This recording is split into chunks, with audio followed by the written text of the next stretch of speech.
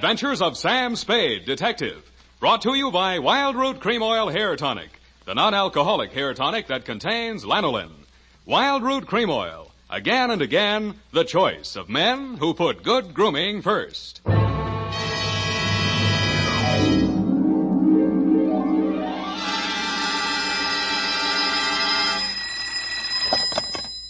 Office of Samuel Spade, Private Investigations. Good morning.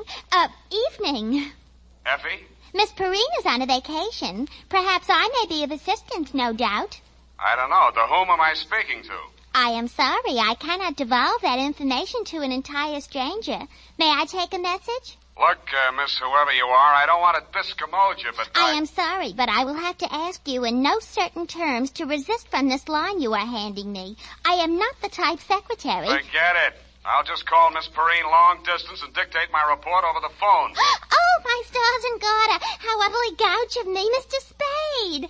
Oh, I'm Bernadine, Effie's relief. Yours. I could use some. Oh, shall I send out for some medicine? Yeah. The phone number's on the wall behind the water cooler. Tell them the 100 proof, bonded, and hang the expense. I'll be right down to dictate my report on the bail bond caper.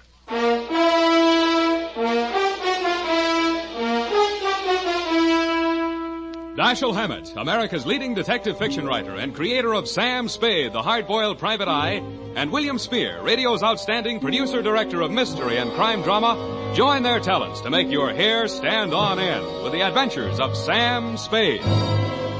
Presented by the makers of Wild Root Cream Oil for the hair. Only 3 days left, gals, and June, the month of weddings, will be over. But don't worry, there are still 187 days left in leap year. Still time to snag the man of your dreams. You know, the one who uses Wild Root Cream Oil on his hair. He and millions of other men use Wild Root Cream Oil daily, because Wild Root Cream Oil grooms the hair so neatly and naturally, relieves dryness, and removes loose dandruff. Any smart man who wants to look smart always insists on Wild Root Cream Oil Hair Tonic. Again and again, the choice of men who put good grooming first. And now, with Howard Duff starring as Spade, Wild Root brings to the air the greatest private detective of them all, in the adventures of Sam Spade.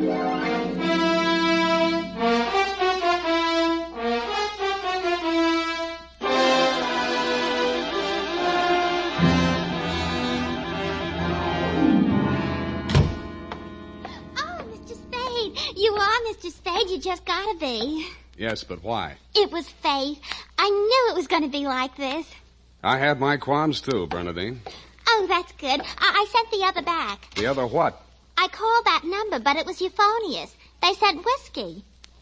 Is something the matter? No, nothing at all. I'm perfectly calm. Well, I'm glad. My previous employer was very nervous, which is why I just happened to be tentatively at large when Effie reproached me about being a relief to her. Figures. Bernadine, now I'm not being fresh. Honestly, I'm not. But do you take shorthand? Yeah, but I don't speak it. What is that you speak? Don't answer. Ready? Rodney. Roger. Date. I'll have to ask my mother. Down, Bernadine. Date June 27, 1948, to Miss Effie Perrine, care of Perry's Lodge, Kanab, the Pearl of the West, Utah. What? Oh, wrong letter. I'll get to that later. Date June 27, 1948, to Leo M. Scarlett, care of Leaf, Branch, Root, Knox and Wood, attorneys at law, 333 Pine Street, San Francisco, from Samuel Spade, license number 137596. Subject, the bail bond caper. Dear Leo, I'm sorry things turned out the way they did, Leo, and I'd like you to know how I got into it. It wasn't for the reward. I don't take rewards. I'm not in love with your wife, no matter what she says, and I wasn't sore at you about anything. I was just sitting in my office, minding my own business, when the door opened, and Vivian walked in. She looked every bit as beautiful as she did when she lived under me in Ma Tuttle's boarding house in 41. In fact, I didn't recognize her until she slithered out of her mink. Hello, Sam. Surprised to see me? Yeah, but I'm trying not to show it. What's on your mind? Is that all you've got to say to me, Sam? Well, you're here on business, aren't you? All right, I don't blame you. It all happened pretty sudden, Leo and me. I should have written or phoned you, I suppose, but somehow... Forget it, Vivian. Now, what do you need a detective for? You, thinking of divorce already? Oh, please don't, Sam. If it was a mistake, I'm the one who has to live with it, and I made up my mind when I married Leo. This time it's for keeps. No matter what. Mm-hmm. What's the what? He's in trouble, Sam. Well, that's nothing new. Well, this time I don't think it's his fault. When Leo went legit, he meant it. What's he say he's doing now? He's a bail bond broker. Judging from your new look, I'd say he's a success. Sam, a man called him on the phone today. I answered. He said his name was Holliday, but I recognized his voice. It was an old friend of Leo's, Charlie Rosenfoy. Charlie, huh? When did he get out? A couple weeks back. He was paroled. I don't know what he said over the phone, but Leo looked scared and sick. I don't wonder. The word around town was that Charlie took the rap for Leo. Well, I don't know anything about that. All I know is Leo's on the level now, and Charlie never will be. He did plenty on his own during that time he served. Well, I won't argue that, but from where I sit, it looks like Leo better start wearing a gun again. He has. That's what I'm so frantic about, Sam. You hear any of the conversation from Leo's end? He didn't say much. But I did hear him say, "All right, 10 tonight. I'll meet you there." That wasn't very smart of him. I know, but that's the way he is. It might be only for a payoff. I thought of that, too. But Leo hasn't got that kind of money. He's been dropping a lot at the racetracks lately. And even if he had it, he's not the type to pay blackmail. I don't like it. Why should I stick my neck out?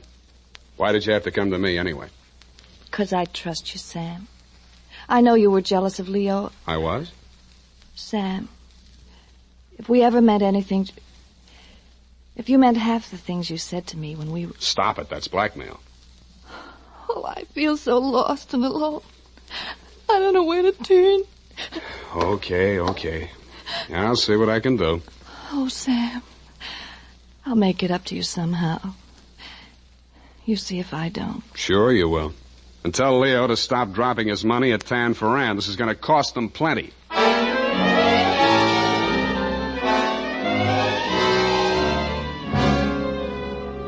Vivian had said that your rendezvous with Charlie was scheduled for 10 p.m. and that you were too upset to go to work that day, so you'd be at home, 1246 Dunbar. I took a plant in your apartment building from a Sleepy Lagoon-type cocktail bar across the street called, you guessed it, the Sweet Leilani. Your wife joined me, and after a while, we got around to talking. At least she did. I bet you can't guess what I'm thinking about. Huh? Listen, Sam. You remember that night we drove to the Half Moon... Bay. Oh, you do remember. Oh, we used to do the craziest things. I should have married you, Sam. Please, not while I'm drinking. You know what? The trouble with crooks... They have to work day and night. Yeah. Hey, you're not listening. No, but everybody else in the place is. Let's talk about you, Sam. Did I ever tell you how I met Leo? No, and please don't. And then he opened a bucket shop. You know what a bucket shop is? Yeah. It's stockbrokerage. Yeah, that's right. Only it's crooked. That was the first business Leo started when he went legit. Mm-hmm. He had to shut it down on account of those securities. Somebody was always stealing out of the safe. Were they insured? Yeah, but they wouldn't renew his policy. So after the second nightclub burned down and he couldn't get any insurance at all, even on his own life. That's why I'm so frantic, Sam. Hey, give me a nickel. I want to play Sweet Leilani.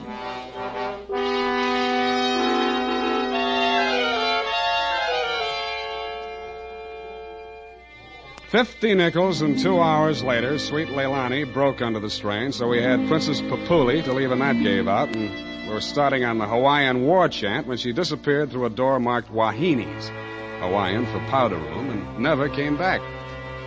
Around 9:45, I mumbled something to the bartender about the lady will pay, put on my smoked glasses, and strolled out and across the street. You came out of the building a couple of minutes later. You led me a zigzag course up Merchant Street to Salon, across Salon to Commercial, down Commercial to Drum, and made a lateral pass over Drum back to Dunbar. Your destination, I'd never have guessed it, was the Sweet Leilani. Happily, they were not playing Sweet Leilani. It was very, very quiet. The regular customers had taken a powder, and I didn't blame them. In the new crop at the bar, I counted 10 broken noses, at least 5 broken paroles, assorted knife scars, and 4 pairs of cauliflower ears, and 1 maverick. You slid into a booth at the end of the bar, took the gun out of your shoulder holster, and laid it down on the table in front of you.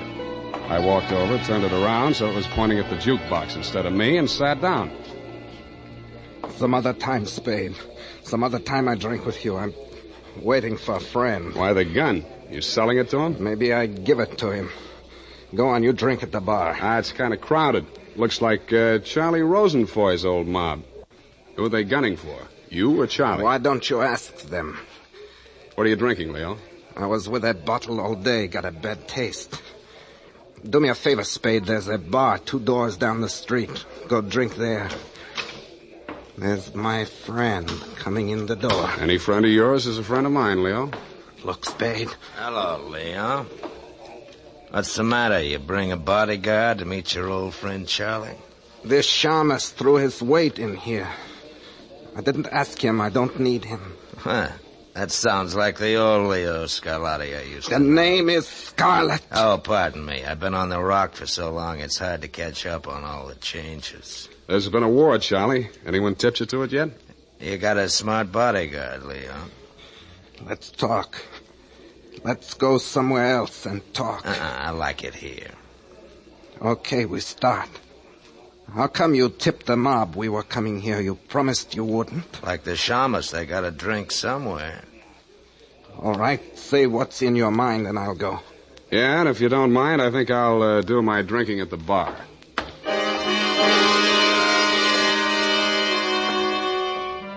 Both of your guns were on the table. It didn't look as though you were going to use them on one another, and I figured that neither of you was going to do much talking in front of me anyway, so I strolled back to the end of the bar to look at the television. The 10 o'clock news roundup was on, and the ticker tape that was moving across the screen said ... in Atlantic City today, period. I ordered a highball, and then the ticker tape started again. This time it said San Francisco, $1 million bail bond robbery. $1 million in negotiable bonds is tonight in the hands of a group of daring hold-up men who commandeered an armored truck at the very portals of the police department and the Hall of Justice. Then it said, this concludes the 10 o'clock edition of the television news roundup. I had a slight hunch that if the television boys had had their cameras on the big bail bond robbery, that at least some of the characters would have been played by at least some of the bad actors that were foregathered in the Sweet Leilani. In fact, what you and Charlie were saying and doing when I walked back to your booth was almost too much to the point. You let me see the bulky portfolio Charlie shoved across the table at you. It looked like a carrying case for bonds, bank messenger type. But it was sealed with wax blobs bearing the imprint of the Great Seal of the state of California. I was impressed. Where'd you get this? You can read about it in the papers, and if I was you, I'd get this out of sight before them papers hit the street. One thing more. Don't try to clip none of them coupons. And one thing more in addition. Don't open it at all. Sure. Spade? Yeah, Leon? I think I hire you after all.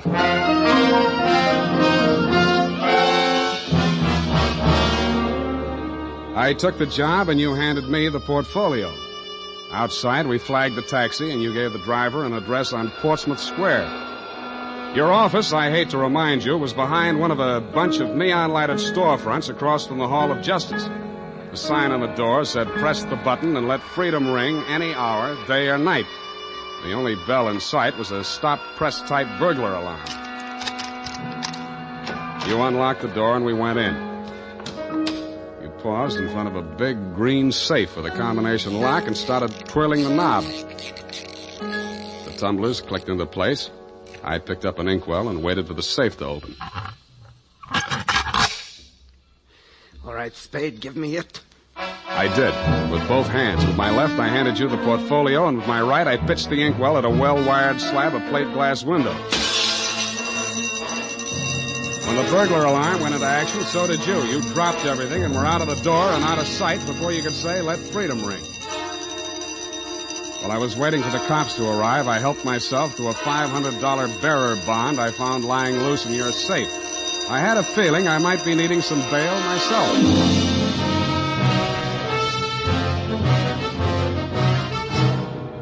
The makers of Wild Root Cream Oil are presenting the weekly Sunday adventure of Dashiell Hammett's famous private detective, Sam Spade.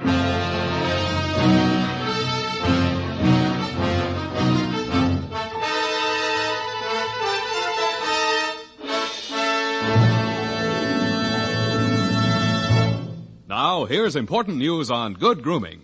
If you want the well-groomed look that helps you get ahead, socially and on the job, listen. Recently, thousands of people from coast to coast who bought Wild Root Cream Oil for the first time were asked, how does Wild Root Cream Oil compare with the hair tonic you previously used? The results were amazing. Better than 4 out of 5 who replied said they preferred Wild Root Cream Oil. And no wonder. It gives you the advantages that men consider most important. Wild Root Cream Oil grooms your hair neatly and naturally, relieves annoying dryness, and removes loose dandruff. What's more, non-alcoholic Wild Root Cream Oil is the only leading hair tonic that contains soothing lanolin. That's like the oil of your skin. So ask for Wild Root Cream Oil Hair Tonic. Again and again, the choice of men who put good grooming first. By the way, smart girls use Wild Root Cream Oil too, and mothers say it's grand for training children's hair.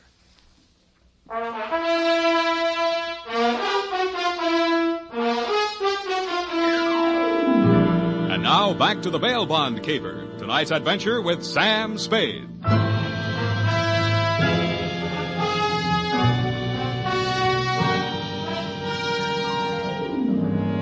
I had hoped, Leo, when I made my spectacular move in your bail bond office and set the bells to ringing, that I'd get the caper off my neck and onto the capable shoulders of the police, where it now belonged. Then I told myself I could go home and get some sleep. I had never been that fond of Vivian anyway. I was holding the $1 million portfolio, complete with its big official seals still unbroken, ready to hand it over with a flourish to the first boy in blue that rushed in. But then I saw something that dashed my hopes. There was a strip of scotch tape across the bottom of it. It wasn't up to me to tamper with important evidence, but I didn't have to. It was only a question of what magazine had been cut up to replace the $1 million in bearer bonds. That question was answered at headquarters 20 minutes later. It turned out to be the last 52 issues of Radio Life, which even Captain Walsh of the robbery detail admitted was no help. Neither was Captain Walsh. Now, Spade, in your statement here, you state, so-and-so, Sweet Leilani, and that Rosenfroy did hand portfolio exhibit in question to Leo M. Scarlett, alias Scarlatti, at approximately 10:20 p.m. this date. That's it, Captain. Now, you sure you want to stick with this? You don't want to change any part of the statement? No, I just want to go home and go to bed. I'm afraid you're going to stay with us for a while. Who, me? Statement of Jordan Joyce, M.D., statements of Hilda Sackwriter, R.N., and Mildred DeVille, Bis, R.N., day and night nurses, respectfully. Who's sick? Rosenfoy. He's been quarantined in his home in Daly City since his release from Alcatraz 4 days ago. Chicken pox. Sorry, Sam, I'll have to book you. You sure you don't want to add anything to that statement? Only this. Kelsey Walsh, if you continue to do such brilliant police work, you will be waving a stop sign at a school crossing in time for the fall semester. You are a hangnail on the finger of justice.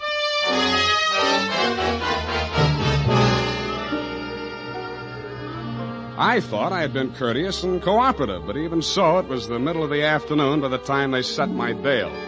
$1,500. That made it life. But I hadn't had time to hang the curtains in my cell when I got even worse news. My bail had been posted by who? Vivian, a banana peel, and the steps of progress. She met me outside. Well, aren't you going to thank me? What for? Getting me in jail or getting me out? Getting you out, of course. It was all the money I had in all the world. Leo's money was impounded, you know.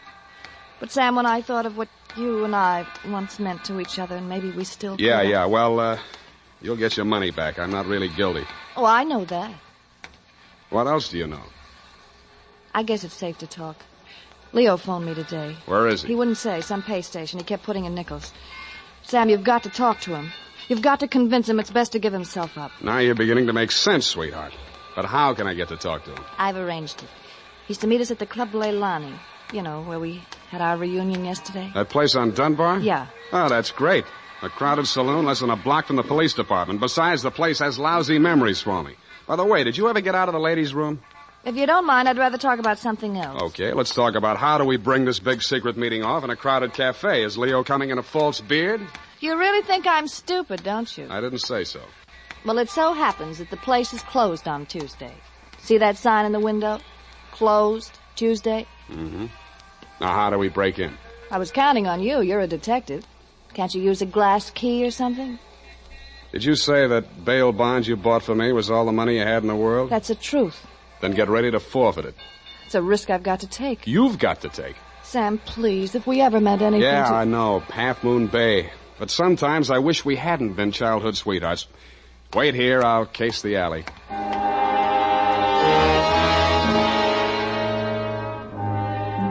The alley wasn't much better. There were 2 windows, washroom type, all glass brick except the 2 small ventilators big enough to put your hand through. The only hope was the kitchen skylight. I didn't have any trouble getting up to it, but once I was there, things didn't look so good. The view from the roof was a garage door with 2 green lights flanking it. Then it struck me where I was and why I was there. The Club Leilani backed directly on the Hall of Justice where the big bail bond robbery had taken place at 5 p.m. the night before. Without further ado, I put my foot through a pane of the skylight, reached in, unlatched it, and dropped. Hurry up. Let me in, Sam.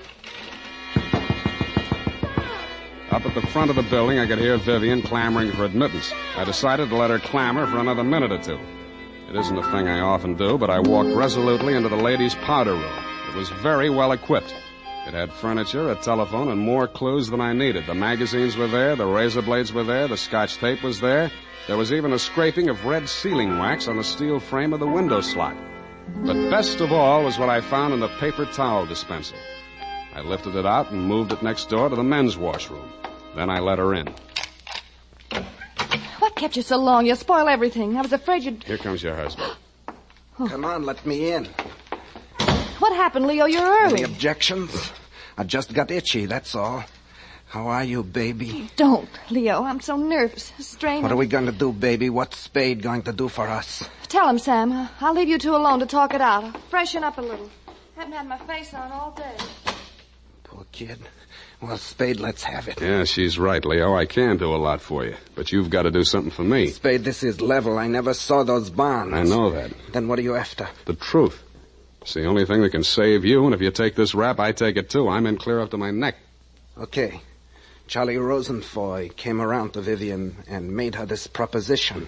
He was going to pull this bail bond job and plant the goods on me to get even for the rap he thought he'd taken for me. Mm-hmm. Vivian pretended to play along with him, only she got hold of the package long enough to take the bonds out and put the old magazines in instead. Yeah. The idea was the mob would think Charlie had double-crossed them, taken the goods for himself, and delivered a phony packet to their banker, which was supposed to be me. Cute. Only you had to get smart and set off that burglar alarm. Now I'm getting the squeeze on all sides. The mob, the law, Charlie are all gunning for me at once. Don't worry about the mob and the law, and don't worry too much about Charlie. What are you driving at? That'll be him now. Who tipped him I was here? Get back in the corner. It's dark in here. He'll never see you. I'll take care of him. All right. Hello, Charlie. Oh, Come on in. Oh! Good boy, Spade. Get his gun. You're my friend. Sure, I'm your friend. Come here. Yeah, sure, Spade. Pleasant dreams, fellas. Now I act. Hey, Charlie! No, Leo!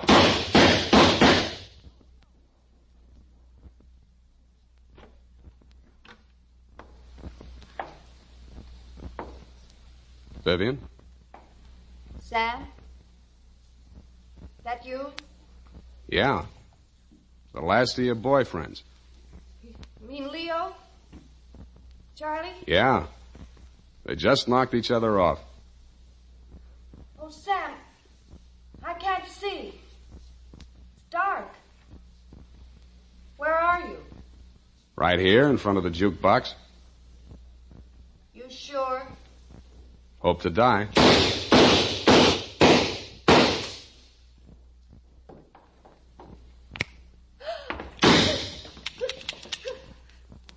Drop it, Vivian. It's empty.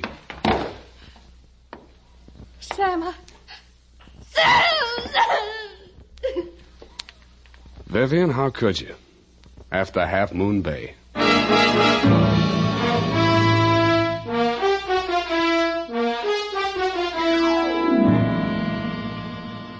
I'm sorry I had to knock you boys out, Leo, but better lumps than bullet holes, eh? After she started wrapping up the caper, it wasn't too hard to figure what she was up to, providing you could keep her smoke out of your eyes. She told Charlie how to operate on you and told you how to operate on Charlie. $1 million for her and 2 dead gangsters lying on the floor of an empty joint where they'd shot it out. The secret of the missing bonds would have to be written off by the police as having died with either one of whichever of you ever had them. Period. End of something. Pardon me, Mr. Spade. I know you're tired, and if you're too brushed, please feel free to allude the whole matter. But... Yes, okay, let's do that. Thank you. Effie said that you were always glad to qualify any little points that she didn't understand. Mm-hmm. She said that, did she? Yeah, but she also said that quite accidentally that you sometimes leave things out that should be left in. Bernadine, times are very bad. They're cutting salaries everywhere. But where were they during the whole affairs and affair, if you'll pardon the expression? The bonds? In the paper towel dispenser, didn't I say so? Oh, that's what you moved to the men's. Mm-hmm. But how did they get there? In the Walreenies, if you'll pardon the expression. Simple. When the thieves whizzed through the alley after the heist, Vivian had her well-manicured little lunch hook thrust through the window slot to receive them. Oh, that's how the red sailing wax got there. Bernadine, you're spectacular. Now go and type this up. You're making me nervous.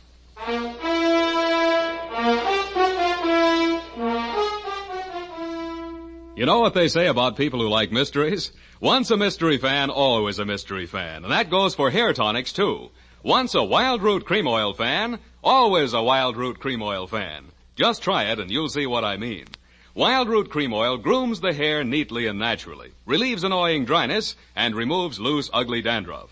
So tonight, or first thing tomorrow, step up to your drug or toilet goods counter and ask for Wild Root Cream Oil. Get the big economy bottle and the handy new tube that's easy to pack when you travel. Also, ask your barber for a professional application of Wild Root Cream Oil Hair Tonic. Again and again, the choice of men who put good grooming first.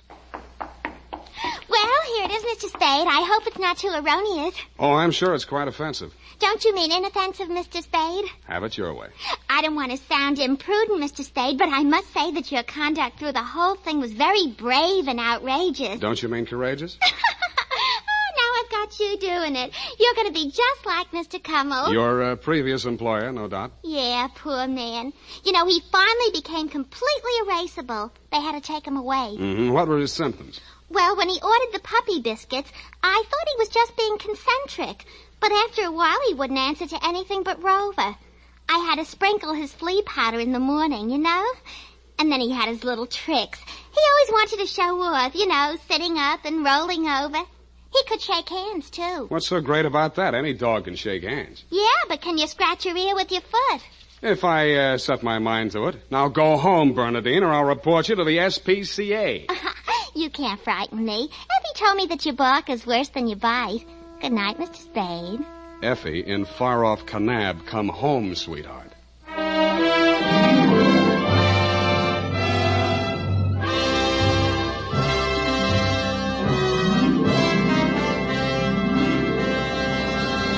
The Adventures of Sam Spade, Dashiell Hammett's famous private detective, are produced and directed by William Spear. Sam Spade is played by Howard Duff. The Adventures of Sam Spade are written for radio by Bob Tallman and Gil Dowd, with musical direction by Lud Gluskin. Gil Dowd directed tonight's broadcast in William Spear's absence. Join us again next Sunday for another adventure with Sam Spade, brought to you by Wild Root Cream Oil. Again and again, the choice of men who put good grooming first.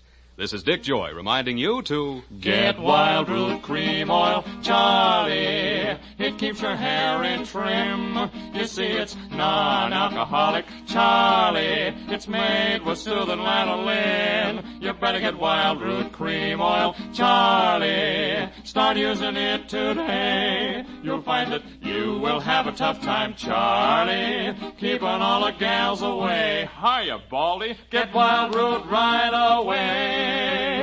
This is CBS, the Columbia Broadcasting System.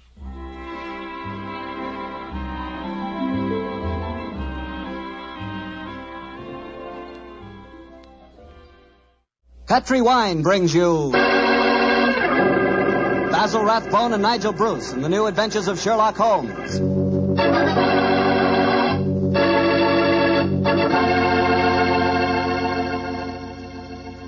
The Petrie family, the family that took time to bring you good wine, invites you to listen to Dr. Watson tell us another exciting adventure he shared with his old friend, that master detective, Sherlock Holmes. You know, the lives of Holmes and Watson were not always filled with action. They spent many a quiet evening at home in Baker Street, discussing the problems of the world over a glass of port.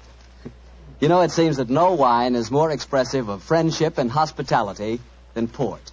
And I'm sure there's no port wine more enjoyable than Petrie California port. Try a good glass of Petrie port after dinner some evening, or any time you get together with your friends. You'll love the rich, ruby red color of that Petrie port. You'll love its smoothness and full body, its remarkable and wonderful flavor. A flavor that comes straight from the heart of luscious, hand-picked grapes. Serve that Petrie port alone, or serve it together with cake or cookies or with fruit. Yes, and serve it proudly. You can, because the name Petrie is the proudest name in the history of American wines.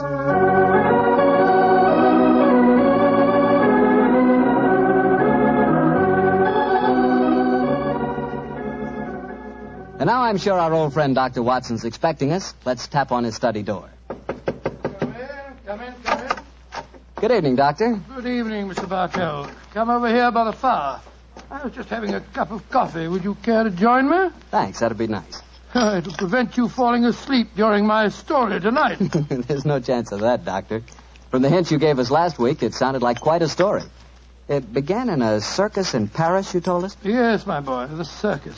A colorful world of sawdust and spangles.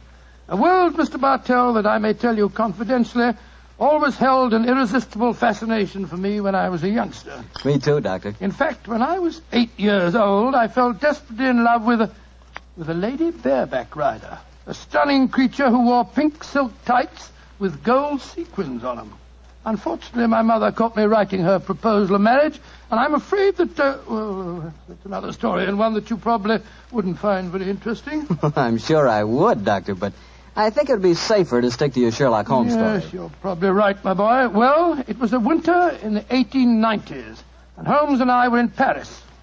On our second day there, Holmes suggested we attend that night's performance of the Cirque Royale. Needless to remark, I was delighted, Mr. Bartell.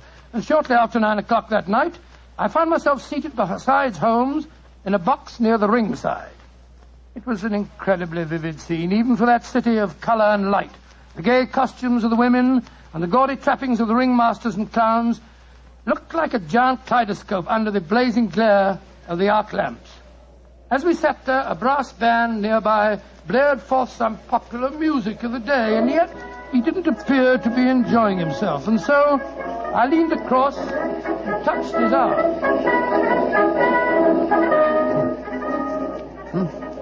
What is it, Watson? Well, you're very quiet, Holmes. Aren't you having a good time? A good time, I suppose, old chap. I was just wondering where Mr. Edwards is. Mr. Edwards? Who's he? An extremely distinguished client who was to meet us in this box at 9 o'clock. Client. So this little excursion was on business. After all, yes, I might have known it. Don't worry, old fellow. In your case, I think you'll be able to combine quite a little pleasure with the business. Well, can't you be a little more explicit, Holmes? Shh. Here comes the ringmaster.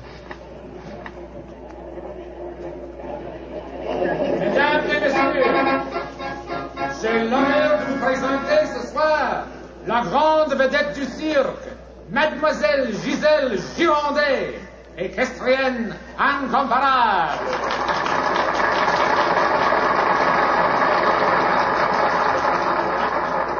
Gisèle Girondet, yes, I've heard of her. She's a bareback rider, isn't she? Honest in France, old fellow. She also has quite a reputation as a femme fatale. 3 duels have been fought over her. A young English officer in the Grenadier Guards committed suicide last year because of her. And a famous French banker is at present languishing in prison because her extravagances drove him to appropriate funds that did not belong to him. Yes, Watson, she's an extremely colorful personality. You know, Holmes, the funny thing, when I was 8 years old, I fell violently in love with a lady bareback rider. She wore pink silk tights with golden sequins on them, but unfortunately... Here she is, old fellow. Here she is.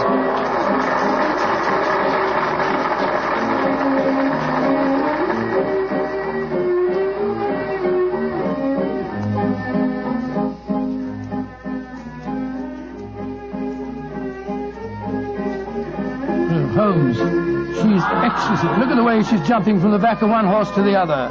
Sheer poetry of motion. The lady appeals to you, Watson. By George, yes, indeed she does. In fact, Holmes, I don't mind telling you that if I weren't a married man and a poor man... you'd like to court the lady, eh? Yes, I should Excellent, indeed. old fellow, excellent. That's the very reason for our attendance at the Well, what in circus. heaven's name are you talking about, Holmes? Ah, there you are. Good evening, Mr. Edwards. Holmes, my dear fellow, how are you? I haven't seen you since that little affair at Windsor Castle when Mother... Excuse me, sir. I am Mr. Mycroft, and this is my friend, Sir William Nigel. Sir William Nigel? Of course. And I am Mr. Edwards. We must respect each other's incognitos, eh? How do you do, Sir William? Well, I'm extremely honored to meet you, Your Royal... Mr. Edwards. How'd you like Giselle? Isn't she a stunning creature? Yes, indeed she is, sir. The four of us to have supper together after the performance tonight, I understand, Mr. Edwards. Well, unfortunately, I can't be there, Mycroft. There's some stupid affair at the embassy which I have to attend. We must postpone the dinner until tomorrow night. Oh, very well, sir. Come over to my hotel a little early and we can discuss the whole business. Personally, I think a lot of fuss is being made about nothing.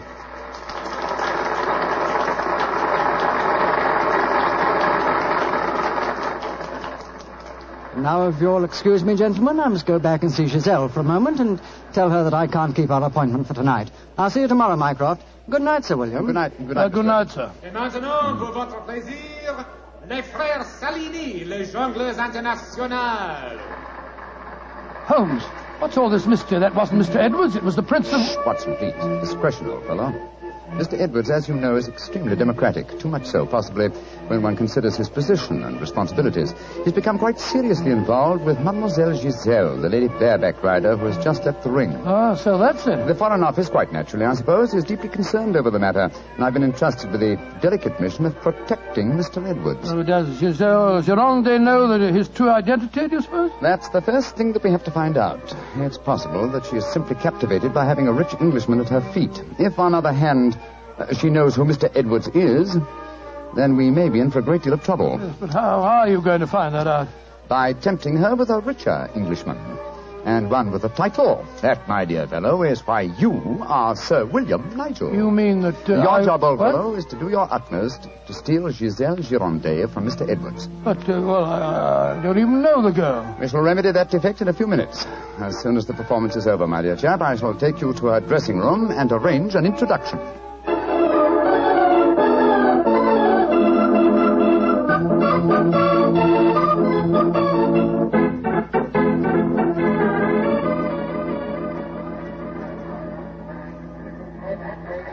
I must say, Holmes, the backstage life at a circus is even more colorful than in the ring. What makes you say that, old fellow? Well, I just saw a pinhead having tea with a bearded lady while a sword swallower was standing behind him practicing his act. Oh, hello.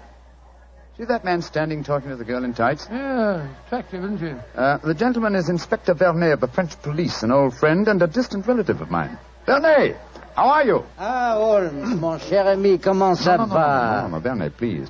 On this occasion, my name is Mycroft, if you don't mind, and this is my friend, Sir William Nigel. How do you do, Inspector? Enchanté, Sir William. Permit me to introduce Mademoiselle Yvette Marat. How you do? How do you do, How do you do? What brings you behind the scenes at the circus, may I ask, Monsieur Mycroft? My friend Sir William is most anxious to make the acquaintance of Mademoiselle Gironde. But of course, every man wishes to meet Giselle Gironde. Why not ask Vernet? He will present you to her. Ha! Him knows the way. Oh, now, Yvette, chérie, do not begin that all over again. You're in love with her. You've always been in love with her. I wish you were dead.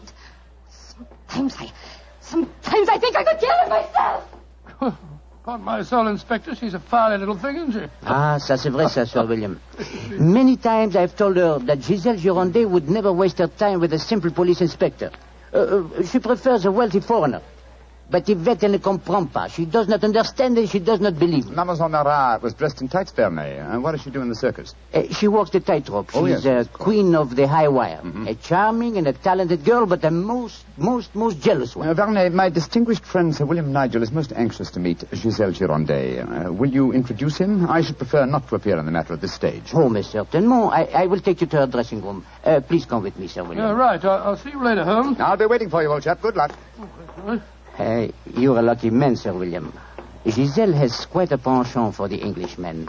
And when they are rich and have a title, I am sure she finds them irresistible. You really think so? Oh, but of course.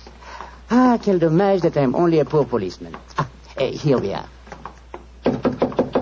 Entrez. Giselle Monchou, permit me to present to you Sir William Nigel. He's a great admirer of yours. Yes, indeed, madam. Ah, Sir William Nigel. Come and sit here beside me, Sir William. I shall leave you. Au revoir. Sit closer. There. That is much more cozy, no? It's very nice of you to see me, Mademoiselle Gironde. Oh, don't be so formal, my Englishman. You may call me Giselle, and I shall call you... Let me see, I shall call you Sir William... Willie! I shall call you Willie. You do not mind? Mine, it's very delightful. Quite delightful, my dear.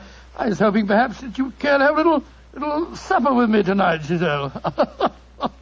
So what about some oysters, a cold pheasant, and a bottle or two of Pomeranian Green 072? And you get to taste rather well, don't you think? Oh, Willie, I can see you are a perfect host. I don't know about One that. moment, I get my cloak. Well, you know, Giselle, it's a funny thing. What is a funny thing, Willie? When I was 8 years old, I fell violently in love with a lady bareback rider at a circus. History seems to be repeating itself. Here. Alfio Alfieri, do you no longer knock when you come to my door? Who is this man? My name is Nigel, Sir William Nigel, my good man, and who may you be? I am Alfio Alfieri. I am Alfio Alfieri. And what is he? A trainer of wild animals, an imbecile. Va-t'en! You must not speak to Alfio in that way. You belong to me. Send this stupid Englishman away. Founded impudence. Grossier. Belong to you. Giselle belong to no one. Do I have to take my whip to Put you? down that way. Put it down, you scoundrel. Next time it will be your face, Carla. You infernal blackguard. Raising your hand against a woman. Shocking. Bravo! Monsieur Willie has knocked him down. He certainly deserved it. Oui. And you in turn deserve something, Willie. Oh, what was that? Come close, Willie, and I give it to you. A little kiss. Oh, kiss?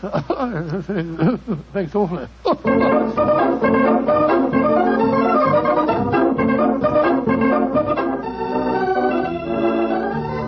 Oh, Willie, you are so strong, so resolute, so brave. Oh, it was nothing, my dear Giselle. Nothing at all. Here, more champagne, Gus.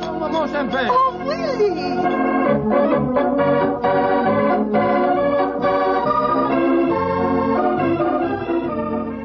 Giselle? Oui, Monsieur Edwards? Have a box for the opera tomorrow night. I was hoping that perhaps... I'm sorry, Monsieur, but my time is occupied. I am showing the delightsome moment to mon cher Willie.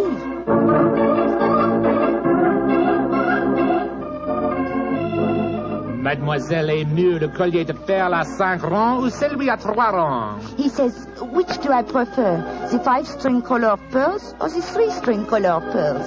What does my Willie think? So that you can't hang too many pearls on a pretty neck like yours. I'll take the 5-string collar, my good fellow. You're doing splendidly, Watson, splendidly. Yes, but Holmes, I felt such a blasted fool handing that jeweler fellow a check signed by Sir William Nigel. You quite sure that it'll be honored? Don't worry, old fellow. Remember who our client is. Money is the least important concern in this matter. On with the masquerade, old fellow. On with the masquerade.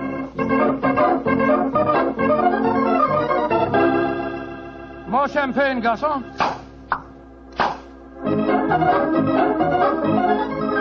Willie, you are such a headstrong boy. More champagne. Citadel, you dear little thing. Oh,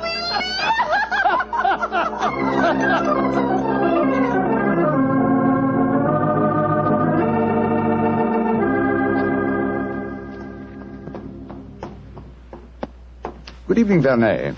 Has Mademoiselle Gironde come in for the evening performance yet? Yes, Monsieur Holmes. I escorted her to her dressing room half an hour ago. Monsieur Edwards is in there with her now. At last, it seems, she has use for a poor policeman. Last night, she found a threatening letter on her makeup table. Since then, she has been most grateful for my company. A threatening letter, eh? Any idea who might have sent it? Oh, yes, of course. I'm afraid I have, Monsieur Holmes. I told her to pay no attention. By the perfume of the notepaper, I recognized the sender. A jealous tightrope walker called Yvette Marat. Oh. Poor Yvette. She would make a very inferior criminal, I'm afraid. Still, Giselle asked me to stay outside her dressing room till the performance starts. You wish to see her? Yes. Oh, good evening, Mr. Edwards. Evening, Mycroft. Evening, Inspector Vernet. Comment ça va, Monsieur Edwards? Look here, Mycroft. I think this little game's gone far enough. Giselle has just refused another invitation of mine. Now, I know who Sir William Nigel is, and I swear I'll tell her. Don't you think, sir, that the lady is hardly worth bothering about? Surely this whole incident with Sir William proves that she's a scheming little adventuress. A fictitious title and an apparently bottomless purse have shown her up in her true colors. I could have told you the same thing without such an experiment, my friend. Well, I suppose you're right, Mycroft. I've been a fool. An idiot who lets a pretty ankle turn his head. A conceited dope. Let us just say, monsieur, that you have been a man. Good evening, sir. Good evening. Good evening. Just going back to see Giselle for a moment, I brought us these flowers for her. I'll be back in a jiffy. Just a minute, Watson. I hate to dampen your ardor, old chap, but the masquerade is ended. Ended? What do you mean it's It is no ended? longer necessary for you to impersonate Sir William Nigel or to pay court to Giselle. Oh, really? Really? Really? Well, that's a great relief, sir. Great relief. I've hated the whole business. Oh, yes, I'm sure you have. We appreciate the sacrifices that you've made, don't we, Sir Edward? Yes, indeed. Well, I must go back and see her once more, though. We had a rendezvous for tonight, and I must cancel it. A gentlemanly thing to do, you know. I won't be a minute. Never have I seen a man more downcast. Obviously, with him, my dear Holmes, business was a pleasure. Alfieri, where are you going? That Englishman. I just saw him go into Giselle's room. To whom are you referring? That man that called himself Sir William Nigel. Yes. 2 days ago he struck me. I have to settle with him. No man may strike Alfieri. Do not cause any more trouble, Alfieri. From what I've been told, you thoroughly deserved what happened to you. Here he come now. You, English, you. Alfieri challenge you to a duel. Holmes! What's old chap? What is it? You're as white as a ghost. It's Giselle. What's wrong with her? She's dead. She's lying there in her dressing room. Strangled. Strangled? And only half an hour ago I spoke with her myself. Since then I've been standing in this corridor, guarding her door at her own request. Only 2 men have entered Giselle's dressing room since then. You, Monsieur Edwards, and you, Sir William Nigel. What are you suggesting, Bergenet? I am suggesting nothing. I am stating that these 2 gentlemen are under arrest for suspicion of murder.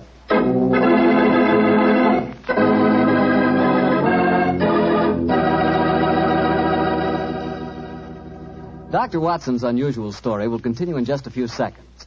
Time I'd like to take to remind you that one wine that seems to be the outstanding favorite among the ladies is Petri California Muscatel. That's probably because, like a beautiful woman, Petri Muscatel is subtle and intriguing. Petri Muscatel is the color of burnished gold. And its flavor, well, it's the flavor of big, plump Muscat grapes, picked by hand, carefully and tenderly, when they're just full of wonderful, delicious juice. If you want to show that you really know the wine that women prefer, serve Petri Muscatel. Serve it after dinner or later in the evening. It's wonderful. And why shouldn't it be? It's a Petri wine. Well, Dr. Watson, so you and the mysterious Mr. Edwards got yourselves arrested on suspicion of murder, huh? Yes, Mr. Bartell. Holmes did everything in his power to persuade Inspector Vernet to release us, but it was useless. And so, while Mr. Edwards and myself were languishing in detention cells at the local Sûreté, Holmes and the French inspector were examining the dressing room of the dead woman. I'm sure, Inspector Vernet, that being as keen a detective as you are, you must suspect the true identity of Mr. Edwards. Of course, Monsieur Holmes. But that is the danger of incognitos. If he chooses to assume the identity of plain Monsieur Edwards, then he must run the risks of plain Monsieur And you're convinced that either he or my friend strangled Mademoiselle Girondet? It is obvious. Then I'll have to prove to you that they didn't. Let me examine the body again, no? If she had been strangled by either of my friends, why would her body be lying here under the window? It's as far away from the door by which they left this room as possible. That proves nothing. No, but it's odd. Giselle was a strong girl. There might easily have been a struggle. Perhaps she tried to get away through the window. And yet there are no marks of violence on her throat. Just this piece of very fine cord that did its deadly work so cleanly. Cut with a knife. Please do not remove the cord, Monsieur Holmes. The body has not yet been photographed. Dear me, Vernet, you're making it very hard for me, aren't you? You notice, of course, that the window is open. Yes, but we have examined the snow outside.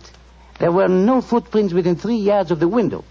The murderer must have entered by the door that I was watching. Yes, it would be hard, even for a professional acrobat to jump in. An acrobat?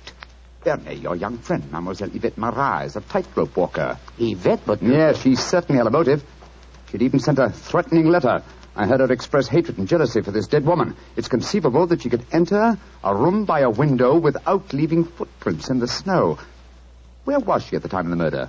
I do not know. I was waiting for her in the corridor. Then I suggest that we investigate her alibi at once. And after that, Inspector, I must pay a visit to the Sûreté. I don't want my friends to think that I've deserted them.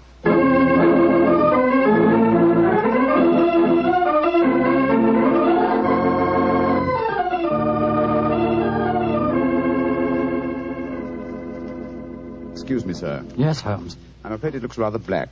As I was telling you, Yvette Marat, the tightrope walker, was able to establish a completely satisfactory alibi. Vernet still suspects you or Dr. Watson. Well, that's ridiculous. May I ask you a very straightforward question, sir? Of course. I can well understand that if you had gone into the dressing room and found the woman already murdered, you might easily be tempted to conceal the fact, to avoid a scandal involving your person. Will you swear to me, sir, on your true identity, that Giselle was alive when you left her? She was, Holmes.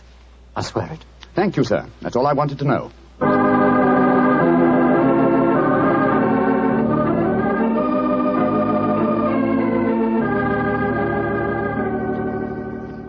Holmes, I'm glad to see you. You know, I've been thinking.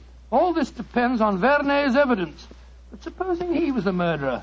He told us that Giselle had turned him down, you know. I'd thought of that, but Mr. Edwards swears that Giselle was alive when he left the room. And yet that means that Mr. Edwards... Oh, no. It's unthinkable. Holmes, you're not suggesting... Holmes, if I thought that were possible, I'd confess to the murder myself. My life wouldn't matter if it had saved a scandal like that. Great Scott, it'd shatter the empire. Dear old Watson, you shall not sacrifice yourself. You're as valuable a British institution as the Lion himself. No, my dear fellow. We shall never sacrifice you, not while my mind is still capable of... My mind? That's it. Thank you, Watson. You've given me the answer. Holmes, what are you burbling about Be patient, now? old fellow. In half an hour, you'll be out of this cell, and the real murderer will be in it.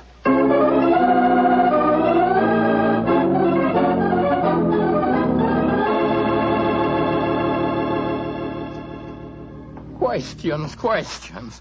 Why must Alfieri answer so many questions? Because he will not yet tell the truth. You murdered Giselle Girondet. How many times I have to tell you I did not kill her? Why should I want to harm her? Because you were jealous.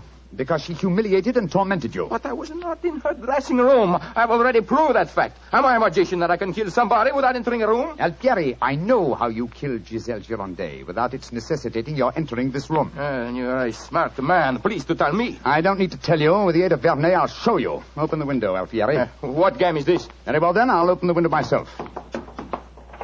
Put your head out. Come on. So. Who do you see? Inspector Vernet standing 3 yards away, where you stood, and he's got your long training whip. No! Don't move! Stand there. The inspector hasn't your skill with a whip, but he wants to try a little experiment. No, leave him alone! All right, Vernet. I'm holding him.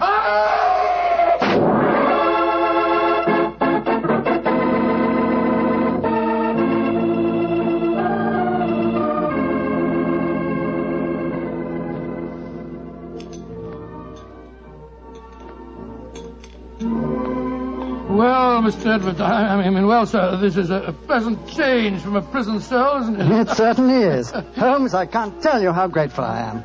I still don't quite understand how you did it. Watson, in rather a roundabout way, was responsible for giving me the clue. Oh, how was that, Holmes? Well, on more than one occasion, old chap, I've had cause to deplore your rather florid style of writing. Tonight, I was very thankful for it. When I began to speak of the capabilities of my mind... suddenly I remembered a phrase of yours in which you referred to its whip-like rapidity and accuracy. That, of course, made me think of Alfieri, the animal trainer. Exactly how did he kill the poor girl? Well, sir, he stood outside the window, far enough away to leave no incriminating footprints. Called to Giselle, probably persuaded her to lean out, then snapped the whip around her neck, pulling it tight and strangling her. And then I suppose he cut the cord and let the body fall back into the room. Precisely, old fellow. We found a whipstock among his tackle, a whipstock from which the lash had been cut. The stub of lash left matched the cord around the dead girl's throat. Amazing business. And I don't mind telling you, fellas, I'm very thankful to be through with it. Yes, so am I, sir. In fact, I wouldn't be at all surprised if this whole incident cures me of my love of circuses. Oh, I didn't know you had a predilection in that direction, Watson. Oh, yes, sir. Yes, if you don't mind my saying so. When he was 8 years old, he fell in love with a lady bareback rider. Didn't you, Watson? Indeed. What happened? Well, sir, I don't remember her name, but she wore pink silk tights with golden sequins on them. And I wrote her a rather hot-headed letter. Unfortunately, my mother...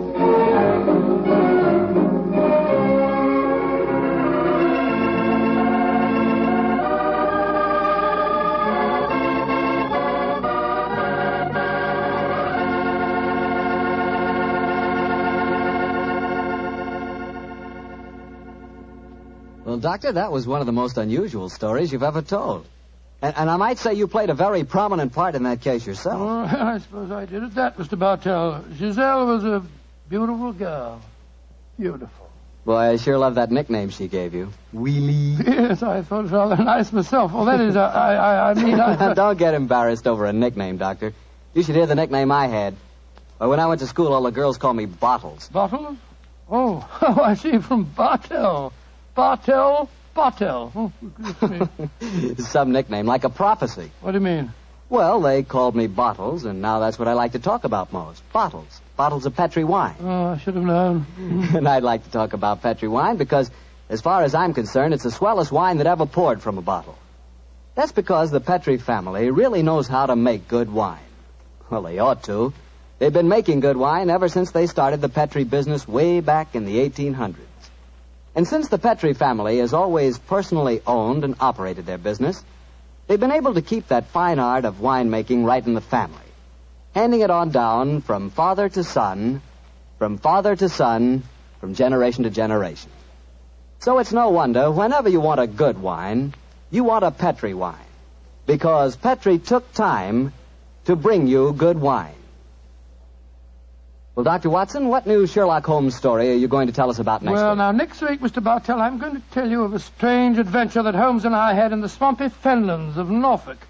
Concerns a gypsy encampment, a child that vanished, and a horrible death in the murky depths of a fearsome quagmire.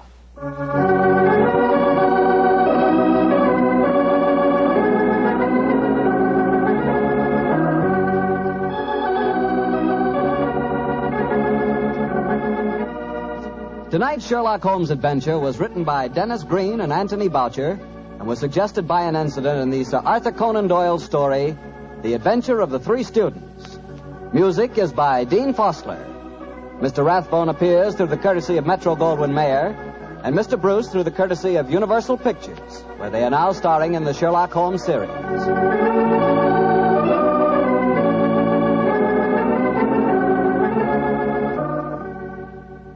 The Petri Wine Company of San Francisco, California, invites you to tune in again next week, same time, same station. Sherlock Holmes comes to you from our Hollywood studios.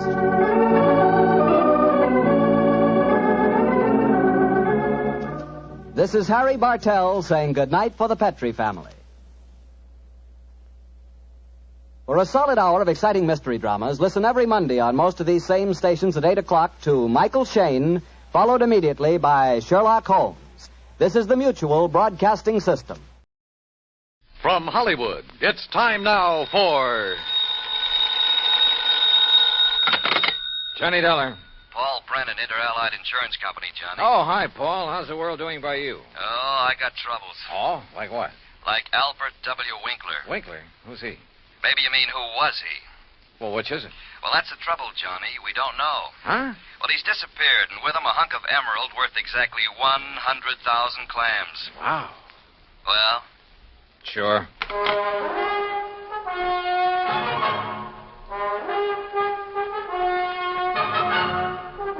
Bob Bailey in the exciting adventures of the man with the action-packed expense account. America's fabulous freelance insurance investigator. Yours truly, Johnny Dollar.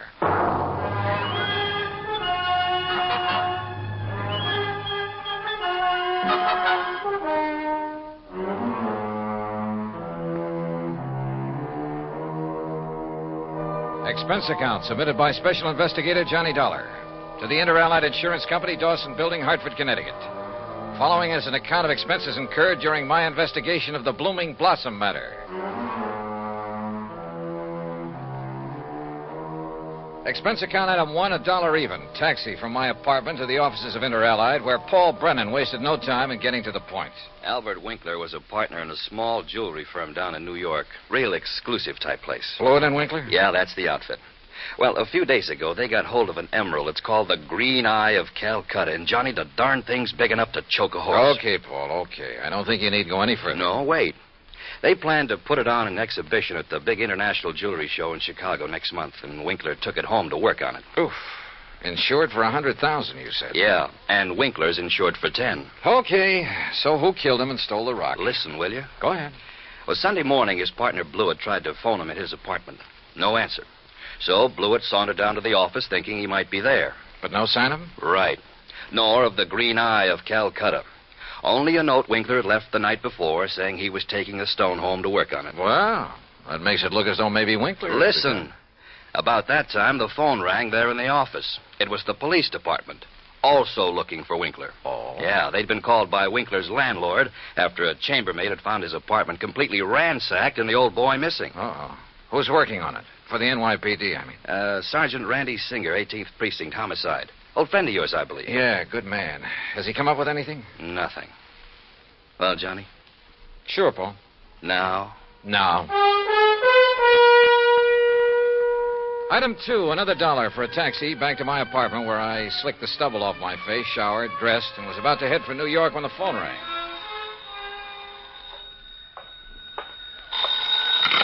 Johnny Dollar. Johnny Dollar? That's right. Oh, good. Well, who's that? Oh, yes, of course, Mr. Dollar. Huh? I must talk with you, sir. It's important, very important. Well, who are you? Me? Well, this is Wilbert Kenworthy Blossom. Yes, and I must see you right away. Well, what's this all about, Mr. Blossom, did you say? Oh, why, that's right. How did you know that? Oh, is this some kind of a gag? Certainly is not.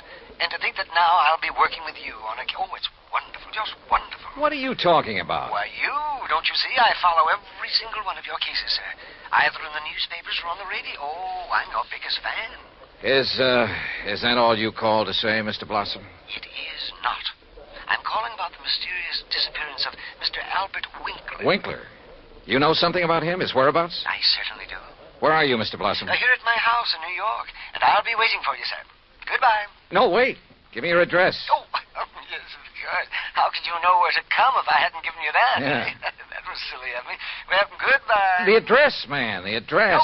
Oh, of course. Yeah. It's 825 East 73rd Street.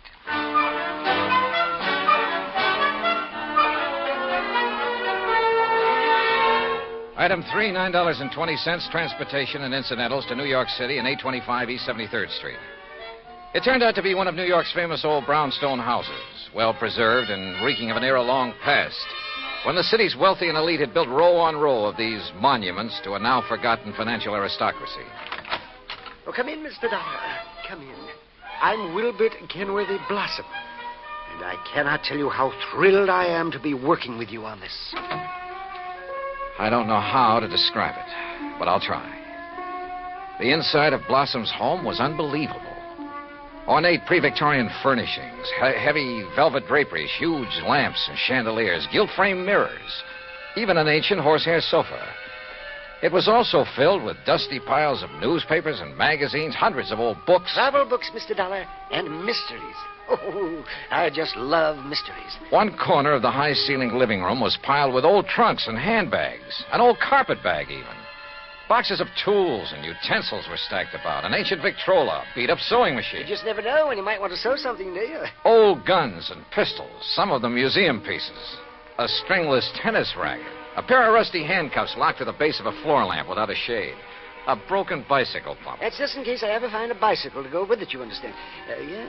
Against one wall stood an old metal cabinet loaded with rusty surgical instruments and a worn-out catcher's mitt. Yet directly opposite was a corner shelf full of priceless porcelain figurines and rare pieces of china.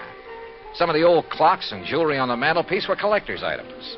Fine original oil paintings lay among piles of old shoes. All in all, it looked as though the contents of half a dozen pawn shops had been dumped into it. At auction sales, Mr. Dollar. Oh, yes, sir. I just cannot resist an auction sale or a bargain. But what are you going to do with all this stuff? Oh, just keep it. I like it. I like a lot of things. Yeah, so I see. Including 12 gross suspensive superlative steel-tipped shoelaces patented 1841. They were a bargain, Mr. Dollar. Just like all this fine artwork is, too. Yeah, I'm sure. Some of my friends pamper me a bit, though. You know, send me things they pick up at sale. Yeah, now look, Mr. Blossom, you told me you know something about Albert W. Winkler. Oh, yes. Yes, indeed. Well? And think of that magnificent emerald. Gone. Disappeared. Yeah, but now you said... And that poor Intralite Insurance Company. Oh, my. That's how I knew you would be called on this case. But $100,000... and $10,000 on Mr. Winkler. Well, at least they're off the hook on him until he's proved dead. Aha. And that's where I come in. With proof. Proof? What proof? Have you seen Winkler? Mr. Dollar, I have. Well, where is he? You understand, of course, that I know Mr. Winkler very well because I've seen him at his office so many times. Yeah, okay, go on. Oh, go on. Yes, indeed. Such beautiful, beautiful jewelry he had there. And, of course, he was always trying to buy some of the things I But had. you say you've seen him where? Well, Saturday I'd planned with a couple of old friends to attend a railroad auction. That was the Canyon City and Metropolitan Railroad. Winkler was there at the auction sale? Yes. Did you speak to him? Oh, no. Well, why not? You said you knew him. Oh, I didn't go to the auction. I wasn't feeling very well that day. I had a little cough. It was kind of like that. Then how do you know he was there? My friends went, and at least they talked about going. Mr. Blossom. And I'm sure they did, too, because they sent me something from... And what do you suppose it was? I don't know. I don't care. Now, look here. You got me It was the very thing that has solved this whole case for you. What? And think of it. This dull, drab, dreary life of mine has suddenly become... Why, it's almost like a mystery story, isn't it? Adventure and... Look, Mr. Blossom, Think of it. I'm being a detective. I'm working with my idol, the famous Johnny Dollar. Oh, George. Mr. Blossom, what did they send you? What's that? Oh, yes, of course. Here it is, sir. It's right here between the erector set and the golf clubs. This old trunk? That's right. Oh, great Scott, you think you do. But at first, of course, I thought of calling the police. But knowing all about you... Mr. Blossom, let me see that. Excuse me. There are a lot of crumpled newspapers on top. Yeah, I see. As old as the trunk. Good Lord. It isn't pretty, is it?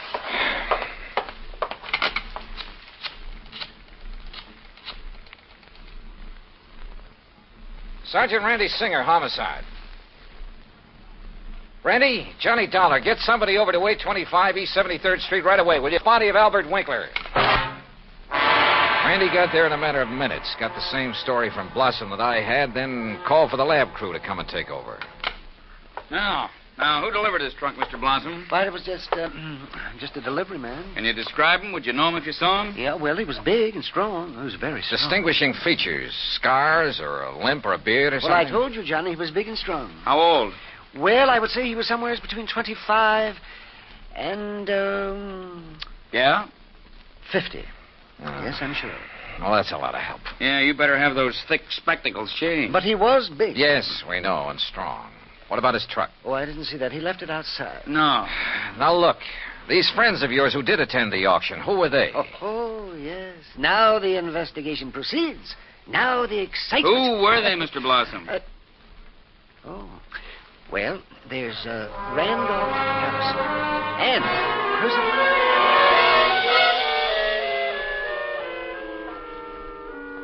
Randy Singer took down the names of Blossom's 3 auction-minded friends. The lab crew arrived. Randy took off to dig up Blossom's friends, and I took a cab. That's item 480 cents to the apartment of Elwood Blewett, Winkler's partner in the jewelry business.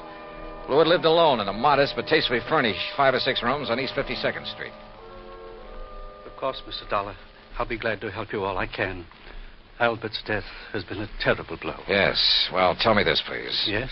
Did Mr. Winkler make a habit of taking valuable pieces of jewelry to his residence? Yes, Albert often took pieces home with him to work on them, clean, polish, and so on. Wasn't that a rather dangerous practice? Frankly, I always thought so, but he felt there was far more chance of being robbed if he were alone at the office than at his flat, where he wouldn't be expected to have anything of great value.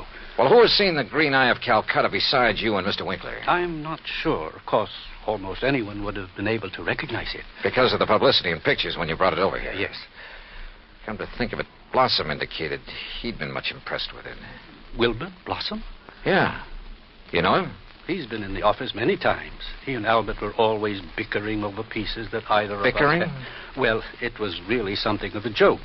Albert always wanted some of Blossom's heirloom pieces, and Blossom wanted some of the finer things we had. Did he ever buy? Never. He always wanted us to put them up at auction or at a bargain price. Hardly our way of doing things, needless to say.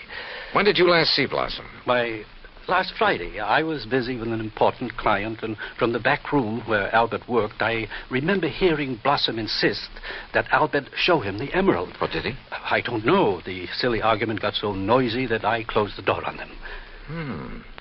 Oh, now wait. Certainly you aren't thinking that perhaps Wilbur Blossom... I'm not quite certain what I'm thinking, Mr. Blewett. Item 5, 10 cents, phone call to Randy Singer. No, not a thing, Johnny. One of the 3 names on Blossom's list is in Europe. The other 2 did go to the railroad auction, but purchased nothing. Randy, do a couple of things for me, will you? Like what? Phone whoever is stationed at Winkler's place that I want to look it over. Sure, everything is just as it was, including the poker that was used to kill him. Also, I want a copy of the picture of the trunk your lab boys took and the list of Blossom's friends. I'll have them waiting for you. And post a man at Blossom's place. Keep an eye on him. Yes, right away. Johnny, have you learned something that...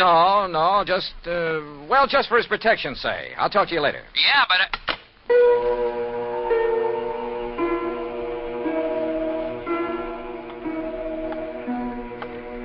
Blossom. Yeah, Blossom. Maybe I hadn't given enough thought to the strange little character. Or to why the trunk with Winkler's body had been at his place. But if he were involved, why call me in? Cover up? Possibility. But Wilbert Blossom kill a man? Yeah, maybe he could. Maybe he did. I'd better see him as soon as I get through with the inspection of Winkler's apartment. Mr. Dollar? Oh, hi, officer. Did Sergeant Singer call and tell you that... He's on the phone here in the Winkler apartment now. Wants to talk to you. Says it's very urgent, sir. Okay, thanks. Johnny Dollar. Johnny, how did you know? Huh? The man I sent to cover Blossom's house for you got there too late. What? Whoever got in and attacked the poor old coot got away. Attacked? Blossom? Yeah, really did a job on him. Johnny? Okay, Randy. Thanks.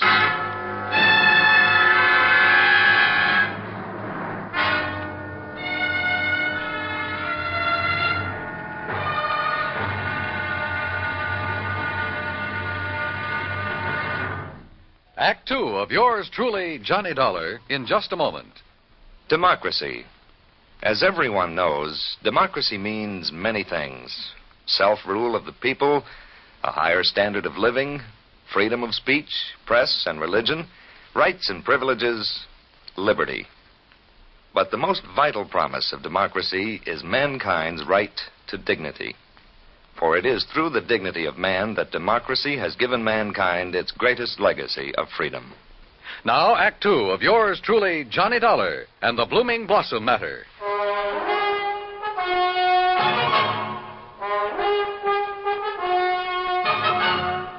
Expense account item 6, $2.25 for a fast taxi ride to 18th Precinct Police Headquarters. All right. As soon as I got your call, Johnny, I sent a uniformed man over to Blossom's house. From the way you talked, I thought maybe you suspected him.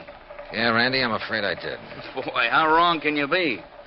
Anyhow, when he got there, he found the front door open and Blossom lying in the dark hallway. Where's Blossom now? The hospital, but he's okay, just bruised up a bit. They're letting him out.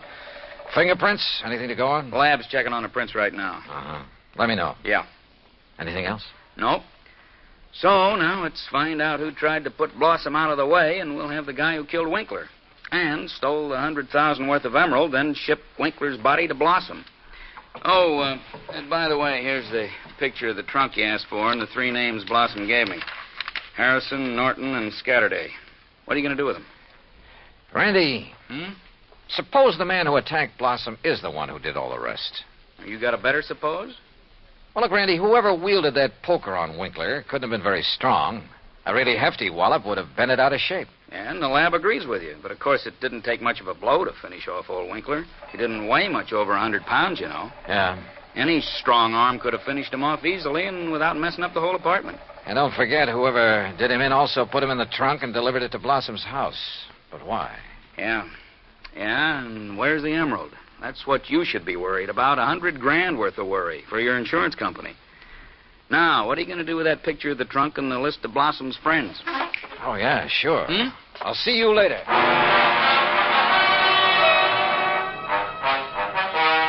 Item 7, $5.50 for a taxi to the warehouse of the Canyon City and Metropolitan Railroad over in Jersey.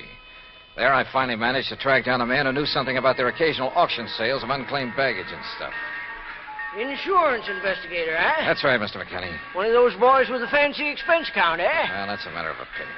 Look, you had an auction sale here last Saturday, didn't you? That's right. Handled it myself. Want to know something about something we sold off? Exactly. Then I'm your man. Always remember all about every single item I sell and who bought it and all about them. That's fine.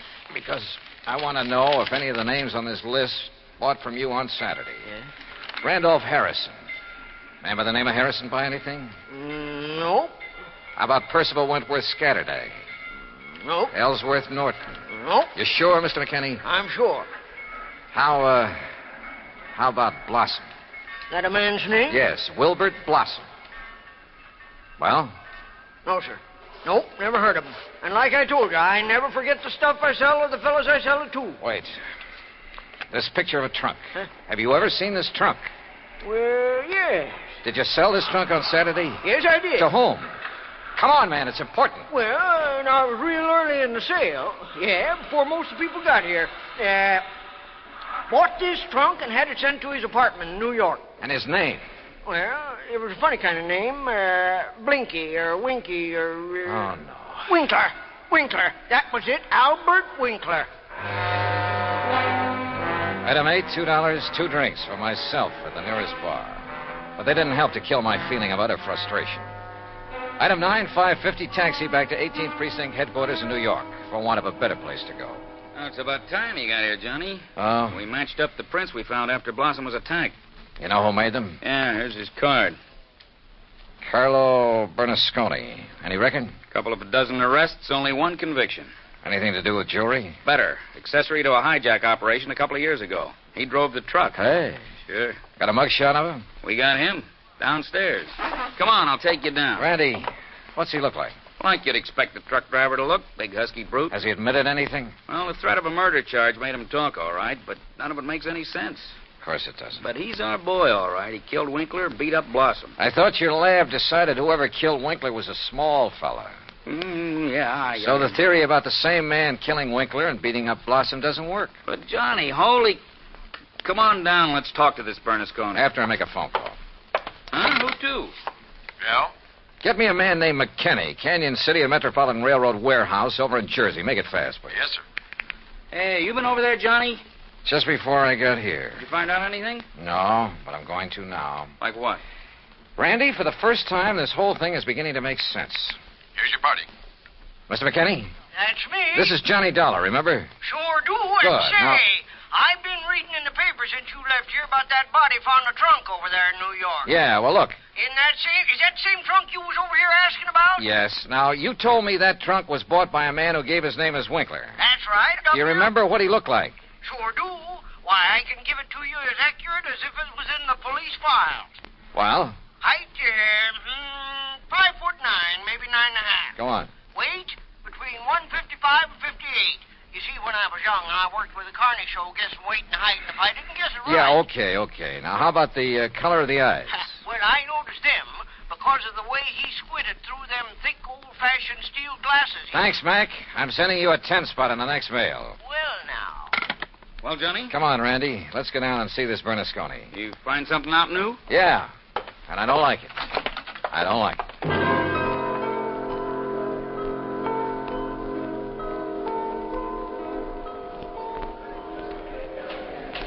Now, look, Bernasconi, you're in plenty of trouble for the assault on Blossom. Maybe even more. But I'm the man who can save you from a murder rap, if you'll answer a couple of questions. Ah, sure. I told the cops. All right. Did you pick up and deliver a trunk yesterday morning? Sure, I told him. For a guy named Winkler. You got the trunk from Winkler? Sure, at his apartment on East... What did he look like? How tall? Maybe 5'8" or 10. What? Johnny... Slight build or heavy or what? I'd say about medium. Maybe 150 pounds. Johnny... Now, look, mister... Now, wait a minute, you look. Did you deliver that trunk to a man named Blossom? Sure, at 825 East 73rd Street. What did he look like? Him I never seen. I knew it. He hollered from a window that the door was open and I should put the trunk in the living room. What a junk house. But you must have seen him later when you came back and assaulted him. It was night then. When he come to the door, I just slugged him and let him lay there. Then I went inside where the lights was on to look for... Well, look for the big rock I'd read about in the paper. But then I heard a prowl car coming, so I beat it. Trunk wasn't there anyway. Okay, Bernasconi. See you later, Randy. Now, just a minute. Hey, and what about me? You said it...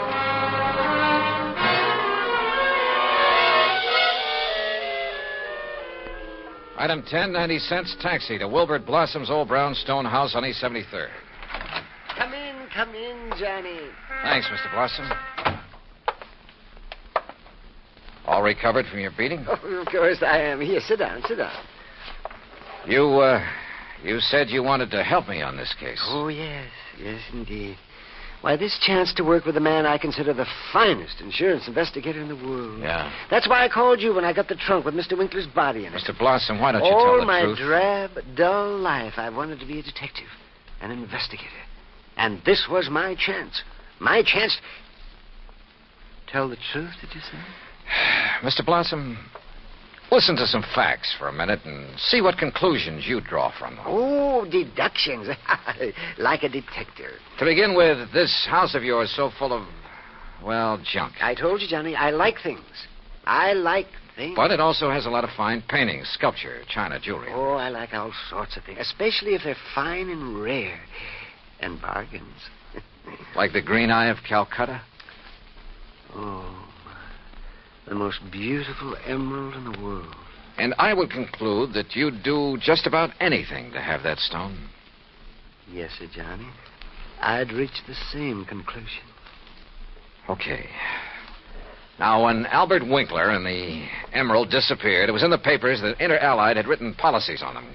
Conclusion? Yes, sir. I would deduce that you would be called in. Wouldn't it be smart, then, if the killer was afraid I'd eventually get around to him anyway? Wouldn't it be smart for him to call me in and offer to help me? As a cover-up for what he'd done? Oh, yes. Yes, indeed. Or at least he'd think it would. Oh, yes, I guess he thought it would. Another thing, Mr. Blossom. Oh? What is it, Johnny? The body was packed in the trunk with old newspapers. Like these you keep piled around. Oh, why, yes. And I would deduce... So obvious that both Randy Singer and I overlooked them completely. Oh, well, there's so many things piled around here. You couldn't be expected to... Johnny. Yeah? What really made you decide that... Well, I'd like to know. All right. Albert Winkler was a frail little old man, about 4'11", not much over 100 pounds. Yes, he was. But the man who bought the trunk and had it sent to Winkler's apartment, who gave his name as Winkler, that man was about 5'9", 155 pounds. And he wore thick, old-fashioned steel-rimmed glasses. But, Johnny, I can't see without them. Then there's the truck driver. The man who ordered the trunk delivered to this house gave his name as Winkler, too. But Winkler was dead by then. Dead from a blow inflicted not by some big bruiser, but by somebody of, say, your build. Oh, that awful truck driver who thought the emerald would be in the trunk and came here to steal it and who beat me up. I suppose you want the emerald. Yeah.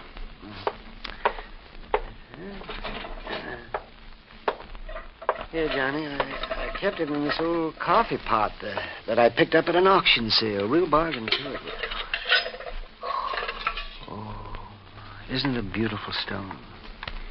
Oh, if only Mr. Winkler would have sold it to me. At a bargain, that is. Then none of this would have happened. Well, I guess we better go now, hadn't we? It's such a silly thing. Me trying to act like a detective. I guess I didn't even make a very good killer. Did I? Why? Just this overpowering passion to have things? Maybe. Or maybe it was just a reaction. A last desperate attempt to some way, any way, break from a lifetime of lonely, dull, drab idleness. I don't know. But for some crazy reason, I feel sorry for the funny little old character who turned killer. Expense account total, including incidentals and fare back to Hartford, $61.55. Yours truly, Johnny Dollar.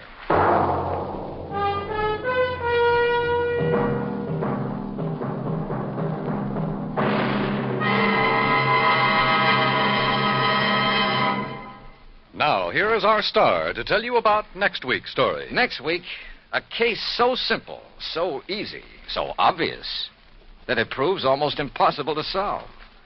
Join us, won't you? Yours truly, Johnny Dollar.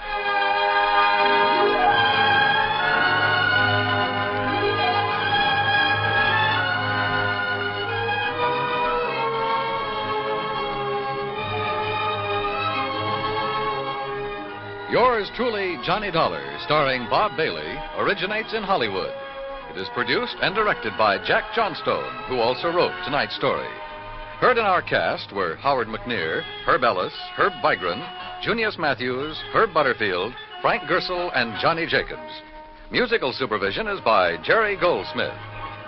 Be sure to join us next week, same time and station, for another exciting story of yours truly, Johnny Dollar.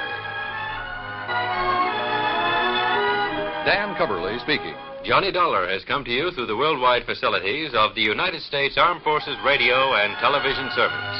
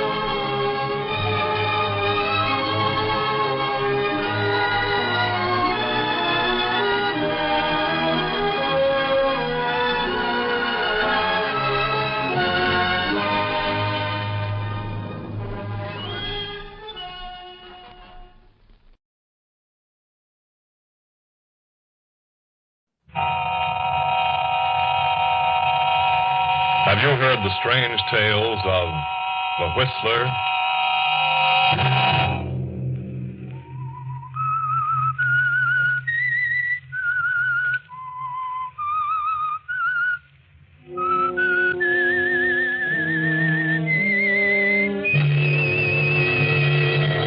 I'm the Whistler.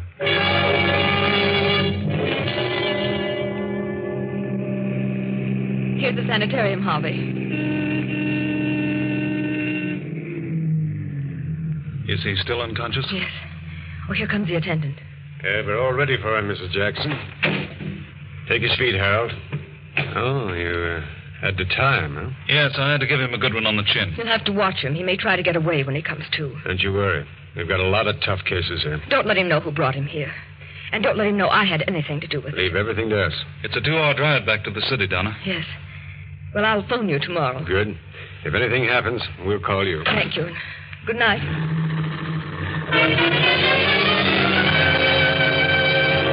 Saturday night, and again, CBS presents The Whistler. I, the Whistler, know many things, for I walk by night. I know many strange tales, many secrets hidden in the hearts of men and women who step into the shadows. And so I tell you again tonight, one of the favorite tales of Death Has a Thirst. The long black car with the handsome man at the wheel and the woman beside him returns to the highway and speeds on through the night. The man and the woman sit staring ahead, lost in thought. The man is Harvey Davis, and the woman is Mrs. Victor Jackson, wife of the unconscious man recently deposited at the sanitarium. I'm sorry I dragged you into this, Harvey. But I had to have some help, and I knew I could depend on you. It's all right, Donna. I only hope it'll do some good. Victor never drank a drop while we were in school. He didn't drink when we were first married. After his father died and Victor took over the business, he started. Well, it's a huge concern, and I guess he just couldn't take it.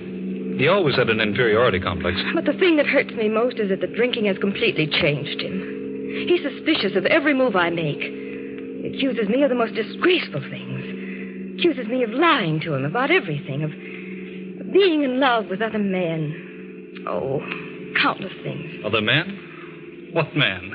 Any men I speak to. Even you, Harvey. Me? Well, after all, if he's going to be suspicious of any man, it would logically be me. Why? You've brought most of your troubles to me. He knows that. I'm as good a victim as anybody. And he knows I'm terribly fond of you. Are you, Harvey? From the first day I met you, I said, here's a woman. A strong woman. Maybe she'll develop some backbone in my willy-nilly friend, Victor. It's very nicely put, Harvey. Well, let's hope the sanitarium does him some good. Oh, if it doesn't, I don't know what I'll do. Don't worry, Donna. Just remember, I'll do anything for you. Thank you, Harvey.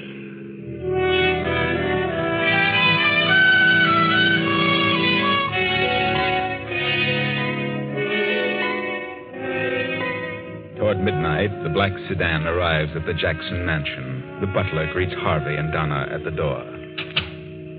Evening, Mrs. Jackson. Evening, Mr. Davis. Dr. Saunders is in the library, ma'am. He's waiting for you. Dr. Saunders? At this hour? What on earth does he want? You'd better see him, Donna. Maybe he knows. How could he? Come with me, Harvey. Of course. Oh, good evening, Dr. Saunders. Evening, Donna. Evening, Harvey. Hello, Doctor. This is quite a surprise. Yes, I can imagine. Harvey and I, we've just been for a little drive. I felt I needed some air. That's so? Did you come to see Victor? Victor isn't here. Really? But I know where he is. You do? He's in a cheap dive, a rooming house downtown. What? But that isn't possible. That's where he always goes. Well, you're wrong this time, Doctor. I took him by force to a sanitarium tonight. Harvey, help me. Maybe they can do something for him. You told the sanitarium I was his physician, didn't you? Yes, I did. Well, they called me an hour ago. He's escaped. What? They said he came to and broke away from them. I know where he usually goes, and I can find him. That is, if you want me to find him. What are you inferring, Doctor? Well, Donna, I know what you've been through with Victor. I know what a trial it's been. I've tried, you've tried, we've all tried everything we could to make him stop. Not many women would have gone through what you have. Well, we've dragged him through before. We could probably do it again. I just thought perhaps you'd had enough, that's all. And you know where he is? Yes, I'm pretty sure I know. Well, then find him. I'm determined to cure him if I have to take him to a desert island. It's an idea. A long ocean trip might be the answer. You'd have to hog time. I could do that, too. Very well. I'll have a talk with him and phone you in the morning. Good night. Good night, Doctor. Oh, Harvey. No. You've done your best, Donna. Oh, but I feel so hopeless. I don't know what to do next. Well, try the desert island. Why not? It might work, mightn't it? Harvey, you can help. Your yacht. Dr. Saunders may be right. At least it's worth a try. I wonder. Oh, please, Harvey, it may be the answer. I can't get away just now, but if you're determined, you're welcome to the yacht. Please. I'd feel better if you came along. All right, Donna, I'll go. I'll arrange it. But Victor won't want to come. We'll take him aboard by force. Shanghai him? Well, all right. Just let me know when you find him, and I'll arrange everything.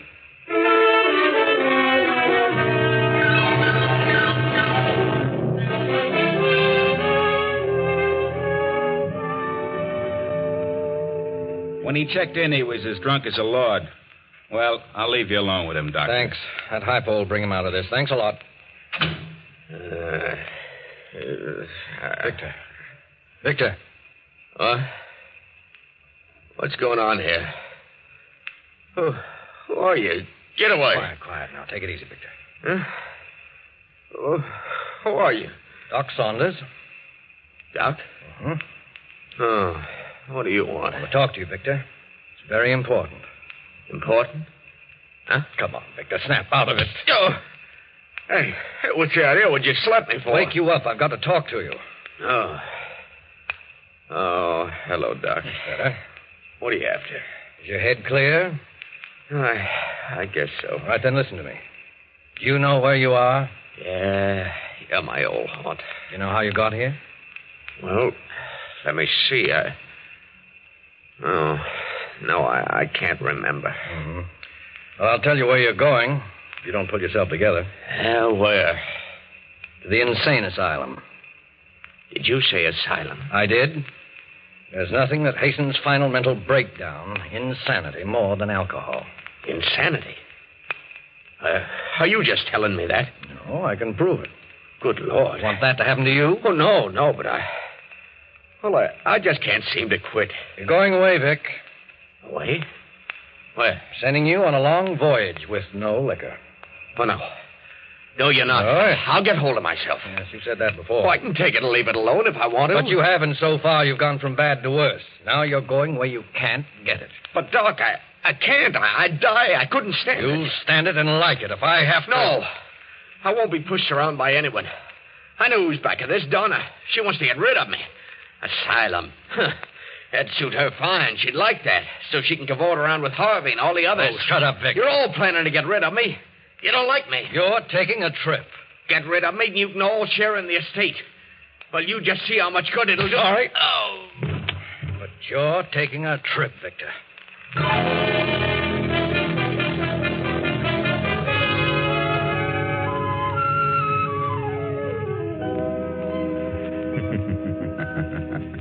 Well, here you are, Victor. Several hundred miles at sea.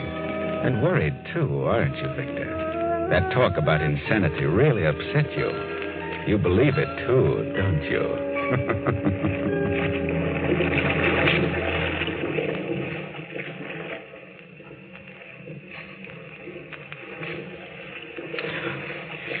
Victor. What's this? Where am I? Donna. Do you feel better, Victor? Oh, what is this? It's moving. I feel dizzy. I don't think you're dizzy. We're on a boat, darling. What boat? We're on a boat in the middle of the ocean. A boat? Oh. Doc Saunders. That's what he said. A voyage. It's his idea. Now, Victor, everything's going to be all right. I know what you're planning to do. You're planning to kill me. You want to get rid of me. Want me to die. You won't die. Whose boat is this? Harvey's yacht. Harvey. Now I know it's a plot. Now I know what it's all about. You and Harvey, that's it. Oh, don't be ridiculous, Victor. Harvey consented to let me have the yacht. Is he on board? Yes. Of course. You and Harvey. And me a prisoner. What a perfect setup. You don't mean that, Victor. I've been suspicious of you two all alone. Who else is on board? Nobody but the captain and the crew of 4. And Harvey and the doctor. Where are you taking me? We're just cruising. Just cruising. Till you find the right spot. Right spot for what? To dump me overboard. No one will ever know, will they? And you'll see I jumped over. It was washed over the side. Oh, Victor, what has happened to you? You're like a stranger to me. I just don't know you. It doesn't seem possible that you're the man I married. What's happened to you? Don't you know? If I only did. Why, I'll tell you what's the matter. I'm crazy. I'm insane. My grandfather was insane. And undoubtedly my father, and so why not me? You're talking nonsense. Oh, no. Hasn't Doc Saunders told you what he knows? No. Oh, come now. You three are closer than that. Stop talking such nonsense. I won't listen. Well, I'm getting out of this cabin. I can't stand to be cooped up like this. Please stay for a while, Victor. Please. Here, I brought you some milk. Please drink it. Oh, milk, huh? It's got a funny color to it. It smells strange. What's in it? Arsenic? It's just plain milk, Victor. Drink it. Do you like milk, Donna? Yes, I love milk. And drink it yourself. Victor! Oh, all over my dress. You're trying to poison me, that's it. Get out of here. Get out. Victor, please, darling. Get out!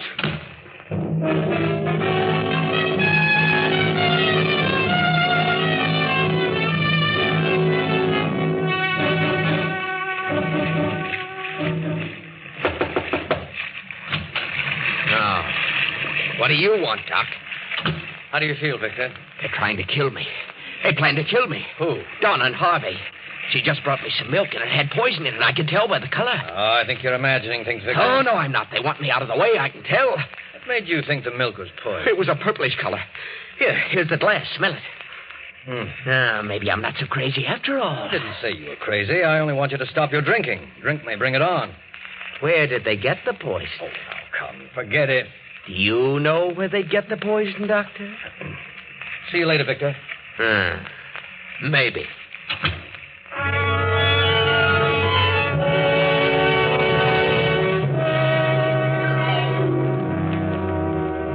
Did you send for me, Doctor? Yes, Donna. Did you take some milk to Victor? Yes, I did. What'd you put in it? Why should I put anything in it? Victor thinks you did. Why, you should know me better than that, Doctor. You did put something in it. Well, yes, I did. Some of that red liquid to make him quiet. Oh, yes, of course. That's what it was. He threw it all over me. Oh, I'm thoroughly disgusted, Doctor. I can't go on with him this way. He isn't drinking, but there's something wrong. I've decided to give it up as a bad job. I'm going to get a divorce. Divorce? I'm afraid it's too late for that, Donna. Too late? Well, what do you mean? It's something I haven't told you. I've been hoping it wouldn't be necessary, but after the day, I've given up all hope. Why can't I get a divorce? You cannot divorce an insane person. Insane? Good heavens. Yes, Victor has all the symptoms, and it's liquor that's hastened the crack up. I couldn't be certain as long as he was drinking, but today I realized the truth. Oh, I'm bewildered. I've never been so shocked in my life. I wish you hadn't told me. I'm sorry, Donna. I wanted you to be on your guard. You see, he has some strange hallucination about you and Harvey.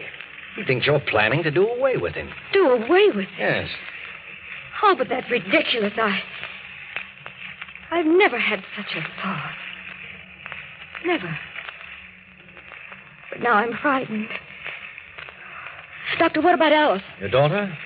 Oh, she's all right. I wouldn't worry about her. But think what this will mean if this gets out about Victor. It may ruin her whole life. I can understand that. Oh, this must never happen. It must remain a secret. Well, that'll be difficult. It's going to be hard to handle when that craving returns. I'll think of something.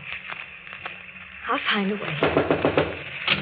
Doctor, come quickly. It's Harvey Davis. What's wrong, Captain? Found him in his bunk with a cord around his neck. Good heavens. It was Victor. Quiet, Donna. Come along.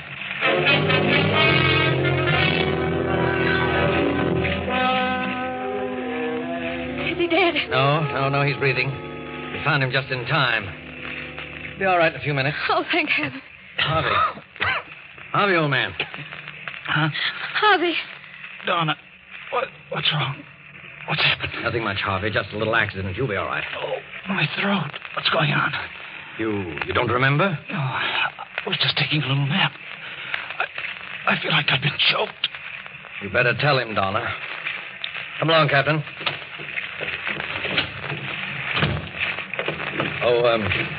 Captain, have you any liquor aboard? Yes, Doctor. Several bottles in the locker in my cabin. Let's have a look. I gave it locked because, hey, it's been jimmied. Well, what do you know? It's all gone. I expected that. I'll skin those men alive. Don't blame the men, Captain. What do you mean? What the devil is that? We've hit something. Come on. Captain! What is it, man? What's wrong with you? The boilers blew up.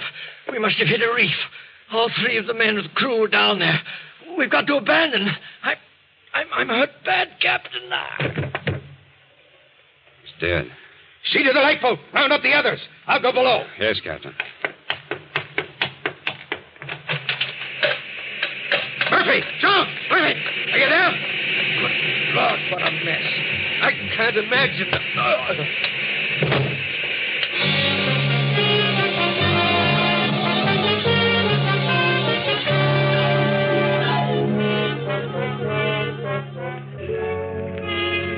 Two days pass, and the sun beats down relentlessly on the 5 survivors in the open boat. The doctor watches anxiously over the still unconscious captain, and Donna and Harvey keep a constant eye on Victor, who sits alone in the end of the boat, staring at the horizon. How's the captain, Doctor? Still holding his own. Must have had a bad fall down that companionway. I don't think he fell. Huh? It's a good thing you went down after him. Now, we're running low on water. I hope we sight some land today. How much water have you in your canteen, Donna? Half full. I say, look over there. What's that? A ship. Oh, it's land. An island. Grab an oar, Victor. Come on, Doc.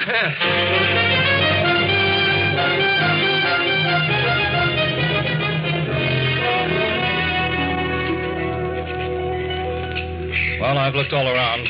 This place is as barren of food or water as the Sahara Desert. I'm afraid if we do locate any water, it won't be fit to drink. Oh, there must be water. What do you care about water? You've got a canteen full of whiskey. How much water is left? I have some, and Dr. Saunders has some. So I'd better get busy. Although my experiences on other islands like this haven't been so good. Well, here's a chance to put your chemistry to use, Harvey. You know the test for lead and zinc. Yes. Look, I'll give you 2 vials and some sodium sulfide tablets and potassium chromate. You know the test. When you come to some water, 1 tablet and 10 cc's of the liquid. A dark precipitate means poison. Yes, I know. Thanks, Doctor. Well, I'll start off and keep a direct line to the other side, wherever that is. Wait a minute, Harvey. I think I'll go with you. Why? Oh, maybe I can help. I'd go with you, Harvey, but I better keep an eye on the captain. He's the only one who knows where we are. I've got to pull him through. It's all right, Doc. I don't need any. I think I'll go anyway. All right, if you insist, come on. Harvey, wait. I'm going to. Why? Because I want to. We don't need you. I'm coming just the same. Please, Harvey, I'd like to come. All right, let's go.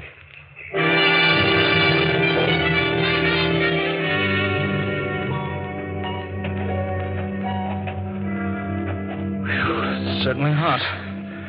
How do you feel, Donna? All right.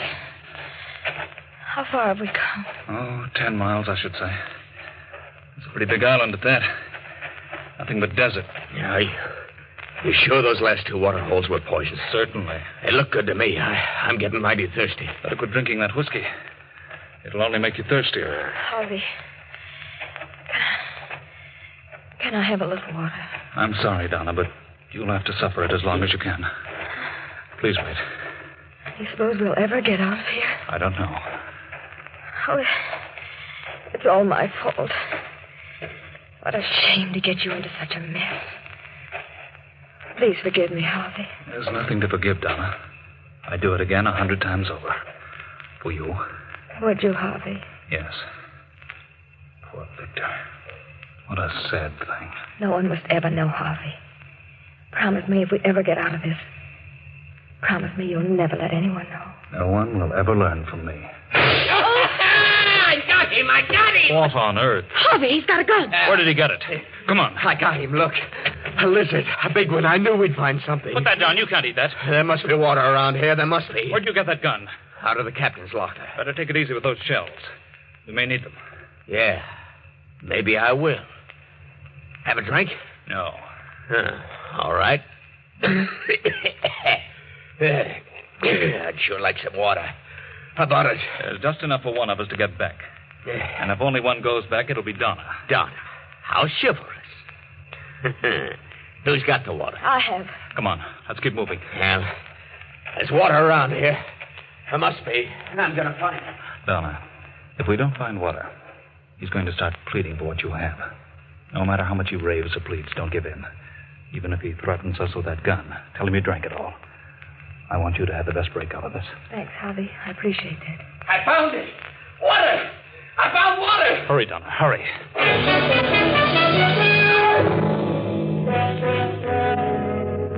Well, what about it? What's the test show? Just like all the rest. It's full of lead and zinc and heaven knows what else. Poison, huh? Worse yet. How about some of that water? What water? In Donna's canteen. There isn't any more. Who drank it? I did. You both did, and you left none for me. You've got your whiskey. I can't drink whiskey all the time. You've done pretty well on it for several years. I've got to have some water. Harvey warned you. Harvey. Is that all you think about, Harvey? You should have married Harvey. Perhaps you're right about that. Are you sure that water's poison? I'm not drinking it, and I'm thirsty, too. Maybe you're just waiting. For what? I don't know. But I can imagine a few things. We'd better stop here for the night. Are you very tired, Donna? Awfully. Better try to get some sleep. Where are you going, Victor? I'm just going to look around. I may find something. I'm hungry. I'm going to build a fire with this brush. Don't get too far away. I'll be around. Don't worry. Keep a close watch on your canteen, Donna. I have an idea what he's up to. I'll try not to sleep, but I'm dead tired. I'll do my best, Harvey. If he goes to sleep, I'll try to get that gun away from him. Good night, Donna. Good night, Harvey.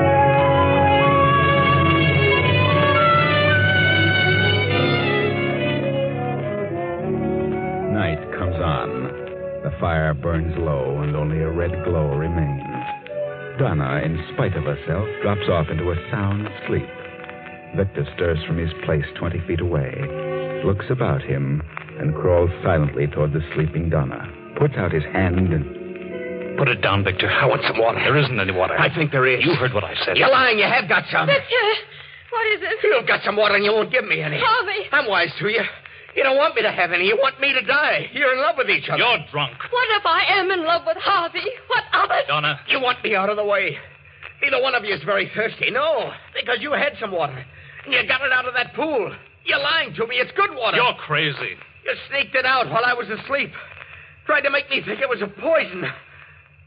I ought to shoot you. All right, Victor. If you're so positive, go on down and drink out of the pool. That gives me an idea. I'll just find out if that water's poison. Go drink some of it, Harvey. Certainly not. I'll give you 30 seconds. It's poison, Victor. Go ahead, drink, or I'll shoot. No, don't do it, Harvey. No. Then supposing you drink out of it, Donna. Very well, I will. No, Victor, it'll kill her. Wait, Donna. I'll drink it. You're a fool, Victor. Come along. This is going to be interesting. Not as much as you think. Get off of me! I'll shoot you!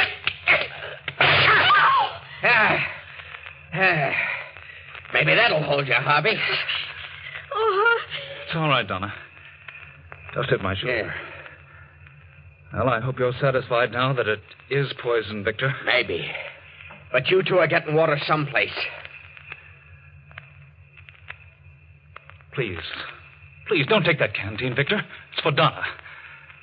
All right. You two are getting this water from someplace. Hand over that canteen, Donna. No, I said that's for Donna. I'll take care of it. For all of us. And if either of you make a move toward me, I'll shoot you both. Good night. And sleep tight. Both of you.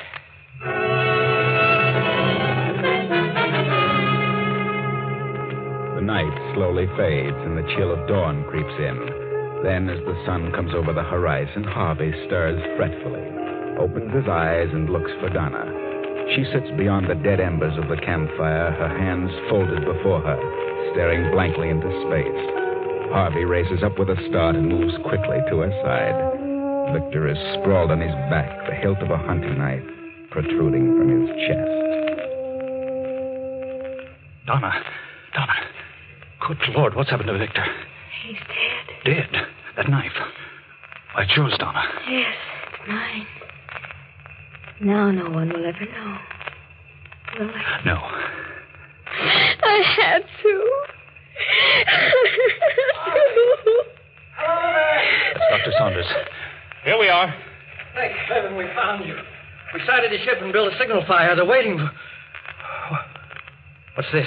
Oh, Victor must have gone crazy in the night and stabbed himself. I see. Right. He's dead, Harvey. How'd this happen? I told you. He must have stabbed himself. No, he didn't. No, I stabbed him. Huh? It's my knife. I got to thinking. I did it. I crept over and stabbed him. I see. When did you do this, Donna? It was not more than an hour ago. I couldn't help it, Doctor. I couldn't help Please, it. Donna, please. You've nothing to fear. I didn't want anybody to know. Because of Alice. My daughter. They won't know, Donna. You didn't kill him. What? He's been dead for at least 3 hours. What do you mean? Look at his eyes. Look at his lips and his tongue and the swelling of his stomach. You test this pool, Harvey. Yes. Every pool we've come to has been heavy in mineral content. I warned him, but he thought we were lying to him. Last night he pulled a gun and took down his canteen. There wasn't very much in it, but it was all we had. He's been drinking whiskey. Naturally, just a little water wouldn't satisfy him. So he drank from the pool. Ah, poor Victor. I guess it's just as well. Don't worry, Donna. No one will ever know. Will they, Doctor? There's nothing to tell. Except Victor Jackson poisoned himself in a fit of extreme thirst.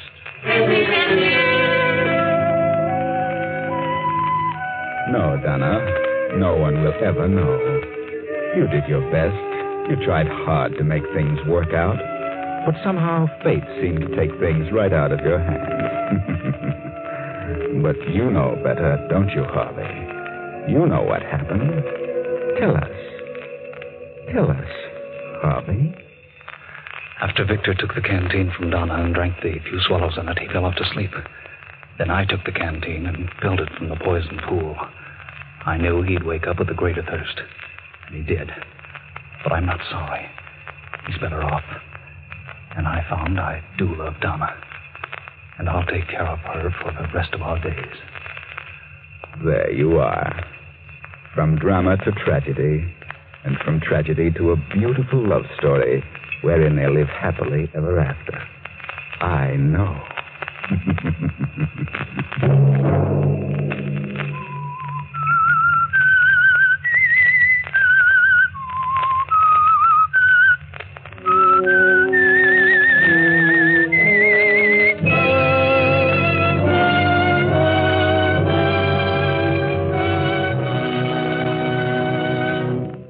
CBS has presented The Whistler.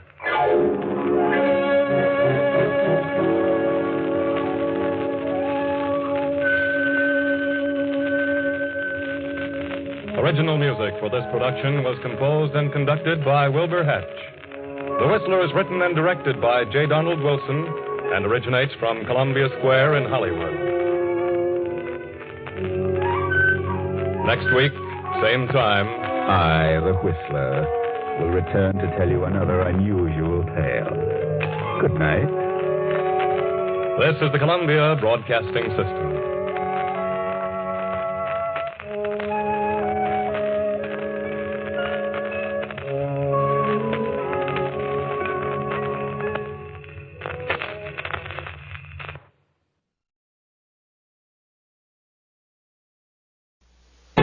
CBS Radio Mystery Theater presents...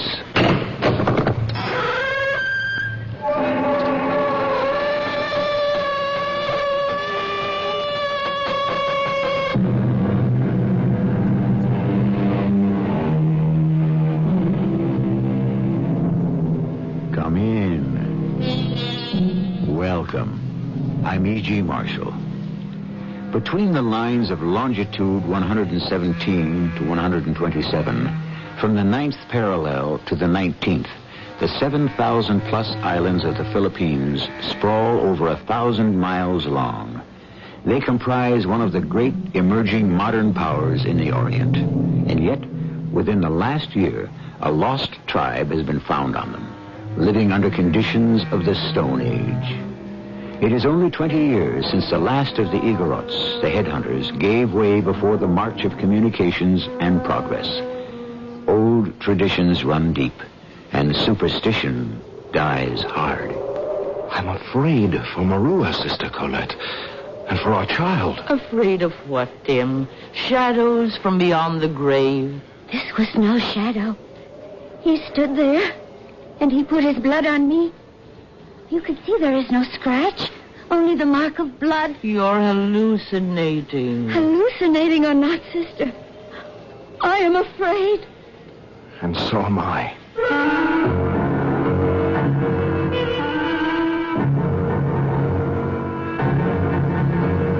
Our 4-hour mystery drama, The Headhunters, was written especially for the Mystery Theater by Ian Martin and stars Mary Jane Higby and Tony Roberts. It is sponsored in part by Contact, the 12-hour cold capsule. I'll be back shortly with Act 1.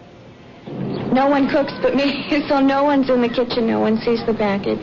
Mrs. Donna Doynek talks about buying food that's sure to please her family. When I buy Kraft macaroni and cheese, I know that it's something that we're going to be satisfied with. My family doesn't know what I put on the table. I mean, they see it in the bowl and they see it on their plate, and the only way they tell the difference is when they put it in their mouth. It just so happens that they've always been satisfied with Kraft. Kraft macaroni and cheese dinner. You know they're going to like it.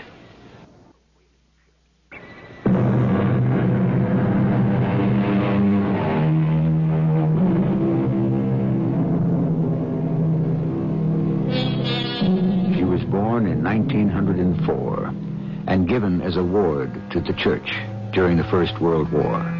She was then 13. When she graduated from convent school, she became a postulant and, in due course, a nun. By the time she came to the Philippines, she was just 25 and had never set foot out of her native city of Ghent in Belgium. She was not quite 5'1", a slender, frail-looking little thing with the heart of a Belgian lion and an indomitable spirit. Her name was, and is, Sister Colette Bergeron. I don't know what made me volunteer for missionary service. Maybe a sense of adventure. It's hard to remember all those years ago, 50 of them. If I hadn't lost my parents, would I have been a nun? I don't know. At all events, I have never regretted it. But that's enough about me. This is about Timar Lanyansai. Well, as he calls himself now, Tim Lang. It was after almost 10 years that he came back to Bondoc. Sister Bergeron? Don't you recognize me? Timar? Timar Lanyansai. I've shortened it a bit after 10 years in America. Tim Lang now. But Tim Lanyansai it used to be. Oh, my little Tim. My prized pupil, Miazi. Oh, but you are not a boy anymore. I should hope not. I've graduated from college as an agricultural engineer. That's one reason I'm here. I came back to take a job with the government. You could not stay away from our island. Born and bred here in Bondoc, I guess the Philippines are in my blood. Besides, I was in love, and my wife is a true Filipino. Come, you will go with me to my quarters and we will have a cup of tea. And then you must tell me everything that has happened. As I took Tim to serve him his tea, my mind was coursing back 50 years to my first arrival on the islands. Bondoc was an isolated town, almost completely shut off from the outside world and ruled by Datu chiefs of the Igorot tribes, men who were headhunters. Tim was the direct descendant of one of these, Tali, who had been one of my first English pupils and on whom the Ifugaos, the most warlike of the mountain peoples, had exacted a terrible revenge. I tried to put this out of my mind as I talked to Tim, but in my bones I knew somehow that past history was inexorably going to be brought back. Hey, this is good, Sister Colette. Mountain herbs, you remember? Does it take me back? It makes me feel I've really come home. You are staying with your grandmother here? Just until they deliver us our mobile home. It's a little rugged and primitive, but luckily Mary's used to it. That's your wife? Yes. She's Ifagayo, born at Benawi and brought up there. You might remember her. She was your pupil in school for a couple of years. Her name was Marua Impanga. Don Doc Impanga's daughter? Granddaughter. Her father's name was Gecko, but both he and her mother are dead, like my parents. But her old grandfather is still alive. He makes a living now appearing with his tattoos in full regalia for tourists to take pictures of him. You have met him? No, we tried to get him to come down for the wedding, but couldn't budge him out of the hills. Just like my grandmother. You intend to settle here? No, just as long as my survey takes. Your survey?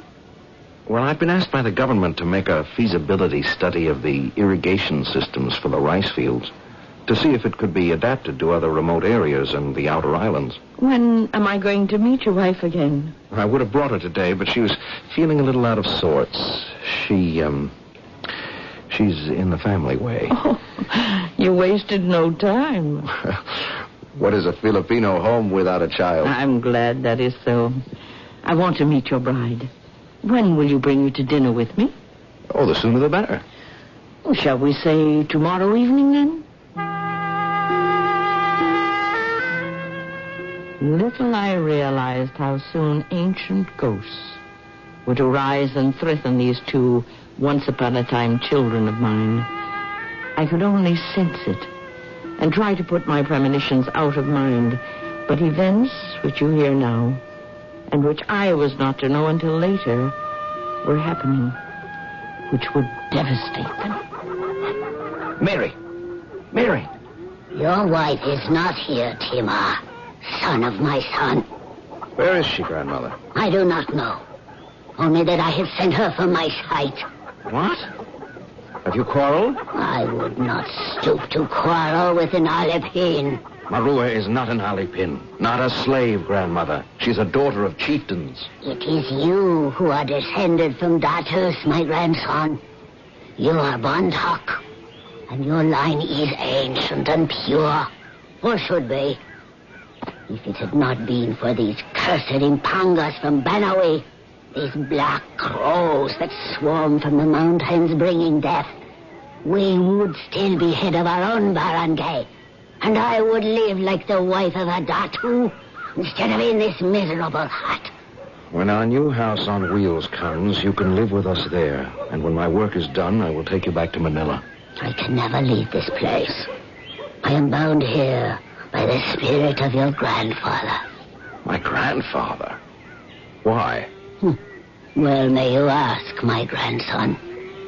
For the gods have brought you back, so that you may avenge him. Don't listen to her, Tim. Mary, honey, where were you? I had to get away, to walk. Oh, this house is stifled with shadows of the past. What shadows? Hasn't your grandmother told you yet? You would not allow me time to tell him his destiny. I'm not going to listen to any of this old-fashioned nonsense.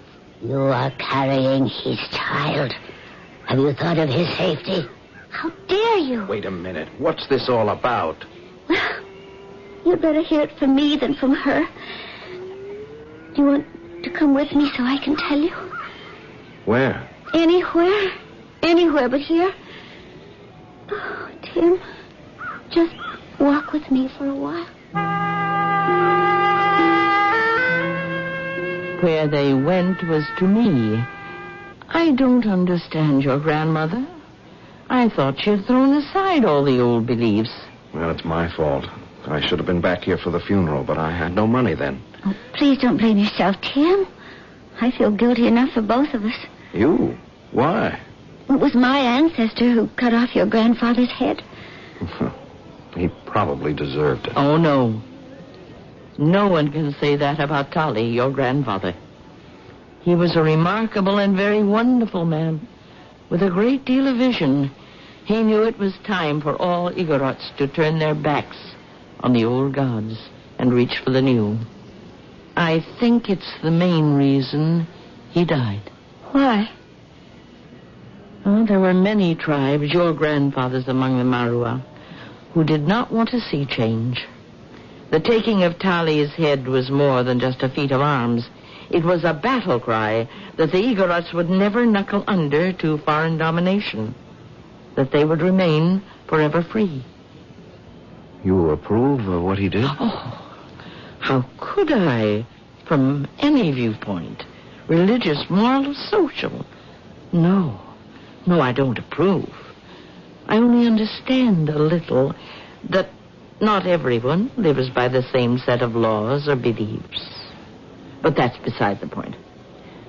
What is it you have come to me for?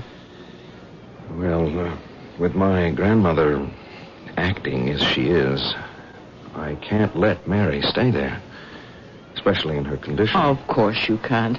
I will be happy to make arrangements to put you up here at the mission. It's only till we have our own quarters.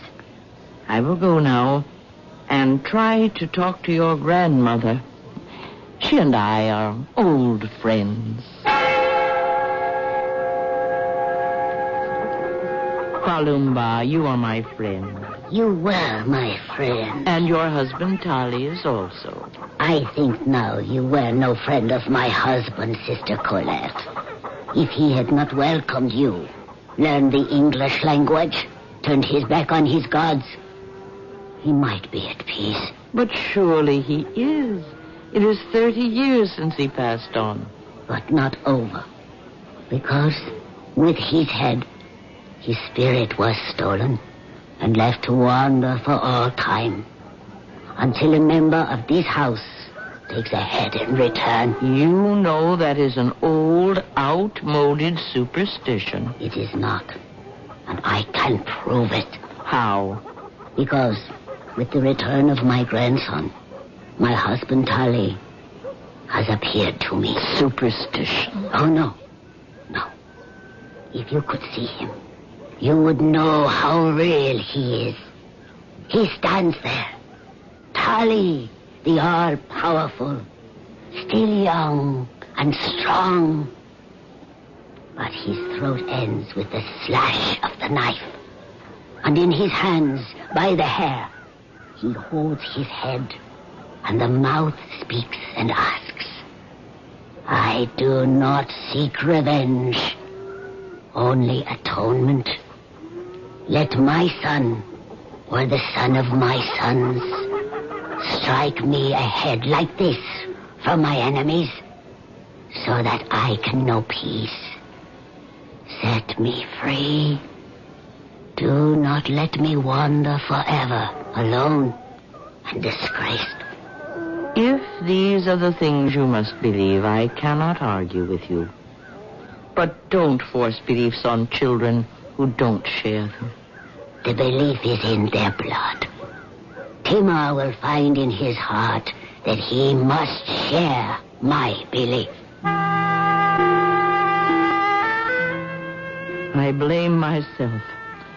I underestimated the power of gods that I don't subscribe to, but which can have an evil influence more deep-seated and devious than I had ever stopped to imagine.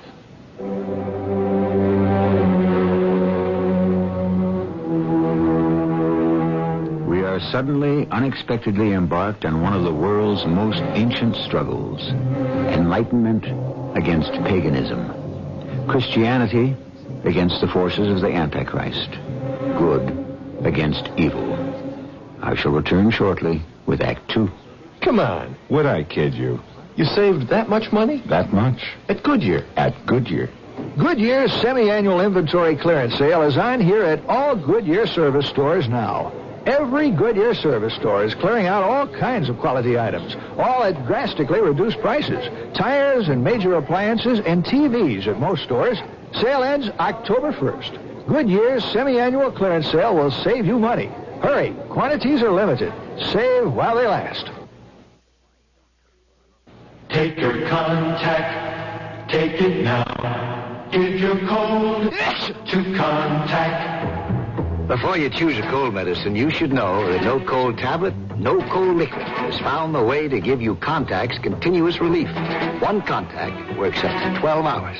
Helps relieve all your congestive symptoms. All day, all night. That's the wonder of Contact. Give your code to contact. Take only as directed.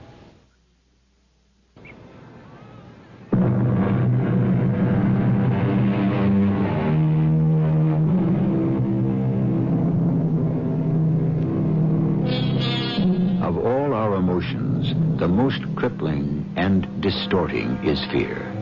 In our culture, we are born and bred with so little of it, since most questions are answered for us, and we are protected from the agony of the unknown, up to a point. But in back of all our vaunted knowledge, that atavistic beast lies crouched, ready to spring on us while we are frozen in terror. If that danger lurks within us, so near the surface, consider how much closer it must lie for those who have only recently broken the bonds of primitive fear and ignorance. Oh! No! What is... No! Mary! Leave! What is Leave! it? Darling, it's all right. It's all right. It's not all right. He gave for our baby. Who? Okay. Dolly, your grandfather. Oh, Timar, I'm afraid. There's nothing to be afraid of. But there is. Oh, listen to us.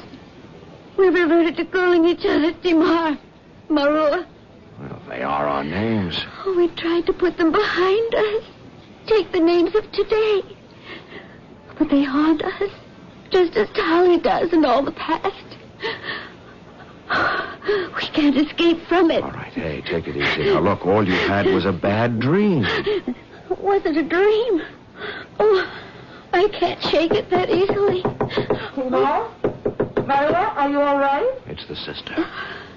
Let her in. Just a minute, Sister Colette. I thought I heard a sort of scream. It's not Marilla's time yet.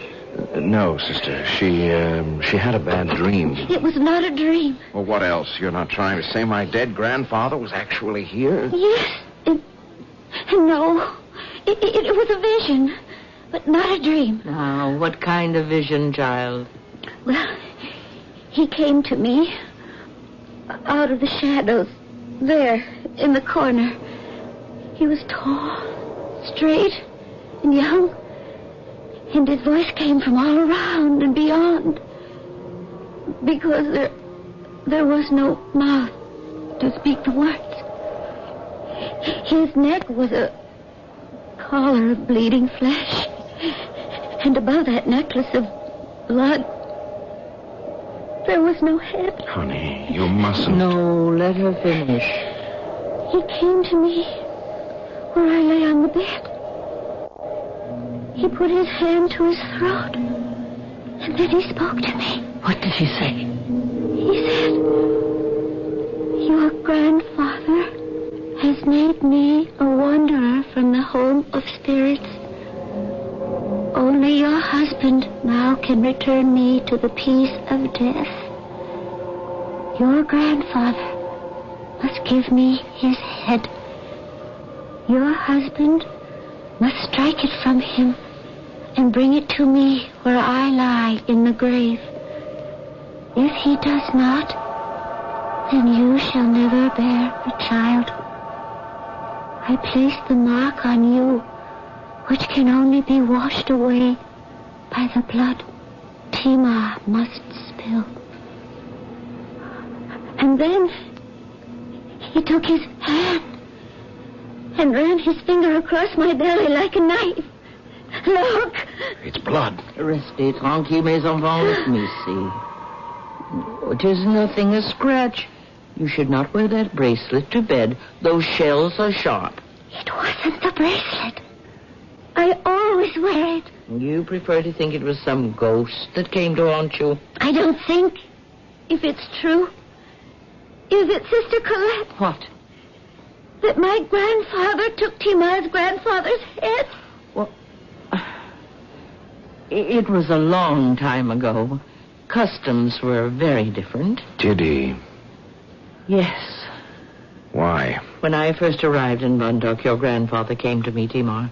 He was a very wise and far-sighted man, and he could recognize that these hills and valleys were not to be long isolated. He studied English with me so as to be ready for the wave of the future. But you see, many Datus resented his turning from the old ways. And of all these, the Ifugaos were the most warlike. They came down from the hills, and in one night of terror, they wiped out all your grandfather's barangai, with the exception of your father and mother, Timar, whom I hid. The heads they took with them. It was their custom and their religion. This was my grandfather? He is a murderer. By our standards, not by his. He still doesn't deserve to live. That problem is not for us to solve. It seems my grandfather thinks it's my problem. Now, your grandfather can't possibly have any thoughts on the matter. He has been dead for over 40 years. I'm afraid for Marua and our child. Afraid of what? Shadows from beyond the grave? This was no shadow, Sister Colette. He stood there, and he put his blood upon me. This is no scratch on me. This is the mark of blood. Marua, come back to the 20th century.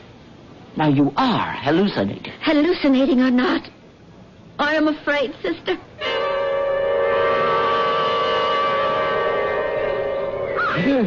Kumostika. Hello. I am Dundok Impanga, a daughter of the Ifogao.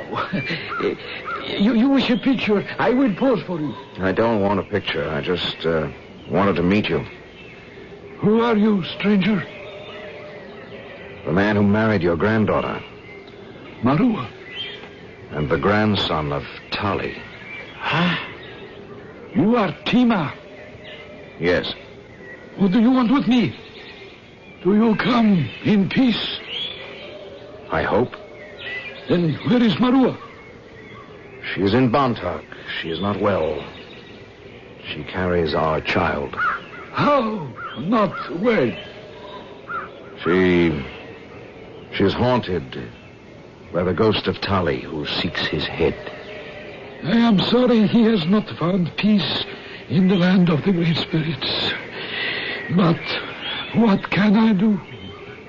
You can tell me the truth. My grandmother says you took his head. Put the knife away, Dundok. Then put away your evil thoughts, Tima, and forget the lies of your grandmother. She sent you to take my life, did she not?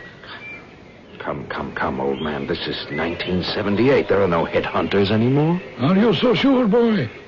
The world may change, but what is in the heart of a man is the same. In my day, I was a great warrior. And yes, I took many heads, as the Great Spirit commanded me to do. If I had not won the battle, I would have paid the price with my head. It is in the long ago. It does not belong with today. Unfortunately, it does. What has been done cannot be undone. Do not try to change the past.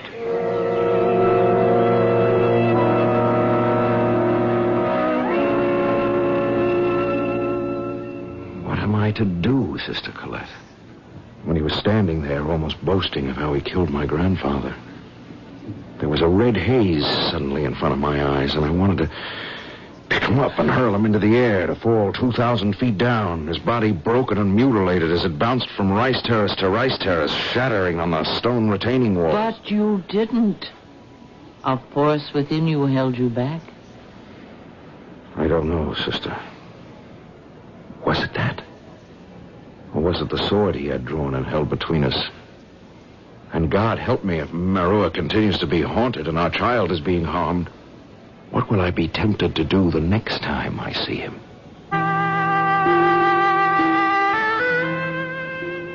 This circumstance with my 2 one-time pupils had hit me hard. More than that, my ESP, or whatever you want to call the visions of a 77-year-old nun, was warning me that disaster must be avoided. And even more than that some evil vibrations in the air were urging these foster children of mine to the brink. It was that strange, half-real moment between day and the dark when I went to talk to Palumba. I entered her thatched roof cottage, and she was sitting there cross-legged on the floor, one hand beating a small drum. She was crooning softly to a sekunduk doll made from a small basket with a stick stuck through it for arms, and at each end of the arms a froth of streamers from pleated leaves. The doll was clothed in kumut, a piece of cloth with a rattan string bound around his waist, the end of which was held in Palumba's hand. But this Kunduk doll was unlike any I'd ever seen. It had no head.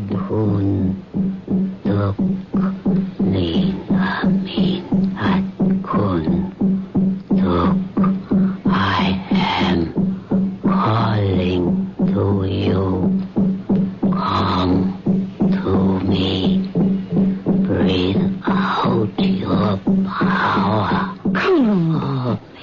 What are you doing? Be quiet, Alien One. Leave me to what must be done.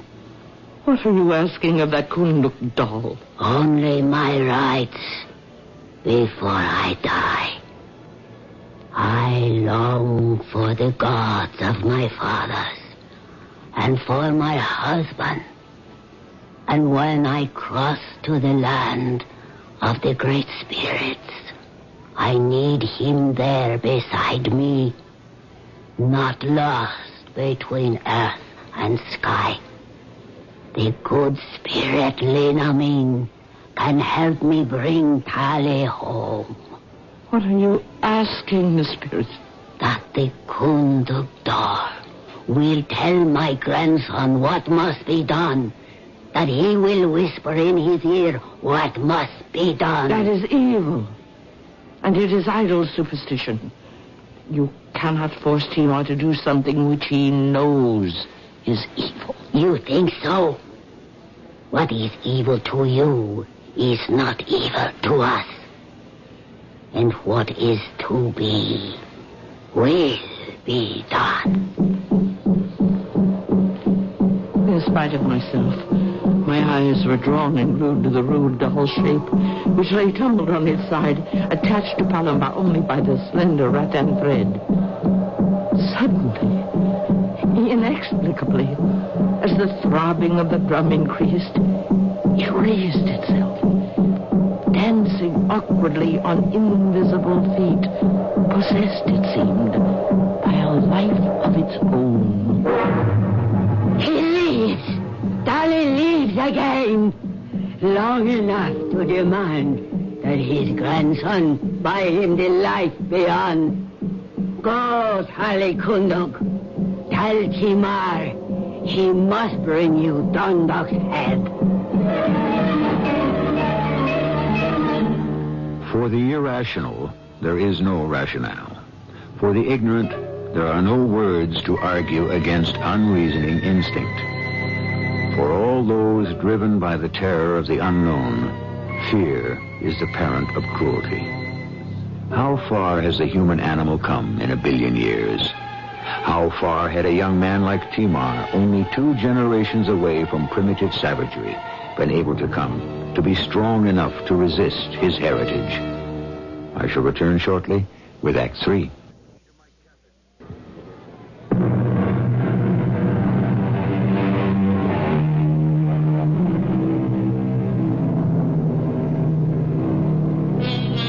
In spite of the miracle of modern communications, the secret pockets of the world still exist. In them, the cruel dark gods of fear and ignorance hold sway. And under their evil spells and influence, the veneer of civilization crumbles.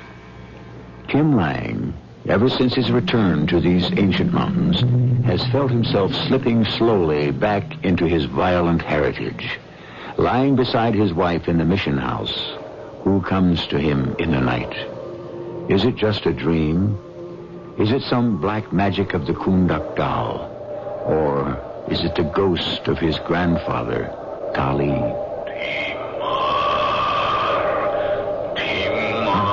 Away. What? Who calls me? Your grandfather, father of your father, Tali. What is it? What do you want? Open your eyes and look on me. You have no head. Condemned to wander between worlds, only you can set me free to join your grandmother. When she dies and I am ready to greet her in the land of spirits. set you free. You must. How? By taking the head of Dundalk and burying it in my grave.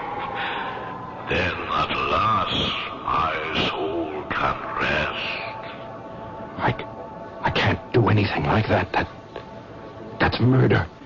Was it anything different when he struck me down? You don't understand, Tali, my grandfather. This is not the way of life now. Abandon me and you abandon your child that stirs within your woman beside you. No, don't say that. Tali has spoken. My eternal life for your child's on earth. Remember. I shall make sure you won't forget. No. Darling. Mary, what is it? It's the baby. Something's wrong. You're not... No, wait a minute. Maybe he just turned over or something. Yes, I think that's all. You're sure? I'll get the doctor. Oh, no, I don't need a doctor, not for this. Oh, hold me close a minute, Tim. I had a dream. You too? I hope yours was more pleasant than mine. Oh, no, it wasn't pleasant at all. I dreamt that your grandfather was here. What? He was arguing with you about something. And then he turned away with a face like thunder. And as he turned away, he laid his hand on me, here, under my heart. And he whispered, His real life for my eternal one. Remind him, Marua. Look, Mary, how'd you like to pull up stakes and just plain take a powder out of here, huh? Oh, Tim, you can't. What about your job? Oh, to heck with the job. I'll find something else. Oh, it isn't that easy. You have a contract with the government. We've got to hang on to what we have. I don't know. I'm just afraid that somehow we're involved in something we don't know how to handle. Sister Colette, it may sound crazy, but I am so desperately afraid for Mary and the baby. My coming back here to my roots seems to have changed me into another person. I'm so hypnotized or spellbound or whatever it is that's the matter with me that I find myself even considering the impossible. What, Timor? That I could go up the mountain to Banawi and tear his sword from his scabbard and with one stroke sever his head and bring it back. Violence never breeds peace. And you don't mean what you say. The trouble is my ancestors don't subscribe to your God. More's the pity. The devil has them dancing to his tune, or at least your grandmother. What do you mean? It is she who is casting her spells over you and Marua with the devil doll, the Kunduk. How? I visited her hut last night, and she made the doll dance for me at the end of its rattan string, and she called it Kunduk Tali, and bade it go to you and tell you that you must take Dundalk's head. Will you go with me to the house of my grandmother? Of course. She has this power of the medicine women to raise spirits. The one she has raised now, she must destroy. Or it will destroy me and my family.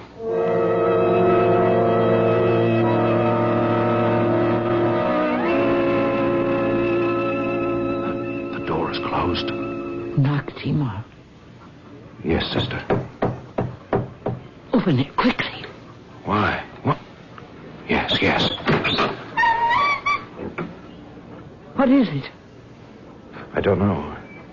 Perhaps she's just asleep. Oh, let me see. Her last sleep, Timor. In nomine Patri et Filii et Spiritus. No, wait a minute. Look, her lips are moving. What is she saying?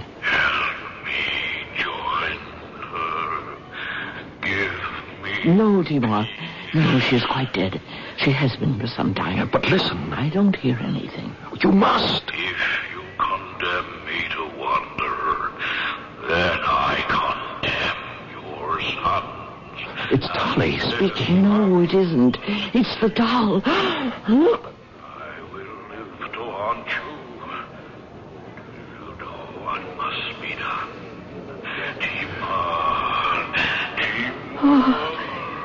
It seemed as if that doll moved. Or spoke in Tali's voice.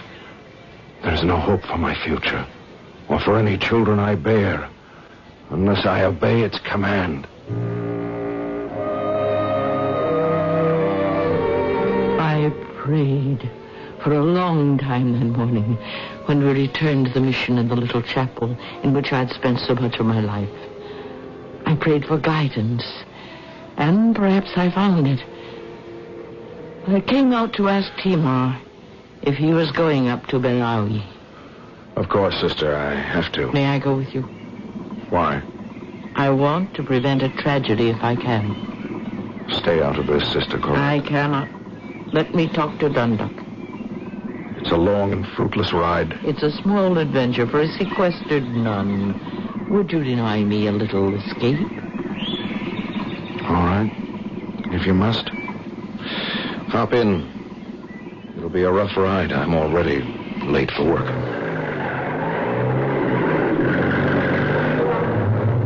It was a rough ride and a silent one. My heart went out to the poor young man behind the wheel, so tense, his face so drawn, obviously so near the breaking point. When we got to Benawi, he dropped me at the big, wide parking space at the head of the valley. Dundalk was already at his post. Will you be long? Not very, I suspect. Sister, what do you expect to accomplish? I want to ask him for your father's head, so that it may be buried in the grave with him. You, too? You are beginning to believe our ancient superstitions? No, I have my own beliefs. But I know that not everyone believes as I do. What a man truly believes, so he is. Besides, as I told you, this is my home. And you, these are my people. Give me a few moments. I got out of the jeep and crossed to Dundalk, where he stood alone. He saw me coming, but did not move towards me. He was a pathetic little figure, and it was hard to imagine him as a mighty warrior who once had dealt in death. When I came to him, we were standing on the edge of a drop, too steep for even Ifugao to conquer, 1,000-foot drop over craggy rocks to the floor of the valley. You know me, Dundalk? Yes. Why have you come here? I think you must know. That is the one who married my granddaughter there, in the jeep. Yes. How is little Marua? Not as well as she should be. She has pains.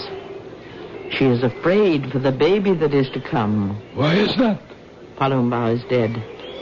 And Tali walks at night raging that he cannot join her in the land of the great spirits, because you have taken his manhood from him. So long ago, sister. What can I do? You can give me back his head, so that it can be buried with him in his grave and set him free. Let me tell you a thing, sister. I am old and weary, and my bones cry out for rest. I am not the man I once was, inside as well as out. I no longer believe in ancient gods. I have turned to your God. I want to die in peace. Let the young man come and take my head. That will bring Tali rest. He cannot do that, Dundalk. It is against all rule and reason. If he did, under our laws, he would give up his own life. Look out, Sister Colette. Do not be afraid. I am not afraid. I draw it against myself. Put that knife away. If you do, Sister Colette, Stay where you are, Timar. This sword is for me, to atone for all the wrong in the past. Take my little granddaughter in your arms and hold her close for me. And tell the little boy who is to be born that both his grandfathers were mighty men, that he can be proud of them. What are you going to do? At my age, it is only a small step to eternity. And with your God, sister, I know I can rest in peace. Afterwards, take my head or whatever you want of me and offer it to Tari to find the same. In the name of his God. No! Wait a minute! No! He placed the razor-sharp edge of the sword against his throat. His hands braced on the hilt and the end of the blade. Then, without any further word, he stepped off into empty space to go hurtling and tumbling across the jagged rocks to the valley floor and the twisting river. His body was never found, strangely, but the head, severed by the knife at the first huge shock when he hit the wall of the valley, was. It is buried now in the same grave with Dolly. Two old adversaries met in death, and for them both, peace at last. They are in my prayers every night. But I think what must be more valuable to them, from wherever they look down, is the freedom and happiness of the children they left behind, including the great-grandson who has just been born, and in whom, without reprimand, I enjoy a very special interest. Of all the great wonders of the world, the greatest is people.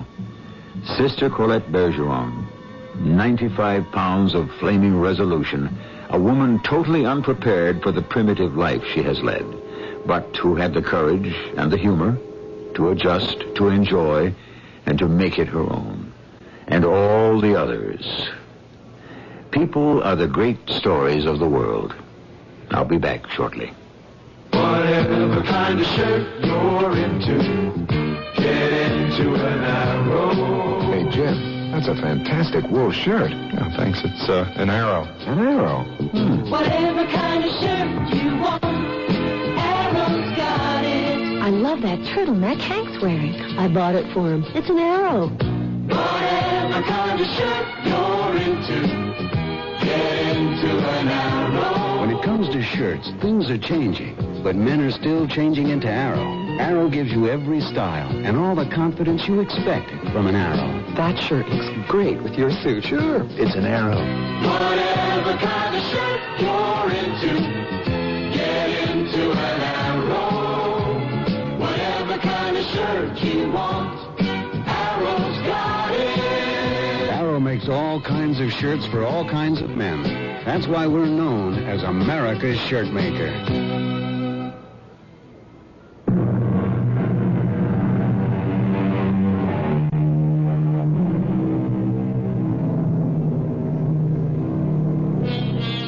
How lucky most of us are. With all the problems that may beset us, most of us live a safe and protected life.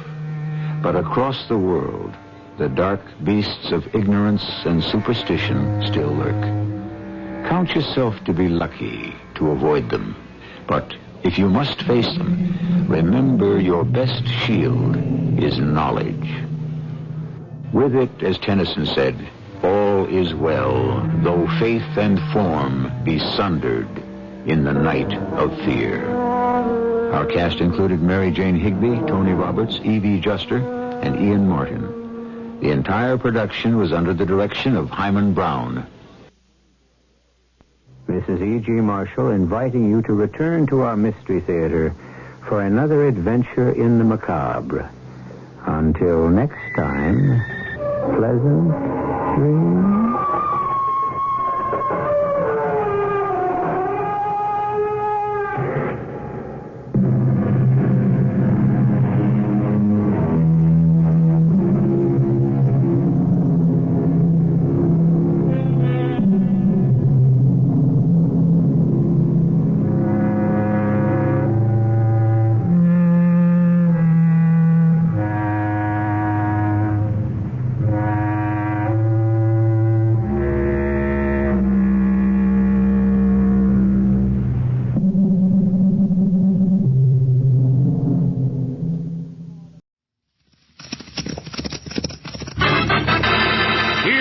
adventure. Here's romance. Here's the famous Robin Hood of the Old West. Cisco, the sheriff, he is getting closer. This way, Pancho, vámonos! The Cisco Kid.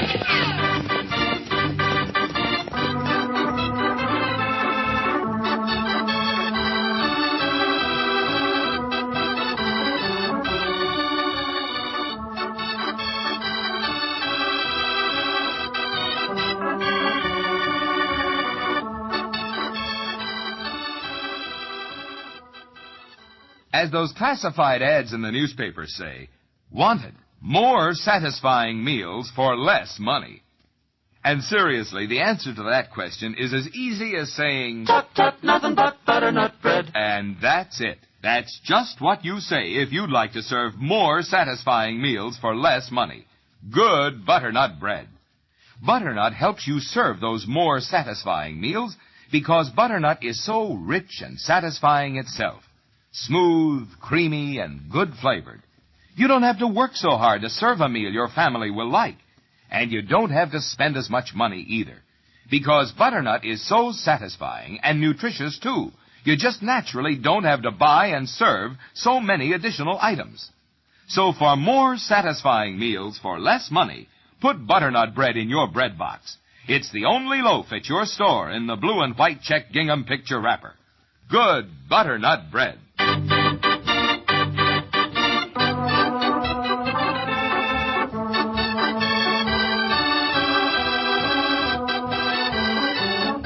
And now the Cisco Kid in our exciting story, The Devil's Highway.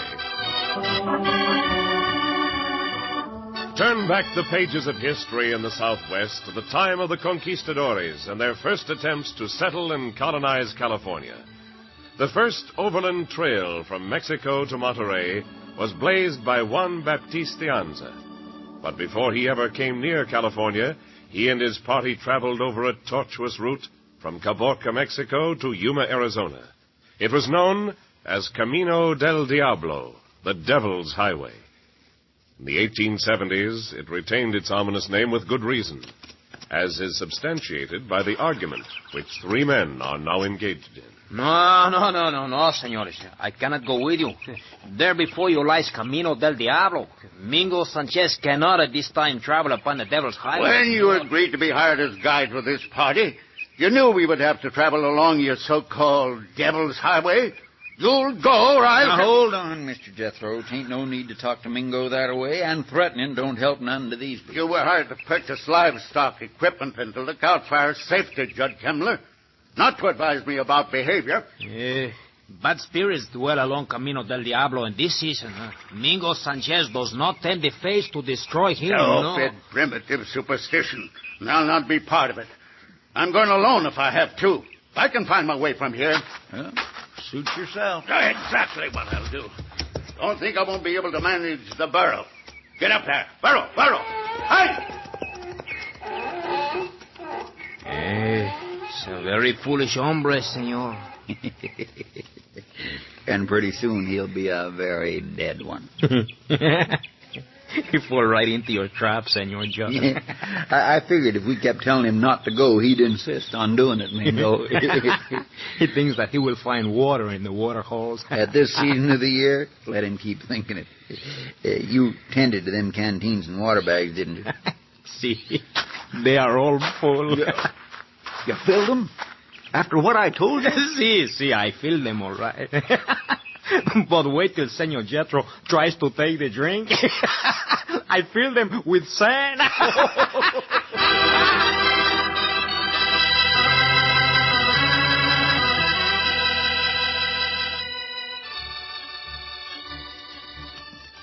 Oh, it's hot, Cisco. Yeah, Pancho, it is hot. Oh, Cisco, why you keep looking at the skyline that way? Not at the skyline. Then what you staring at? At that ridge yonder, just below the crest of it. Oh, Pancho not see nothing there. Maybe you see a marriage, Cisco. You mean a mirage? See, that's what Pancho say. No, Chico. What I see is not a mirage. The crest of that hill casts a shadow and... Oh, madre mia, Pancho see it. A wagon and horses. Oh, but Pancho not see no hombre. Neither do I, Pancho. Come on up there, Riga. Go. What they could be doing way out here so far from any road? I wonder about that myself. Oh, they not could be headed toward Camino del Diablo. Oh, not at this time of the year. Oh, not unless they loco. If they are familiar with this part of the country, they certainly would not want to travel along the Devil's Highway during the dry season. Hold up! Anybody there? Save your breath, amigo. If someone were there, they would have seen us. Oh, Diablo. Hold on. Team has not been standing there too long. No, they still in good condition. Oh, but where the driver could be... Yeah, steady, come on. Steady, stay. Yeah, it's a nice roll and a good done. You only paid a good price for this team, huh? Somebody shoot at us! This way, Pancho. Get over the crest of the hill. Oh, Pancho running! Oh, but Pancho too fat to run fast enough! Just a little farther. Hurry, Pancho. Oh, Pancho hit, Pancho shot, Pancho soon be dead. Oh, no, Pancho all in one piece. Oh, Pancho not hurt after all, CISCO. Quieto. Look. Santa Cristobal, that hombre running like he out of his head. But he is running toward the wagon. Perhaps he thought we were going to take something.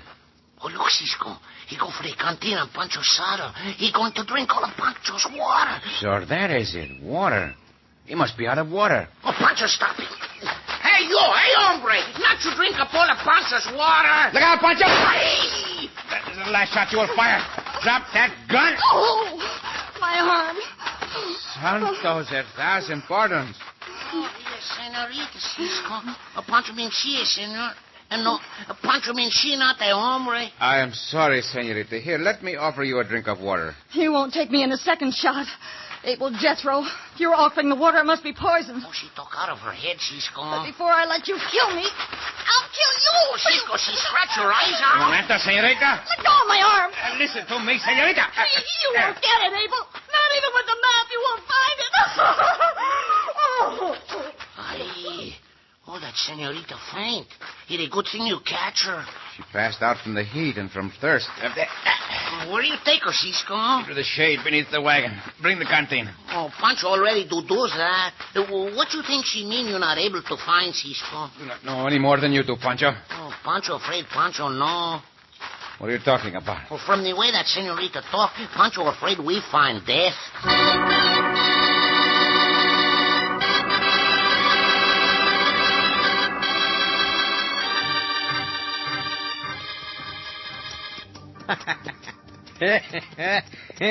It's 3 days since last we see Senor Jethro. No, Senor Joe. 3 days and 3 nights, Mingo. By now, the Senor Jethro, he should be dead, eh? Well, if he ain't dead, it's a lot ago since he'll be out of his head from the thirst. And killing him will be easier than drowning a newborn litter of kittens. Santo Domingo. You hear that, Senor John? Yeah, I heard. So what? That thunder's probably from the heat. No. Not heat, lightning, and thunder. Now, don't tell me you really believe that superstitious stuff about evil spirits that you were handing out to Abel Jethro. Hey, this has nothing to do with the spirits. You look at the storm clouds farther south, huh? You mean hanging over the valley? Yeah, hey... The devil's highway's down there, and if there's a rainstorm brewing... Yes, that is correct. If it rains over the valley, the water holes along the Camino del Diablo will be filled. Abel Jethro will have plenty of water. Blast the luck. I thought you said it never rained this time of year. Well, it seldom does. Only once before, in all the time I can remember has it done so. Once. Yeah, it's raining over yonder, all right. We'll be riding smack dab into it soon. Hey, what about Abel Jethro, huh? Perhaps he will not be weak and out of his head with the thirst, huh? You want that map as much as I do, don't you? Oh, si. Very much do I want the map. And the treasure we can find with it. Huh? And I reckon we'll take our chances against them high-powered rifles of Abel Jethro. If we can't convince him we've come after him as friends, we'll gun him down as enemies.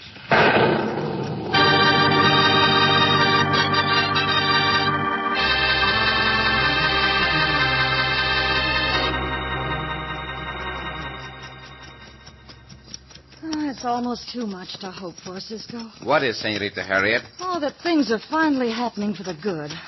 I just can't believe this good luck can continue. Well, now you listen to Pancho, Senorita Harriet, well, All right, Pancho. I'm listening. When you so thirsty and you out of your head, Cisco find you, no? You certainly did. And for 3 days and 3 nights, Cisco take care of you and make you healthy, no? Oh, do not be modest, Pancho. You did as much as I did. I'm very, very grateful to both of you. You saved my life. Si, gracias. But that's not what Pancho trying to prove. Oh, what are you trying to prove, amigo? Oh, that Senorita Harriet got all kind of good luck. She get better, and now we get back our map for her. Yeah, the best luck of all is that thunderstorm we are heading into. We'll fill the water holes along the Devil's Highway. Oh, without that water, we not dare go down into the valley this time of the year. Not unless we had burros and the kind of equipment the senorita tells us that Jethro hombre stole from her. Oh, what a fool I was to ever trust him. Why you do it, Senorita Harriet? Well, as I told you, he had worked with my father up until the time Dad died. See, you said he knew about the map your father found. Abel was helping my father gather research material for a book on the early colonization of this part of the country. Oh, and then he steal him up and your money, and he go after the treasure himself, huh? That's the long and short of it, Pancho. I bought the team and wagon and was after him when you found me. It was Dad's dying wish that the treasure be found and returned to the church as was intended. Good luck comes to people whose motives are good, senorita. That is really why Pancho and I agreed to join you in your search. Yeah, that prove it. Cisco bring me good luck, and now the senorita got it. Do not blame me for the rain, Pancho. I can hardly take credit for it. Oh, it certainly feels good. Oh, the horses agree with you, Senorita. I think we will soon catch up to your Senor Abel Jethro because of the rain, senorita. We will have to head for the Cabeza Prieta tanks for water. With all this rain? See, because the tank's the only place to be able to get enough water for all the water bags we carry. When we reach the top of the hard sand mesa, we will know if we are right. We'll be able to look down upon the Cabeza Prieta tanks. Oh, meantime, better to hope and to pray for more rain, even with the lightning and thunder. Why, Pancho? It is the only thing that can ensure our success along this Devil's Highway. Oh, then let it rain, by thunder. Let it come down.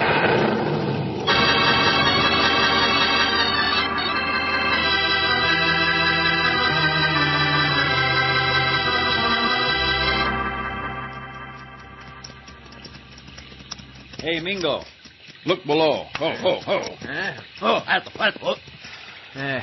Hey, where below? Heading down the trail toward Abel Jethro and them tanks you were talking about. I make them out as two hombres and a señorita, Senor John, huh? What would they be doing here now? Did Jethro ever mention anyone else in with him on this treasure search? No, but at times he acted like he was afraid somebody might be following him. Then there is only one thing left to do. Kill him. See, perhaps Jethro will do it for us if he sees them in time to set up a dry gulch, huh? And if not, we'll do it ourselves at the same time we get Jethro. Come on. Get up. Get up.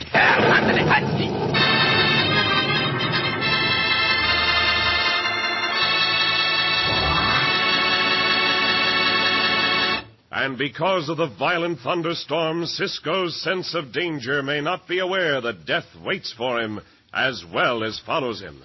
In just a moment, we'll return to the Cisco Kid.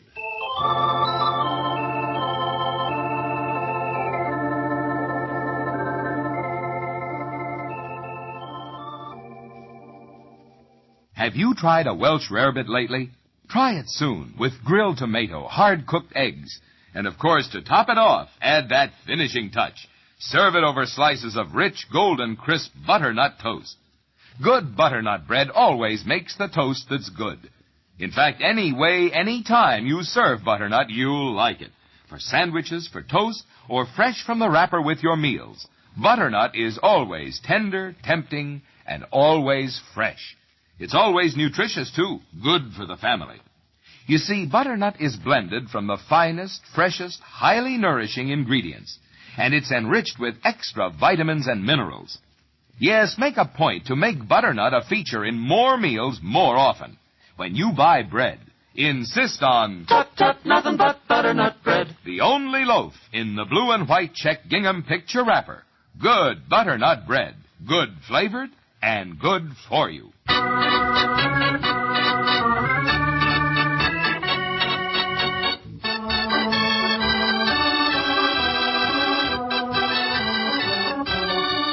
Now Now back to the Cisco Kid in our gripping story, The Devil's Highway. Cisco and Pancho come upon a thirst-crazed girl in the desert along Camino del Diablo, the Devil's Highway. After helping her, they learn she is Harriet Weldon, and that a map of Spanish treasure has been stolen from her by Abel Jethro. They do not know that the two men Jethro hired after he double-crossed Harriet have betrayed him. These two, Judd Kemmler and Mingo Sanchez, plan to murder everyone who stands between them and their obtaining the map. Unaware of this, Cisco, Pancho, and Harriet approach the water tanks, hoping to find Abel Jethro. Well, the rain not so heavy now, Cisco.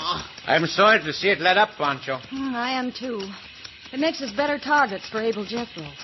He's a dead shot with those big game rifles he carries. Oh, Cisco, a live shot with those Cisco and Cisco carry, Senorita Harriet. I do not think there will be any gunplay. Oh, diablo. Hold on. Whoa, boy, whoa. Yeah. I think we can take that hombre by surprise. Yeah, we got good cover behind these rocks. We're able to sneak up on him. Don't underestimate Abel Jethro, Cisco. He's a very capable man. We'll find out just how capable. Oh, you glad now you take Cisco's advice about the wagon, Senorita? It's a good thing I didn't insist on bringing it with us. We couldn't be doing this now if I had. Oh, we're not even able to get it over the country we come through. Quieto, both of you. Remain here, or Jethro will hear us. Oh, the burro sense we hear. They try to tell him. He does not know enough about burros to realize it. Now be silent. See, Cisco. Take care. Shut up, you long-eared brain fool. Once I get these water bags filled, we'll be on our way. What's in tarnation? Do not try for the gun, hombre. Try to stop me. I will if I have to. Now, what do you have to say, hombre? Well, you've got to say you're holding the gun. Bueno. On your feet, Jethro. Up with the hands. Keep them wide. You know my name. Who are you? Why'd you follow me? You'll know the answers as soon as you see me, compañeros. Pancho! Senorita! All right now. Perhaps you should wash some of the mud from your face before you face the senorita. What seems to be so funny, Jethro? Oh, we couldn't prevent it, Cisco. I'm sorry. They surprise us like you surprised Jethro, Cisco. Hold it, Cisco. There's a gun on Pancho, and the girl make a fast move, and I'll pull the trigger. The trapper gets trapped. You got nothing to laugh about, Jethro. Cisco, kid, shoot him. You know better. 2 bullets will leave this gun before I die. Yeah, he's right, Mingo. We're still holding high cards. The girl and Pancho, he won't do nothing. Mingo Sanchez. A long time since we last faced each other. See. I told you the last time, I kill you the next time, Cisco, huh? Listen to me, all of you. Even with the map, Abel Jethro can't find what you're after. Only I know the key of identification. My father told me. What's that? Don't believe her. Judd, I'll forget you and Mingo sent me out into the desert to die, and we'll team up again. Only instead of you being guide and Mingo the burro driver, we'll be partners. See, all sidewinders fit to be partners. Oh, not you poke Pancho with a gun. Did I hear rightly? Did you say Sanchez hired out to drive the burros? You heard right. What about it? Do you not know that renegade Sanchez is the leader of a gang of cutthroat bandidos? Huh? I know how he works. He's waiting until you locate the treasure, and those buzzards of his will swoop down on you. He's lying. He tries to bargain for his life. Look at him. Where does a poor burro driver get such clothes and guns? Say, maybe Cisco's truth in it. If he is, why... If you others will keep out of this, I will prove it. Drop the gun, Cisco. Or right now I will kill Pancho. Your words are like the bark of a jackal, Sanchez. Without Judd to back you, you will not pull the trigger. Senor Judd is with me. No, I ain't. This is between you and him, Mingo. Then here's your fat partner, Cisco. Cisco! Sanchez, he's getting away. The horses, he's driving them off. Stop him. Too late for that, hombres, unless... Llamo, aquí. Oh, Diablo, turn back. The others follow him. Well, what are you waiting for? Get after those horses, pronto. Well, who appointed you to give orders? Help with the horses, Jethro. You want a chance to remain alive? Sanchez and his bandidos will not give you that chance.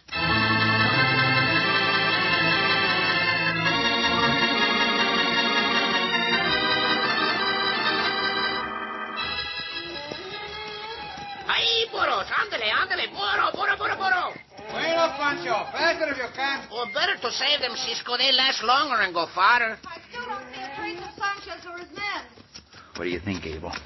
Cisco talked convincing, but he could be lying. Just drop back here a bit, Judd. That's better. Now Pancho can't hear us. Look at Cisco and the girl back there. If I thought for 1 minute... Well, don't. It's not worth a chance. I have reason to believe what Harriet said about the treasure. If we can get our hands on it, we can get rid of him. Yeah, maybe Sanchez will get rid of us. Hey, that must be him. Tell Pancho keep the burros and horses together. Oh, what about Sanchez? That is not Sanchez. That is a herd of wild horses. They were at the water hole. Up, diablo, hurrah! Ay, burro. Yeah, I see him. Clear of the dust now. Just a bunch of broomtails, a stallion, and his manada. By Jupiter, I believe Cisco's making a fool of us after all. That band of wild horses convinces me. What is the matter with you two? Ho! You and that band of wild broncs and that renegade bunch who are supposed to ride for Mingo and who don't exist? That's what's the matter. You are more stupid than I thought you were, Judd Kemmler. Are you ornery? Cisco, that cloud of dust on the horizon. Give Kemmler those field glasses you carry, Jethro. Let him see for himself whether Sanchez and his band of renegades exist. It's a bunch of riders, all right. We can make them out through the glasses. We haven't a chance. They outnumber us 10-1. Our one chance is for you, Jethro, and Kemmler to take cover behind those rocks. Yeah, well, what about you? You and Pancho. Pancho, our lives will depend upon your getting back to Caboca and returning with Rurale as fast as you can. Oh, Pancho, do what you say as fast as Pancho can, Cisco. You think we're going to be sitting ducks while you and Pancho work out this phony escape? Oh, shut up, Jethro. I reckon he's the only thing that can save our lives. We ain't got a chance if we just make a stand against him, Cisco. I know that. I'm going after that band of wild horses. I think I can turn them and drive them back here at about the same time Sanchez and his bandidos will get here. But why do it? If I can stampede those wild horses in among Sanchez and his hombres, I may be able to get my hands on the coyote during the confusion. I'll bring him to where you will be. Them renegades won't attack us if we're holding Sanchez as a hostage. If you can do it, we've got a chance, Cisco. Ride with the wind, Pancho. Vaya con Dios. Up, hurrah! Vaya con Dios, Cisco. Go, loco. Go.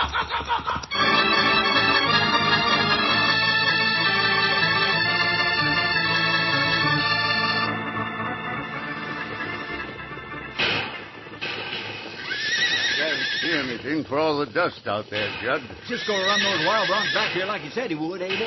Oh, if he only comes through this thing alive. You can have the treasure. Yeah, I believe we can have it anyway, Judd. How do you think? Why not? Oh, it's Cisco. He's got Sanchez. Help me drive off those others chasing him. My thunder, I never thought he could do it. Oh, Cisco, thank heavens you're safe. Gracias, senorita. Go on, get on, Sanchez. Diablo has carried two of us far enough. The hombres will wipe you from the face of the earth. With you held as hostage? They can wait. Your water cannot last forever, eh? Tie him up, Kemmler. Guess what I'm about to do, Cisco. Hold them hands out behind you, Mingo. There. Not a sound from them bandits out there. What do you suppose they went? Like I say, Senor Jethro, they can wait. Like the buzzards over the prey, they circle and wait until you have no more water. Soon you die.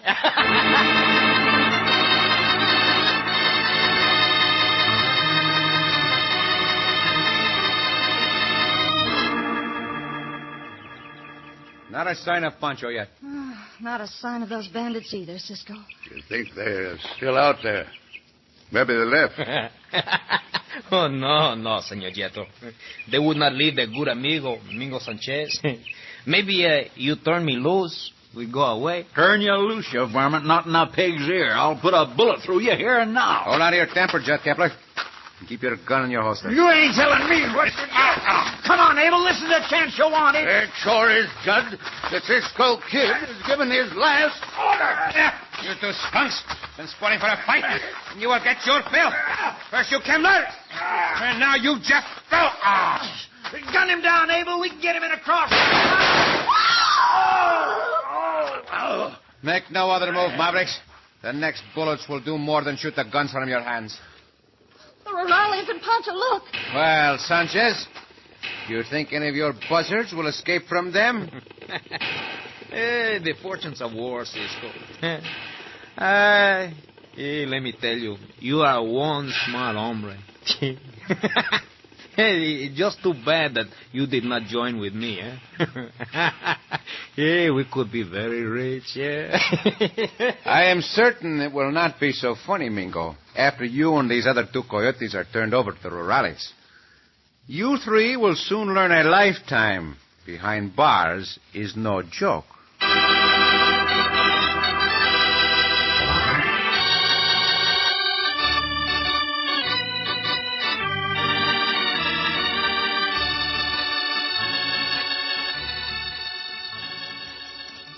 Cisco. Sí, Pancho. Oh, Cisco, like that general in the Civil War you tell Pancho about, you know the one I mean. Sí. Will Pancho get there lastest with the mostest, no? You brought those rurales in time to save our lives, Chico. The senorita and I are very grateful to you. Oh, it's not. Mingo, Jod, and Abel Jethro are not so grateful, Cisco. You know, they get a long, long time in the jail, too. Justice sometimes works in strange ways, Pancho. Oh, see. Those bandidos never would have uncovered the treasure they were after anyway. No? Oh, why not, Cisco? The thunderstorm, which gave them enough water to save their lives, also covered the water hole under which the treasure is buried. Oh, no, Pancho, sorry. But the senorita, she be able to dig it up maybe some other time, no? Oh, see. As soon as the water evaporates and there's another dry season. Evaporate? Evaporate, Chico. It means to dry off moisture as from the heat. I have seen you wash your face and let it dry that way sometimes. Oh, see. That is a good way to do when you're not sure the face is all clean. Well, after I wash my face, I always look in the mirror to see whether it is clean, Pancho. Pancho not got to do that, Cisco. Pancho just look at the towel. Oh, Pancho. Oh, Cisco.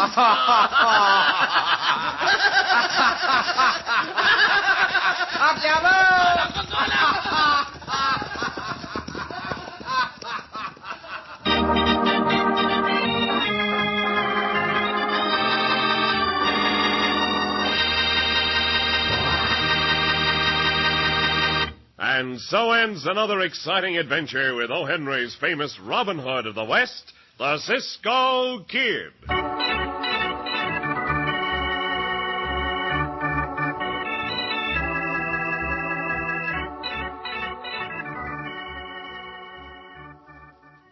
You'll never know how good breakfast can be till you try crisp golden slices of toasted butternut bread with your morning meal.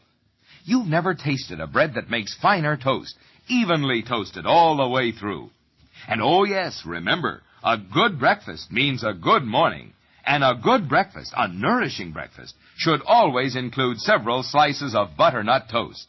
Try toast and honey, toast and jam, or say, try French toast with an orange flavor. Or even if you serve butternut toast just plain, with butter or margarine, you'll like it. Butternut's always a favorite. And it's good for you, too. Vitamin and mineral enriched to the highest government standards. So next time you buy bread, don't just say bread. Say, Tut, tut, nothing but butternut bread. Say good butternut bread, please. The only loaf you'll see in your grocery store in the blue and white checked gingham picture wrapper. No other like it for freshness or flavor.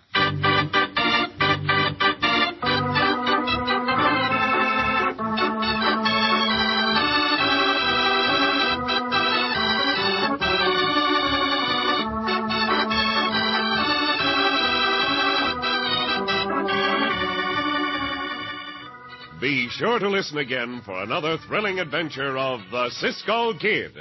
Cisco Kid was played by Jack Mather, Pancho by Mel Blanc.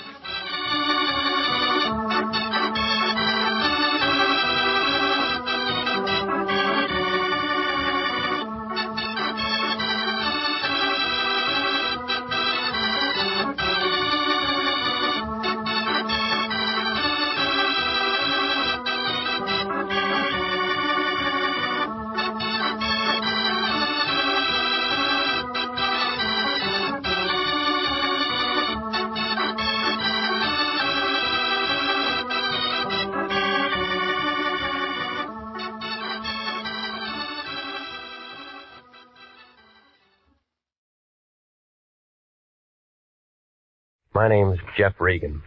I get 10 a day and expenses from a detective bureau run by a guy named Lyon. Anthony J. Lyon. They call me the Lion's Eye.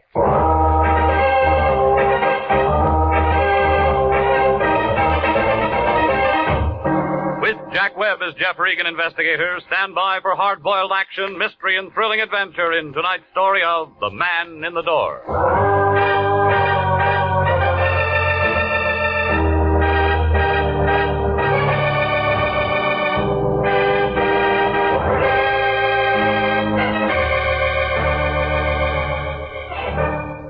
Well, this is the way it started. The Lion called about 4 o'clock that afternoon. Said he wanted to see me down at the office. I argued a while and finally told him I'd be there. Melody was sitting in front of her typewriter when I came in, putting a new coat of paint on her nails. She handed me a blank contract with no dates filled in, jerked a thumb toward the Lion's den. I went in. Regan, I'm glad you got here. What do you know about architects? They draw things. I know that much, but what about bids and all that stuff?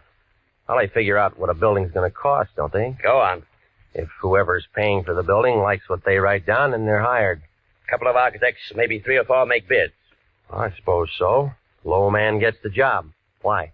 Our client's an architect named Dudley Hayes, an office in the Park Central building. He thinks maybe the bank that's handling his bid might try to put something over on him. Banks don't do things like that. He thinks maybe a guy who works at the bank might be taking dough to shove his bid under the counter. Why didn't you say that in the first place? Because I'm saying it now. Haynes wants us to look into it. All right, who do I see? Haynes first. I only talked to him on the phone. I told him we'd have to have a contract and retainer before we did anything. That figures. So hop over there and find out what's what and make him sign that contract and get a check. Anything else? Make sure it's certified and call me if you run into any trouble.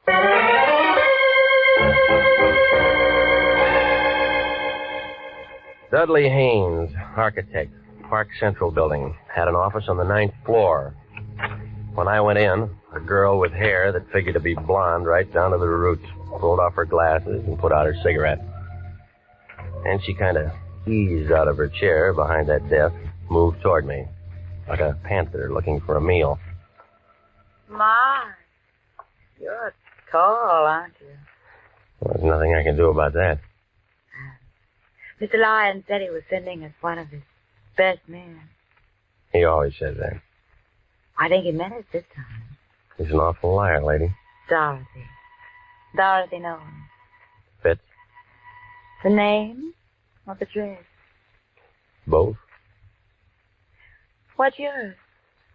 Jeff Regan. Oh. Well, now we know each other. That's nice.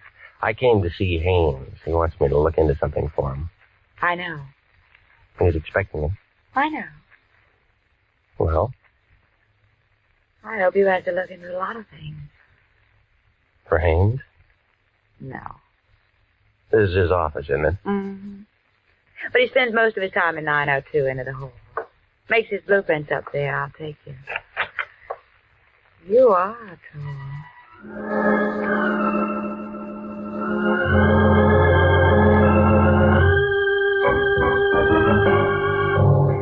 Well, we started down the hall. We got about 10 feet from the frosted glass door at the end. We both stopped. We were looking at the outline of a big man behind the door. Both of us expected him to open it and walk out. Oh, he came out all right, but he walked right through it. Oh, he's been shot. Oh. Do you know him? My boss, Mr. Hayes. No, it was your boss, lady. He's dead.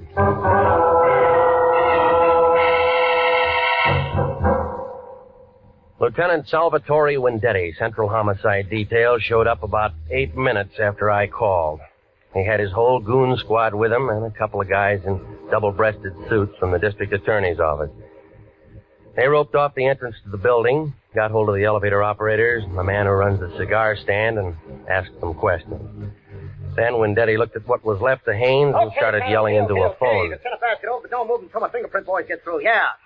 Okay, sis, where the guy lives? At the Biltmore Hotel. Where's his wife? We didn't have one. What do we tell? We didn't have any family. So no one's going to cry. Well, that makes it easier. Regan, was he your client? No, nobody's a client until they sign a contract, Sally. Well, you would bring him a contract to sign, and then you would do something for him. What?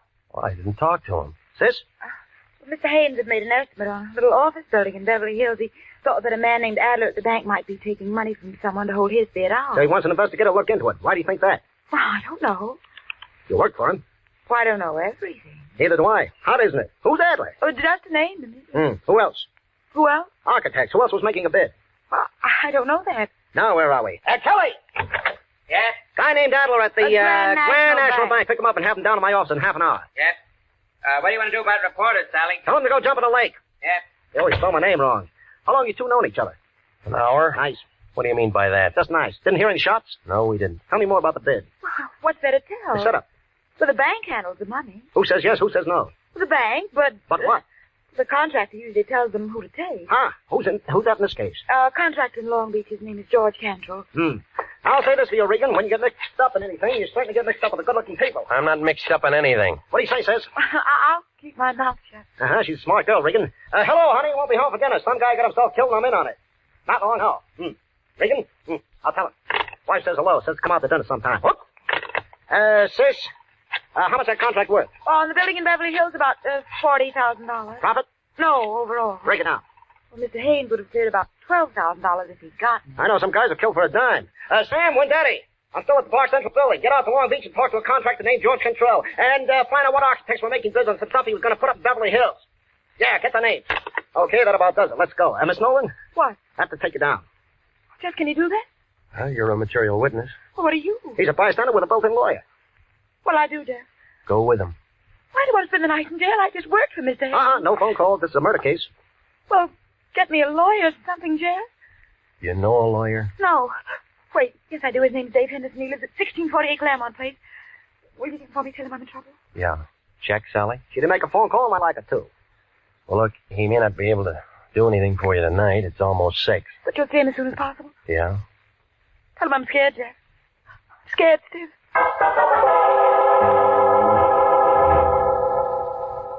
Well, I stayed there and phoned the Lion, told him what had happened.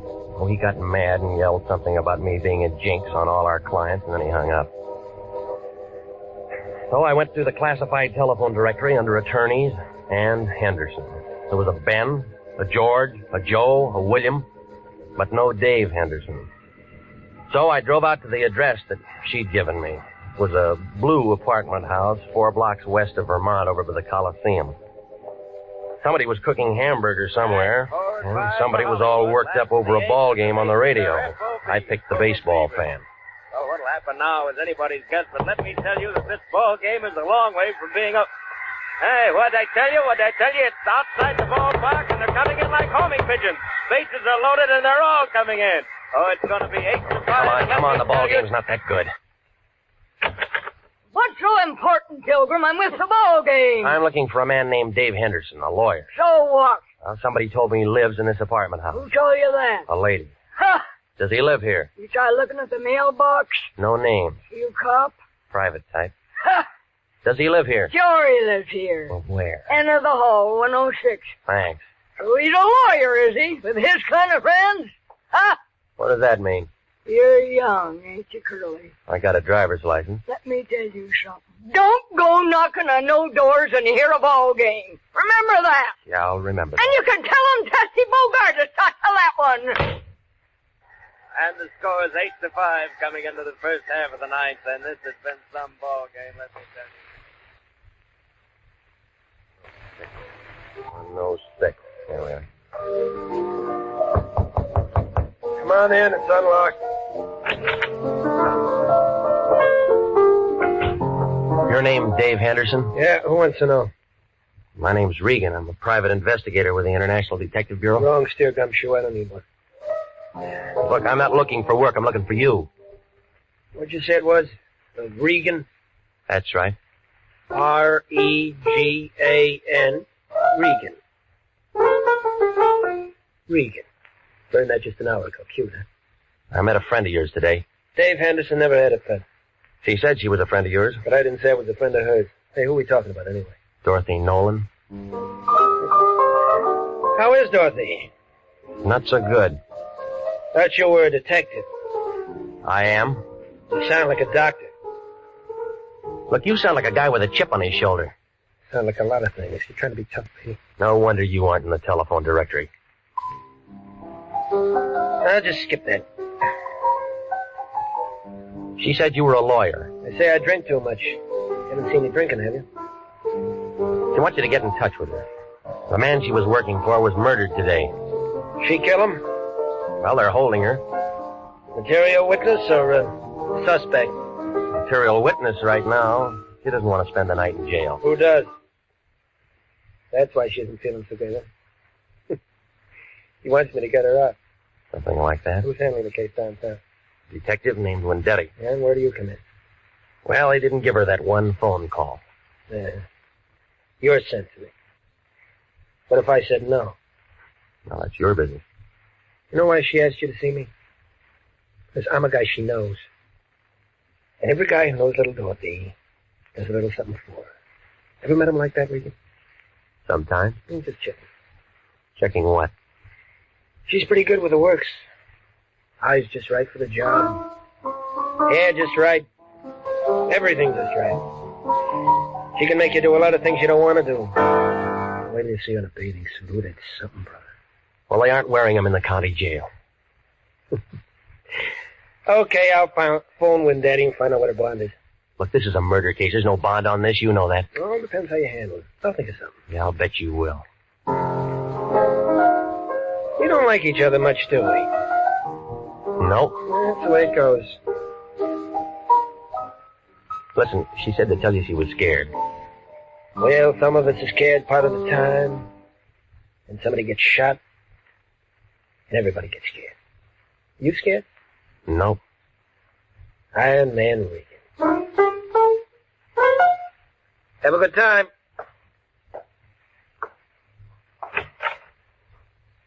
Did I say Haynes was shot? No. You didn't say a thing. See you somewhere, Peter.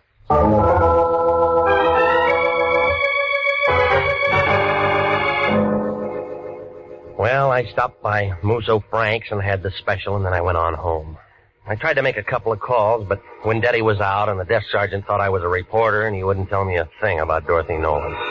While I was sitting there, the phone began jumping around on the hook. Regan? Yeah. This is me. Where you been? I called your place 20 times, but I've called it once. Well, I've been busy seeing a lawyer. What do you need a lawyer for? You aren't married. Somebody else needs one. Who? Dorothy Nolan, that blonde who worked up in Haynes' office. Wendetti's holding her. Good. I want you to go down and see her. What for? We can still make something on this thing if we play it smart. When I talked to Haynes on the phone this afternoon, I told him I wanted a certified check. So what? So that means there's a check for $100 lying around his office somewhere, and it's made out to International. Look, he's dead, remember? Everybody dies. Don't worry about it. We weren't even hired. We had a verbal contract. We had nothing. That check's no good to anybody but us. We didn't do anything for him. Well, buy him some flowers. Now hop down to the pokey and see that dame and find out where that check is. We can't do that. I talked to Harry Presidio, and he'll give us a lead to get in. Hello? Hello? Regan, you're still there? I was still there, but I wasn't listening to the lion. I was looking at a skinny little man with one leg. Hey, Regan, you're still there? Now, don't ask me how he made it inside my door. He was just there, propped up on a pair of crutches, swaying back and forth, watching me with a couple of sick gray eyes that were so full of water you'd think they were going to float right out of his head. All at once, he went down like a busted sugar sack. He'd been shot twice through the neck with a small caliber gun, a 25, 32, I don't know. I found a dozen razor blades in one pocket and 24 sets of shoelaces to go with them. There wasn't anything that told me his name, but there was a picture inside his shirt pocket. One of those things that you have taken in a penny arcade, you know, in front of phony pasteboard props. Well, a man with one leg was looking out from between a pair of painted angel's wings, and the guy standing next to him, who was smiling up at the halo, was the same man that I'd seen that afternoon. An architect named Haynes. A man who needed the private detective. A man who walked out a glass door and then dropped dead. And the one printed word above that picture stuck out like a wart on an egg that said, Happy Land. You are listening to the story of the man in the door. Tonight's adventure with Jeff Regan, Investigator.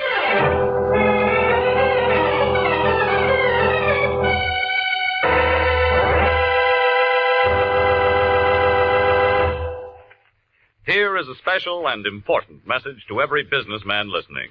to every businessman, regardless of the size or the type of his business. Gentlemen, do you realize that the schools of this community help you every day that you're in business? That's right. For one thing, our schools teach the boys and girls of this community to cherish the human rights, the free enterprise on which our country and your business are founded. With each new generation graduated from our schools, the Army defending our way of life, and your business grows stronger. What's more, good teachers and well-equipped schools do a better job of developing our children's talent. The result? School graduates have become more skilled and more efficient employees. So remember, any time and taxes that you contribute to improving local schools are an investment in your own business future. Education is good business. Education can maintain our freedom. And freedom is everybody's job. And now, back to the story of the man in the door and Jeff Regan, investigator.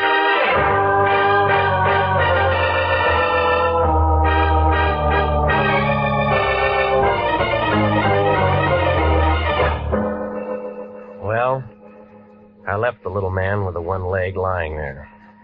Wasn't much I could do for him. I wanted to wait before I called homicide. I took the picture I found in his pocket and I drove to Happy Land. It turned out to be an open-air penny arcade on 5th and Main. Smelled like all the hot dogs in the world had been made right there. There were machines all over the place telling you how strong you were, how rich you'd be, and who you'd marry. All for a penny. I guess it wasn't much of a bargain. The only customer was a sailor trying his luck at the shooting gallery. Back in the corner, a tired-looking girl in light blue slacks and a dirty gray sweater was sitting on a stool by the hot dog counter staring at nothing. Want some pennies? Not right now, no. Oh, just looking? Go ahead. When you figure out where you're going to spend your money, come back and I'll give you some change. You got a picture gallery here? Oh. You'll tell me you're a real big spender and want to have your picture taken. Maybe. You got one? Yeah, we got one. Where is it? In there. If you really want to get your picture taken, I'll climb off this stool and take you back. I want to tell you now, if you're just trying to be sociable, you can go and fly kites. You run the picture concession? I run the picture place and the hot dog place, and I sweep out in the morning. Oh, I wish I had better brains than to marry that slob and get myself stuck in a cheap dump like this. All right. Do you remember taking this picture? How would I know? I take a lot of pictures. Well, come on, look at it. All right. Yeah, I took it. That what sold you? When? How do you think I am? Can't remember what night it is every time a pair of drunks comes in and wants their pictures taken together. Well, try to remember, will you? You're a real wise guy, mister. You don't want no picture. You just want some talk. You're a cop. Friend. I met the little guy in the picture once. Dusty? What was that? I thought you said you met him once. Well, we weren't introduced. I just met him. Who is he? Dusty Rhodes. Works the circuit. What circuit? 5th and Main, STEM. Business section. What kind of business? Dusty handled the razor blade and shoelace traffic. He hates pencils. What did he do when he wasn't working?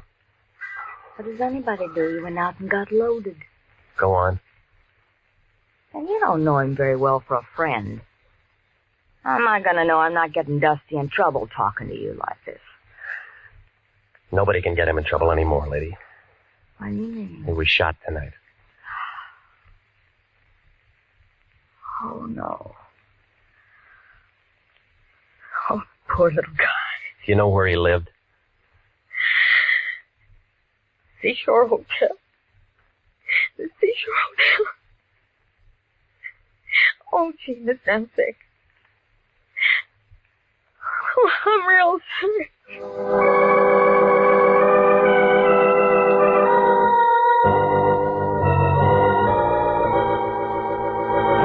Brother, the seashore caters to many types of people, good and bad, just down to the pokey. 2 bits a night for transients, $1.50 a week for solid citizens. And sign and register, it's a law. I'm not looking for a room. Then you're wasting my time, brother. My beer's getting warm. Look, I'm a private investigator. My name's Regan.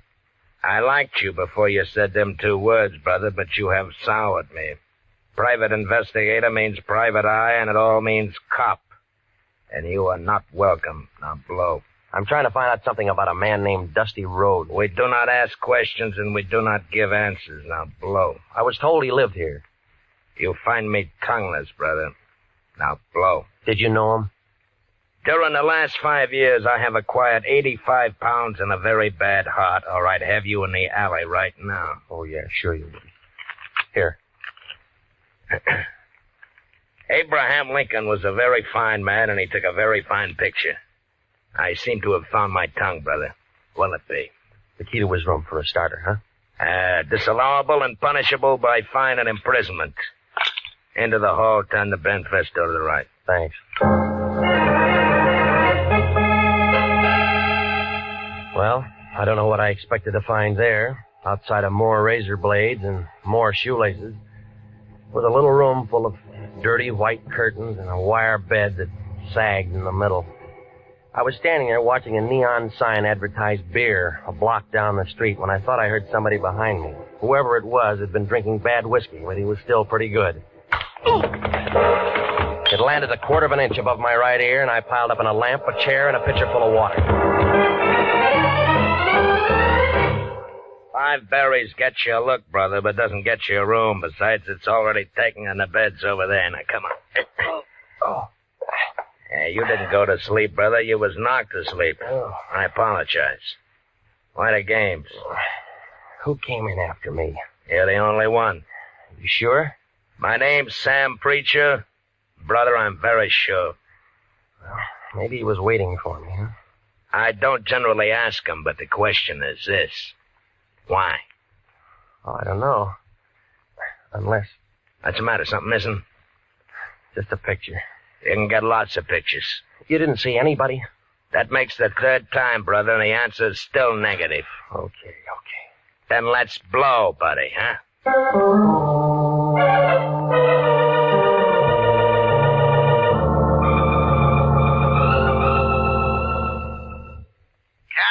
office.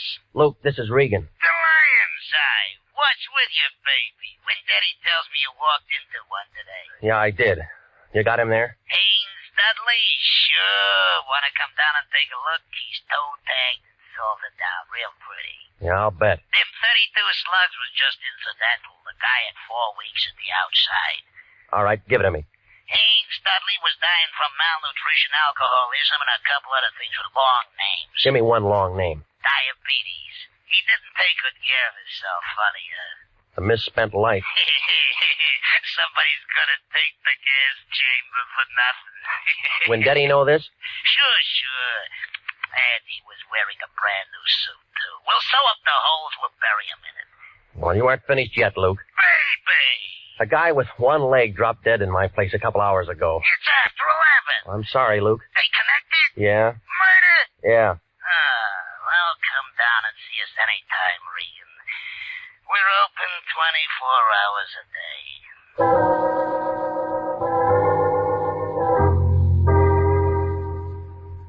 Well, at the homicide office, they told me she'd been released about 10 o'clock.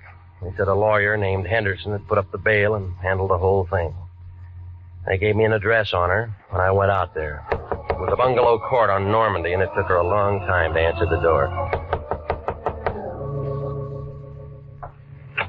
Oh, you. Yeah, tell me how tall I am. I'd love to, but not right now. They told me you'd been out since 10 o'clock. Maybe I should have come sooner. Dale gives me the willies. I'm about to take a shower. I was kind of hoping we could have a drink. I did better than I thought with you. I got a hold of a lawyer for you, didn't I? Yes? Well, doesn't that rate me an invitation to have a drink? I said later, I'm really tired. I said no. Wait a minute. Well, if you're that thirsty, all right. That's better. Isn't every day my boss gets killed and I need a private detective? I need a drink. I was slugged tonight. Slugged? Yeah, right here, see? Oh, it looks nasty. Why didn't anyone do that to you? Wanted a picture I had? Whistler's mother? Just a picture of a couple of drunks who are dead now. Maybe whoever did it was a relative. Guess again. I don't like games. But you play 'em all the time. Don't we all? I know a psychiatrist who says we can't help ourselves. You can. I liked you when you walked into the office this afternoon, but I'm not so sure I like you now. Maybe you better go. Expecting somebody, huh? What are you doing? You let go of me. Let go Oh, of no, me. baby. You got real nice eyes. I want to look at them. Let go. He's crazy. You. Hello, Dave. We didn't hear you knock. Did you bring your piano? What's the idea? He gave me. Why don't you tell him to go away, baby? Anybody can tell we're busy. Let it go, Regan. You want to break us up? Can't you see he's just trying to make you jealous and say things? Come here, honey. No. You don't have to do that. I said let her go. That the same 32 you killed the one-legged man with? Over, Gumshoe. Don't be a fool. Stay right where you are, baby. You're first. Listen to me, Daddy. I listened to you too long. He's only guessing. He doesn't have any proof of anything. You can cry if you want to, baby. This is going to hurt. She spun around and fell into a coffee table and then lay very quiet on the rug. Her eyes were open and she didn't say anything. She just lay there looking up at him. I couldn't tell where she'd been hit. He seemed to forget all about me because he walked over to her, knelt down beside her, put the gun right up against her head. This is awful close range, baby, but I can't afford to miss. Neither could I.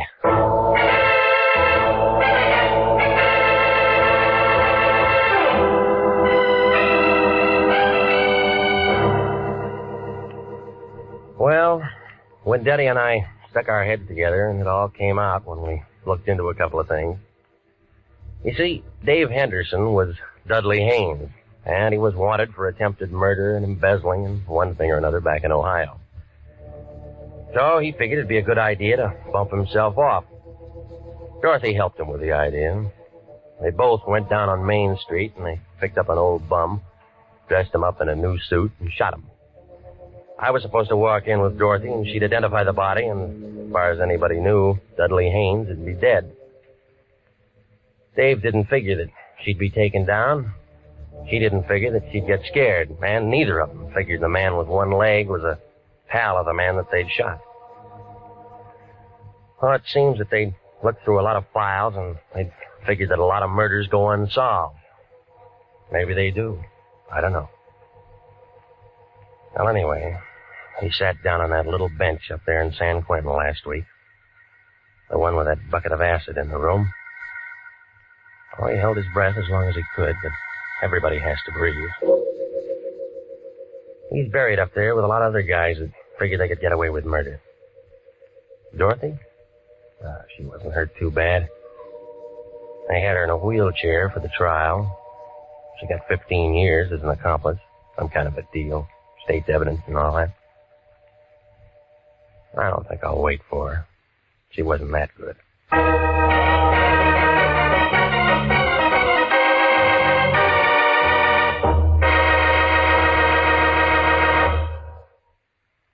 Jack Webb is featured as Jeff Regan, with Wilms Herbert as Anthony J. Lyon.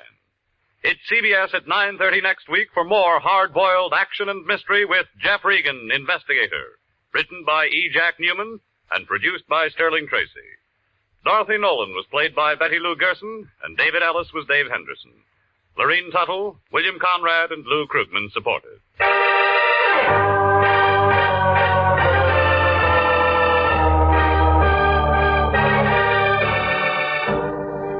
It's perfectly natural and wholesome for some men who want to leave great wealth behind. There's a druggist in a small town in Pennsylvania who'll do that. The wealth he'll leave behind will make many lives easier and happier and finer down through the years. For he was the principal donor of an outdoor meeting place for religious services in a Boy Scout camp in the Poconos.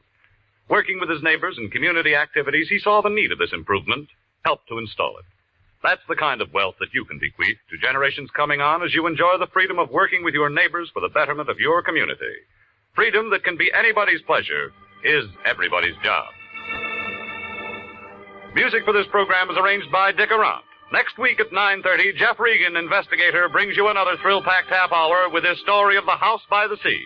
Bob Stevenson speaking. This is CBS, the Columbia Broadcasting System.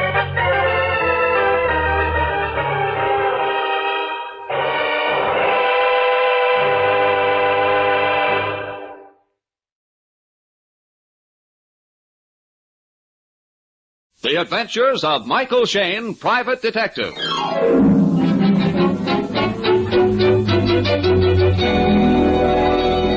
The people who make 76 gasoline and Triton motor oil, Union Oil Company, present The Adventures of Michael Shayne, Private Detective, starring Wally Mayer and Kathy Lewis.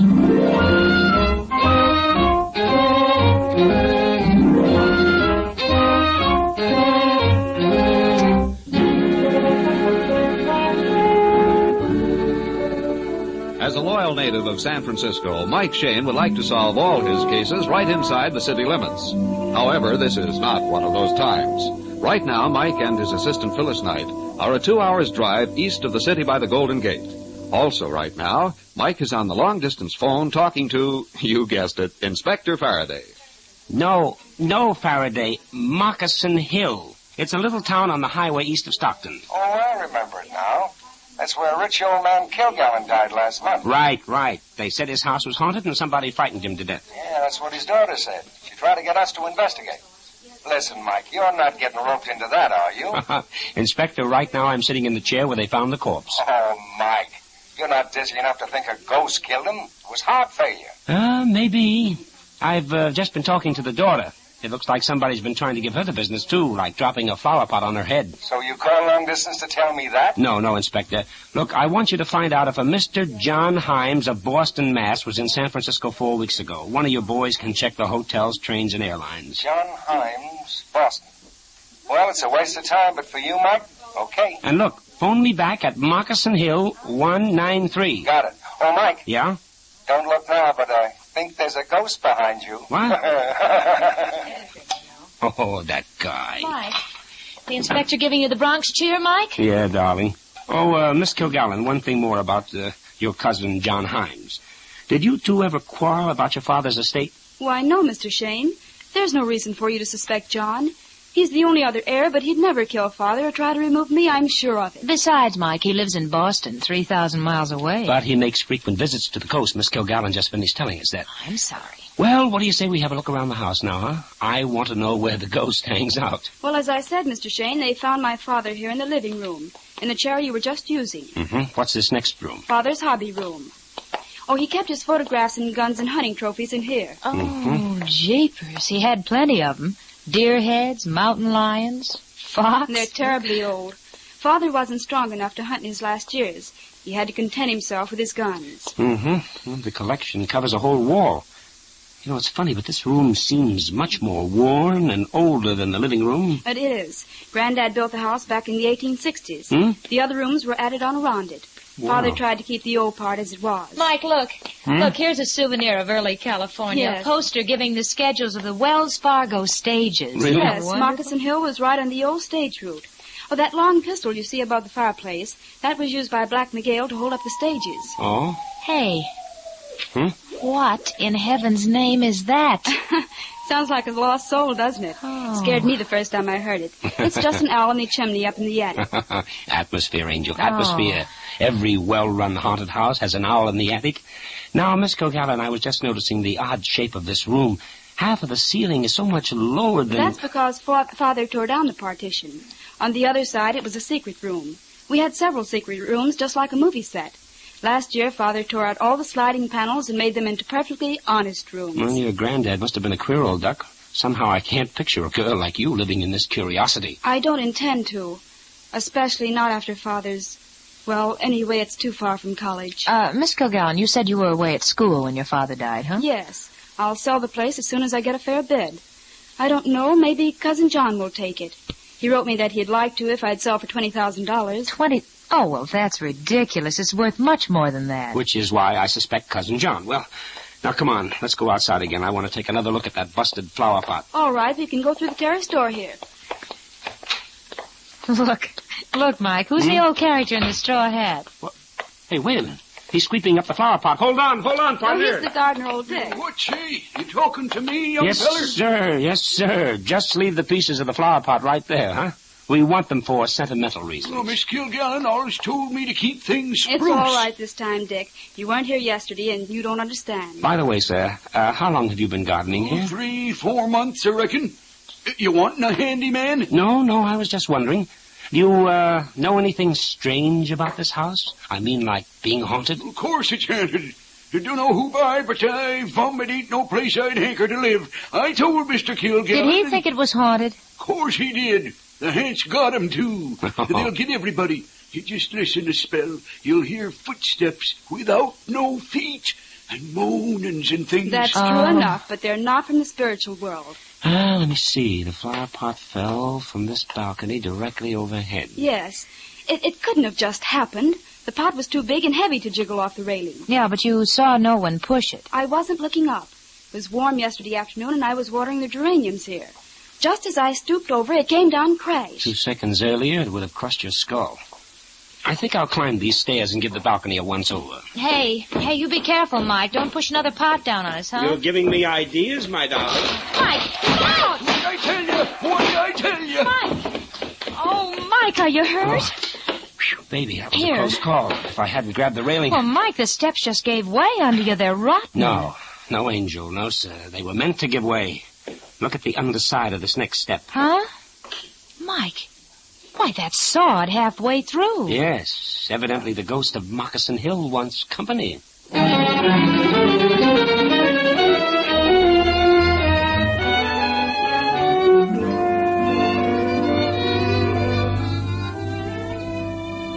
In just a moment, we'll rejoin Mike Shayne and Phyllis Knight in their adventures. As your car gets older, its bearings wear down. The bushings enlarge and the joints and fittings loosen up and rattle. This means that lubrication becomes increasingly important in relieving friction and protecting worn parts against extra shock and strain. And since even the latest cars are now almost 4 years old, no one can afford to take a chance on a careless grease job. That is why the Union Oil Minutemen take such pride in stop-wear lubrication. Each job of stop-wear lubrication is performed so carefully and accurately, it is guaranteed in writing. When your car receives stop-wear lubrication, you can be sure that only the finest high-quality greases are used throughout. And you can also be sure that each fitting and bearing will be thoroughly lubricated according to the manufacturer's specifications. While your car is on the hoist, the Minutemen will inspect out-of-sight points and check them for danger signs. So, ladies and gentlemen, for smoother, safer driving, ask your Union Oil Minuteman for stop-wear guaranteed lubrication. Stop-wear is an exclusive process available only at Union Oil Minuteman stations. Remember, stop-wear lubrication is guaranteed.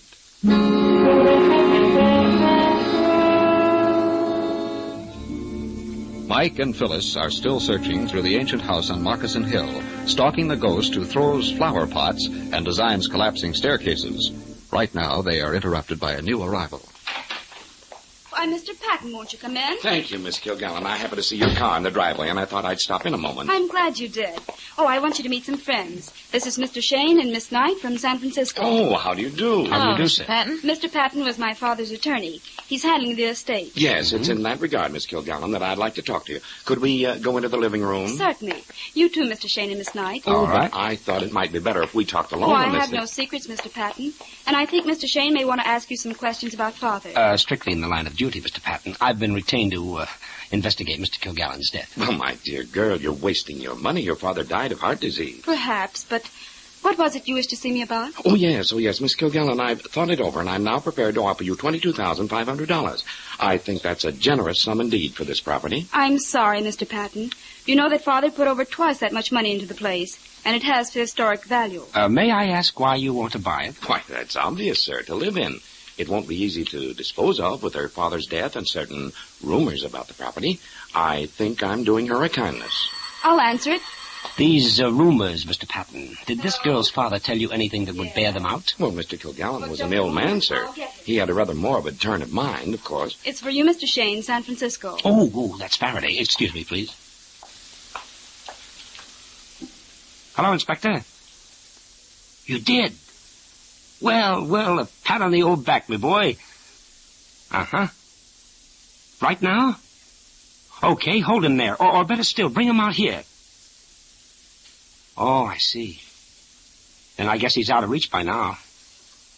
No, nothing much, Inspector, except that you almost lost your best pinochle partner.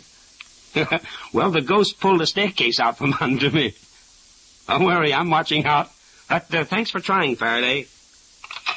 No hits, no runs, no ball game, huh? Mr. John Himes was registered at the Palace Hotel at or about the time the old man died.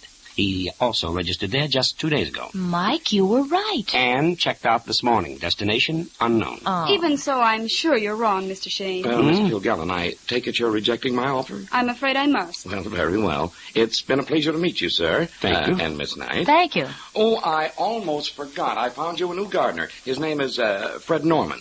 I brought him along with me. He's right outside. But I can't fire poor old Dick. You won't have to for a day or two. I'll need both men to help me on a little job. Oh, very well. You'll find Fred waiting at the back door. Good day. Good day, sir. Mike, what are you up to? What job? Are we staying here? Not so loud, honey. I haven't any job for him, but I think Mr. Patton has. Oh, you mean this new gardener is a spy, huh? I mean. Well, we'll give him something to prick up his ears about. Okay. Miss Kilgallen, I want a tape measure, the longest you can find, please. What on earth for? Something tells me your ghost haunts a very secret room. We're going to find that room by yard, feet, and inches.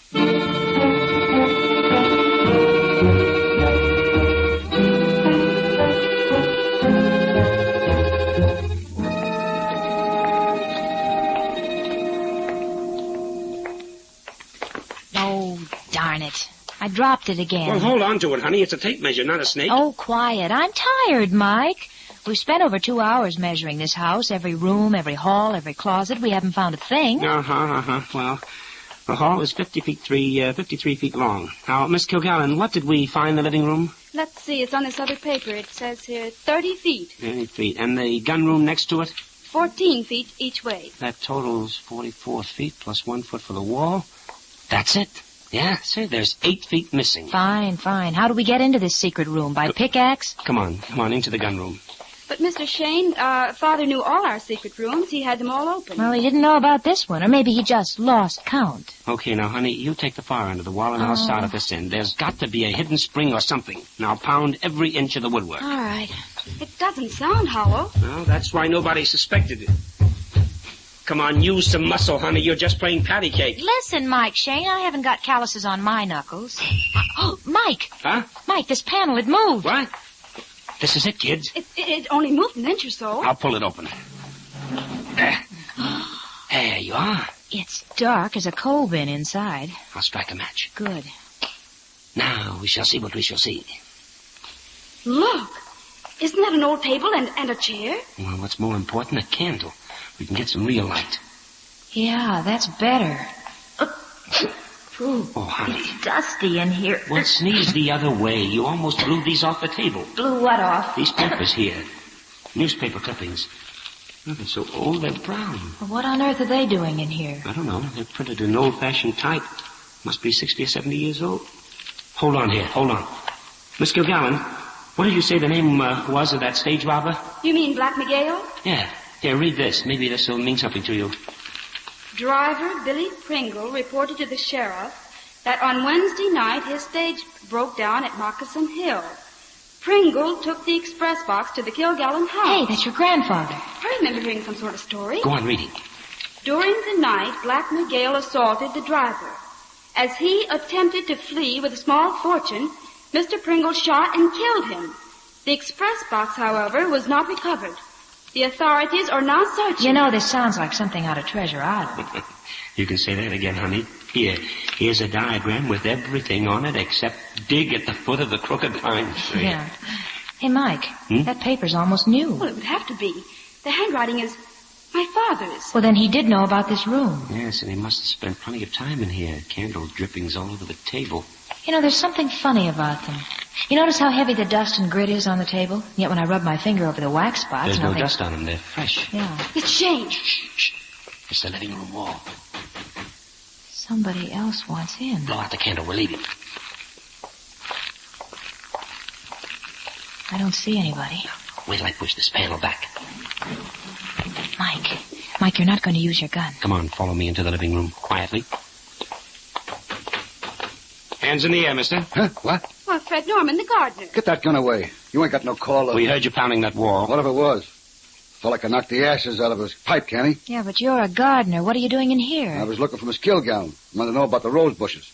But I guess I don't want to work here at all. What was that? The front door. Hey, don't you answer the door in this house? That's Faraday. Inspector Faraday. Well, since when is Moccasin Hill your bailiwick? Oh, I guess I'm just an old maid. Got to worrying about your neck.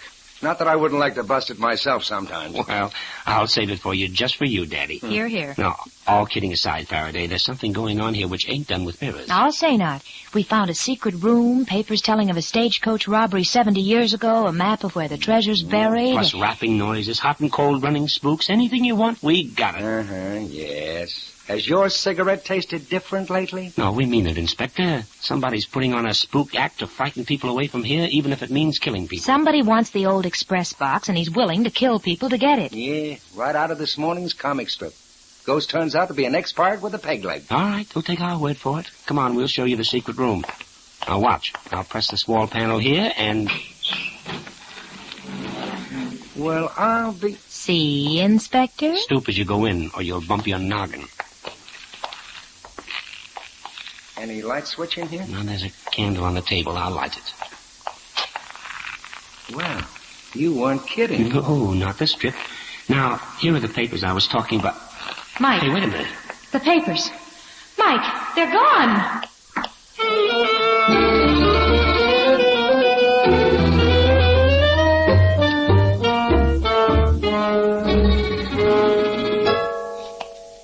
All right, come on now. We mean business, Fred. Come on, hand over those papers. We know you got them. I don't know nothing about any papers, and I don't know nothing about any secret room. You're lying. Patton brought you here. He hired you to steal them for him. And what's more, you ain't no gardener. Old Dick can tell you that. Don't know a shovel from a hole. I'm leaving right now. I wouldn't work here for no kind of money. You're staying right here. You're not to leave this property, you understand? Maybe I won't, or maybe I will. Don't trust that feller. If it's all right with you folks, I'll kind of follow him around, keep my eye on him. Good idea. But let him do anything he wants. He'll tip his hand yet. But I don't see why you didn't search him for the missing papers. It's useless, honey. He's smart. He's already hidden them somewhere. Seems to me, Mr. Shayne, this is all beside the point. I wanted you to find out if my father was murdered. Afraid that's impossible for any detective, miss. No one saw him die. He's been dead for days when he was found. Carn only made a rough guess when it happened. I think we can establish the time, Faraday. We were looking at the old gentleman's diary. It's here on the desk. Father was very religious in keeping up his diary. He wrote down everything he did. The final entry was made on the 17th of last month. Here it is. Quote, rained all day. Afternoon spent cleaning and oiling all my guns. Had to fix the pin on the Derringer. That's a pistol, isn't it, Mike? Mm-hmm. It's a short barrel, heavy caliber, darling. Just a minute. The Derringer. Oh, what about it? Well, Father always kept it on top of the bookcase. It's gone. Probably forgot to put it back after he fixed it. Yes, but getting back to the diary, these are his last sentences. Heard the noises again. It laughed and moaned. Next time it happens, I'll... And there he stopped. Right in the middle of a sentence. Oh, that front door. You'd think this was a housewarming. As I see it, Faraday, the old fella heard something again. He stopped writing, got up, went into the living room to check up. Whatever he saw or heard stopped his heart. He was found in the chair by the telephone. And I thought you were acting for me. Hey, what goes on? Well, I'm just as surprised as you are. This is John Himes, my cousin. The fella from Boston. Well, sir, I'm very happy to meet you. My name is Mike Shayne. Oh, yes. Mr. Patton said you were investigating, looking me up. I understand you were in California last month about the time Mr. Kilgallen died. Yes, I was. And you're here now. Why? On business. I came up to see Patton about buying this property. I wrote to my cousin and to him as her attorney and made an offer. Now I find Patton is trying to buy the place himself. And, in case you didn't succeed, Mr. Patton, you hired Fred Norman, the fake gardener, to steal those papers from the secret room. I don't know what you're talking about. Mr. Himes, what is your interest in this property? We understand you live in Boston. Well, my firm is transferring me to San Francisco. I'd like to have a country home. Just what is your business? I can see you're suspicious. Perhaps you'd rather look at one of my cards. Well, it wouldn't hurt. Here you are. Thank you. Investment banking. Michael... Inspector, could I see you alone a moment? Can't it wait, honey? No, it'll just take a minute. Oh, all right. Excuse us, please. Come on, let's go into the living room, huh? You look as wise as the Sphinx, Phil. You solved the case? Maybe. Now, this is it. I was standing right next to Himes, Mike, when he took out his wallet to give you that card. And? Well, there was an envelope tucked into a pocket of the wallet. Airline tickets. But the name written on the envelope said Gene Powers. Gene Powers? But that doesn't add up, honey. The girl introduced him as her cousin. She said John Himes. She said. Do we have to believe her? I'm going to phone headquarters. Gene Powers may have a record. No! What's that? Oh, heavens! It's outside. Come on, quick. The front door's open. Yeah. Mike, look. Mike in the driveway. Yeah. Oh. Yeah. Well, Cross off one suspect. Ooh. Attorney at law, Stephen Patton. And add another. I just saw somebody on the balcony. Who? Who did you see? Ellen Kilgallen.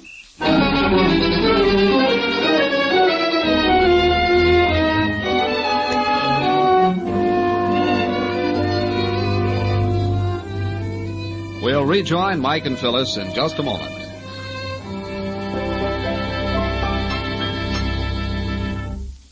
If you ever had a jack slip when you were changing a tire, you get a pretty forceful demonstration of how much a car weighs. Now, all that weight rests directly on the wheel bearings, and as you travel, those wheel bearings must revolve rapidly and still support the heavy weight of the car. Because of this concentrated pressure, and because they're also liable to damage from brake dust, grit, and water, front wheel bearings need the best possible lubrication. Failure to keep these bearings properly lubricated, they result in expensive repairs, requiring parts now hard to get. Your neighborhood Union Oil Minuteman knows this. That's why he takes such pains to do a thorough job of lubricating front wheel bearings. First, he washes out all the old grease and dirt with solvent. Then the bearings and races are individually cleaned until they are dry and shiny. Finally, the clean, polished bearings are replaced in the races.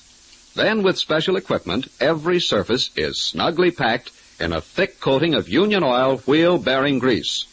Then your front wheels are all set for months of well-lubricated, easy rolling. The cost for the entire service of your front wheel bearing assembly is nominal. So for safer, easier driving, just stop in wherever you see the sign of the big orange and blue 76 and ask for Union Oil's front wheel bearing service. Thank you.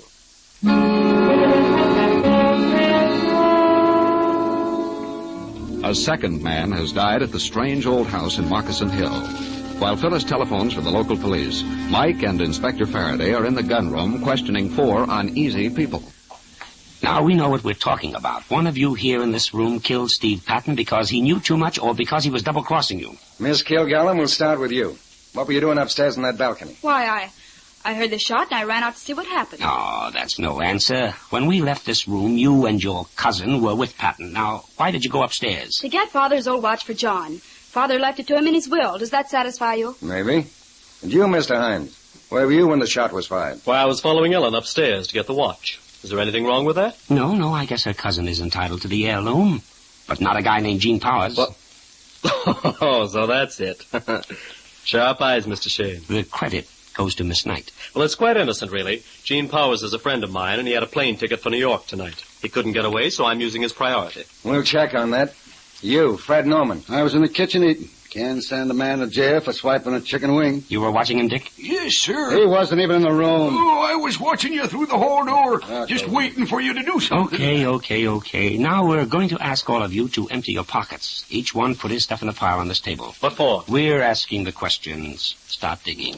I know what you're up to. Looking for the gun that killed him. No, the murderer saved us that trouble. He put it right back where he got it.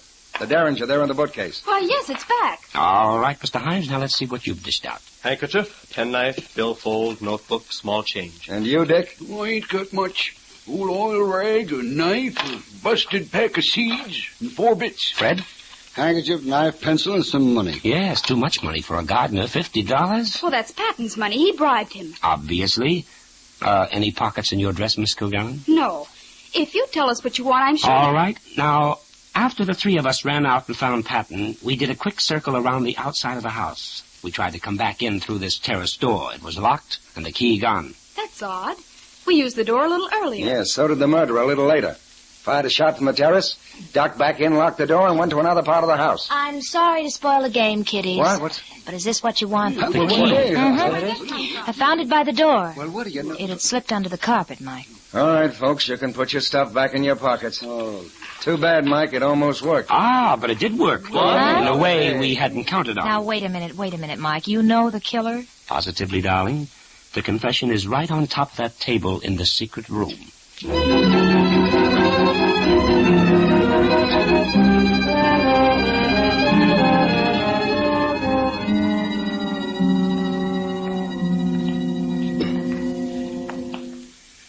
I don't get it, Mike. There's nothing on this table. Just a candle, dust and grit and splotches of wax. That's all, Angel, but it's enough to convict the murderer. Oh, folly, daughter. Nobody ain't ever hanged a ghost.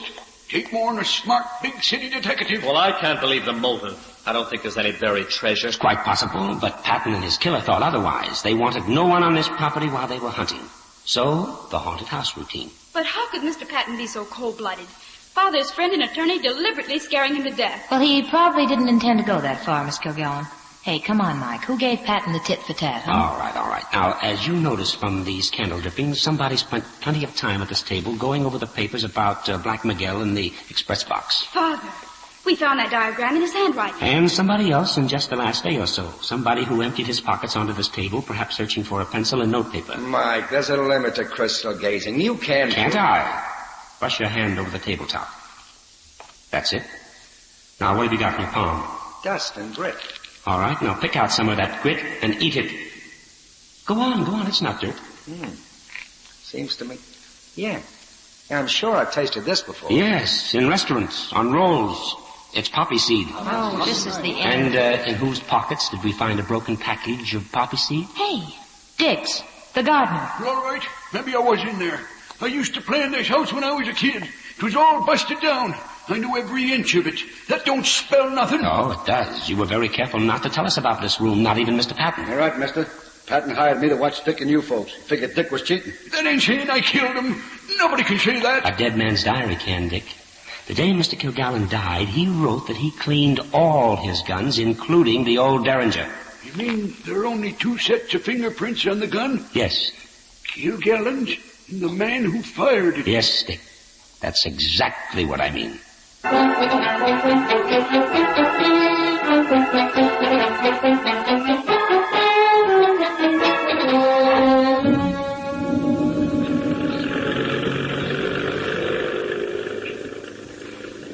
You know something?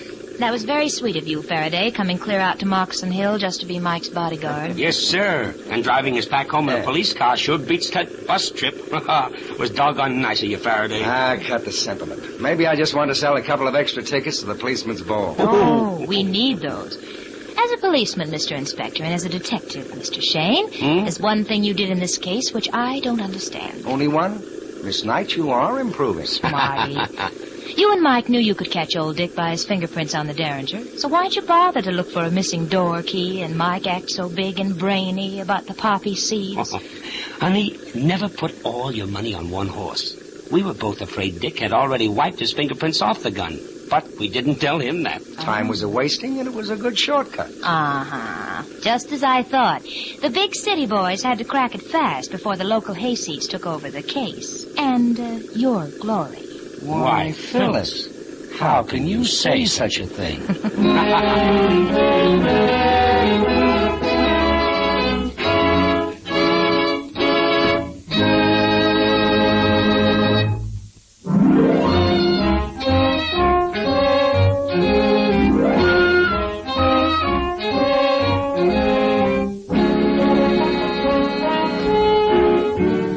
Tune in again next week at 8:30 for another adventure with Michael Shayne, Private Detective, starring Wally Mayer and Kathy Lewis with Joe Forte. Tonight's story was written by Richard DeGraff and based on the character created by Brett Halliday. Music was composed and directed by Bernard Katz. This is John Lang saying goodnight for the people who make 76 gasoline and Triton Motor Oil. Union Oil Company.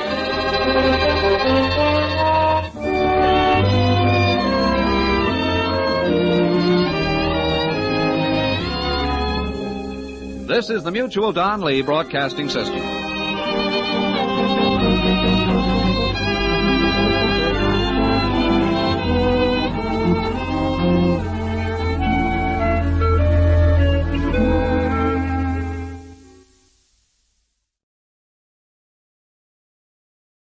From our New York studios, Mutual presents Bill Cunningham, whose writings are syndicated from coast to coast. In just a moment, Bill Cunningham brings his column to Mutual listeners. But first, an important reminder. Remember that old proverb, it's later than you think? Now's the time to plan for, to build for a secure tomorrow. Yes, take the time now to make your future secure, the savings bond way. The easiest, safest way to save for the future is to buy United States Savings Bond through the Part Payment Payroll Savings Plan where you work. Join the Payroll Savings Plan. It's the automatic, systematic way to save for the future. If you're self-employed, join the bond-a-month plan at your bank. Remember, United States savings bonds return $4 for every 3 saved in just 10 years, and they're absolutely guaranteed by the United States government. If they're lost, stolen, or destroyed, your government will replace them without charge. So don't delay. Your country's future won't wait. Buy United States savings bonds. And now, Bill Cunningham. This is Bill Cunningham speaking today from New York City, where the 4 foreign ministers have been meeting in an effort again to find the start toward a peace for Austria, where the atomic delegates have been in fruitless session, their 8th fruitless session. The United Nations General Assembly reconvened with a formidable agenda out on Long Island. But it's a New York City which is wild at the moment with baseball fever, as the 2 tightest major league pennant races since 1908 came to this final day of the scheduled season with the issue still in doubt. A fast check of key cities of the nation, such representative centers as Boston, Richmond, Chattanooga, Atlanta, Chicago, Omaha, Dallas, Denver, Salt Lake City, Phoenix, Minneapolis, San Francisco, and Los Angeles, brings in the news that the situation is about the same there. Some communities are concerned with local problems, or national or international issues that chance to concern them directly. Pittsburgh and the Detroit area are watching the steel strike for understandable reasons. Utah is concerned about the number of escapees from its state penitentiary. The Upper South, worrying over the recent administration approval of a $14.3 billion rural electrification bill to set up 11 miniature TVAs in Virginia. San Francisco is bothered by the repercussions of the long-drawn-out dock strike in Hawaii, as efforts to unload Hawaiian pineapples on the West Coast, despite picket lines, have brought those troubles to these shores. But in with all these reports comes word that the citizens of those sections are, too, seriously and happily infected with the annual and traditional autumnal complaint, entirely mental of character, fortunately, and known as World Series fever. That includes, of course, your reporter, whose sympathies naturally are with the Boston Red Sox. And I think this reaches a healthy and hopeful sign in all of us. If the world were all it ought to be, we'd have nothing more threatening and bewildering than this and similar things to worry about. And furthermore, if those who try to rule nations would only throw away their treaties, advisors, their armies, atomic projects, and all the rest of it, and turn exclusively to the code of sports as a pattern for handling international and other affairs, all these troubles, doubts, fears, and terrors would automatically fade away. If somebody had to boil the rules of all the sports to one sentence, he could do it very easily. In fact, he wouldn't have to boil, for that sentence has been on the public records and in the hearts of all fair and decent men for 2,000 years. It couldn't be anything but do unto others as you would have others do unto you. And it's known, of course, as the Golden Rule. Almost everybody knows it, but there may be many who don't know who first said it. You'll find those words in your New Testament.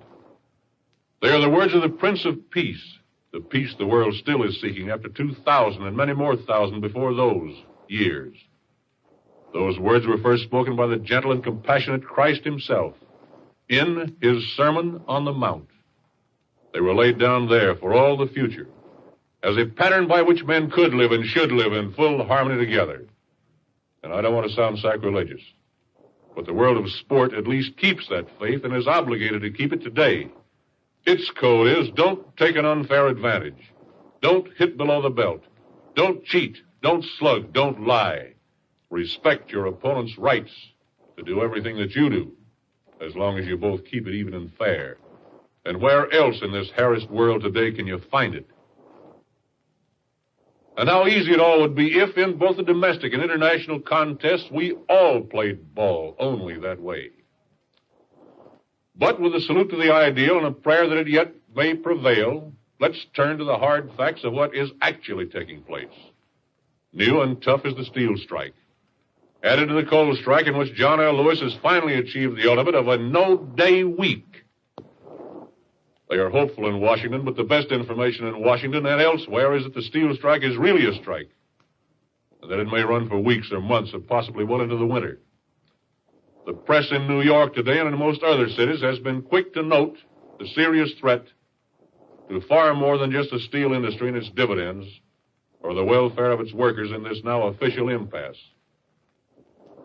If the strike is a long one, and regardless of who wins, it's our entire economy that's jeopardized. And it's an economy considered to have pulled itself neatly through and out of at least a recession that well might have become a depression.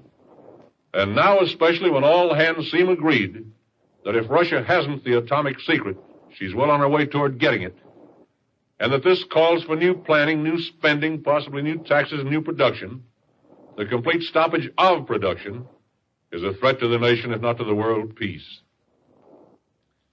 Considering it just as a strike, of course, we know what will happen. The companies and the unions will stand deadlocked for a period, long or short. The companies will lose production.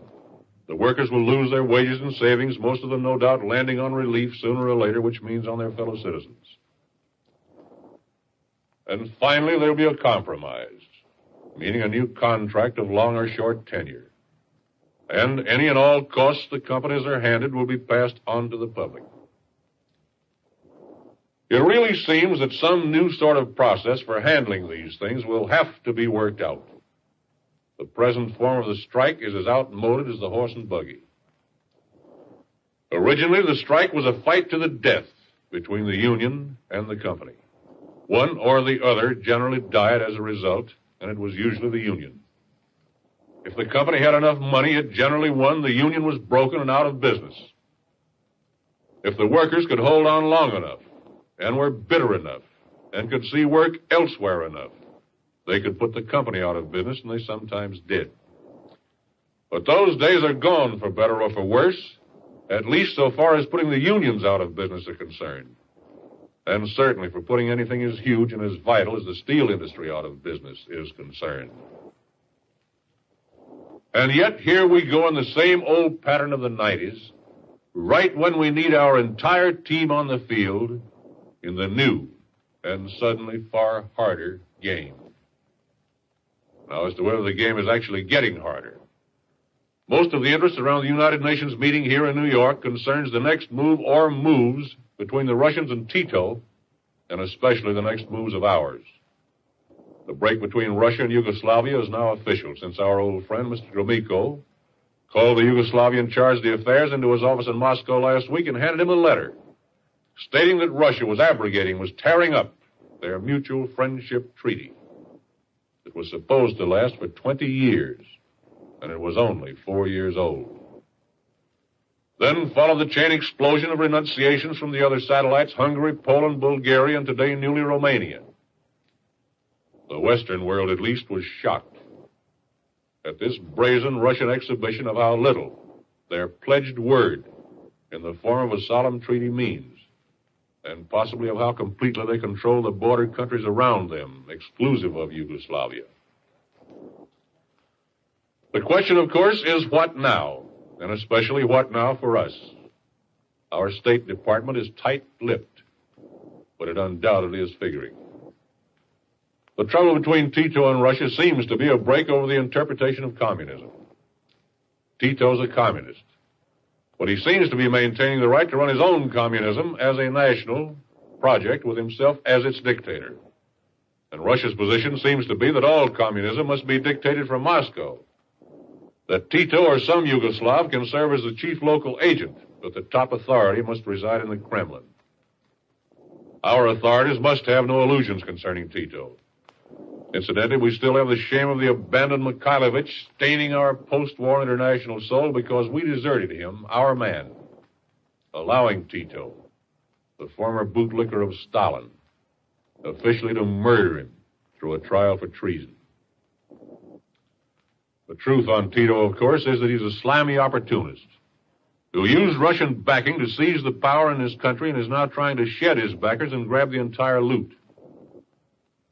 Because the unfortunate balance of good and evil in the world forces us to stoop to compromise, we are now in the uncomfortable position of having at least to consider the sponsorship of this impudent scoundrel Only because, as it's phrased, he possibly represents the first break of the satellites from the common form. In other words, through him we may inspire the rebellion of the rest. That's saying it the hard way, of course. What we want is freedom for the rest and freedom for all the world's people everywhere. About the best you can say for Tito is that he has plenty of courage or possibly plenty of desperation, for he's geographically within reach of Russia. His nation's not a big one. It's only about twice the size of Pennsylvania, and most of it's pretty primitive. But it's well to remember that if he turned on Stalin, he could even more easily turn on us, because we're much farther away. But such, at least, is our new buddy over against the Iron Curtain. We've just granted him a $2 million license to buy a steel mill.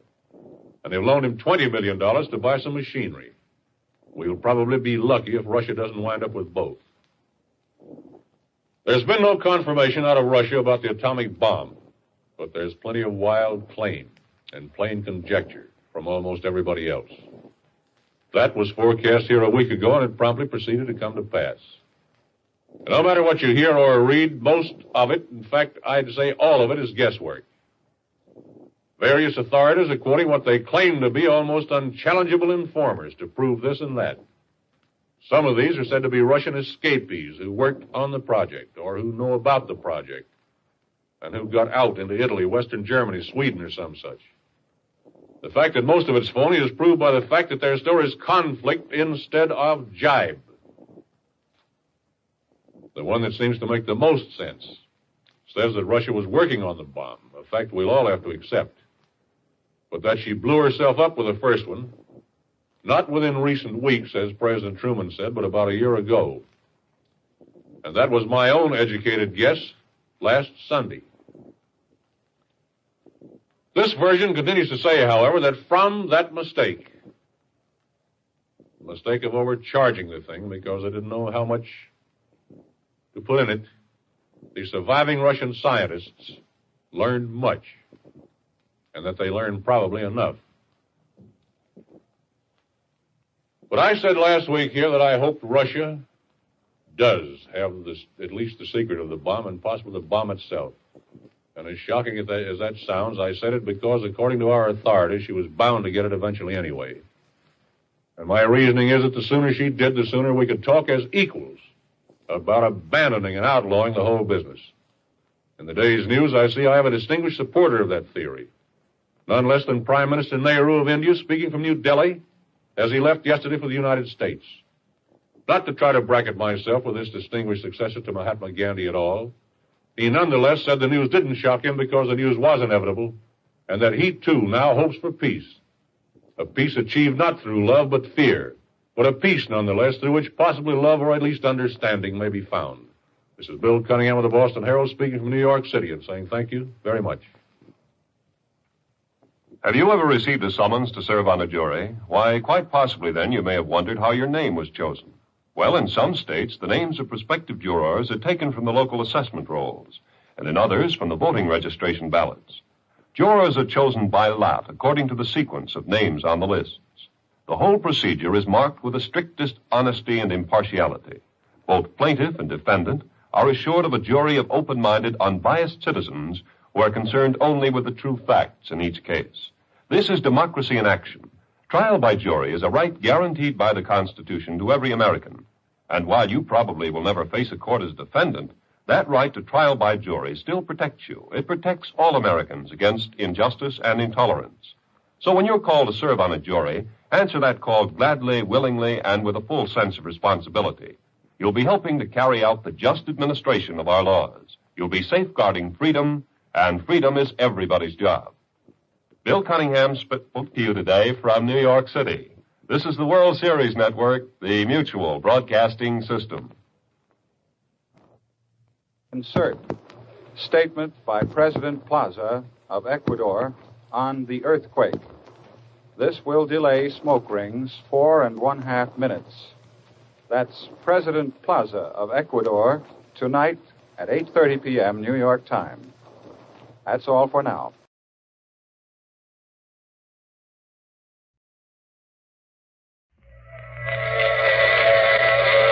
Transcribed.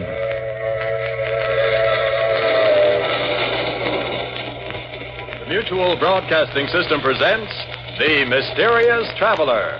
Written, produced, and directed by Robert A. Arthur and David Cogan, and starring one of radio's foremost actors, James Stevens, in The Haunted Trailer.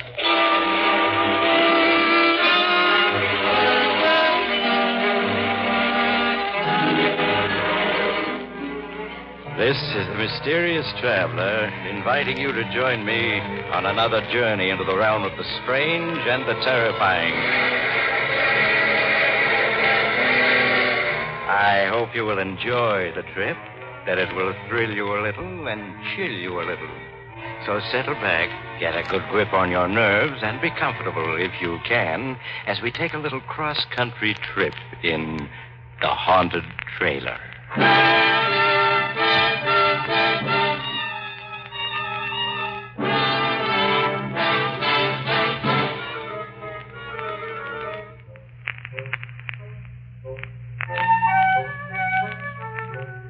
Before we begin, I have a question for you. Do you believe in ghosts? No? That's good. Then my story won't bother you in the least. So let me introduce Melvin McGraw, as nice a young man as you'll ever meet, in this world or the next. Melvin is very unhappy. He has a story he wants to get off his chest. All right, Melvin, tell us all about it. Maybe it'll buck up your spirits.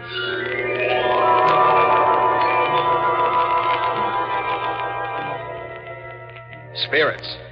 Don't mention that word to me. What I could tell you about spirits. In fact, I'm going to. You are now listening to a desperate man. And yet, just 2 months ago, I was sitting on top of the world. I was heading for California in my coupe, pulling a brand new trailer.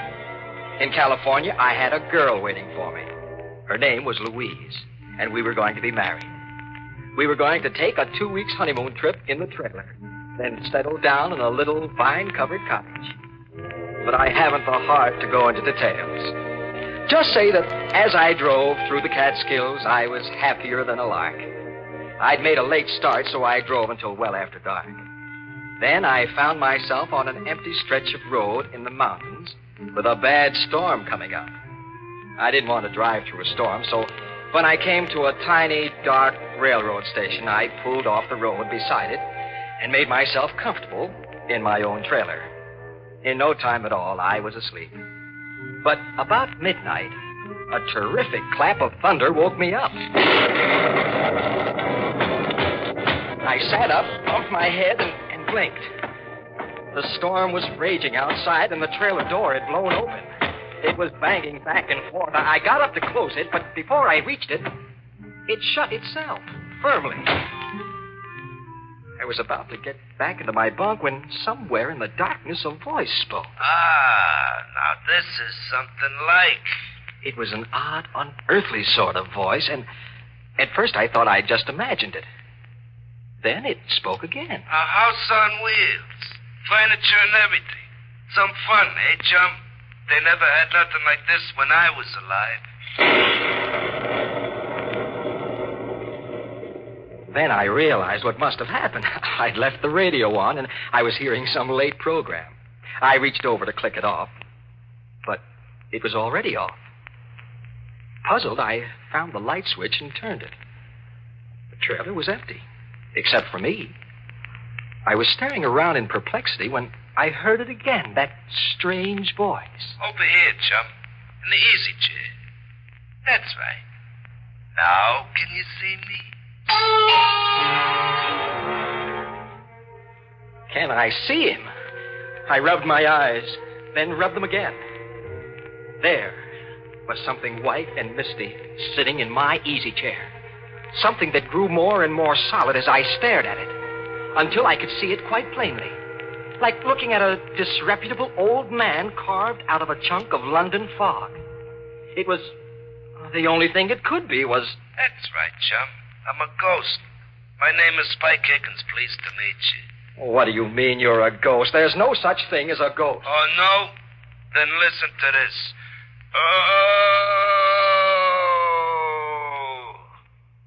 Did you ever hear a more ghostly groan than that? Or maybe you'd like to hear a banshee scream. You like it, chum? Every ghost can do it. Here, now I'll give you another demonstration. We call this one number 3B, the fatal warning. Are you ready? It'll curl your head.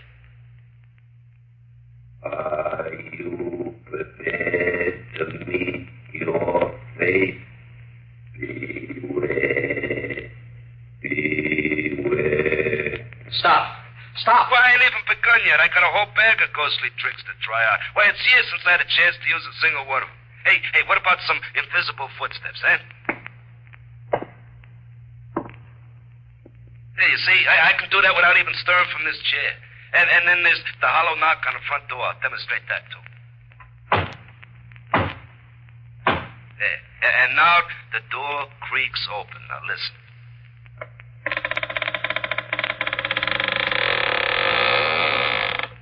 See? Now, just suppose you was alone in a deserted house at night and you heard all them noises. What would you do, huh? I'm asking you, chum. I'd run like the dickens. Yeah, I bet you would. Anybody would. And now do you believe I'm a ghost? Or should I give you some more of my repertoire? No. I'm convinced. You're a ghost. Well, that's better. Now that we're acquainted, you can call me Spike. That's my name, Spike Higgins. Born March 28, 1888. Died April 15, 1930. Well done, now good and faithful servant. Oh, I certainly wish I could wake up. This dream I'm having is ghastly. Not ghastly, ghostly. And you're not asleep. Hey, but speaking of sleeping, it's after midnight, and this is the first time I've been near a bed in more than 20 years. What do you say we turn in, man? You mean you're suggesting you're going to sleep in my trailer? Well, why not? That's what a trailer's for. A home away from home. No. I won't stand for it. Now, get out. Why did you ever come in here in the first place? Well, why did you stop at my territory? Answer me that, chum. Don't call me chum. My name is Melvin. If my name was Melvin, I'd rather be called chum. Okay, Melvin, you invited me in. I did no such thing. I deny it. Well, you stopped beside my railroad station, didn't you? What do you mean, your railroad station? That old station outside, I haunted. A haunted railroad station? I never heard of such a thing. Well, there's plenty you never heard of. Well, back in 1930, I was a bum, see. I rode the boxcars. Well, one night I was trying to get away from a railroad bull. Toughest railroad dick in the business, name of Dan Badger. Well, I slipped off the top of a boxcar just as we was passing his station, see? Well, so I got appointed resident ghost for 7 Pine Station. A real lousy break. Hasn't been anybody in the station after dark for 10 years. And then tonight you come along and park. Well, naturally, I invited myself in.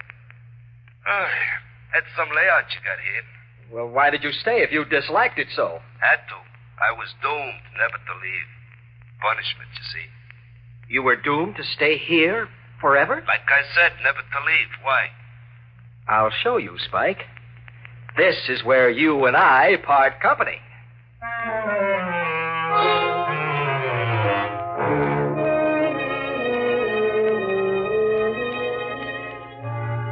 I know you think I was dreaming, but I wasn't. I was sitting there in my trailer talking to the ghost of a very disreputable-looking hobo. And I saw that I had to take drastic action. Spike had said he was doomed to stay there forever. But I wasn't. I hurried out of my trailer, climbed into my coupe, started the motor, and pulled away from there. I didn't stop until I'd gone 20 miles and left Spike Higgins' ghost safely behind me. Then I found a spot off the road, stopped, and went back to my trailer, completely bushed. Oh, boy, now for some sleep. Oh, I'm dead. Watch your language, Melvin. I'm dead, not you. Spike. Here I am, Melvin, in the other bunk. No, you can't be. You said you were doomed to stay forever back at the railroad station. Well, I said I was forbidden to leave. I didn't leave. You hauled me away in your trailer. So now the curse is broken. I can go any place I want. Then go. Any place. I don't care where, as long as it's someplace else. Oh, but I like it here, Melvin. Nice and cozy, good company, plenty of scenery. I tell you what I do. If looking at me bothers you, I'll merge. Then you won't be able to see me. Merge with what? Merge with the other world. So long, chum. I mean, Melvin. So long. He was gone. Except for me, the trailer was empty. Then I knew it had just been a dream. I took a stiff drink of scotch and tumbled into my bunk. Next morning, the sun was shining.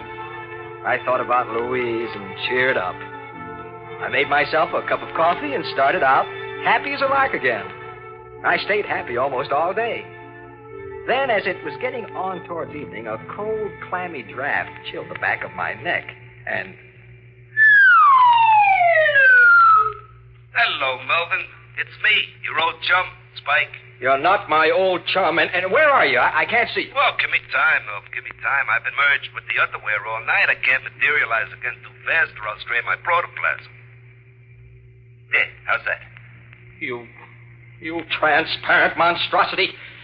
I thought you were just a dream. Oh, have I got to convince you all over again? Okay, I'll run through my repertory for you. The ghostly groan, the dying scream, the scream of the banshee, the hollow footsteps, the squeaking door. No, anything but that. I couldn't stand it again. Well, okay then. Oh, but I left one out last night. The mournful howl of a dog. You know, in every ghost story, there's always a dog howling someplace. Well, that ain't a real dog. It's just a standard ghost sound effect. Yeah, like this, see? Oh, no. My nerves can't stand anymore. Melvin, chum, you're going to have to toughen up. You're going to be hearing a lot of them ghostly noises, and you just got to get used to them. What do you mean? Well, you and me are going to be seeing a lot of each other. I am now the resident ghost of this here trailer. Congratulations, Melvin. You own the first haunted trailer. Oh, don't be ridiculous. Nobody ever heard of a haunted trailer. Well, they're going to hear of this one. You'll be famous all over America. Oh, that's absurd. A haunted trailer. Why not a haunted ferry boat, a haunted boxcar, or a haunted Pullman? What, do you think there ain't? Why, there's a haunted ferry boat, makes the crossing at 125th Street every stormy night. And then there's a haunted boxcar. Never gets where it's going. Pal of mine rides it, name of Boxcar Benson. And speaking of trains, didn't you never hear the Phantom Express? The Phantom Express? Yeah, it's an all-Pullman car job, and nobody rides it but hobos who've been given a reward, see? It only travels by twilight, and it goes 1,000 miles an hour. Always traveling, never stopping. That's heaven for us poor restless hobos. Indeed. Yeah, so what's so funny about a haunted trailer? Now I ask you.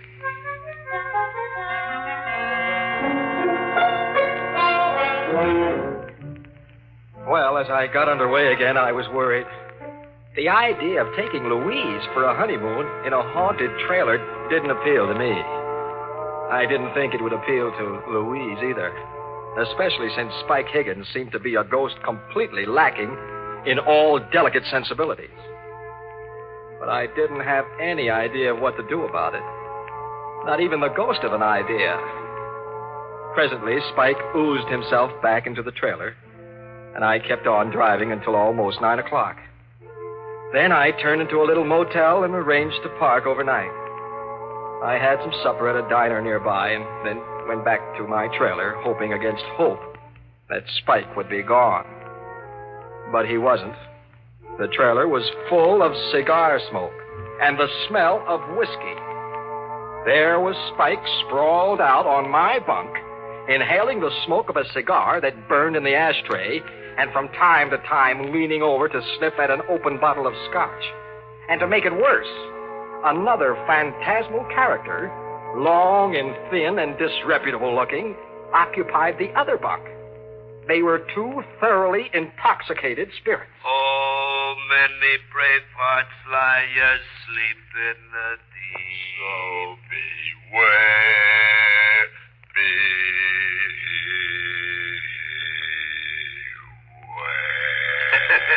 Spike, what is the meaning of this? Oh, hello, Melvin. Hey, Melvin, I want you to meet an old pal of mine, Nitro Nelson. Pleased to meet you, Melvin. I'd shake hands if I had any hands. Spike, I asked you a question. What is the meaning of this? Why, Melvin, we're just celebrating, that's all. I ain't seen Nitro for pretty near 25 years, so we're having a little fun. We're just a couple of high spirits. You got it? Huh? Very funny. Well, get this Nitro ghost out of here at once. This is my trailer, and I don't want him here. Yeah, sure, Melvin. It's your trailer, only I'm the resident ghost, see? I got full rights to extend hospitality to any other ghost, ghoul, phantasm, spirit, spook, boogeyman, werewolf, vampire, or poltergeist I want to. Look it up, the Spirit's Handbook, Section 7, Paragraph B. Besides, Melvin, there's a lot worse things than me that Spike could have invited. You know, some of them werewolves now. Brother. All right. Let's not talk about it. Just thinking of such things makes me nervous. But you'll have to stop singing. Suppose somebody heard you and came to investigate. Oh, well, okay. And anyway, it's time to turn on the radio. Turn on the radio? For what? But to hear it, stupid. Let's see. Yeah, this ought to be the right station. May I ask, merely out of morbid curiosity, what program a ghost would listen to? Well, you don't have to ask. You'll hear it.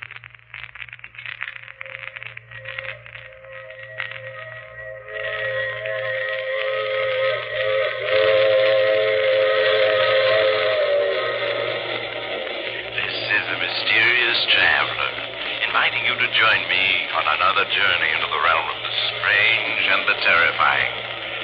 I hope you will enjoy the trip, that it will thrill you a little and chill you a little. So settle back, get a good grip on your nerves, and be comfortable if you can. Mysterious Traveler. Oh, that's a pipperoo of a program. Oh, no. Turn it off. What's the matter? You don't like the Mysterious Traveler? All us ghosts listen to it. Oh, I like it all right, but you don't expect me to listen to it with two ghosts right in the same room with me, do you? Sometimes he even scares us. Okay, we'll turn it off. Look, Spike. Yeah, Melvin. Well, what'll you take to go away and leave me alone, both of you? Oh, Melvin, you don't understand. I've took up my abode in this here trailer. I'm your ghost now. Your family ghost. Where thou ghost, I will ghost. You get it? Then am I to understand you refuse to clear out? The answer to that, Melvin, is absolutely. Well, in that case, I'm going to rent a cabin for the night. I couldn't possibly sleep in this trailer with you two hunks of animated fog. Suit yourself, Melvin. Anyway, me and Spike got some practice in the dump. Okay, Spike, let's go. First, the mournful dog howl.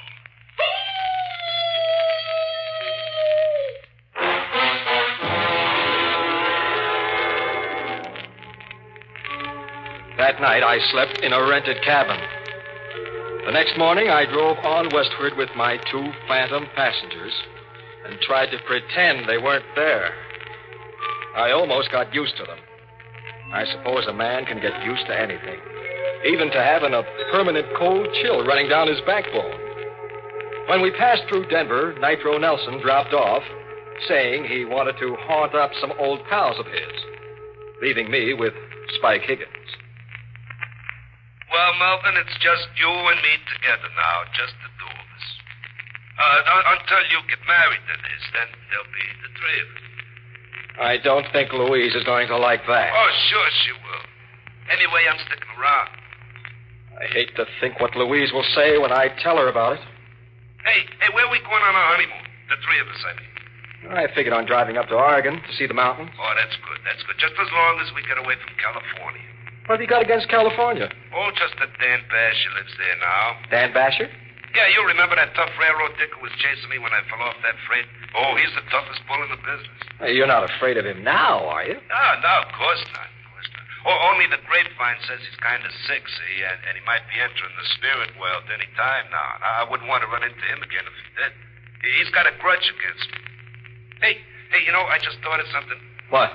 Well, right at first, Louise probably won't be able to see me or to hear me, see? On account of a family ghost is only visible to the household. You get me? Yes, but I don't understand why. As soon as you're married, she'll be part of the household, and then she can see me. Until then, no. Oh, wake me up as soon as it gets dark, huh, chum?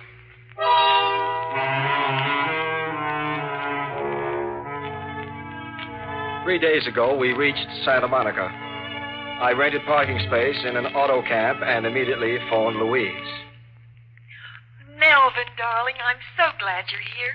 I've been worried not hearing from you. Oh, I'll explain all about that. When can I come and see you? Well, I see you first, Melvin. You see, my uncle isn't well, and the doctor said he must have quiet. I'll be there in an hour. I hurried back to the trailer and tried to clean it up. Spike Higgins' ghost lay on a bunk and watched me cynically. Hey, take it easy, Melvin. You're no good at housework. You know, this place needs a woman's touch. Now listen, you. You've got to promise not to frighten Louise. I told you, Melvin. She won't even know I'm here. I certainly hope not. That would ruin everything. Here she comes now. Coming, darling. Melvin. Louise. Oh, here, let me help you in. Oh, thank you, Melvin. So this is it. The trailer you wrote me about. Uh-huh, darling. Look, here's the stove, and an icebox, and a built-in bar. A bar? Uh-huh. Oh, now, Melvin, you know I disapprove of spirits. I resent that. Be quiet. Why, Melvin. Oh, excuse me, darling. I wasn't talking to you. Well, then who were you talking to? Oh, it's hard to explain. Oh, look, Louise, here's a writing desk that folds into the wall, and a regular easy chair. Well, it's very nice, Melvin, but all the same, we're not taking any spirits along on our honeymoon, bar or no bar. Oh, she got a surprise coming to her. I said to be quiet. Melvin, how can you talk to me like that? Come on, show her who's boss, Melvin. I told you to shut up. Melvin! I won't stay here and be insulted. You can telephone me when you're ready to apologize. With that, Louise stormed out. That evening, I had to plead with her on the telephone for half an hour before she would consent to let me drive out and see her at her home. Oh, really, Melvin? You were very rude this afternoon. Oh, I'm sorry, darling. I'm overwrought. I apologize. Well, you do look rather haggard, Melvin. And the way your hair stands on end, you really should do something about it. I wish I could. Louise, how soon can we get married? Well, I don't know. It depends on Uncle Dan. Uncle Dan? Uncle Dan Basher, my mother's brother. He's very ill. The doctor just gives him a few more days. Your uncle is Dan Basher, who used to be a railroad detective? Why, yes. And he's dying? I'm afraid so, Melvin. But you needn't look so pleased about it. Oh, sorry, darling. Look, I must talk to him now. Oh, but the doctor said he can't. Just for a minute, darling. It's very important. Well, maybe just for a minute. Come this way. This is his door.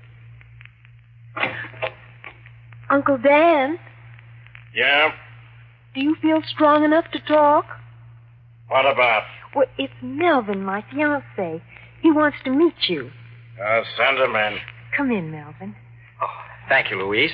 Look, I must speak to your uncle in private. Oh, but Melvin... I'll explain later. That's a good girl. Thank you, Louise. Good work. I can never get rid of her.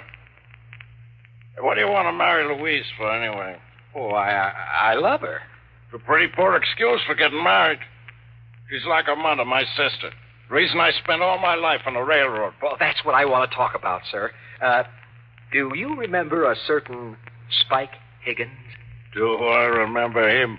If I could ever get my hands on him. You know him? I know his ghost. He's haunting my trailer. He is, huh? I'd certainly like to meet up with him. Oh, I'd certainly like you to. He's outside now. My trailer is parked at the curb. Well, in that case, I was figuring on postponing the event for a few days. But for the privilege of meeting up with Spike Higgins' ghost. Yes? Lad, go outside and wait. I'll be out in a couple of minutes. In the spirit.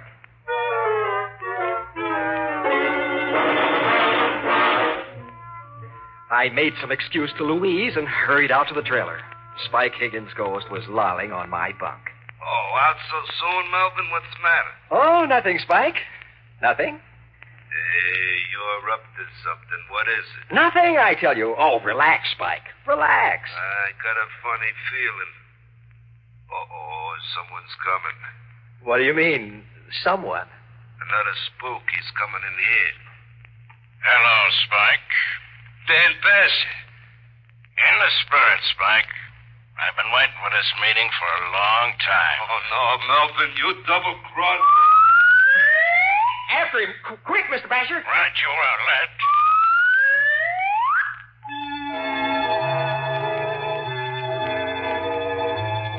I rushed outside. 3 blocks away, I saw a long freight train puffing away. Spike Higgins' ghost was racing for it with Dan Basher's spirit gaining on him. For the first time in a week, I felt happy again. Melvin. Louise. Melvin. Uncle Dan. He's gone. Yes, I know he is. You know? Well, what do you mean? Well, I just saw him running for that freight train. You saw Uncle Dan running for a freight train? I certainly did. Wonderful fellow, your uncle. Well, Melvin, are you mad? Mad? Not a bit. I am as happy as a lark. Well, you must be out of your mind. Your poor Uncle Dan has... Oh, Melvin, and you just stand there laughing about it. Laughing! But Louise, you don't understand. Oh, I understand all too well. You want to break our engagement. Hiya, Melvin. So you want to get rid of me, do you? I certainly do. There, I knew it. I just knew it. Louise, darling. Oh, just like a dame. Always weeping. Will you shut up? Isn't there any way to get rid of you? Well, there certainly is. Goodbye, Melvin McGraw, forever. Louise. Oh, never mind, Melvin. You've always got me.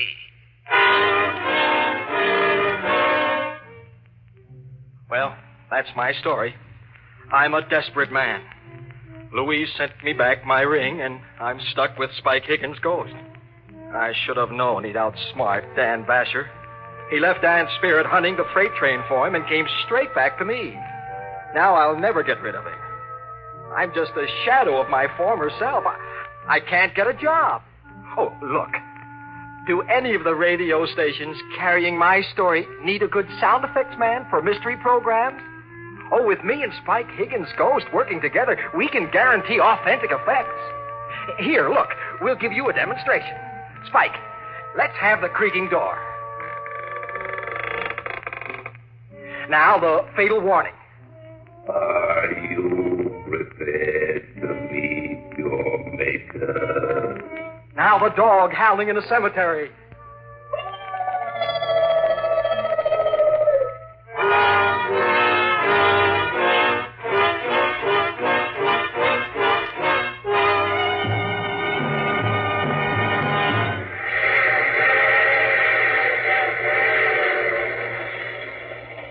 This is the mysterious traveler again. Dear me, what an odd story Meldrum had to tell. Really, I don't know whether to take it seriously or not. A haunted train. It would be just the thing for my summer vacation. I do know a haunted telephone booth where I make all my calls. Oh, but I'm just joking. There are no such things as ghosts. Are there, Spike? Oh, of course there ain't. Well, the whole idea is ridiculous. You see? Oh, you have to get off here? I'm sorry. But I'm sure we'll meet again. I take this same train every week at this same time.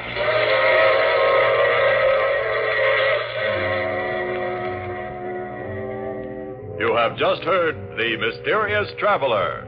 And now you can also enjoy other tense and dramatic stories of The Mysterious Traveler in the June issue of The Mysterious Traveler magazine. In our cast were James Stevens, Larry Haynes, Bill Zugert, and Shirley Blank, with Maurice Tarplin starred in the title role. Music is under the direction of Emerson Buckley and was composed by Richard DuPage. This program came from New York.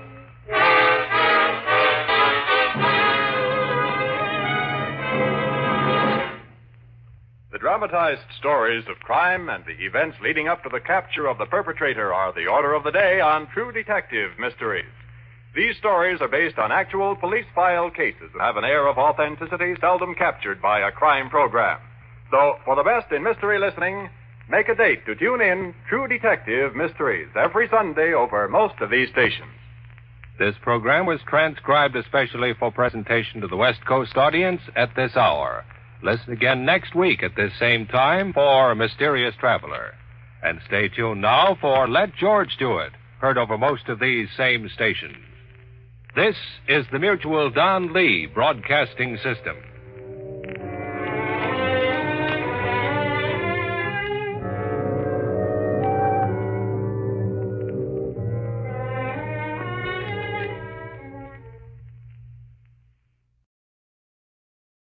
The Penny Singleton Show. Hello. Happy that you're here.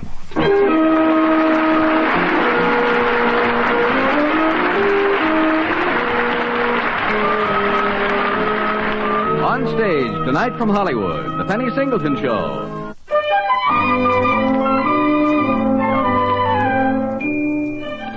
Penny in our story is Mrs. Penny Williamson, war widow and the mother of two daughters, 13-year-old D.G. and 8-year-old Sue.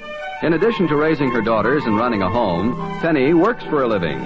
It's a full life and a hectic one, and as Penny says, sometimes she winds down. Tonight we find Penny completely wound down and looking forward with relish to a quiet evening. She's in the living room of her home reading to Sue.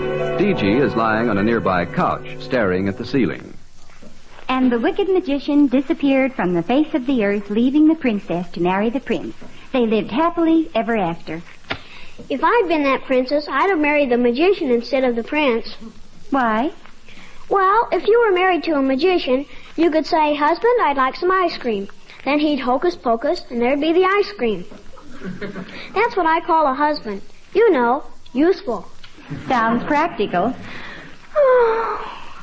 D.G., did you just say something? No, Mother. D.G., what are you sighing about? Nothing, Mother, nothing. She looks as sad as a St. Bernard. To bed, Sue. Yes, D.G., you've been like this all evening. I felt like I was having dinner with Betty Davis. I'll bet it's Tommy Trammell. Sue, you keep out of this. Sue, I told you. All right.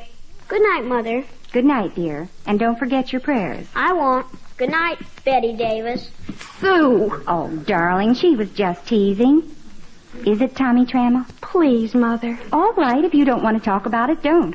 I would love having a nice, uncomplicated evening at home. It was so hectic in the office today. Mrs. Williamson, did a car just honk out front?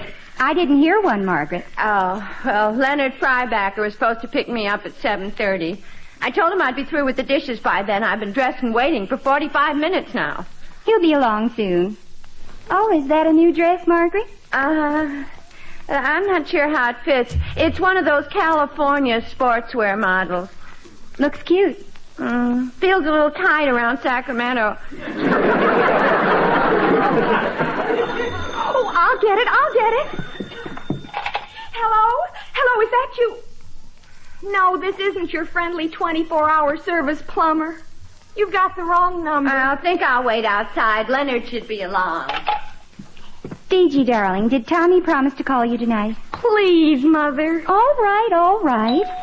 Oh, it's the phone. No, dear, that's the front door. Well, I'll get it. Oh, honestly.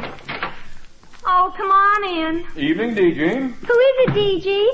It's only Judge Grundle. It's only Judge Grundle. Every time I come here, I get the same, it's only Judge Grundle. Hello, Judge. I'm afraid we were expecting someone else. Why can't you expect me sometimes? Oh, Judge. It's simply that D.G.'s expecting... Please, Mother. All right, D.G. Excuse me, I think I'll use the phone. What's the matter with her? Boy trouble. She's acting like the leading lady in a soap opera. Life can be horrible. No, I don't think I will. I was out taking a little stroll, and I walked by here on the chance you were in, Penny. Would you like to take a little stroll? Well, thank you, Judge, but my heart was really set on spending a restful evening alone. I've shown real estate for 2 weekends in a row. I told Mr. Wiggins his partner was taking tonight and tomorrow off. Well, I'll get it.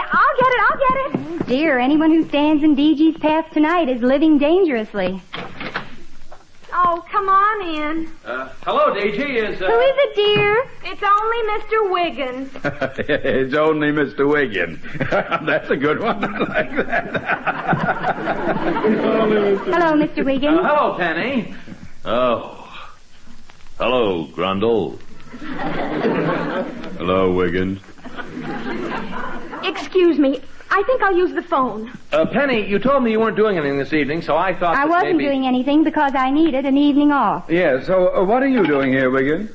What am I doing here? Well, I knew she was going to be home, so I just dropped in to... If you knew she wanted the evening off, why did you drop in? Oh, now, please. D.G.'s trying to... No, I won't. She won't. Now, look, Grundle.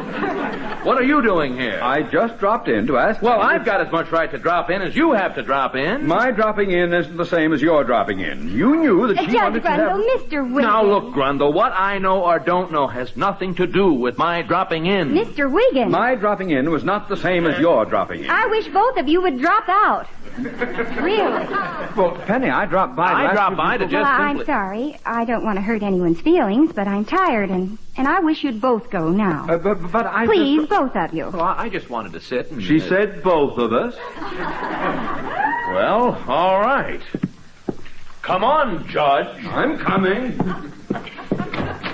Night, Penny. Night. Good night, and thanks so much for dropping in and out. Oh, dear, those two can be so... Oh, now, D.G. The waste. The utter waste of it all. What are you talking about? 2 of them.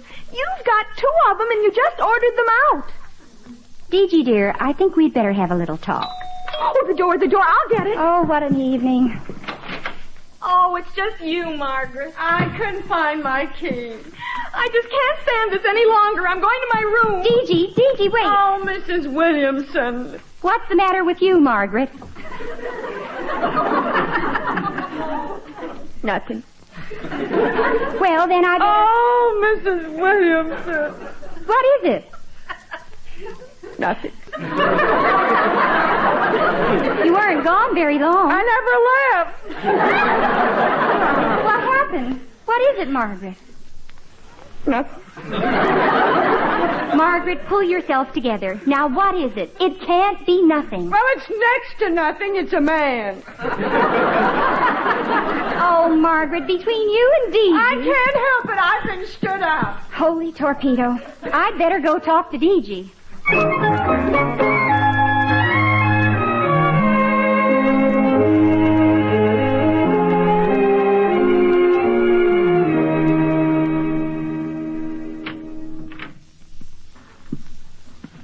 D.G., darling. Oh, Mother. Shh. We don't want to wake Sue. Move over on your bed. Let me sit down. There. Thank you. I think you'd better tell me what's wrong between you and Tommy. Come on. Well, Mother, he's just about the most important boy in our crowd, and I thought he liked me a lot last week. Remember when he came over? Yes. Well, I was just as nice as I could be for the next couple of days. I saw him at the lake a lot, and I guess I even sort of followed him around. I wanted him to know I liked him. Sounds to me like you've done the chasing. That's the wrong technique. It might scare a boy. Well, he did seem funny. Of course, he's been busy. He got a job as a soda jerk at Lester Jinkerson's drugstore for the summer. But you don't know what prestige it is for a girl to have a boyfriend who works in a soda fountain. Of course I do. Mother, how do you do it with Mr. Wiggins and Judge Grundle? Oh, D.G., I'm afraid that doesn't take much doing. I like both of them very much. I like them as friends. But they're always proposing. And I'm always saying no. But they still keep pitching. Tommy retired to the dugout after the first inning. I suppose the judge and Mr. Wiggins think my indifference is a game, which it isn't. For some reason or other, indifference seems to be a man's downfall. He just keeps trying harder. Indifference. Well, I could be indifferent to Tommy. For a purpose. If it works for you, it ought to work for me. Oh, it's not quite the same. Oh, darling, we'll wake Sue. No, you won't. I'm awake. Oh, Sue, were you listening? Yep.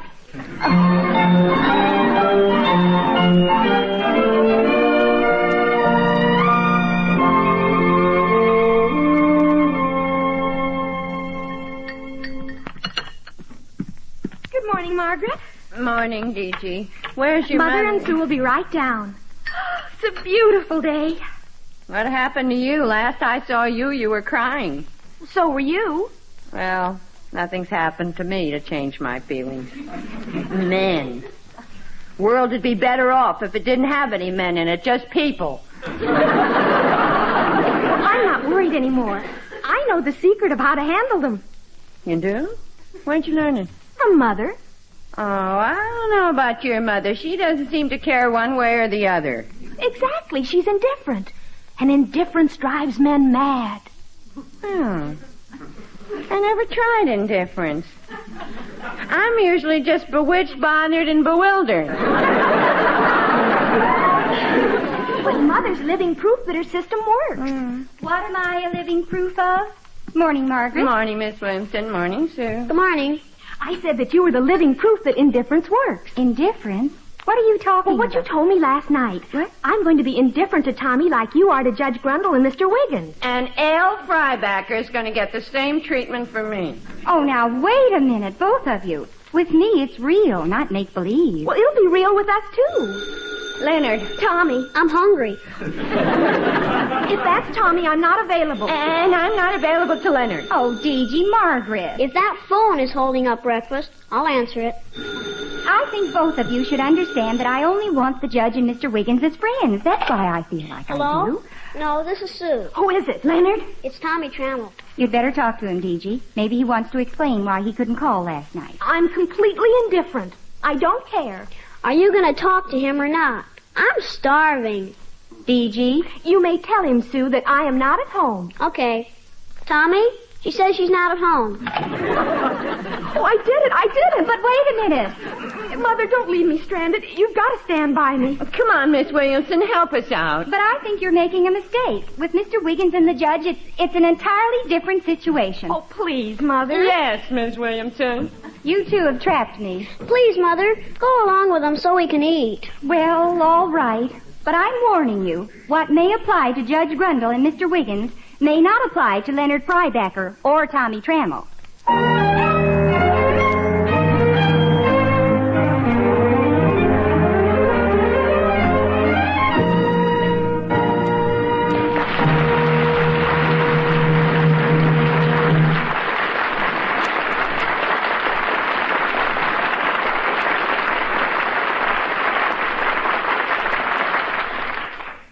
We'll be back to the Penny Singleton Show in just a moment.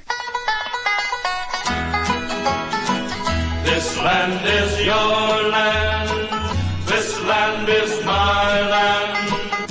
This land was made for you and me. Once upon a time, there was a big piece of ice and snow that no one particularly wanted. The Aleuts and Eskimos lived there, but they just sailed and fished.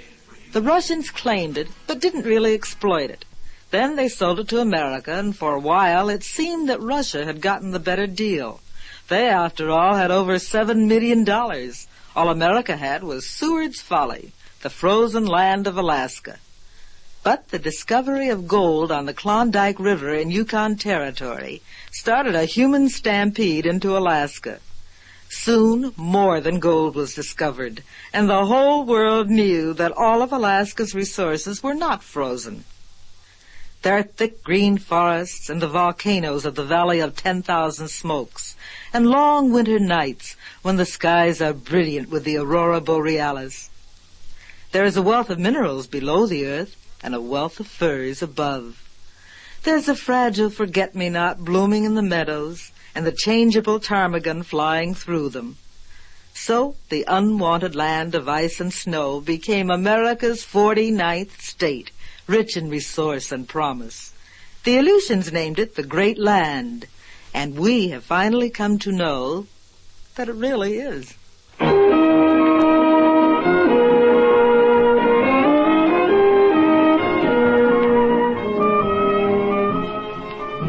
And now for Act Two of the Penny Singleton Show.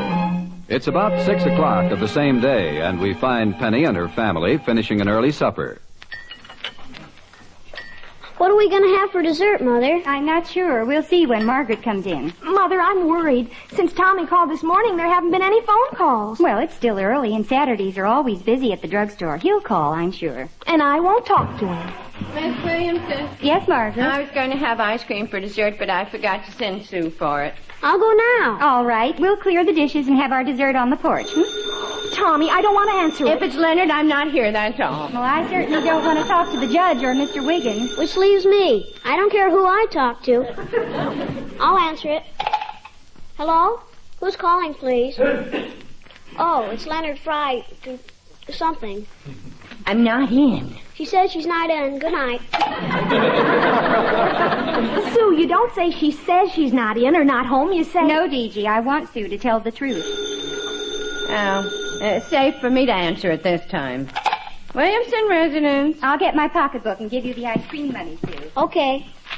Talk to Mrs. Williamson. Well, just a second. She's in the other room after her pocketbook, so you can honestly say she stepped out. Oh.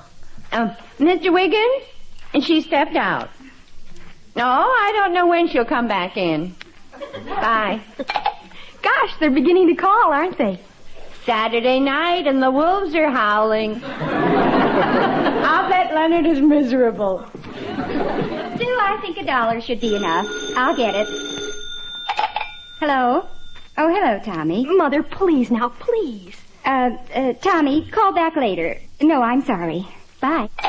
Thank you, Mother. That does it. Oh, it's my turn now. I'll take it. DG, if that's Judge Grundle, well, technically, we're still having dinner. Just say that. Hello? Oh, I'm sorry, Judge Grundle, but Mother's at dinner. No, not out to dinner. I said out. Oh, well, let him think whatever he wants to think. Yes, I'll tell her goodbye. Here's the money, Sue. Run along. I'll hurry. Mrs. Williamson, this is fun. Oh, it sure is, Mother. I know your advice is going to work. It wasn't advice. Oh, well, it's too late to back out. We're in it now.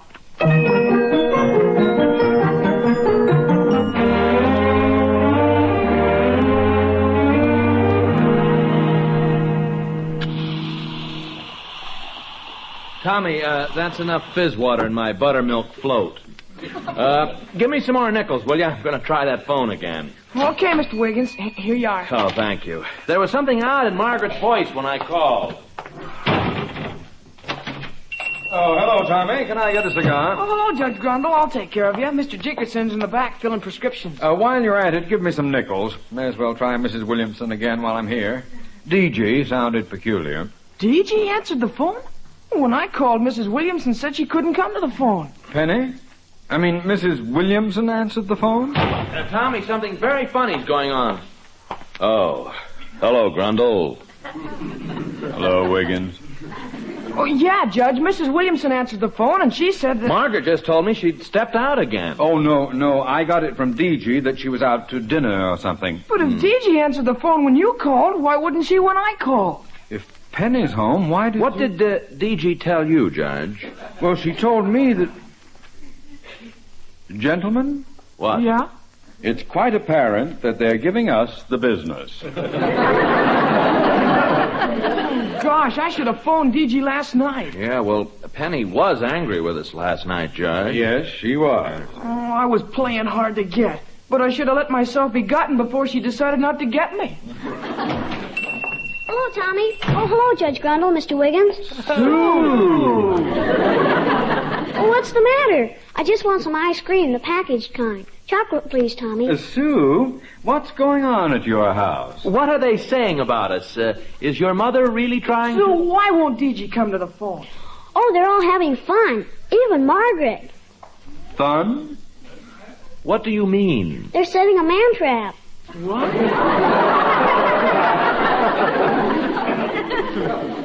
What? What do you mean, a man trap? Well, it's a game. You ought to play it, too. They're pretending to be indifferent. Pretend? Game? Mm-hmm. May I have the ice cream, please? Yeah, here. I'll pay for it. We owe a great deal to little Susan. Gee, thanks, Judge. Yeah, I get it. I'm surprised, but delighted. You mean indifference can work both ways? Yes, and thank you again and again, my dear little Susan. For what? Well, goodbye.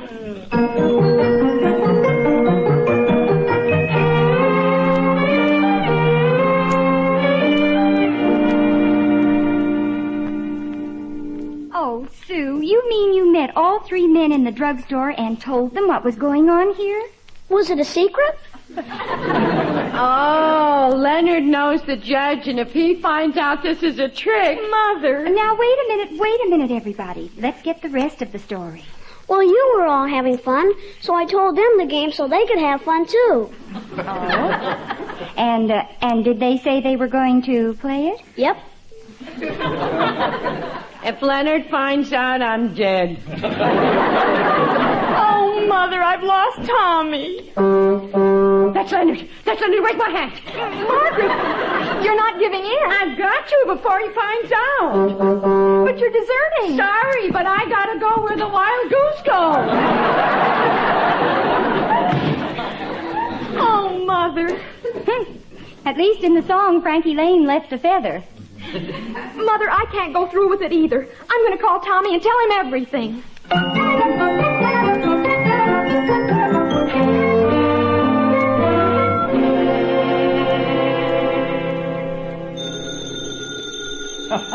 Oh, when I think of Penny not knowing that we know. I'm certainly glad I stopped in here. Oh, excuse me just a second. Man, I've got to answer the phone. Possibly I have been a little too eager with Penny. Oh, Jiggerson's drugstore. Oh, hello, DG. Now, all right, Tommy. Be firm. You can play the same game. Tommy, I just got to talk to you. Remember, Tommy, the word is indifference. Hold the fort. Well, gosh, DG, Take the advice of men of the world, Tommy.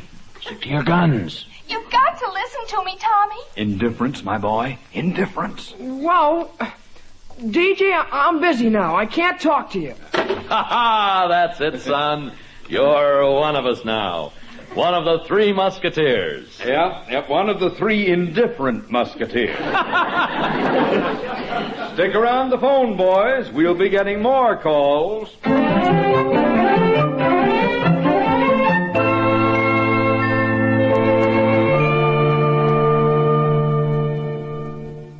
Oh, gosh. DG, what did Tommy... Why, DG, you're crying. What happened? I've lost my first boyfriend. Oh, how do you know, darling? He's just playing your game now. And yours, too. Well, I tried to explain that it's different with me and the judge and Mr. Wiggins. Oh, this isn't helping you any. What did he say? He said he was too busy, but Judge Grundle and Mr. Wiggins were there, too, and they were telling him to be as independent as they were. And he was. I see.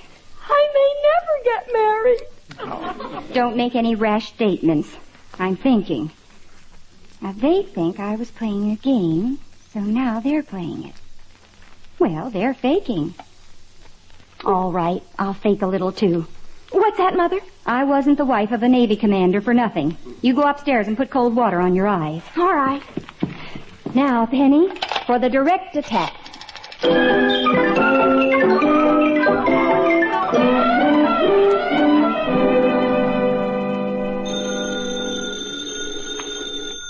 I'll bet that's DG calling me back. System sure does work. Yes, I'll answer it for you, Tommy. Thanks, Judge. Remember, I'm too busy. Oh, of course. And Judge, if by any chance it's Penny... Yeah, I know. Firmly indifferent. I'll be so indifferent that she... Hello? Judge. Penny? Oh, Judge Grundle, where have you been? I can't begin to tell you how I've missed you. Penny? Grundle, you Benedict Arnold. Give me that phone. Hey, wait a minute. Hey. Hello? Penny. Now look, both the judge and I are... Oh, how nice to hear your voice, Horace. Oh, Penny. Oh, that's the first time you've ever called me Horace. Are you two being indifferent? We'll be right over, Penny. Wiggins, my boy, we've won. That's right, Grundle. That means you too, Tommy. Oh, they're begging for us. But aren't we going to be indifferent? Well, we've won. Aren't you coming? Well, I think we ought to be indifferent a little longer. Well, look, son, you can stay here and be as indifferent as the ice cream. We're going. Come on, Judge. Oh, but wait a minute. We were all going to stick together like 3 musketeers. I mean, like 3 indifferent musketeers. Oh, gee. Mr. Jenkinson, watch the ice cream counter. I got to catch up with my friends.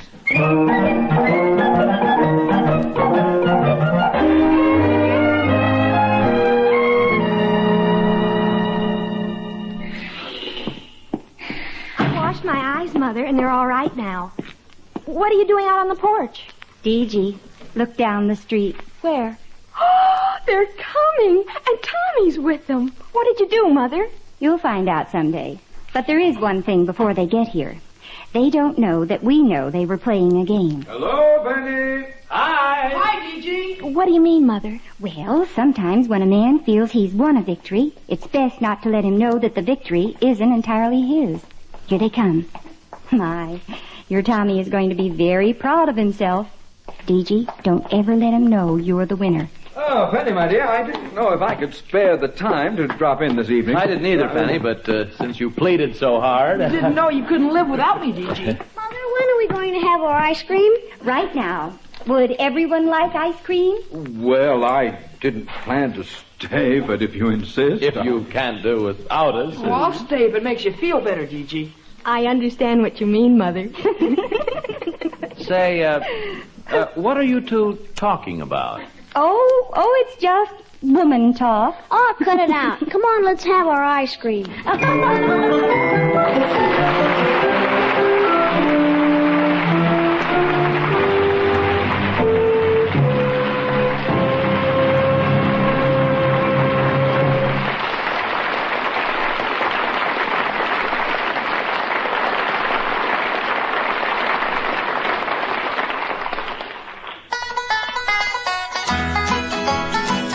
This land is your land.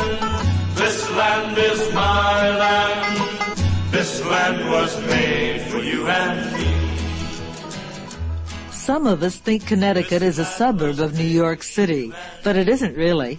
It just seems that way because so many people working in the city commute daily between their jobs and the grassy country-like atmosphere of Stamford, Greenwich, or Larchmont.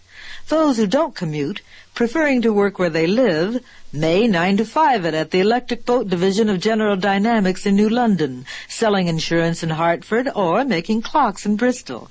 But regardless of where they work, both groups of people have a great deal in common. They don't share merely the nutmeg or Constitution state, for the place of their residence is shared with others, such as P.T. Barnum, Harriet Beecher Stowe, Nathan Hale, Noah Webster.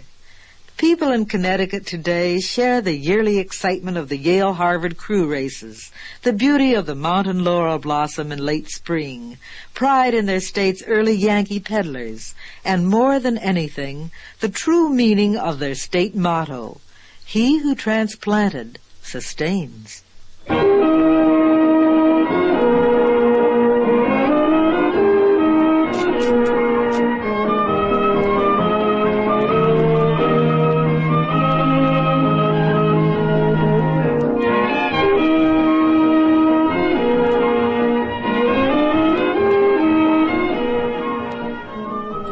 The Penny Singleton Show featured Gail Gordon, Jim Backus, Bea Benaderet, Mary Lee Robb, Sheila James, and Conrad Binya. The music was composed and conducted by Von Dexter. The Penny Singleton Show, written and produced by Robert Soderberg and directed by Max Hutto, stars Penny Singleton. Good night. Keep well.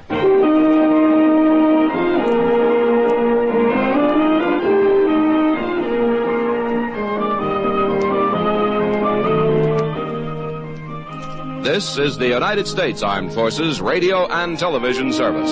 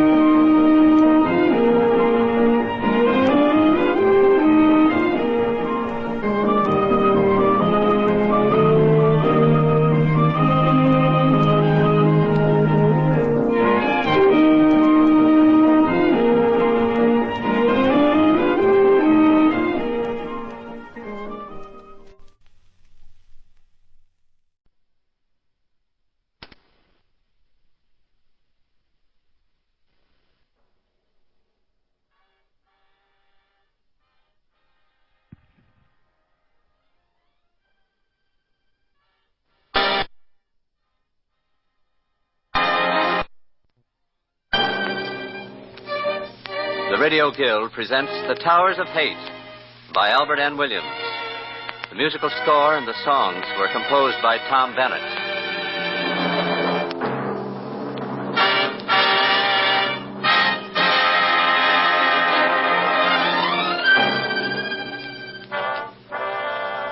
Listen, you listeners at home in the midst of your comforts, surrounded secure by suppers and breakfasts and sleeping on Sunday.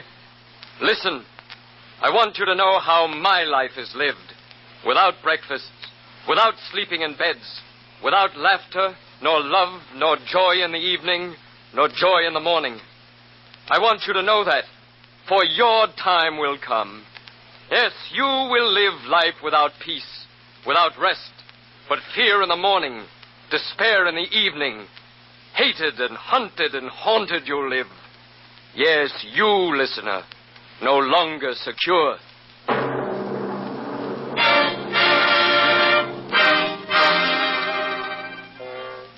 Adams, Allen, Andrews, Anthony, Armin, Atkins, Backus, Batten, Bergman, Blair, Blake, Blaine.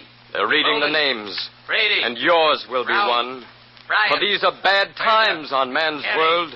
Carpenter, The earth, in parallel with stars, Cooper, draws Gray, figures of its Gray, face upon the sun. Daly, And men are Gilmore, nerveless for this Dickens, fantasy. Donald, They sleep restlessly at nights Saber, and wake by fits Allen, and starts. And when they wake, Morris, they see Love, earth's distorted Gary, shadows on their hearts.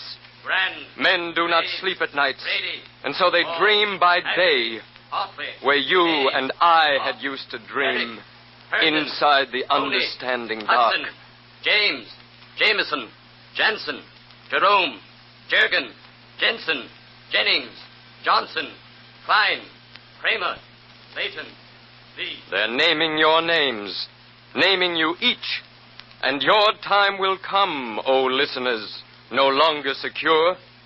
For the dreams that you dreamed as a child in the dark take shape in these days, take form and take flesh, and are born of the bodies of women to walk upon earth and speak with the tongue that you speak. These days are different. This is our time, and the world is reeling and tossing for hideous dreams, dreams that are cast in the mold of a man. Listen, here is one of the hideous dreams that has taken the world by night and tossed it a-whirling into the bedlam of darkness.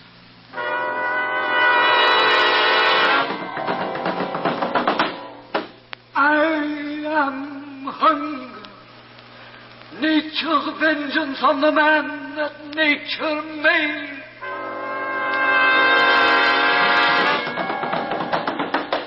I am dead. I ride the swiftest, surest-footed horse of all.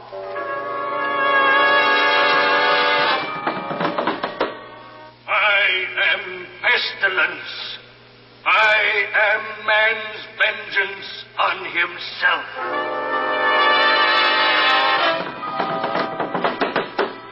I am war. I ride in season over earth.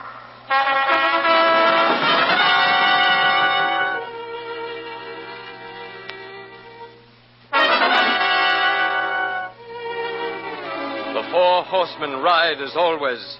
Man is born to die. That is all we know, and all we need to know of life. Dawn is but reflection of some other day, now gone on far behests, and in our breasts come back to earth again. For earth renews herself, and man is born of earth. And the horsemen riding in our dreams ride beside all mineral things, the hungering of youth, the war of bursting seed, the pestilence of age, then death. That is not evil. That is man. But the dream continued. There is a fifth horseman riding in the sky, for this is our time. I am hatred. I am hatred, master over hunger.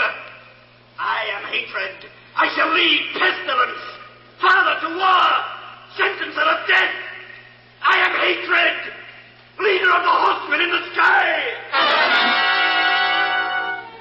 the dream that has waked the world to madness? You think I'm scaring you, listener, with pictures distorted, frighting with fiction and searing the heart with a mask? No. That dream is cast in the mold of a man.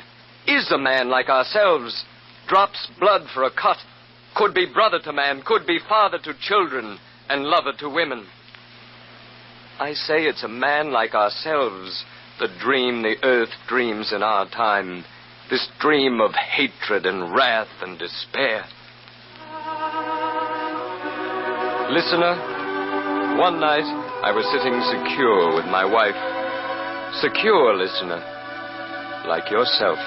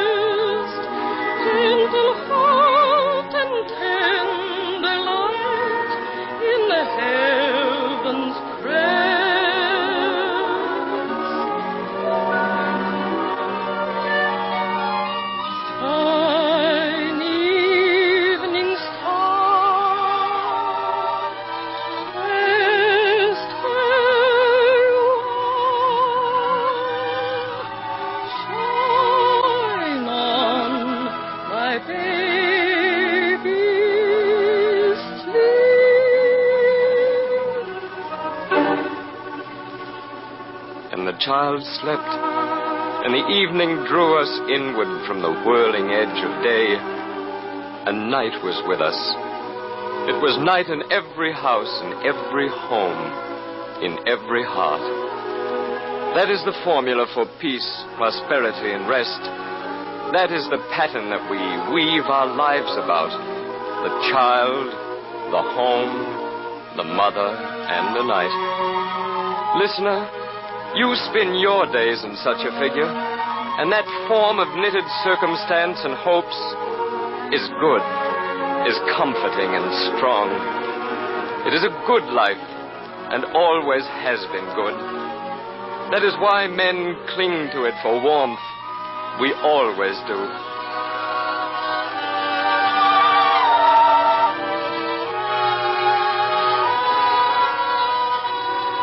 And then, when the child was sleeping, my wife turned to me and said, she turned to me and called me, dear. Dear, you've been so restless lately. You've not been sleeping nights and you need sleep. You seem worried over something you can't tell about, something beyond telling. You act as if you're trying to hide it from yourself. I can feel it, dear. I know. You've changed so much this year. Changed for something in your heart you're frightened of. Changed for something in my heart I'm frightened of. Yes, I feel earth change, and I am frightened of it. There is a mystic sympathy between the pulse of earth and beat of human heart, and I felt the rhythm of us all tighten up its measure, felt dissonance begin. I read of quiet killings here and there, and somber accidents. I don't like what's going on in this town. I read in the papers there's a new series of killings here this week. Oh, I hear there's another unexplained bombing in the capital, a banker's house. There's a group of young men meet every night in that building across the way. They're responsible, somehow, for this reign of terror that seems to have grown up. Why, when they meet, they talk of... There's one of them now at the next table. Well, this is a free country, isn't it? A man's got a right to express his likes and dislikes. True enough. But you might become another one of those unexplained killings. It's happening more frequently nowadays. I'd be careful if I were you. But I don't like their type. I don't like what they stand for. They're jealous and greedy and intolerant of any ideas except their own. They want the world and all that's in it for themselves. Remember, they don't like us any more than we like them. But we're content to criticize. They kill. They're younger men. They're desperate. They have different ideas of life than we have and set a different value on death. They set a different price on life. They were men born of a hungering earth, a crowded, thirsting, desperate world. They hungered for the strength to take, the strength to have, the strength to hold. They were jealous, these young men. Jealous of each crust, each coin they did not own. Jealous of each race, each state they were not of. Jealous, and the only feast for jealousy is hate. I hate their stupid bourgeoisie way of living. Their only interest in life is making money so that they can have a good time. They've no thought for the glory of the state that bore them. I hate them. And for us, the new generation. We must hate them. This country must grow, must be powerful. We must rule the world. We are the new nation, the new generation, the new rulers of the earth. I hate the cheap books they read, the way they go to church every Sunday. And to movie shows every Saturday night. They should spend their money for the betterment of this nation, not on themselves. This nation must be strong. This nation will be strong. Strong through hatred. There will be a new world for us. For us, not them. Not them who ruined the world they inherited. We'll make it the way we want it. There are others like us in other nations. We'll join with them. We must join together in this state first. A dictatorship. To save this nation. A dictatorship. We'll show these stupid householders what they were born for. A dictatorship. Stay close to me and I'll show you a new world. A world for men of our desire. And it will be gotten by hatred. You can't show these stupid people how to think. You've got to drive them. Hate them. Drive them. Kill them. The state is master over all men. They must die.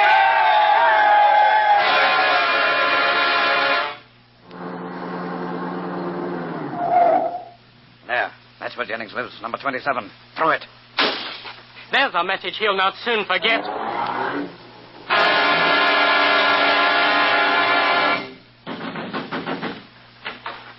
You Noble? Yes, my name is Noble. Here is from the leader. There, fool. Let that warn you. Stop talking about us in public places.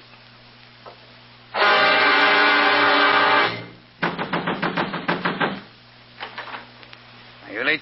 Yes, I am Leach. You printed an article in the paper against the party movement. Yes, I did. You condemned us and said that we were a cancer in the heart of the state. Yes. You'll write no more articles in your paper now.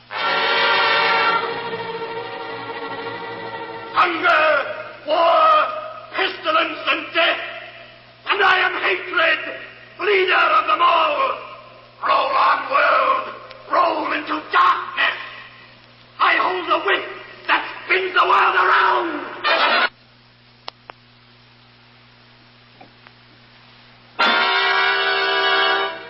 Hatred started it, and only death can end it.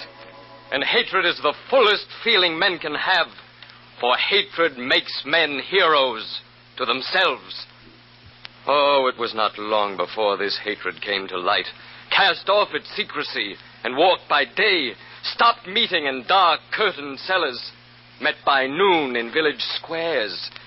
Yes, hatred spread across the land. Oh, so much faster than a hope could spread.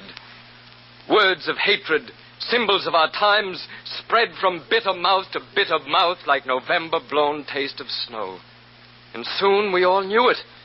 But it was too late, for hatred's fever gripped the roots of life.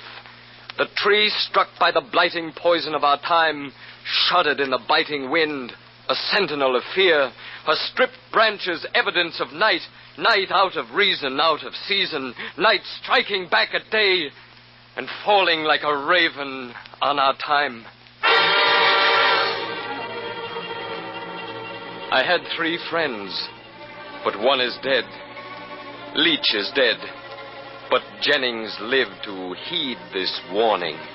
I got your message, your warning. I'll join your party, your youth party movement. I'll believe anything you want me to. and I can help you. I know several people who talk against you in public, who write pieces in the papers against you. I'll tell you all about them, what they said and where they lived. They were my friends, but now I hate them. I had 3 friends, but one is dead. Leach is dead for fighting this disease that grew upon our country. Leach is dead, but Jennings lived to heed his warning. The fear, despair that gripped his heart turned into hatred. Betrayal needs a stronger heart than love and has no sense of shame. Leach is dead, and Jennings waits like Judas at my grave. But Noble came to me and said, You know what happened to Leach? Now Jennings has gone over to the other side. He hates us now, for he was afraid of them. They'll not kill him if he hates us, too. He gave our names as people that must be killed. I'm leaving for the border now. You'd better come with me and bring your wife and child, or you'll all be dead. I'm warning you because I know our time has come. Our time had come. I was a criminal because I did not hate. The list of names was growing larger every day. The list of names of those who did not drink the cup of hate, who passed jealousy and greed aside as rich of food than fits the guts of men. Let the stars fight battles in their courses. Let the planets spin their wings with death. That is chemistry, adhesion and cohesion. And the stuff this universe is builded from is never lost, only takes new shape. But man is a special distillation of the elements that made the earth. Man is rare, a delicate display of the hidden force of life. And when men fight, there is no healing chemistry at work. They do not grow. They die. And earth is richer by a pinch of wasted flesh and blood that is forever lost. This was a list of names of those who did not want to die before their web of days was spun. I am a man of science, and should know that hatred such as this that grips us all is but a figment in our minds, like that lights the eyes of men who bend their way towards suicide.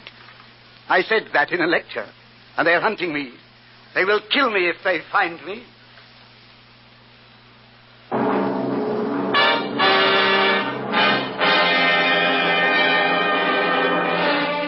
I am a teacher. In my class one day, a 10-year boy held up a knife. To kill the enemies of our state, he said. I took his knife away and told him what I knew was true. For I am a teacher and I teach the truth to children. I said the only enemy of this nation was its own hatred. They're hunting me. They'll kill me if they find me.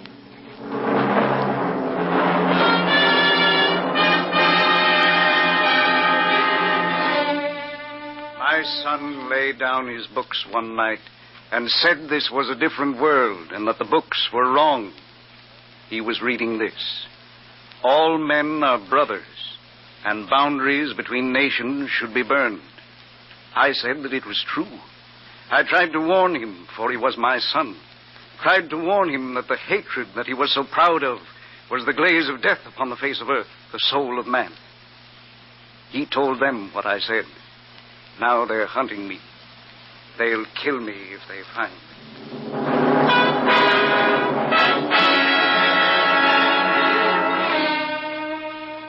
I am a Jew.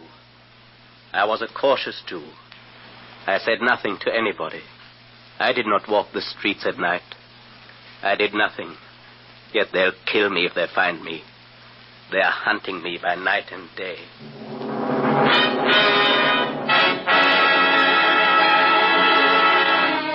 I am cleaner, fuller-blooded than the leader of this nation.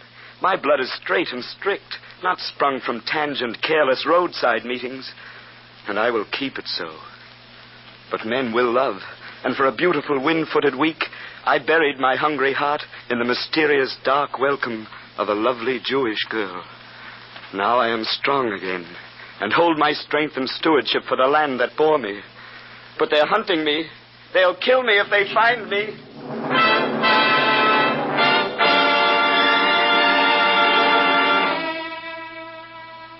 am a writer.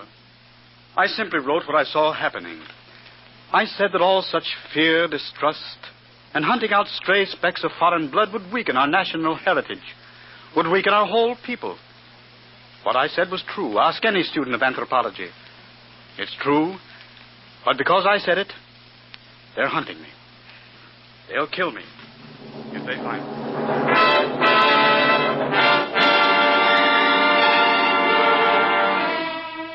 There is no God but God on high. I told my people this. I told them, however strong the state might be, that they must never pray to any but the living God. I told them they must never pray to gods of ancient myths, as the new laws tell them to. I told them this one great truth, and now they're hunting me. They'll kill me if they find me. I am a refugee from the nation of my birth.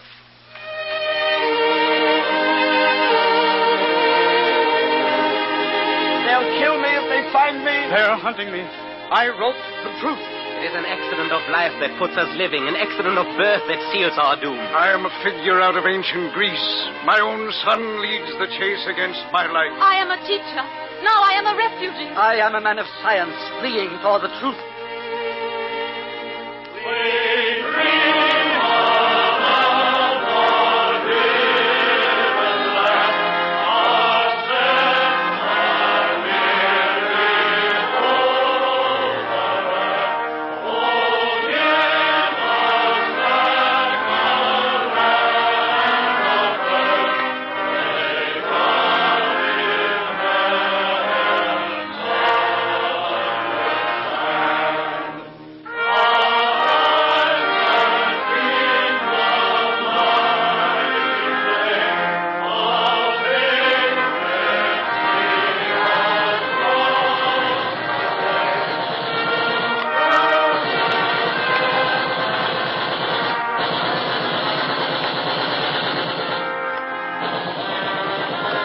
That bore me are rivers of blood, and the hills above home where I feasted are towers of hatred and death.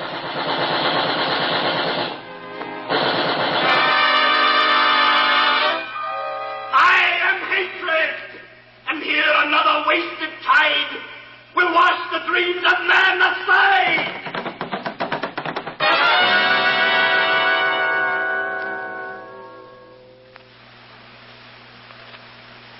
Around my head, the cape of ages moulders. I did not try to break the sky. I bent my shoulders. I bent my shoulders, and I fled the land that bore me, hate and fear pursuing, hope of peace before me.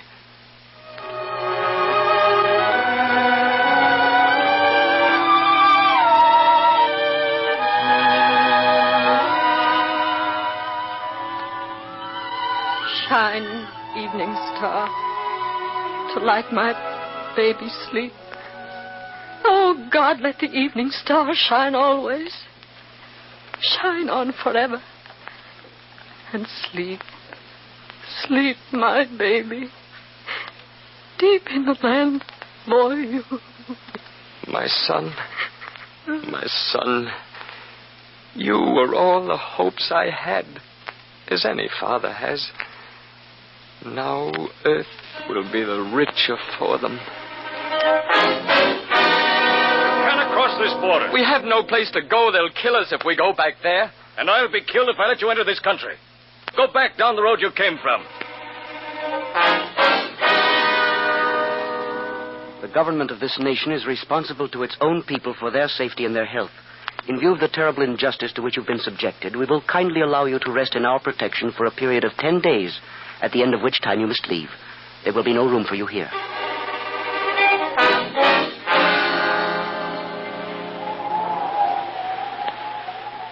Where are we now, dear? On an island in the middle of the river. Take me home, dear. Please take me home. I'm sick and I'm cold. There is no home for us, my dear, for we are refugees. Here, this will make you warmer. It's getting lighter now. And warmer. Oh, it's not. The wind is blowing colder. And the night is darker for the falling snow against the stars. We've been through a lot together, dear. But now I know we're getting near home. Home is closer to you. You're cold. Thank God. I'm home. Home.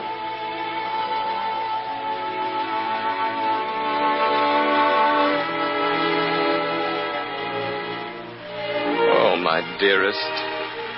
I can see the evening in your eyes. Oh, you shall not die. There is no death so large that it can hold your spirit after flight. Only the wind is larger than my love.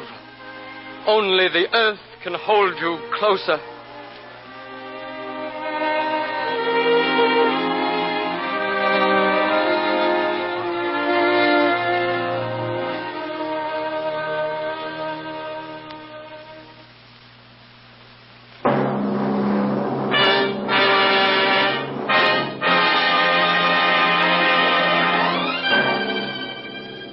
Goff, Gary, Gordon, Grand, Graves, Grady, Hall, Haggerty, Hartley, Hayes, Arden, Herrick, Herndon. They're calling the names. Tony, The names of those who must die for hatred's sake. Jansen.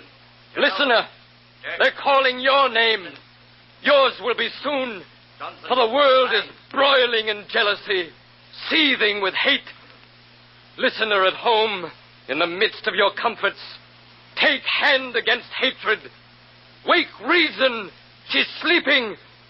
This world is for men, not hideous dreams that walk on the face of earth in the form of a man. Listener, when you see hatred in men's eyes, shine light of reason in them. And when you find hatred in men's hearts, bend heaven to help you and cleanse the world of anger and despair. Wake reason. She's sleeping, O listener, no longer secure.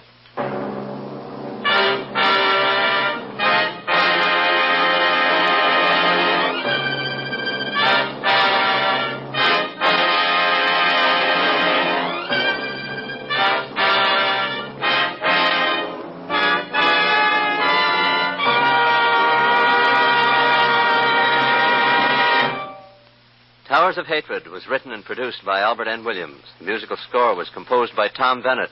It was conducted by Joseph Stopak. The narrator was Arnold Moss. This was a Radio Guild presentation. This is the National Broadcasting Company.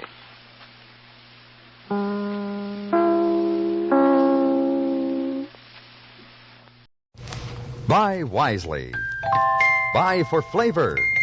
Buy Del Monte. Del Monte, the brand you trust for flavor in so many good foods. Time now for Rocky Jordan, brought to you today by Del Monte Tomato Products.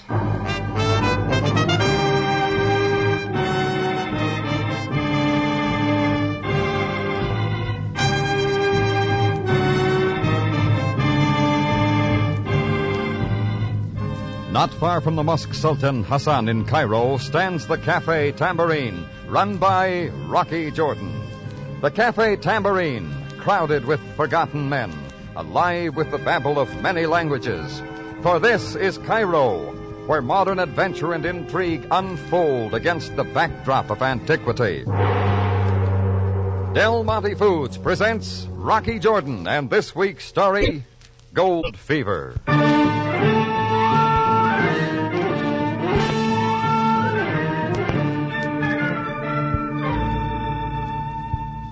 It all started when the phone at the head of the Tambourine Bar opened up along in the afternoon. Chris was serving a lonely customer at one of the side tables, so I got up front and answered it. Yeah, Cafe Tambourine. Hello. Hello, who is it? I must speak to Jordan Bay. This is Jordan Bay. I must make no mistake. Are you sure? Look, I don't know who I am. What is it? You must hurry, Jordan Bay. Come as quickly as you can. Who said so? Pete Servos, in must see you at once without delay. Wait a minute. Who did you say? Pete Servos. Servos? Come right away, Jordan Bay, as quickly as you can. Well, where do I find him? Hello? Where do I find him? Oh, great. Pete Servos. That could be only one man, and his name meant only one thing, gold. The kind you never find. Only dirt and sweat and too much heartache. Yeah, Servos had gold fever the worst way. I guess he'd always had it. He talked me into scratching around with him in the high Sierras once a long time ago. All the gold we ever found could have been picked up on the point of a pin. Well, I got my fill of it and finally gave up, but Pete was off to chase some other rainbow. And that was the last I'd seen of him. And why he was in Cairo and what he wanted to see me about was anybody's guess. And where I'd find him was a little point my caller had neglected to tell me. A disturbing phone call, Mr. Jordan? With my mind on the Servos puzzle, I only half heard the voice. It came from my lone customer at a nearby table. He'd been frequenting the tambourine the last few days, a big, ruddy, solid-set man, a combination of poise and strength named von Rundstedt, from across Africa in the Boer country. Not that it is any of my affair, understand? Light for your cigarette, Mr. Jordan? Oh, yeah, thanks. I fear that I am becoming a fixture in your cafe. Well, a wanderer gets the habit of settling in a spot where he feels at home. Well, stay as long as you like. You are generous. Will you sit down? Yeah, okay. You, been around the continent much, Mr. Jordan? Africa? Oh, not much. Remarkable changes since the war, especially in the past few months. The recent gold strike in South Africa, for example. Gold strike? What brought that up? Oh, just a passing thought. You know, they tell me you're something of an adventurer, but... Oh, still worried about the phone call, Mr. Jordan? Huh? Oh, sorry, Mr. Van Rundstedt. I was just wondering why you have not thought of chasing after some of the yellow stuff. Oh, no. Gave that up years ago. You can never be sure. Once he has felt it, the lust for gold lies dormant in every man. Yeah, maybe so, but it's not for me. That is easy to say, but after all, when he least expects it, a man's luck might show him a rich vein, one way or another. Is that not so? Yeah, you might say that. One never knows, Mr. Jordan. One never knows.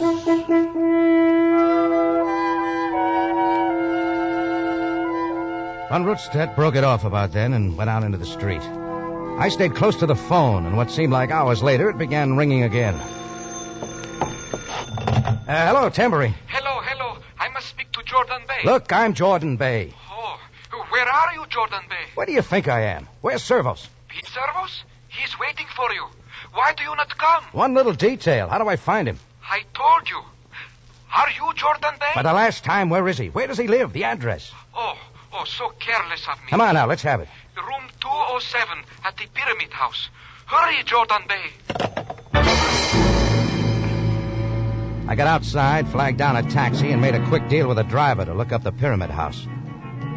He honked his way across the Muskie Bazaar and finally pulled up in front of an ancient brownstone affair, a little more on the ratty side than most.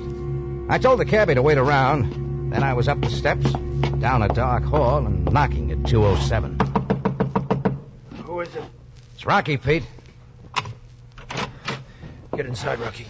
Pete, what's the matter with you? Better help me to bed. Sure. Come on. Take it easy. Thanks. I've been looking all over for you, Rocky. Well, I can see now why you had to send somebody else. What happened? A couple of bullets I picked up. Oh, we better take care of it. No, I'm all right. Just slowed me down a little. Yeah, bullets will do that. Yeah, won't they, though? How'd you get them? A lot anybody cares. Same old thing, huh, Pete? Gold? Yeah, same old thing. I don't give up, Rocky. I told you to forget it while you could. You think I could? It's been in my blood, and what can I do about it? I've been digging ever since I could hold up a pick. Yeah, what'd it get you? A couple of bullets and a bunch of tattoos on your arm. Plenty of new ones since I saw you last. Oh, yeah. Hey, why are the numbers tattooed there on your right arm? Oh, there? That's my Social Security number. At this rate, you'll never live to collect it. I won't need it. Still think you'll strike it, don't you, Pete? Nobody's stopping me. Not even that no-good wife of mine. Well, I didn't know you were married. And I don't know why. What kind of a woman is it that won't stay by you? Share your dreams. Even help you dig. It's a tough life, Pete. How do you think it is for me? Yeah, stay home, she says. Give it up. But she'll be around plenty quick when there's gold. I know her. Where is she now? Right here in Cairo, wouldn't you know? Checked into the Continental last week. And she can stay there. Look, Pete, if you didn't send for me about the bullets, what is it? What do you think? Well? Rocky, I've finally struck it. What?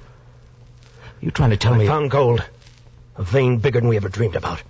South Africa lode. After all these years, I found it. That doesn't concern me. Cut it out, Rocky. You're not over the fever any more than I am. I told you, Pete, I'm through with it. Yeah? Now, wait till you hear this, Rocky. I'm putting the whole mine in your name. My name? Let Clarissa try and get her hands on it then. Let her try. It's all yours. She can't touch it. Now, wait a minute, Pete. You can't do that. We'll share 70-30. 70 goes to me. That's all right, ain't it? That's not the idea. It's ours, Rocky. Enough gold to keep us both on easy street the rest of our lives. I told you I got over the gold fever a long time ago. Don't be silly. It's great having a gold mine, ain't it? From now on, we worry about nothing. No more digging and sweating and dying. You're getting tired, Pete. Come on, let's just forget it, huh? What's there to forget? It ain't like I'm asking you a favor. Take it easy, Pete. Maybe I'll see you later. Yeah? Well, you'll be back, Rocky. I ain't worrying. You'll be back. The lock snapped on the inside, and I went down the hall and down the steps. Well, that was a new one. A guy offering you a gold mine on a silver platter. But I didn't want it. I didn't want any part of it. All I wanted was some fresh air. Just as I reached the front door, somebody drew back away from the glass. I got outside in time to see him dodge into a doorway a little way down. I was sure it was my customer from the tambourine, Van Rutstedt. Right away, I remembered all his talk about gold fever. I wanted to know what he was doing there, so I went out after him. Hey, Van Rutstedt! Van Rutstedt, come back here! He ran without looking back, and all at once he was in a car and driving fast. My taxi was still waiting, so I got back and shook the cabbie awake. Do not be impatient, sir. Try and follow that car, quick. Oh, I have the very fine taxi. At times it can go very fast. And take this pound note and get going. We are going, Effendi. He took that turn to the left. Oh, there is the car. Far ahead. All right, don't lose it. Come on, step on it. There is no finer taxi in all of Cairo. As I say, it can go fast. Another pound note if you catch that car. It is a deal. He swung off to the right. Can you make it? Hold tightly, sir. Sir, look ahead. Pull up, cabbie, pull up. If the car stands across the road, we are blocked. Use the brakes. Stop it. I am trying, but too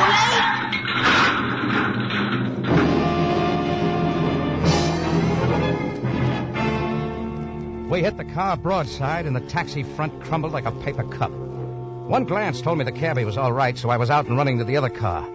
And it didn't take any time to see the car was empty. Van Rutstedt was gone.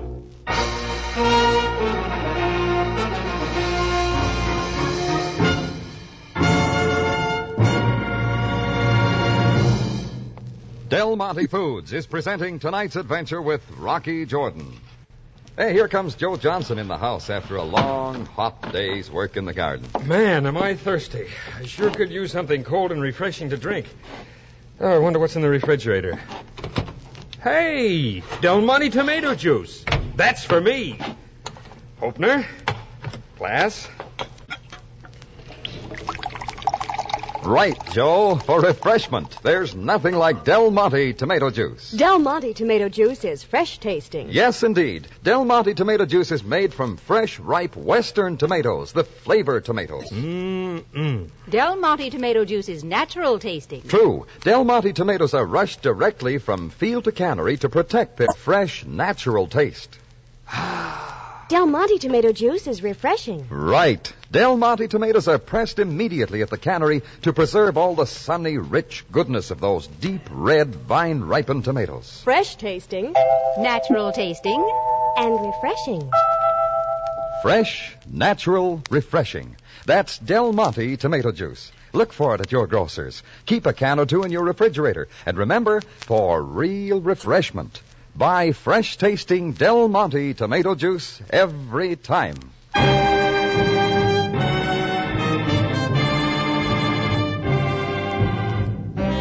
And now back to Rocky Jordan and tonight's story, Gold Fever.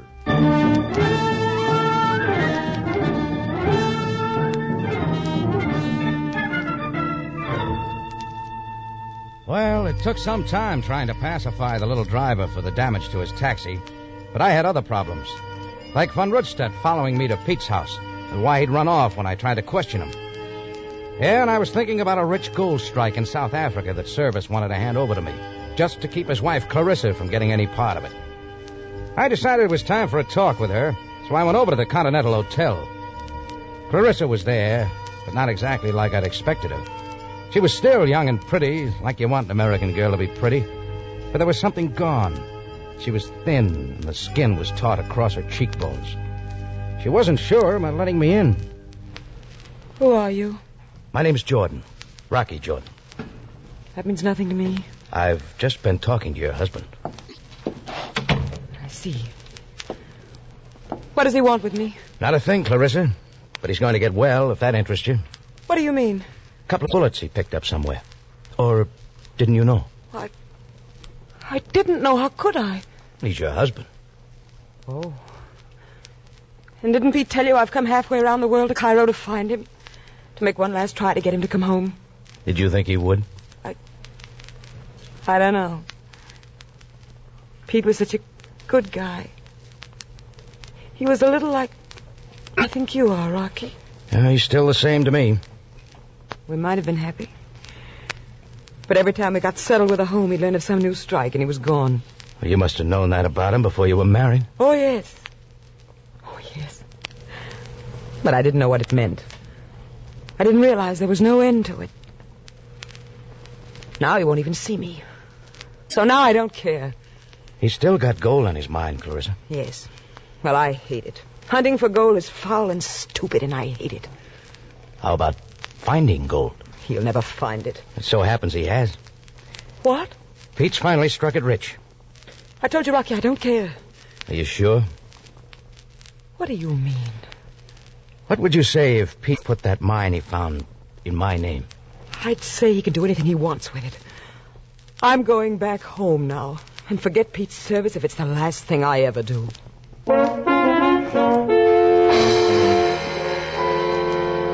There's another one for you.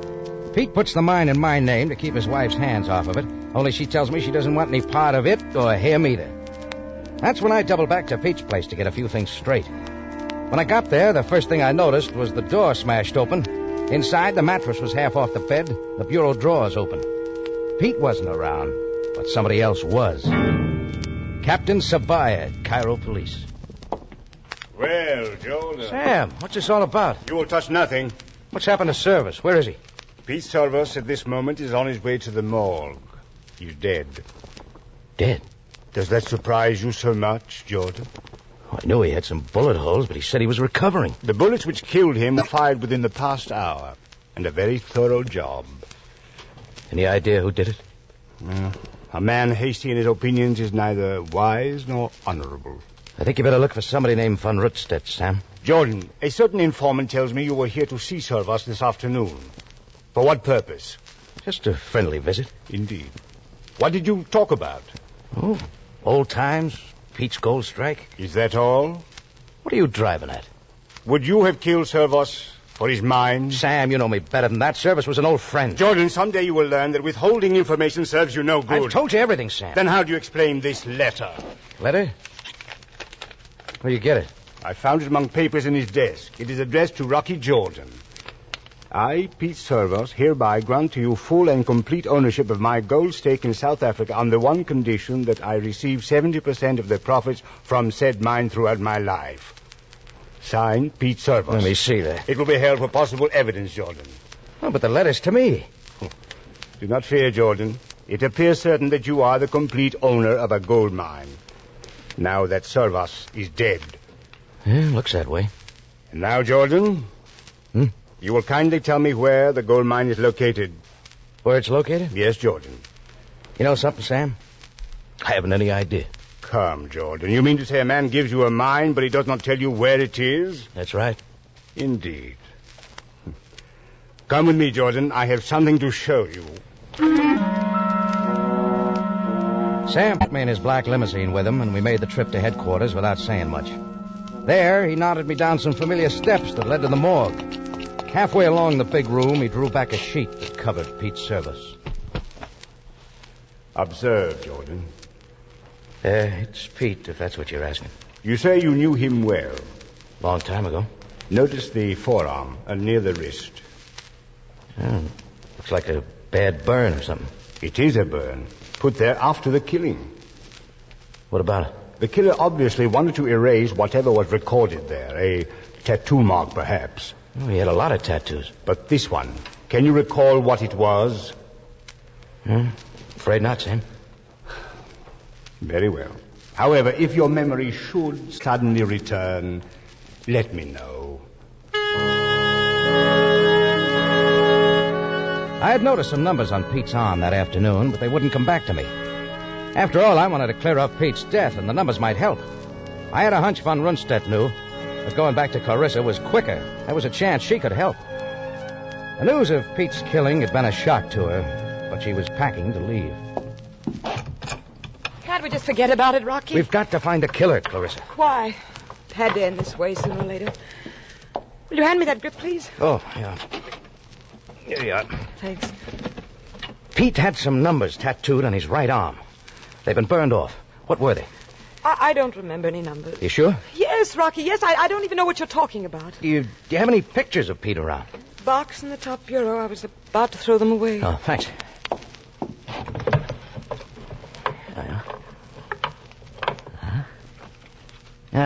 These all you have?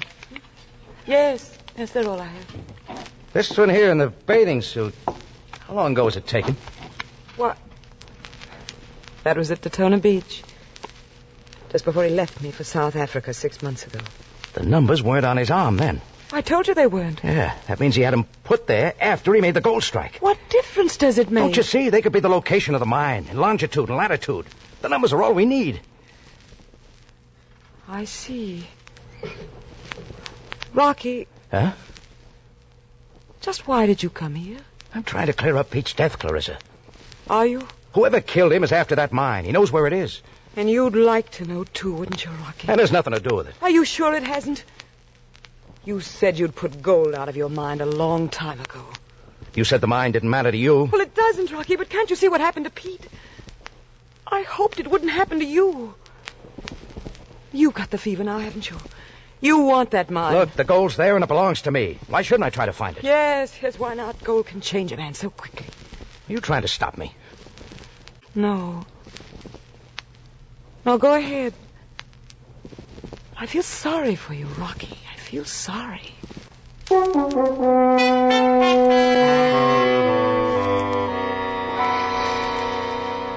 What she was driving at didn't set with me. I got out into the Cairo night. As I tried to walk it off down the Sharia El Mar, I made up my mind I was finding Von Rundstedt if it took digging out every hole in Cairo. That turned out too easy. He was waiting in a doorway, a gun leveled at my ribs. Take care, Jordan. Walk ahead. You're kind of hard to catch, Von Rundstedt. He will talk in good time. About who? Service? To the left. Down the alleyway. Oh, we're going to make it real private. Shut up. No. Stand there now, with your back to the wall. Right, you're calling it. No tricks if you are wise. I'm getting wise to a lot of things. Oh, that I followed you after the phone call in your cafe this afternoon? Yeah, it is true. Yeah, right to Service's place. Did you kill him? There is no reason to hide it from you. We talked for a while. Then I killed him. And burned the numbers off his arm. Why? Because they told the location of the mine? No one knows where the mine is except me. And you, Jordan. I forgot the numbers. I could never be sure.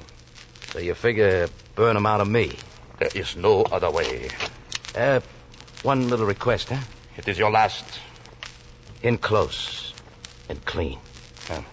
As you wish.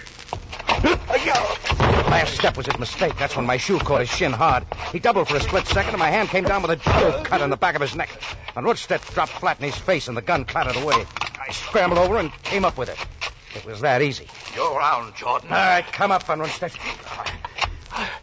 I should have shot you while I could. Now we'll talk about the mine. Clear it up. Yeah, you will want to know, Jordan. If Servos did not tell you, he did not find that mine It was I who made the strike. That's not what he told me. You fool. Why do you think he gave the mine to you? Why should he put it in your name? To keep it away from his wife. How can you believe that, Jordan? Servo stole that mine from me. Before I could file, he was ahead of me. It was in his name. And it was too late. Well, it's in my name now. Yeah. Servos thought that would protect him from me. But I killed him for only one reason. Because he took what was mine. I killed him just as I will kill you. Only I got the gun. That poses a problem for you, does it not? I alone am in your way now. Unless you shoot me. Well, go ahead, Jordan. Pull the trigger and get what you want. I was looking at him, but all at once I was seeing myself. Yeah, what Sam and Clarissa and now Von Rundstedt had said about me getting gold fever was right. I did want that mine, bad enough to kill. I could shoot, and I was safe, and this was my big chance. Go ahead, Jordan. You have only to pull the trigger. Self-defense, you can call it, and then you will be free of me. You deserve to die. You murdered Service. That is it. Just try yourself, Jordan. Gold fever has no regard for fair play. I can see it in your eyes. You want to kill me, don't you? So you can get the mine. You'd have killed me. So now is your chance. You will find the mine somehow. The mine is all yours now. Just raise the gun, Jordan. Sam, pull the trigger. Shoot, Jordan. No. I'm not going to kill you, Von Rundstedt. That won't be necessary. Not for me. It was a difficult decision, was it not, Jordan? The police. Sam, how long you been there? I witnessed everything. Ali, Greco, take this Van Rundstedt away quickly. Yes, Captain. Sam, you won't be needing that service pistol. For which I am very happy. I would have hated to see you raise the gun to kill him. He killed Service, Sam. Yes, Jordan. I know. You see, the police have not been idle. Looks like you've been way ahead of me. But Van Rundstedt was right. The mine was stolen from him by Pete Service. In fact, I have learned many things from the South African authorities. Huh? Including what else? Van Rundstedt was a most strange and unpredictable man, known throughout South Africa. Go on, I'm listening. He, too, had gold fever, but of a most severe nature. In his time, he had discovered a dozen mines. Each of them, to him, worth a fortune. To him? What are you getting at, Sam? Just this, Jordan.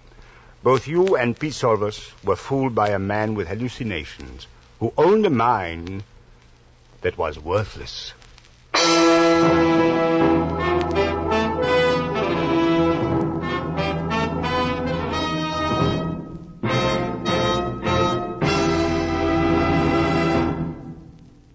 More from Rocky Jordan in just a moment.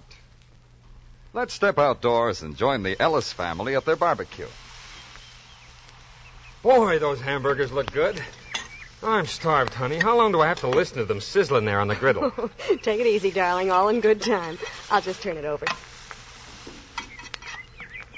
There, that's about it. They're ready. Let me at 'em. Toasted bun. Hamburger patty. Here you are. Oh, no. Oh, no, you don't. Not plain like that. Where's the catsup? The one you served yesterday with the special flavor.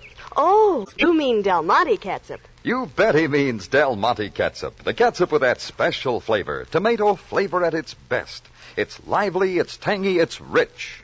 Blended and simmered down according to a treasured recipe, Del Monte catsup on sizzling hamburgers, steak, or chops is a real flavor treat. And Del Monte catsup costs less than many other quality brands. Look for it at your grocer's. Remember, for flavor first, it's Del Monte catsup every time. Back now to Rocky Jordan.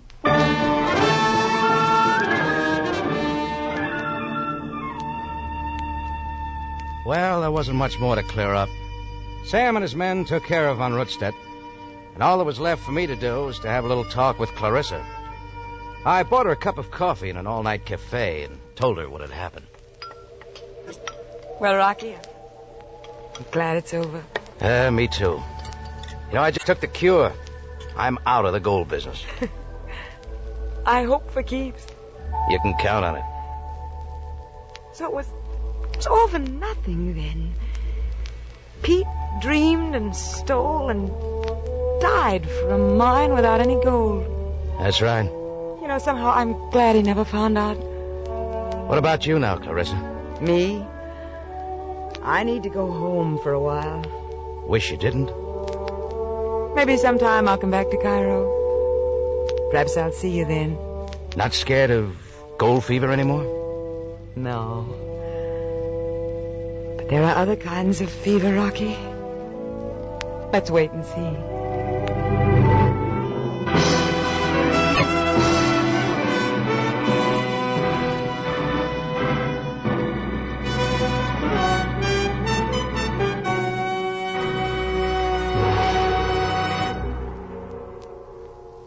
For the finest in tomato flavor, enjoy the whole family of Del Monte tomato products. Del Monte ketchup and chili sauce. Del Monte tomato sauce and canned tomatoes. And Del Monte tomato juice. Remember, buy wisely. Buy for flavor. Buy Del Monte. Del Monte, the brand you trust for flavor in so many good foods.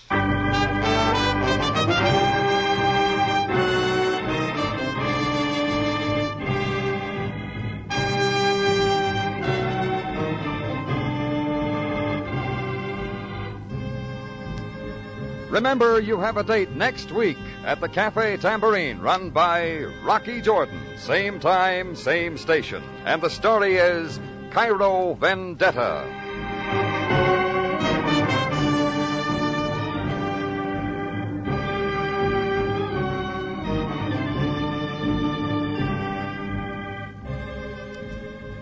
Rocky Jordan, written by Larry Roman and Gomer Cool, stars Jack Moyles in the title role, and is directed and produced by Cliff Howell, with original music by Richard Arant.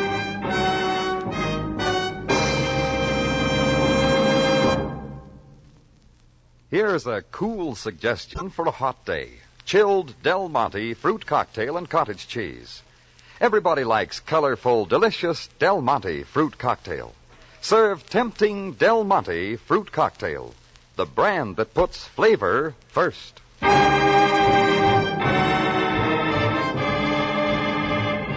Larry Thor speaking. Rocky Jordan is presented over CBS, the Columbia Broadcasting System.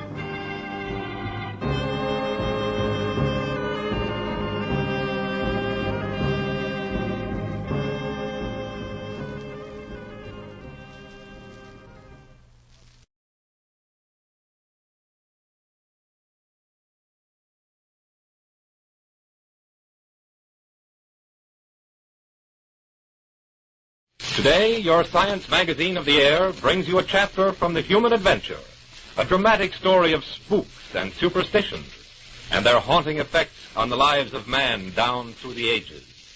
The story of witchcraft.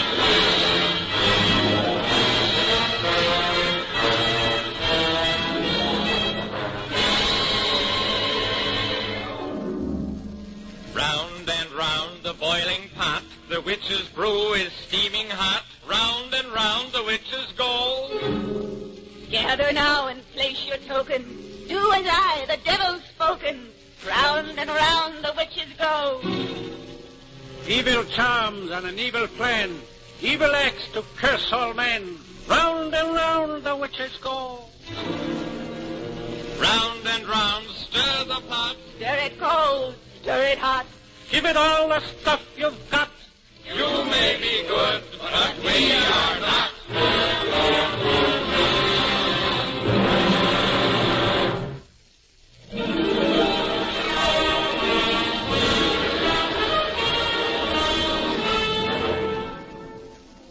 The story of witchcraft is a black thread in the fabric of history.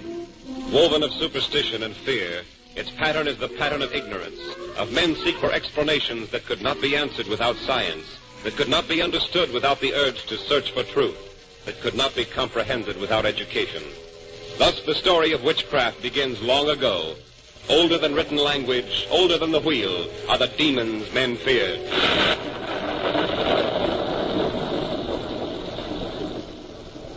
It is Manlet again. He rumbles loud. Yes, he is once more alive and hungry. See his fiery breath. What shall we do? Feed him what he has always eaten. Feed him a child before he destroys us. A child sacrificed, and the demon was calmed. The fire god fed and satisfied. Centuries pass.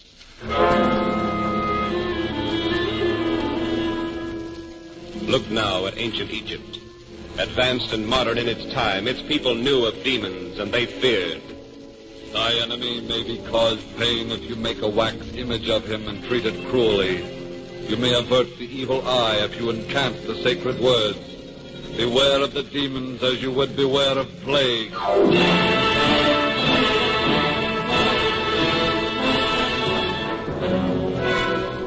The centuries roll on, and Rome straddles half the known world.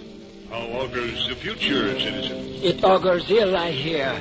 The legions face cruel enemies, and the signs for victory are bad. All bad.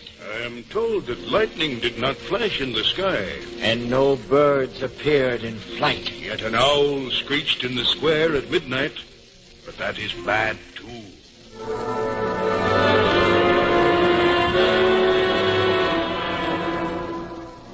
Down the concourse of the years, the records interpreted by modern university scholars like Wallace Notstein of the University of Minnesota and George Lyman Kittredge of Harvard University are strewn these tales of fears, superstition, demons, and magical signs. The idea that evil spirits war against man grows. And because people can be seen and felt and spirits cannot, the accusing finger is sometimes pointed at a man or a woman. He's a slave of the devil. She's a witch. He uttered a curse, and it will kill us. And the black thread in the fabric of history is woven into a wider pattern and spreads its design over Europe, knitted more strongly in each century. And then in the 16th century came the full terror of the devil, the age of witches. And what had gone before was only a prelude. Mankind, now on the threshold of the modern world, went suddenly berserk with terror of the devil. The studies of Henry C. Lee of the University of Pennsylvania, one of the most penetrating works of scholarship on medieval witchcraft, reveal where before there was one demon to fear, now there were 50. For one evil spell, there were 500. For one witch, there were 1,000. In the local tavern, they said, Our doors close at midnight. Then is the witching hour. In the castle of the Lord, Here is the bowl of milk, milady. Good. Put it by the door to keep the demons out. by the poor man's fireside. Oh, John, a big black rat. A rat? No, woman. 'Tis a demon, sure. Light the candle. Scare off the devil. The evil grew and grew until all of Europe was enmeshed in the black thread of witchcraft. And now no longer was the witch always alone. A new cult began. A mysterious order, an order of darkness, came into being. It was called the cult of Satan. It had self-appointed leaders, demagogues exploiting fear, giving status and importance and excitement to secret members. Read the critical work of Johann Weyer of the University of Bonn, 1568, reporting on the phenomenon of witchcraft to his patron, the Duke of Cleves. And you will know that in innumerable towns throughout the wide reaches of Europe, there gathered the devil worshippers at the witch's coven.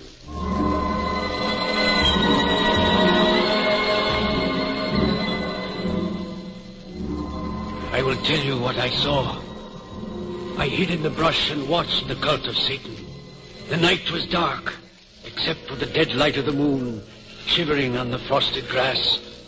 I held my hand over my mouth so no one would see my breath. At the witching hour, the people came to the hilltop, to the witch's coven.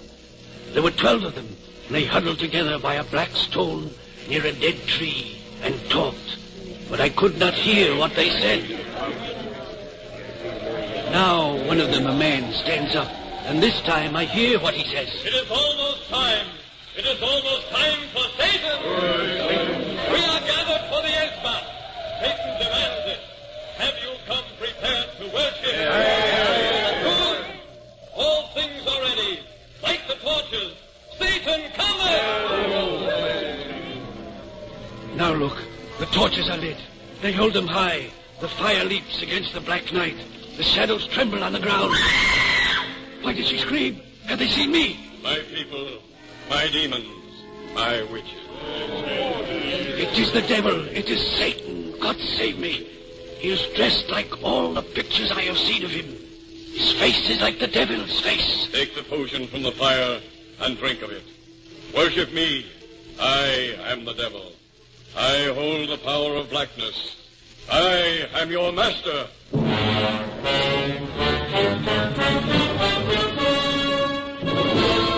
From the Pyrenees to furthest Scotland, there are people who gather in the mystic rites, the witches' coven. 12 and the devil, the magic number 13. But though history shows the black thread of witchcraft is a wide, cruel pattern in the 16th century, there appears also a design of action against the excesses of fear and superstition which held the old world in terror. In England, Henry VIII, strong-willed, caustic, called Bluff King Hal by his people, holds a session with his counselors of state.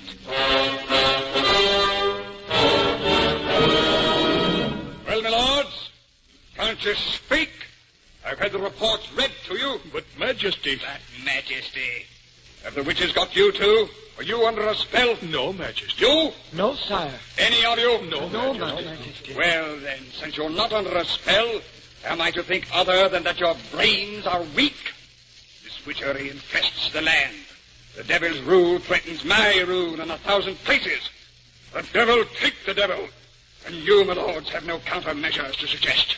Majesty, we deplore the condition also. And there are good folk all over England who share this sentiment. Many town officials have admonished their people not to succumb to foolish conduct, sire. Moreover, Majesty, this is a temporary thing. It will likely pass soon. My lords, you underestimate the problem. Do these reports from all over the realm leave you unaffected? What meaneth it if the good folk deplore? Have they power to back their sentiments? What result can be expected from the rebuke of town officials? The answer, my lords, is nothing. There is nothing against witchery but weaklings. So be it. Now I, Henry, will act. I am the king, the power, the might of England. I will smash this witchery. I will destroy this devil's work.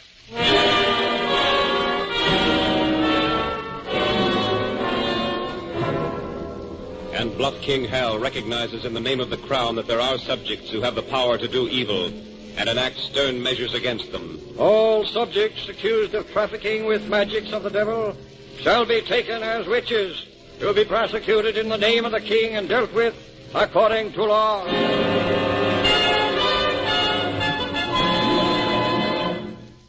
You are listening to the story of witchcraft, another chapter from the notebooks of science on the human adventure.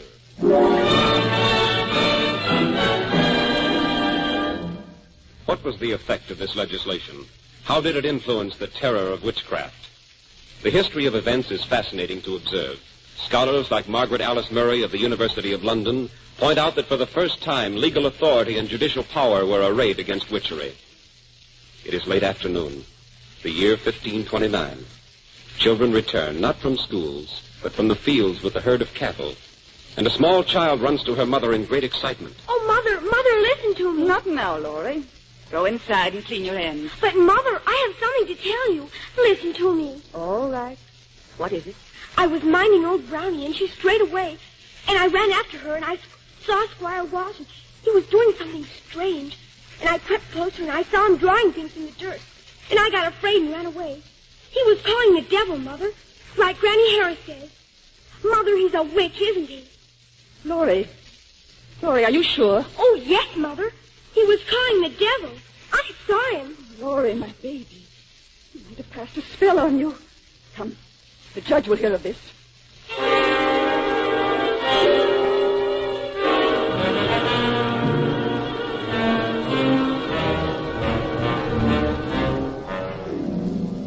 And I was minding the cows, and old Brownie strayed away, and I spied Squire Walsh by the big oak tree. He had a big black stick, and he was drawing in the dirt, and there was a lot of smoke, and a man jumped out of the bushes, and I ran away and told Mother all about it. He's a witch. I know he is. The word witch was enough for the judge. All the evidence necessary for a trial that was to follow in a week's time. Silence! The king's justice comes. Prisoner will face the bar. James Walsh, you've been called to face the charge of witchcraft. Before any testimony is given, How do you plead? Guilty or not? I am innocent. I have done nothing. The prisoner is seated now. The court calls the first witness, and Nora Martin faces the bench to tell of her daughter's experience. And little Laurie Martin stands to give testimony. Like Mother said, I was playing in the field when I saw Squire Walsh hiding behind a big oak. He was all dressed in black, and he had a big black stick with a snake's head on the end. And he was moving on the ground, and the snake was biting the brown rat that was there. Then the stick turned to fire and smoke, and a big black man with horns and a tail came out. And he and the squire talked, and I ran home and told Mother. And I know he's a witch. I do.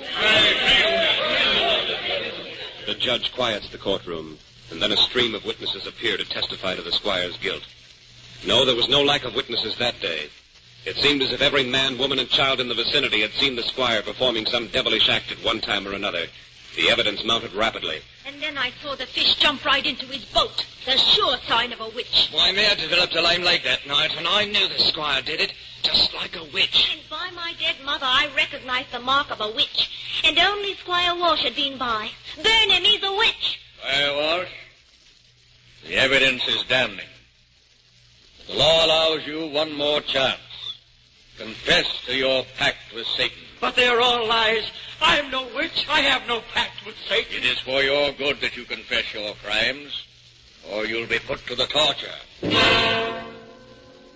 Now the front of the court is cleared, and from another room is brought the articles of torture.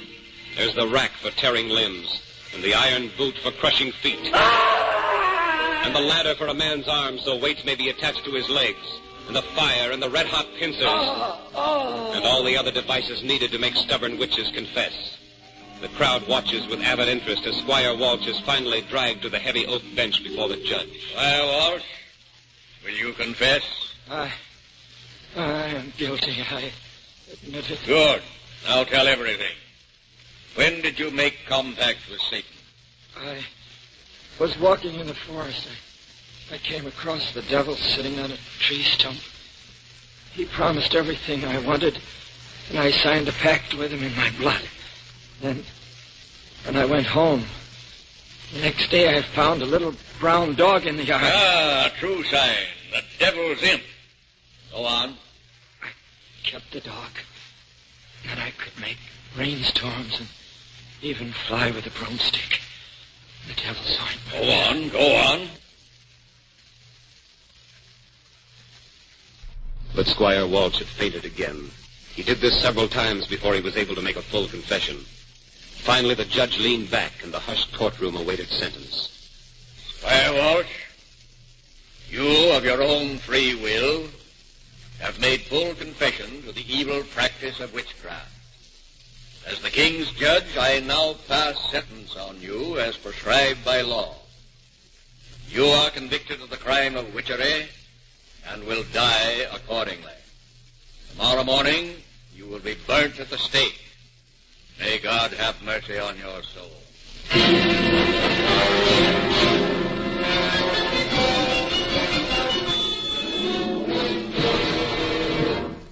An innocent man condemned as a witch. Here was an effect that King Henry and the governments of Europe, who also placed the power of the law against witchery, had not foreseen. The terror did not abate. The trials jammed the courts, and the courts became, in a manner of speaking, classrooms for the propagation of fear and superstition. And people were not unwilling to accuse their enemies of witchcraft, or to use the threat of accusation. You wanted me, Mum? Yes, Joan. Cook tells me you've not been doing your work. Oh, a girl's got to have a little fun now and then. I know, Joan. You get paid for your work, and you have to do it. And if I don't, Mum, what then?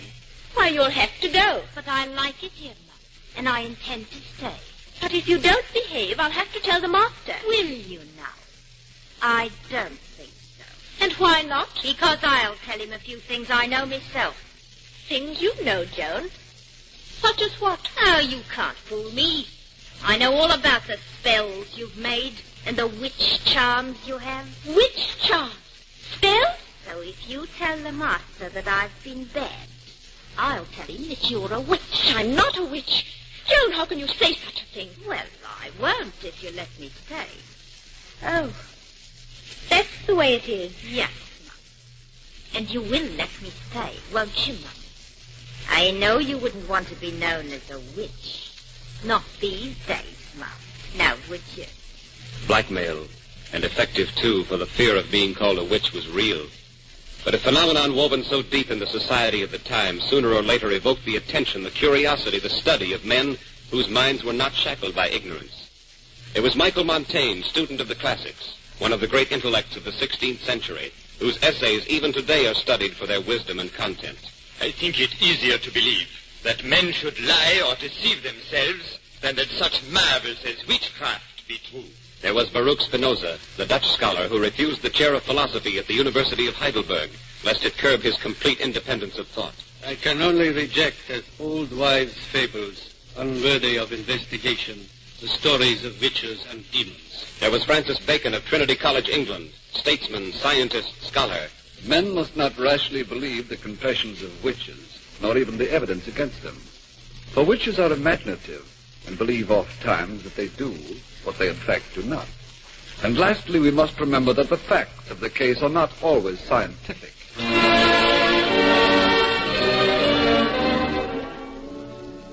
The facts of the case are not always scientific. Here was a word and an idea that could undo the spells of witchery, that could free men's minds. The word, scientific. It is a word more powerful than all the incantations on a dark hill at midnight. An idea more potent than any brew cooked from horsehair and a dead thief's blood. To be scientific is to be concerned with facts, with observable demonstrations, with the cause and effect of phenomena. Let us therefore be instructed by Sir Francis Bacon when we consider witchcraft.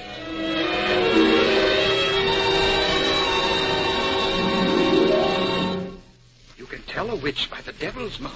Yes, and since practically everyone has a birthmark of some sort, there was no lack of witches. To prove someone is a witch, swim them. Sure, tie left hand to right foot and toss them into the nearest pond.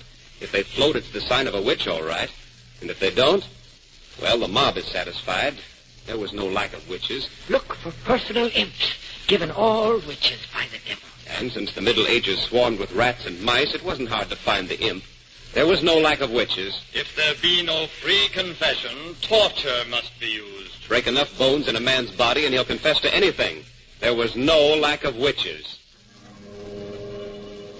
But these are modern analyses of ancient fears, the comments of an age of science upon an age of superstition. The question is, how did man first begin to unshackle himself from the web of witchcraft? Who were the men who first applied scientific methods of observation to the cult of the devil? They are the men we should honor, because our modern knowledge, which permits us to smile at the foolish fears of 400 years ago, would not be possible without their courageous acts. Here, then, another case based upon the findings and research of scholarship. The case of Genois of Lyon, France, in the year 1673.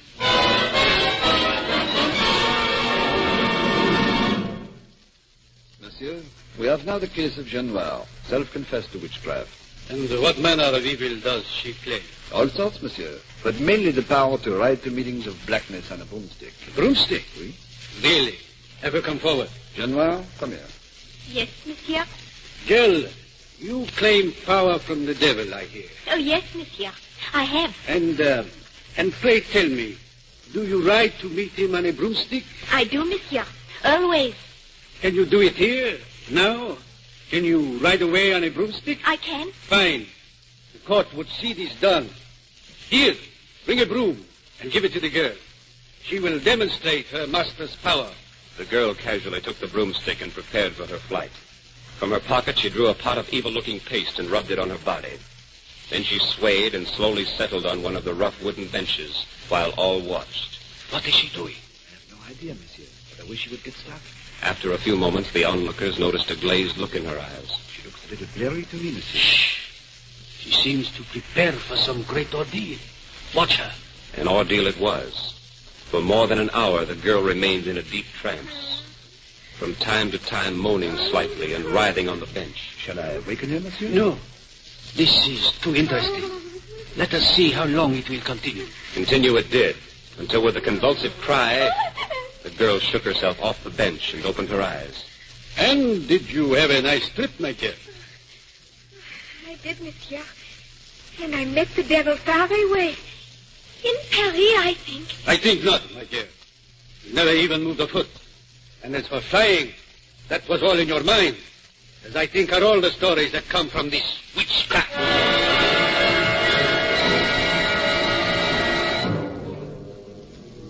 That was the answer, and witchcraft was doomed.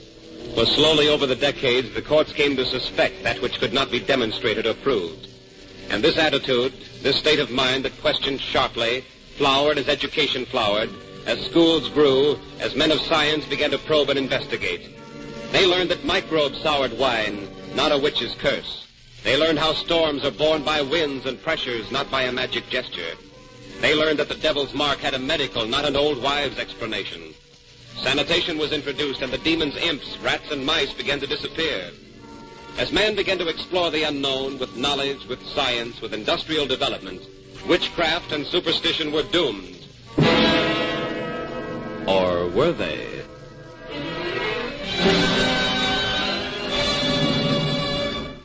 Is the soup all right, Henry? Best I ever tasted, Martha. Could use a little salt, though. Here, have some. Oh, no, it's spilled. Bad luck. No. Just throw a pinch over your shoulder. It'll be all right then. See, even now. Oh, one case, nothing to it. No? Listen. Come on, Jerry, we'll be late. I'm right with you. Hey, watch out for the ladder. Bad luck if you go under it. See what I mean? Yeah. Here's another. Boy, what a rain. Here, open this umbrella and dry it out while I change my clothes. Oh, no, Joe. Why not? Never open an umbrella in the house. Don't you know it means something terrible will happen? Well, how do you like that? A dizzy dame. She's just ignorant, like you said on the program. How anybody could be superstitious. That's right. Cigarette? Sure, thanks. Ed? Yes, don't mind if I do. Okay. Light? After you. Ed, light? Mm-hmm. And here's your light, mister. You know, 3 on a match? Of course, I don't believe it, you understand, but...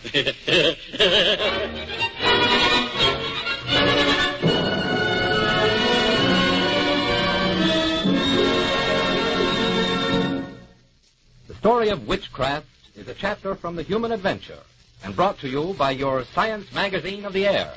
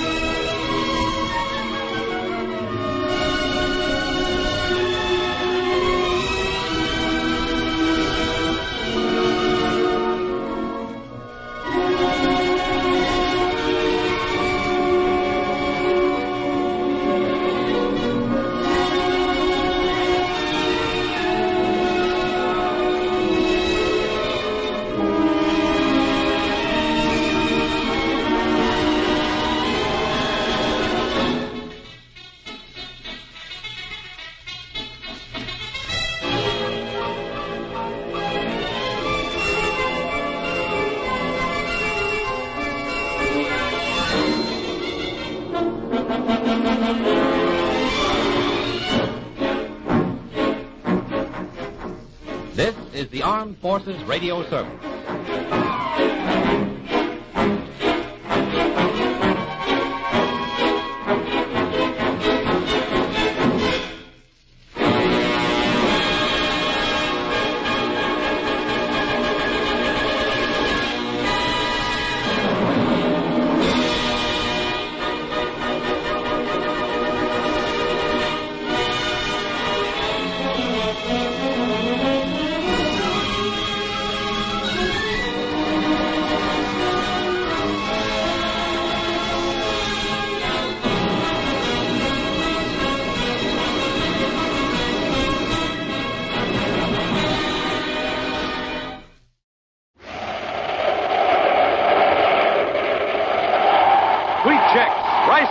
And Good Hot Ralston presents Space Patrol! High adventure in the wild, vast reaches of space. Missions of daring in the name of interplanetary justice. Travel into the future with Buzz Corey, Commander-in-Chief of the Space Patrol! In today's transcribed adventure, Cadet Happy is piloting a space observatory while a scientist studies a strange phenomena. It's an invisible force that completely destroys all matter. Right now, Buzz Corey is in Terra the Fifth, warning Happy to veer away from the force, but too late. Out of control, the space observatory whirls toward the invisible menace. Happy! Happy, can you hear me? Pull away from it. I'm trying to, sir, but the rockets don't seem to have any effect. Use full power on your starboard rocket. I am, sir, but we're caught in some sort of a whirlpool. Have hit full repeller ray. If you're caught in there, you're finished. We'll be back in just a moment with today's Space Patrol story, The Hole in Empty Space. Extra, extra, read all about it. Buzz Corey offers an official Space Patrol spaceophone set to every boy and girl on Earth. Extra, extra. You hear that, gang? That's right. Buzz Corey will send you a real, honest-to-goodness Space Patrol spaceophone set. Sounds just like a walkie-talkie. Looks just like the spaceophone Buzz Corey himself uses. Imagine, you can talk on it to someone a straight 50 feet away. Let me show you with this spaceophone right here. Calling Bob Raitt. Can you hear me, Bob? I'll say loud and clear. Just like talking on the walkie-talkie and the telephone, right? Right. I call it the magic phone you can carry anywhere. Yes, sir. See how the spaceophone sounds, boys and girls? Just like a telephone. Just like a walkie-talkie. And lots of fun. Yes, sir. So send for your spaceophone set today. You get 2 blue and yellow plastic spaceophones. You get 50 feet of communication cord. You get a spaceophone briefing sheet. Now, here's all you do to get the entire set. Buy a box of Instant Ralston. Then, with your name and address, send 25 cents in coin and an Instant Ralston box top to Space Patrol, Box 686, St. Louis, Missouri. This offer good only in continental U.S. and may be withdrawn at any time. That's Space Patrol, Box 686, St. Louis, Missouri. The Space Patrol, with its well-trained personnel, has a very high morale. Disciplinary action is rarely necessary. In fact, a serious infraction of important regulations is so unusual that Commander Corey himself insists on a personal accounting from the man involved. Right now, Buzz is reading a report from the Commandant of the Mercury Patrol Squadron as Happy enters the central office on Terra. Commander. Yes, Happy? Lieutenant Grayson's waiting in the outer office. Oh, thanks. Ask him to come in, please. Yes, sir. Lieutenant Grayson, Commander Corey wants to see you. I'll call you when I'm through here, Happy. Yes, sir.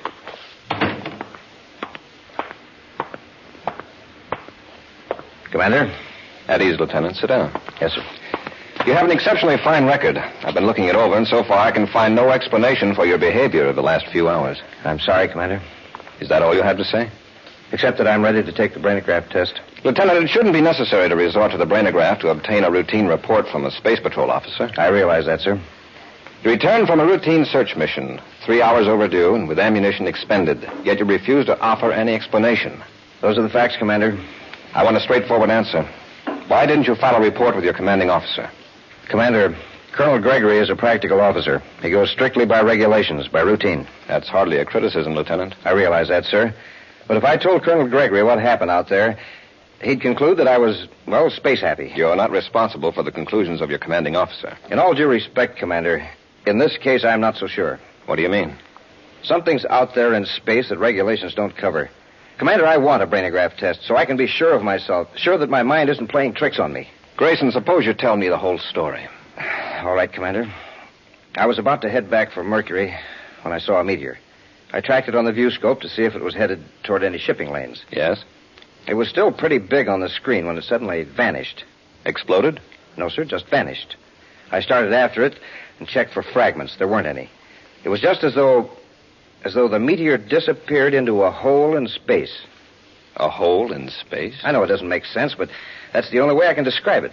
Nothing showed up on the viewscope. I tried both the ultraviolet and infrared scanners. Nothing. What about the cosmic missiles you fired? I swung in a wide circle around the point where the meteor disappeared. Suddenly, a black spot appeared on the sun, as though a planet were between me and the sun, an eclipse.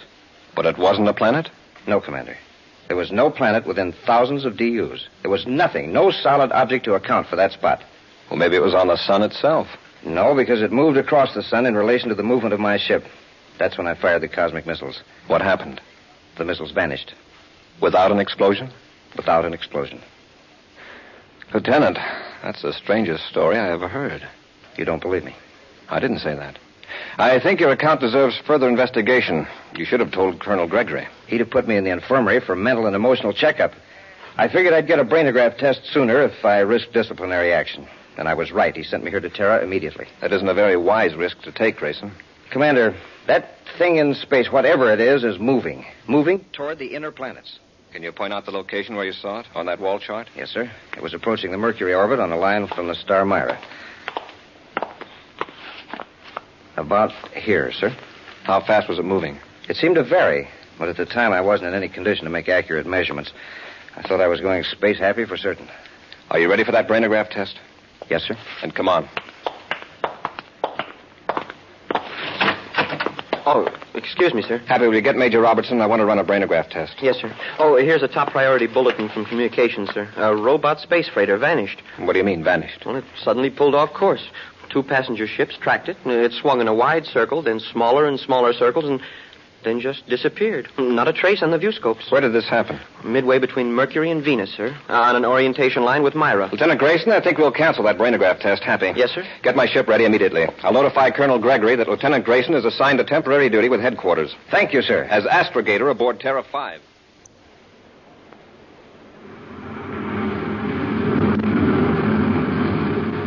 Commander, we're out beyond the point where the robot freighter vanished. Very good, Lieutenant. Happy established a zigzag course toward the sun. Yes, sir. We'll lace back and forth across the line between the sun and Myra.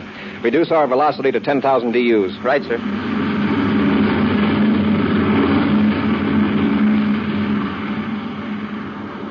All viewscopes negative, Commander. What's our approximate position, Grayson? In a few minutes, we'll cross the Venus orbit, sir. Well, this is the craziest search I've ever been on, Commander. Looking for something that isn't here. It's there, all right. It just doesn't show up on any instruments.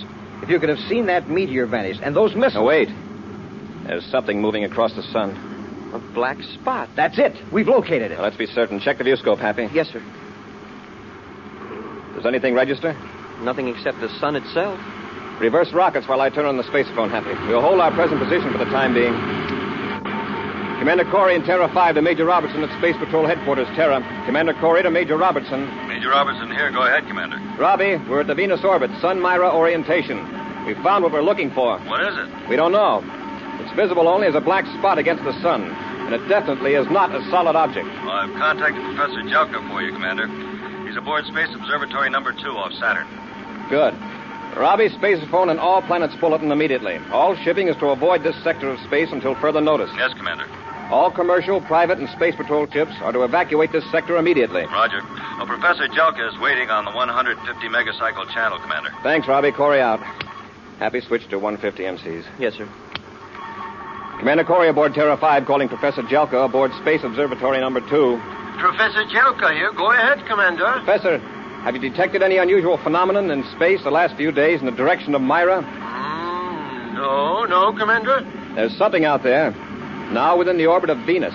It's not a solid object, but it cuts off light from the sun. Well, it's possibly a cloud of gas or tiny particles. Too sharp an outline, Professor. The Besides, things like meteors, cosmic missiles, and spaceships just don't disappear permanently in a gas cloud.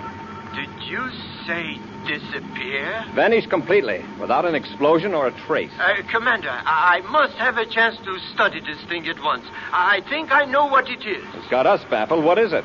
I call it a cycloplex. A cycloplex? I wrote a paper about it 12 years ago, purely as a theoretical idea. This is no theory. It exists.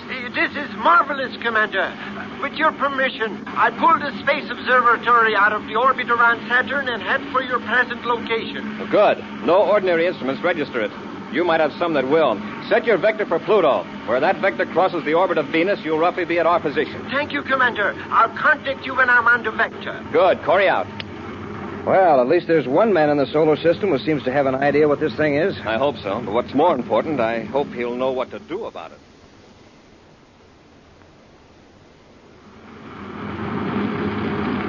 I've got the observatory and the viewscope, sir. It's only a few DUs away. A very good time, considering. Turn on the space phone, Happy. Yes, sir. Corey aboard Terra 5 calling Professor Jelka. Jelka here. Go ahead, Commander. We've picked up the observatory and the viewscope. Have you located us? Yes, Commander, but I can't detect the cycloplex. I've used several types of detection devices. You'll see the black disk against the sun in a few minutes. We'll join space locks with you and come aboard the observatory. Very good, Commander. Corey out. Grayson. Yes, sir? While Happy and I handle the controls, you watch that black spot. If it moves away from the sun, let me know. Right, Commander.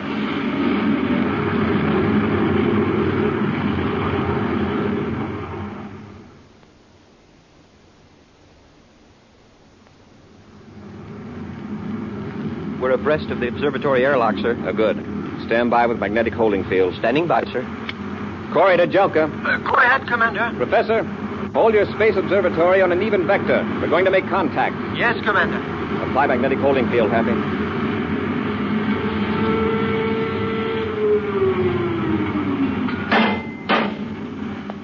Space lock secured, sir. Lieutenant Grayson, keep an eye on the controls. Happy and I will enter the observatory. Yes, sir. Open the inner hatch, Happy.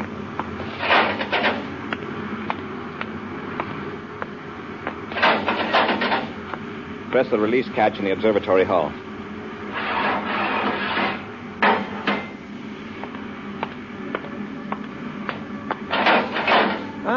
Come in, Commander. This is the most thrilling moment of my life. Professor Jelka, it's about the most puzzling moment of mine. Well, this is my cadet, Happy. How do you do, Professor? How do you do? I tell you, Commander, this is a cycloplex, just as I described it 12 years ago. They really do exist. Well, fine, Professor, but tell me, just what is a cycloplex? Well, you might call it a hole in space.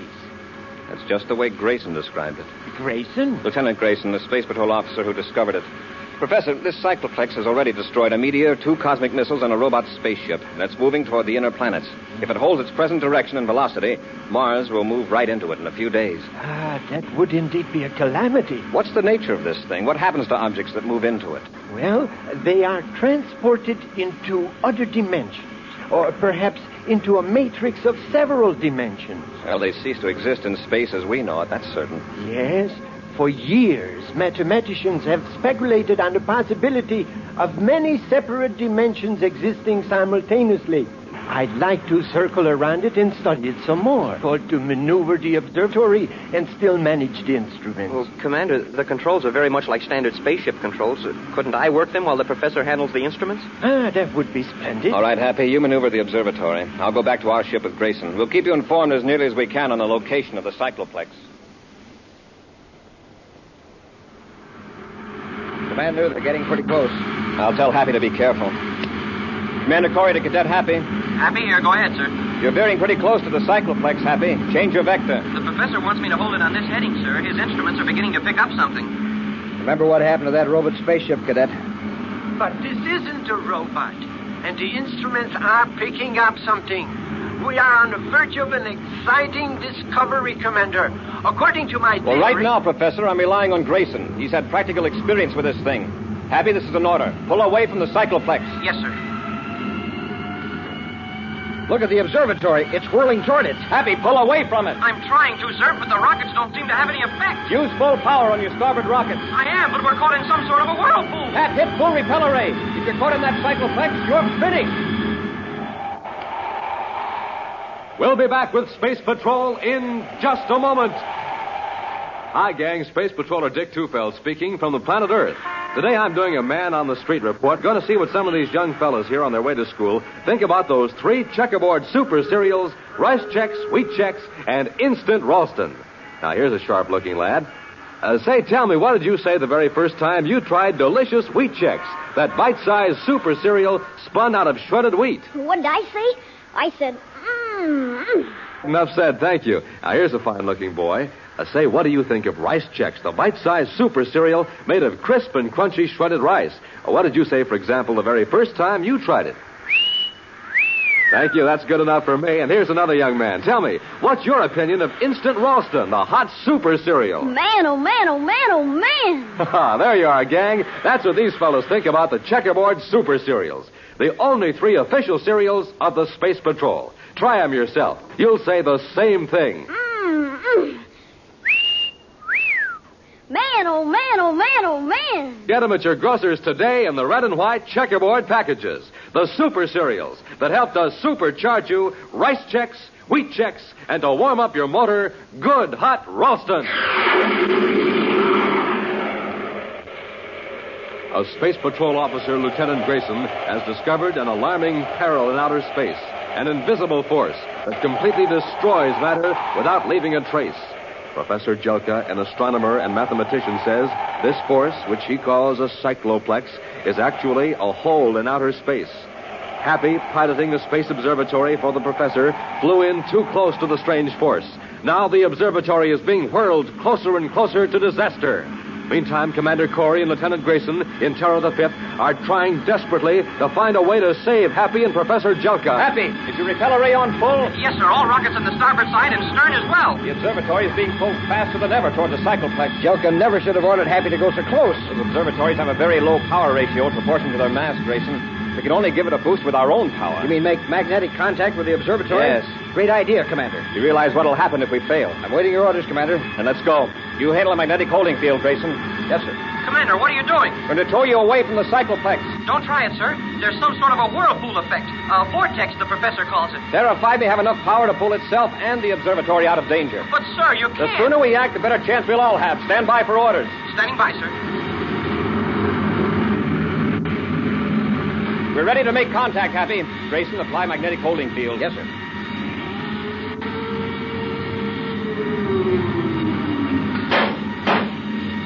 All right, Happy. Keep the observatory rockets on full power. Yes, sir. I'm going to increase our own power slowly at first. We won't try to fight the cycloplex force too strongly. We'll cut across at a tangent, understand? Yes, Commander. Here we go. Is it working, Commander? I can't tell yet. Happy? Yes, sir? As I increase the ship's power, it'll put a terrific strain on the hull of the observatory. Watch for any sign of damage. I will, Commander. There's that sound again. What is it? It's coming from the spaceophone system. Happy, do you hear it? Yes, sir. You're picking it up from the professor's instruments. He says it's caused by the cycloplex. Commander, our vector's changing. We're moving away from the cycloplex. We'll add a little more power. Happy, did the professor turn off his instruments?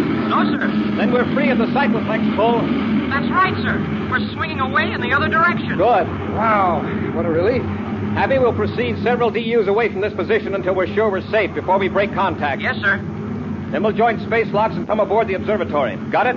Yes, Commander. I'll maintain vector till further orders. Check. Corey out.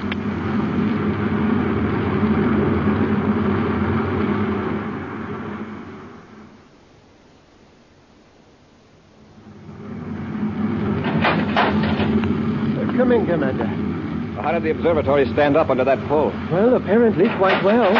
Smoking rockets, Commander. For a while there, I thought we were all going to plunge right into the core of that cycloplex. I thought so, too, Happy. Professor, did you manage to find out anything about this phenomenon? Very little. Although it did finally activate some of the instruments. Exactly what is it, this force? I can't say. Apparently, this vortex, the whirlpool effect, is some sort of an electromagnetism.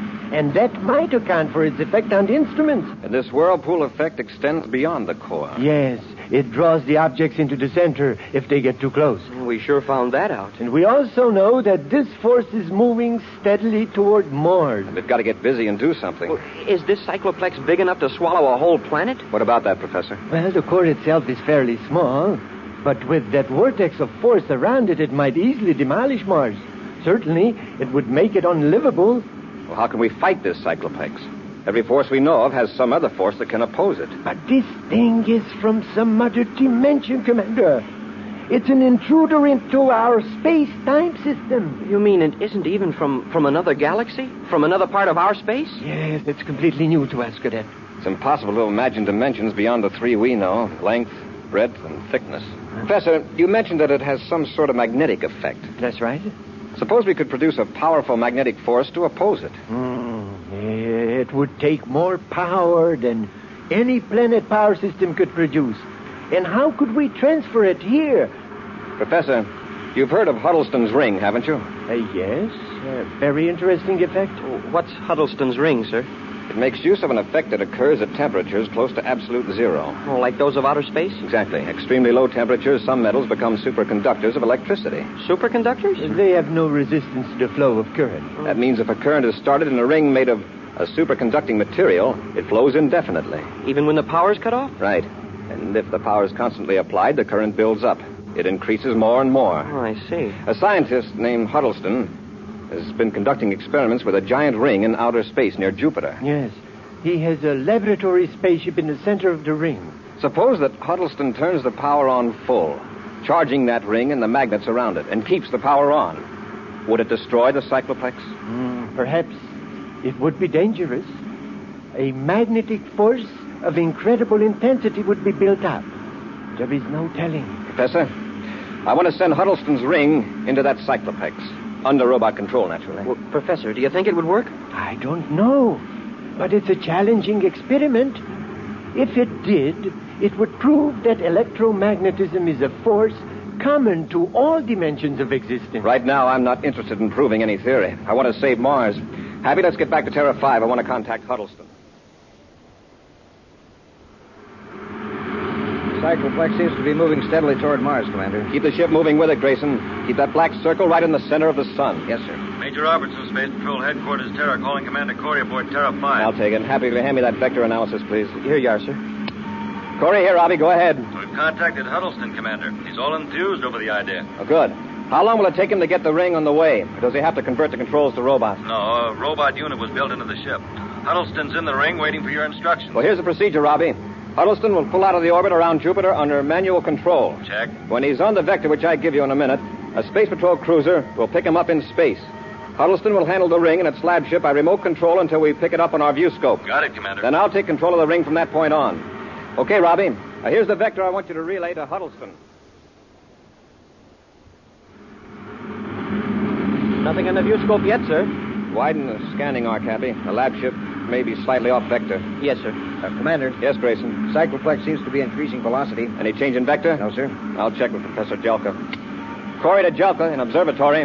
Jelka here. Go ahead, Commander. Lieutenant Grayson reports an increase of velocity by the cycloplex. He's right, Commander. My calculations confirm it. Is it still heading toward Mars? Yes, Commander. Is there any possibility of its changing direction? I'm afraid its motion is unpredictable. We don't know enough about it. Well, that's all, Professor. Thank you.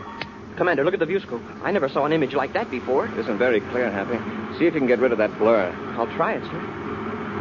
No, sir. That's as clear as I can get it. I'll check with Robbie. Commander Corey to Major Robertson. Robertson here. Go ahead, Commander. We've picked something up in the view scope, but it doesn't look like Huddleston's ring and lab ship. You got a blurred blotch? Yes. Now, that's the ring, Commander. I've been tracking it from Jupiter. Huddleston says your screen's blur is a tremendous magnetic force. Right, Robbie. I'm ready to take over control of the ring. It's now 14:20 and 15 seconds, universal start time. Tell Huddleston the switchover will occur at 14:21. Corey out.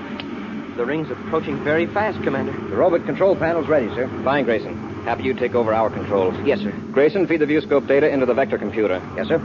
I want to get the ring headed for the target as soon as possible after switchover. It might be hard to control if that magnetic force builds up much higher. 10 seconds to switch over. Trajectory computed, Commander. Thanks, Grayson. 5 seconds. 3, 0. Now we'll find out if we've got the ring under control. Watch the viewscope, Grayson. See if the ring turns in the new vector. It's responding, Commander. Good. It's heading straight for the cycloplex now. Nothing to do but wait and hope it works.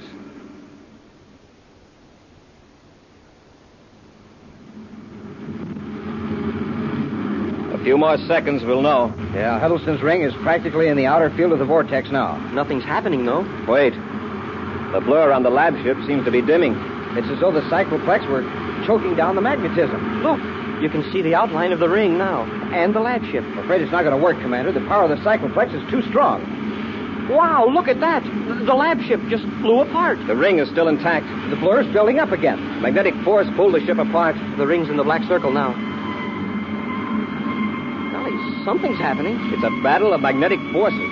The black circle is growing smaller. It sure is. It's shrinking. And rapidly. If that ring can hold up long enough... The cycloplex is just a black dot. It's gone. The cycloplex is gone, Commander. It worked. Whew. Look at the viewscope, man. Huddleston's ring is still there. Thanks to you, Commander. It saved a planet. It took all of us. Enter the story in our logbook, Happy. Yes, sir. What a mission to describe. We've just filled in a hole in empty space. Hey, maybe I should make the log entry in invisible ink. We'll be back with an exciting preview of next week's thrilling Space Patrol adventure in just a moment. Hey, it's got things popping everywhere. It's setting the world on fire. It's even stopping traffic. What am I talking about? I'm talking about the Space Patrol Spaceophone, and I'm going to tell you how to get a set. A set complete with 2 spacephones, 50 feet of communication cord, and an official briefing sheet on spacephoning. What an offer! What an invention! The magic phone you can carry everywhere. Sounds like the walkie-talkie in the telephone. Barrels of fun. You can talk to someone standing a straight 50 feet away. Now, I'll show you with this spaceophone here. Hello, Commander Corey. Hi, Dick. Hi, gang. Aren't these spacephones terrific?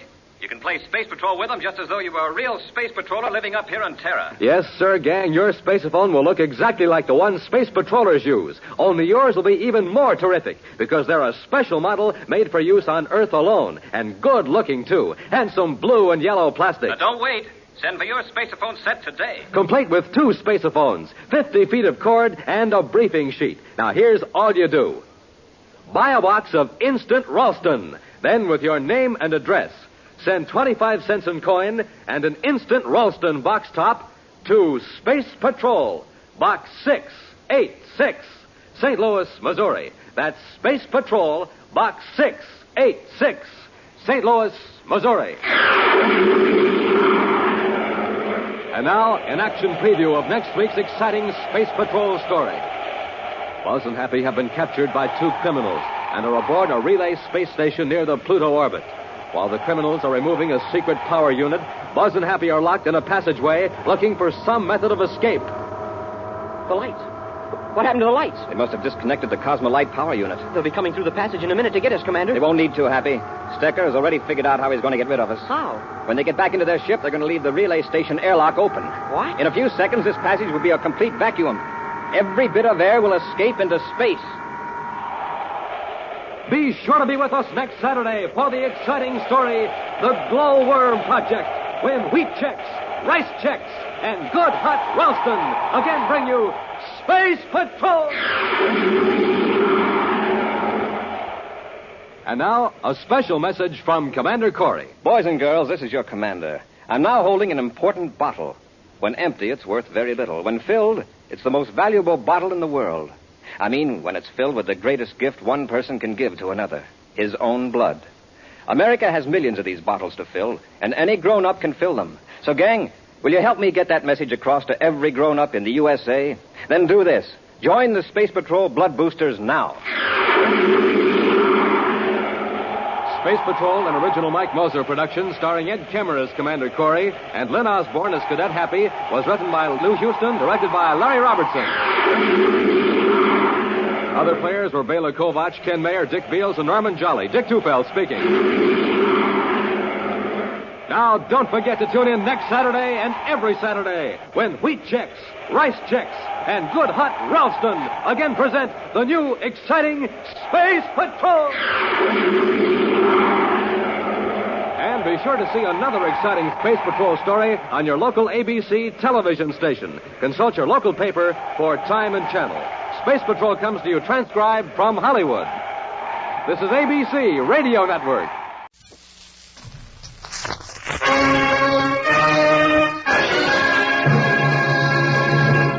Hello. This is Nelson Olmsted.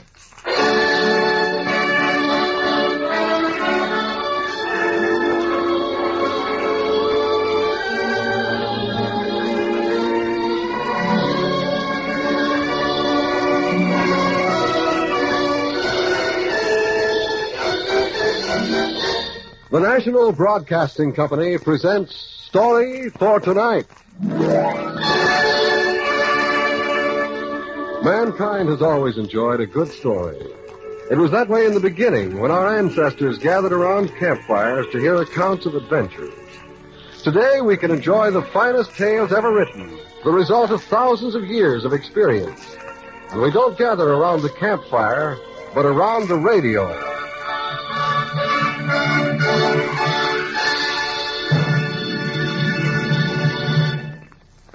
This is a program designed to bring to life for you the most compelling and dramatic modern short stories that have been written. Here is your teller of tales, Nelson Olmsted. Thank you, Hugh Downs.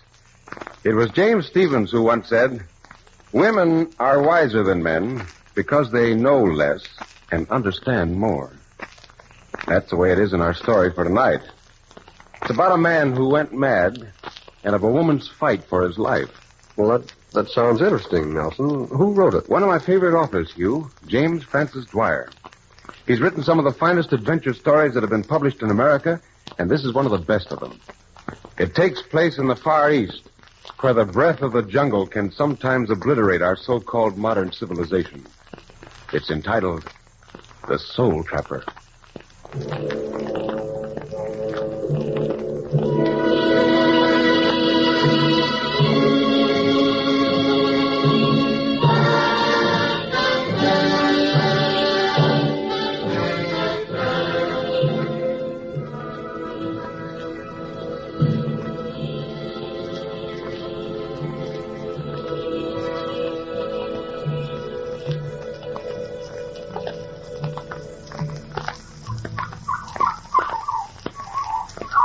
John Hockdorf, the greatest naturalist in the Malay archipelago, who knew more of the ways of animals than any of the 70 collectors employed by the big Amsterdam firm, spoke soothingly to a black monkey that twined in the shadow. The tropical night had rolled down from Asia, and a tremendous silence had come in its train. A new moon rode high over the tops of the jungle, where sandalwood and teak, in league-wide masses, resembled an ebony base upon which the dome of the heavens was softly resting. We'd been talking about the fact that we'd never seen a white woman in this country, and Hockdorf was off on a story. He said, "But a white woman did come to this spot once. You know, there's no place on earth where a man goes that a woman will not follow if the necessity arises, and for that I thank God. This Samarahan River is as near hell as you can go, yet a woman came here. She wasn't a collector of monkeys or bugs or anything like that. This woman came to... well, she came to trap a man's soul. I'll tell you first about the man. We'll call him Hanslaw. That's as good a name as any. And he came from Baltimore. He had the bungalow on the other side of the river, the one just below the Dyak village that I showed you this morning. And after he was here some time, we became great friends. He was a fine naturalist, none better. He loved his work. And he wouldn't stop from dawn till midnight. Hanslaw, I would say, you're a fool to work like that. You're just what all young Americans are, just a bundle of nerves. And if you go pounding along like that, something will stop all of a sudden in your head, and you'll go up like a rocket on the 4th of July. Well, I've got to make good, Hockdorf, he'd say. I've got to make good, and make good quick. Work is nothing if you have the right incentive, and by all that's holy, I have that incentive. That was all he'd say, just that. Work was nothing to him. Just because there was a woman over there in the United States 6,000 miles from this little hell in Borneo, he could not feel tired. It was wonderful. Through the smoke from that stinking slush lamp, he saw her eyes looking at him, from way over in Baltimore, and he wouldn't stop. In the night sometimes, I would get out of bed and look across the river, and no matter when I looked, his light would still be burning.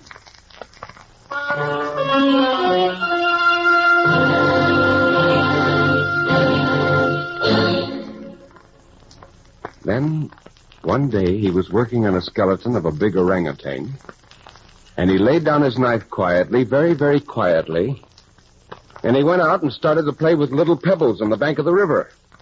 It chilled my blood. "Henslow," I said, "Well, what's the matter? Get up and leave those pebbles alone." But he wouldn't get up. He sat there on his haunches and played like a 3-year-old baby. Henslow had blown up, poof, just like that. Well, for 8 days he loafed around the bungalow doing no work and talking little, and in those 8 days something happened that was peculiar. The veneer of the centuries peeled off him like the skin of a snake, and Henslow, the greatest naturalist that has ever come to this infernal archipelago, became a savage. It was what you might call a backward migration of the soul, or perhaps the soul left him altogether. His brain was like a bit of new clay, and it picked up impressions from the Dayak natives, like a dry sponge sucks up water. He flung off his clothes, tied a chawat of bark cloth around his waist, and did things native fashion, and it hurt me to see that. He broke up specimen cases to make fish traps, and he didn't know they were specimen cases when he broke them up. Yet he'd lectured me about Humboldt a few nights before.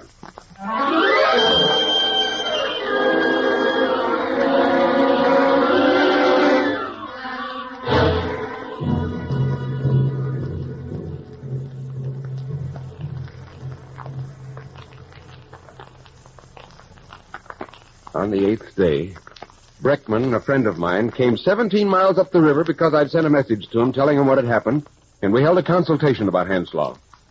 He was fishing with the Dayaks in the river while we talked, and he fished better than any of them, and that's saying a lot. But the wonder was that he'd never spent any time fishing till that flywheel went wrong in his brain, do you see? In 8 days, he'd learned all the tricks that the natives knew about fishing, and he'd brought 50 new tricks from out of the back of his brain, where some ancestor of his, dead 1,000 years or so, had stored them. I knew that he'd never seen a dozen crocodiles since he came to Borneo. And I know that he'd never attempted to catch one of those ugly devils in his life before that day he started to play with pebbles. Yet he could beat all those natives at the business after a few days. He tackled crocodiles with as much composure as I'd tackle a glass of beer. "We should take him down the coast," said Breckman. "It's bad to let him run wild with the natives." "Yes," I said. "If we could get him on the tramp steamer and get him down to Singapore, his consul might look after him." "Will we start now?" "No. We'll leave it till morning. We'll invite him on a trip down to your place, and if he gets suspicious, we must kidnap him." Now, I know that Henslow didn't hear what Breckman and I'd planned to do. We took good care to be out of hearing. But instinct is better than hearing. Henslow had his instinct sharpened when that flywheel went wrong. You bet he had. And he felt that Breckman and I were scheming something that concerned him. In the morning, when we were making preparations to go down the river, he bolted. Yes, he bolted into the jungle. I told you he'd become a better savage than the natives. Well, he was. We went in pursuit of him with a crowd of Dayaks, and he made fools of us. We were tenderfeet compared to him and his knowledge of the jungle. Good Lord, yes. He fooled us like we were so many children. He chattered like an animal. I tried every way to get the madman back to the bungalow, but it was no good.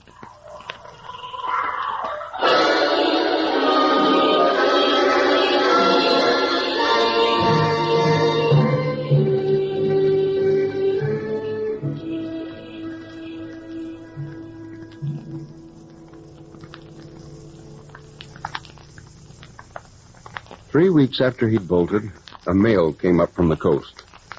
There was a letter for Henslow from Baltimore, and I opened it. It was beautiful. It made me feel sorry to think that I had no one to write me letters like that. I think that I could have worked as Henslow worked if I had. Henslow said that love was the big lever that moved the world. I believe him now. The day before his brain snapped, She quoted some lines of verse to me, and I didn't understand them until I read that letter. Yes, I remember those lines. Methinks no leaf would ever bud in spring, but for the lover's lips that kiss, the poet's lips that sing. You think it's strange that I, an old bachelor who's trapping animals in this wilderness, should remember those lines.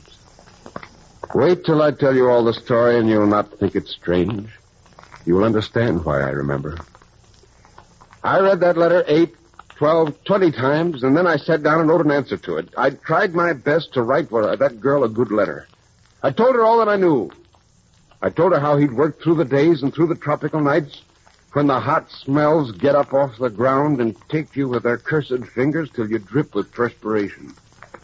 And I told her how the little belt had slipped from the flywheel in his brain. It was no good trying to lie to the woman who wrote that letter. Not one bit. My, I never did such a bit of writing in all my life.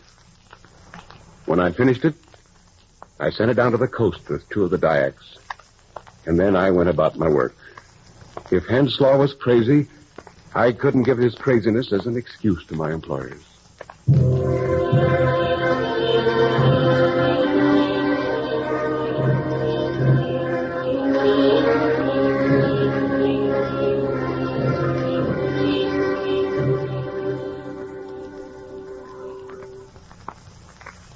As time went on, that madman tried to make me as much of a lunatic as the Fates had made himself.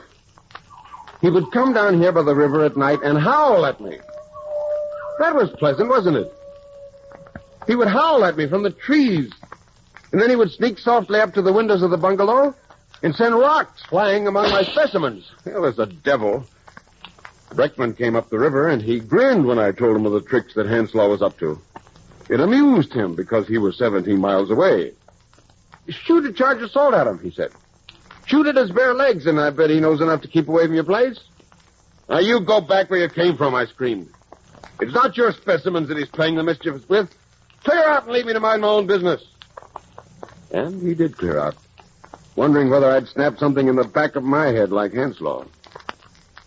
Oh, Henslaw kept me mighty busy in the nights that followed.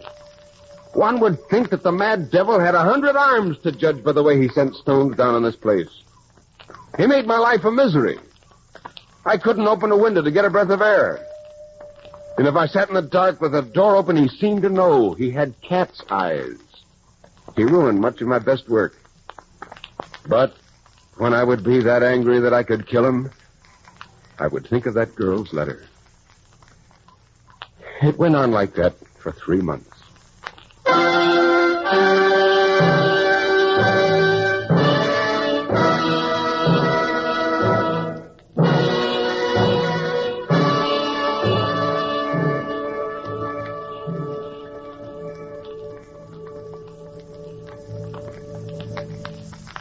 One morning, while I was skinning a crocodile down on the bank of the river, I saw a boat coming up the stream.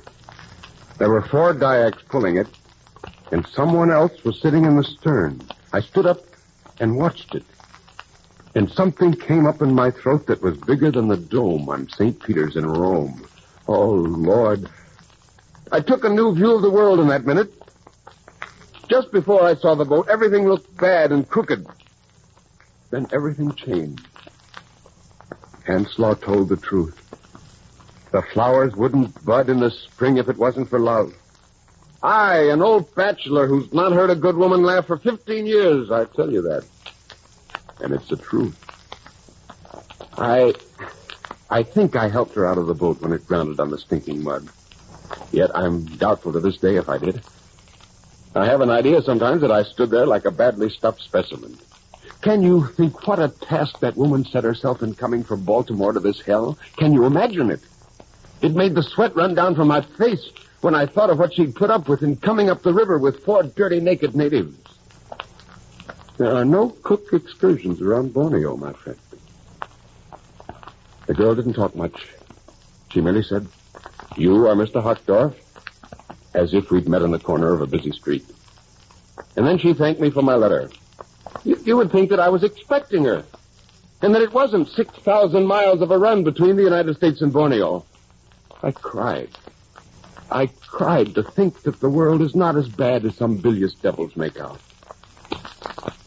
Out on this God-forgotten place, I was witnessing something that poets could sing on. Yes, it was good to think that there were women like her in the world. He didn't ask any questions, and that's the wonder of it. He just looked at me and at the cursed jungle that was crushing in all around the bungalow. You know, she never mentioned Hansel all that day. She just sat by the little window and stared at the trees. Once only she looked up at me, and I said, sometime before midnight, before I could stop myself. And she nodded when I said it. She didn't eat anything much, and I knew she was praying for the night. That madman was somewhere up in the hills sleeping, and I knew that he'd be down to give my bungalow a bombardment when the night came down thick. But when the darkness fell like a blanket, she stood up and walked to the door. She promised me she would go only as far as the clearing and no farther. Then she quietly went out into the dark. The moon wasn't up, and the night was so thick you would think it possible to cut up the darkness into cubes and build things out of it. A tropical night has a breed of blackness that you'll not find anywhere else.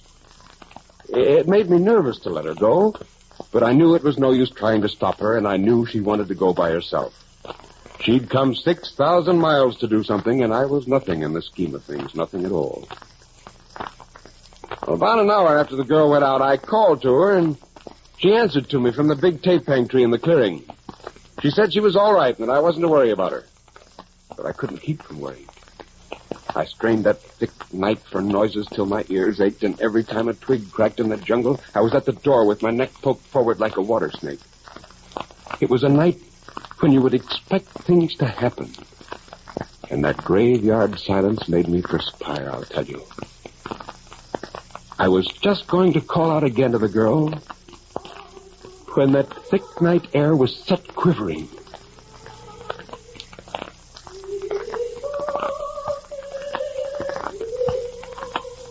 It was like as if little threads of purple and silver and gold were being threaded in and out of the dark patches, and I gasped. She was singing. She was singing out there in the night, and I'd never heard such singing.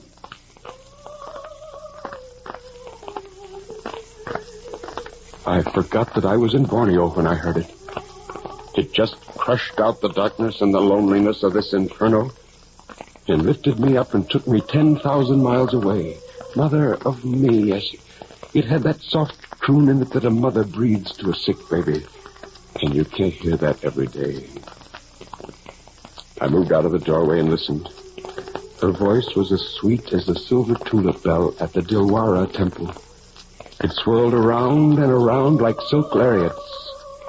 And you couldn't tell whether she was in the clearing or across the river. It was wonderful. She stopped for a second, as if she wished to listen. And before the notes of her song had died away, a stone crashed against the window of the bungalow, and a hyena scream went up into the night like a brass blare.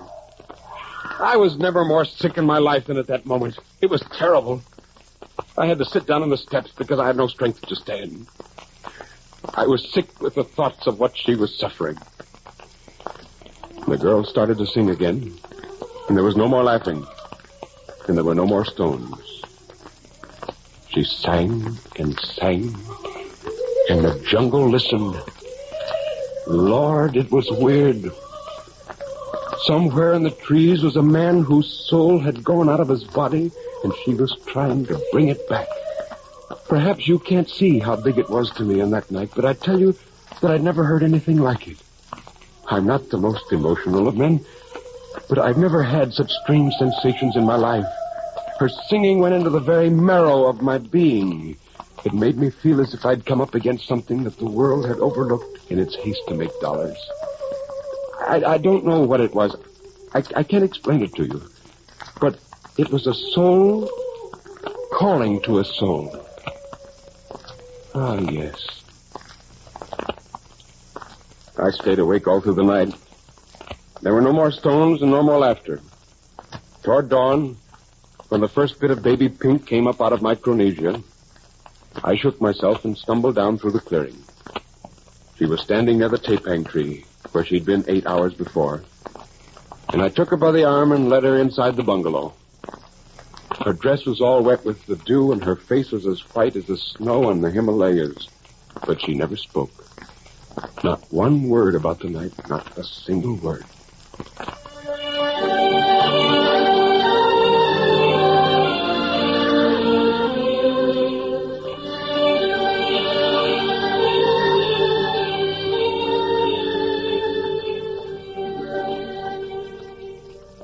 The next night he threw stones. But it didn't seem to give him the devilish amusement that he got out of the business before she started to sing. He did his little cannonade, and then he crept away or listened to her in the trees. But the fact that he was somewhere near and yet not visible to her was making that girl suffer. I saw that. She was being crucified by the black jungle that held him from her. And there was nothing for me to do. Once I hinted at some scouting work, but I dropped that hint in a hurry. It was not on her program. All I could do was sit and wait and try and coax her to eat something that would keep her strength up.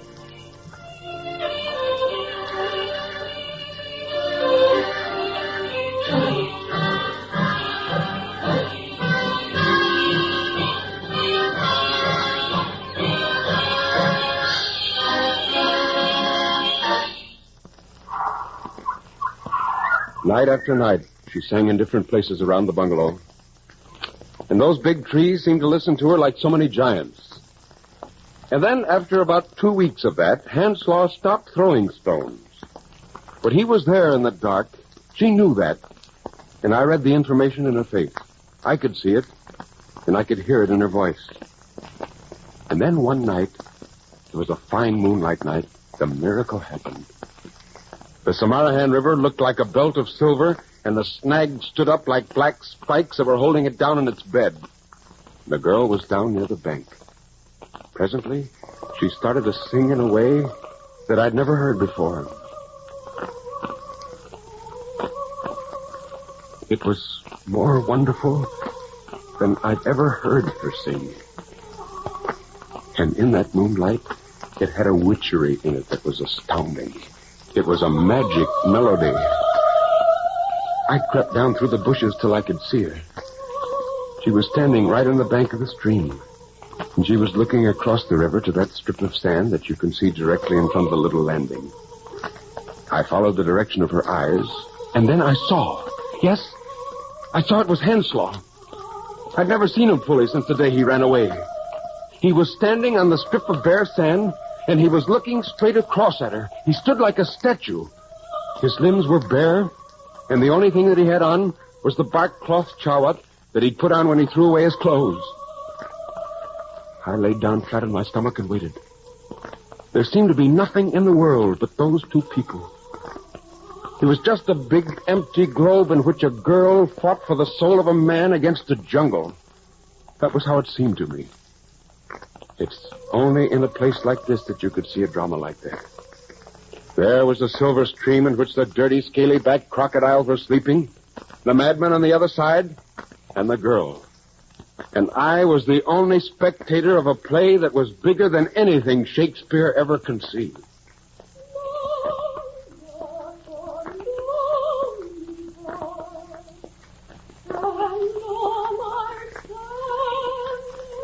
Hanslaw was looking at her. She was right down on the bank, and the big moon lit up the place like a festival night.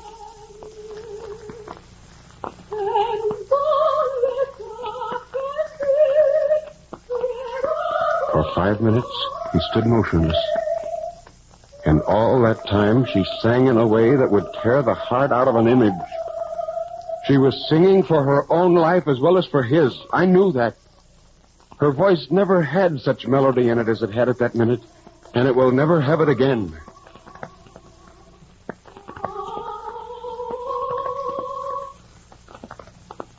Her singing seemed to hold him, but the moment she stopped exhausted, he made a quick move for the shadows. He'd crossed the sand when something happened. I don't know if she threw herself into the water or if the rotten bank gave way beneath her when she was leaning out. I think it was the latter. But before I could get on my feet, she was being swept down the river. You know what the Samarahan River is. It's alive with crocodiles. I got to my feet with that most awful feeling, and as I did so, a cry, like the cry of a lost soul, came from Hanslow, and his long naked body shot out like a shaft into the silver stream where the girl was battling. That was a horrible cry that he gave. I can hear it now if I shut my eyes. I'll always hear it. You know what I'm talking of? It was the cry of the soul coming back to the body it had left, and I heard it. He reached her in 3 strokes, and he swam toward this side of the shore. I prayed then. I'd not prayed for 10 years, but I prayed quick as he was striking out for this bank. And I knew then that God Almighty had done something in his own way, and that he'd made me a witness of the miracle. She'd fainted when he reached the bank, and I crouched in the shadow and watched them. Very gently, he picked her up in his long, sinewy arms and carried her up to the bungalow. And I walked on air as I followed. I was stunned. I was incapable of doing anything. He carried her in the door and placed her on the couch that was inside. And then she came to her senses and spoke to him. I listened in the dark outside. For a minute, he didn't answer. And then he spoke as if the floodgates of his soul had been suddenly ripped away. And I crawled away down to the Dyak village. It was not for me to hear anymore. I'd heard enough. Yes, I had heard enough to tell me that she was as safe as if she was in her mother's home in Baltimore. That was all I wanted to know. She was one of God Almighty's angels, and Hanslow and I were but 2 pieces of mud alongside her. That's all we were. She was the greatest woman I've ever known.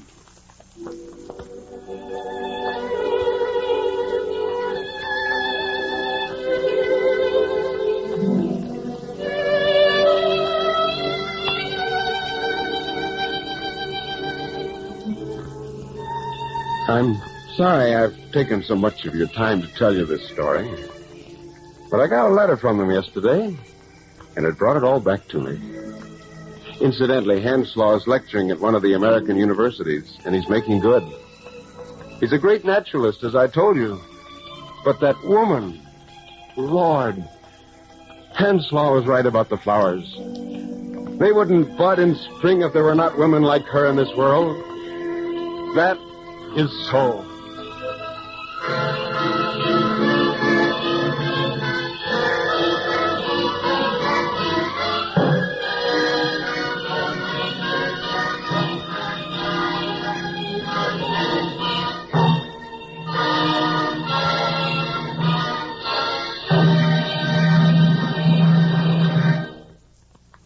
You have just heard a short story by James Francis Dwyer entitled The Soul Trapper, as told by Nelson Olmsted.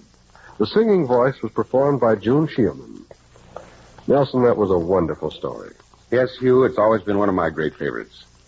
Incidentally, the author, Mr. Dwyer, has had a rather sensational life.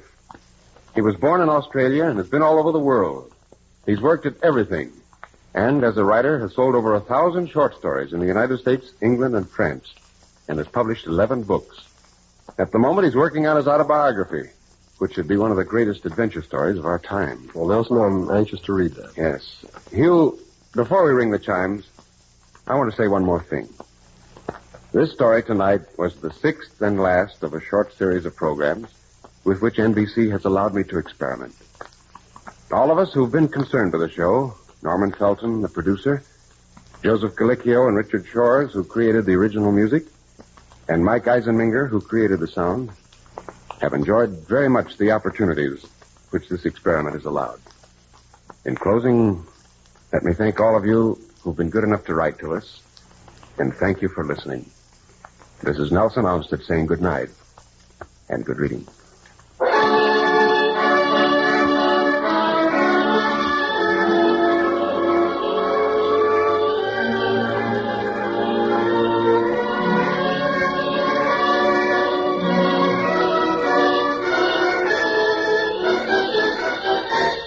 Our nation is still suffering from a shortage of the fats and oils so necessary to the manufacture of soaps and other commodities that you need to run your home.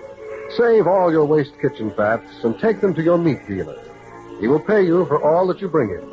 Remember, start saving all your waste kitchen fats today so that you can have more of the things you need tomorrow.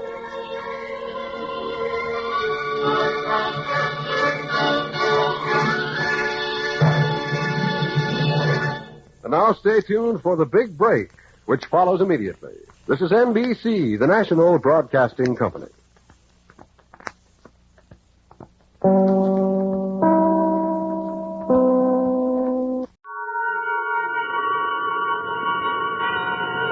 The Columbia Network takes pleasure in bringing you Suspense.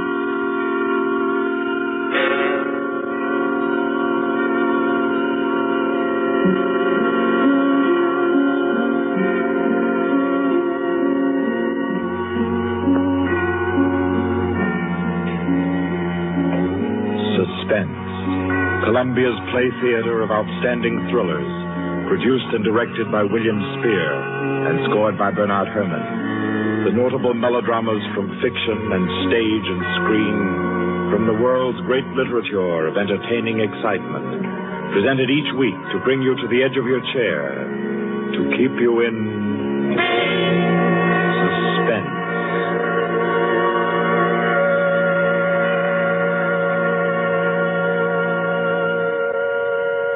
Tonight's story, by America's distinguished author-playwright Owen Johnson, gathers its suspense in a very gentle way. It doesn't have a spectacular finish, garnished with revolver shots. There are no graveyard watches. There's not so much as a single lifeless body, identified or unidentified. It's a tale told in a club room, the Artists and Writers Club in New York. A tale of high-class robbery and suspicion, and of how some ladies and gentlemen nervously counted 100 in the dark.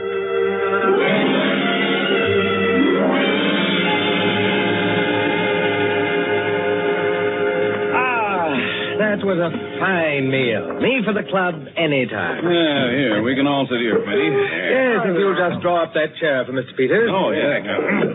Peters. Thank you. Do you all know Peters? This is Mr. Steingall. How do you do? I know you. Mr. Golier.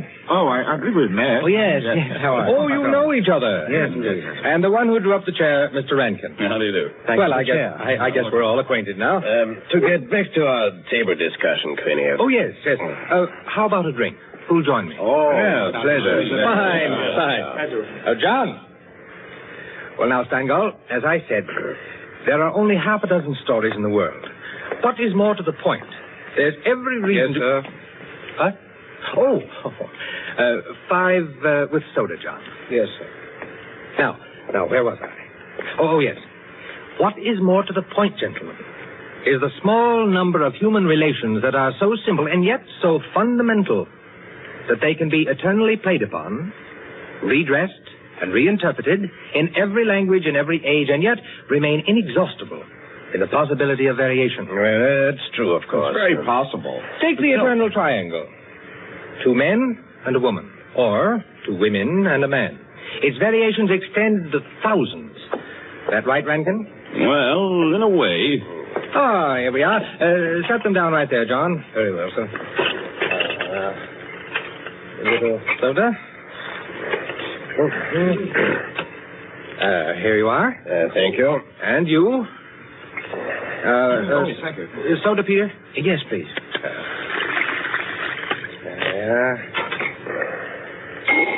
Another one. Here you are. Thanks. And here's yours. Thank you. And now, a little soda in mine. Well, here's to you all. Cheers. Cheers.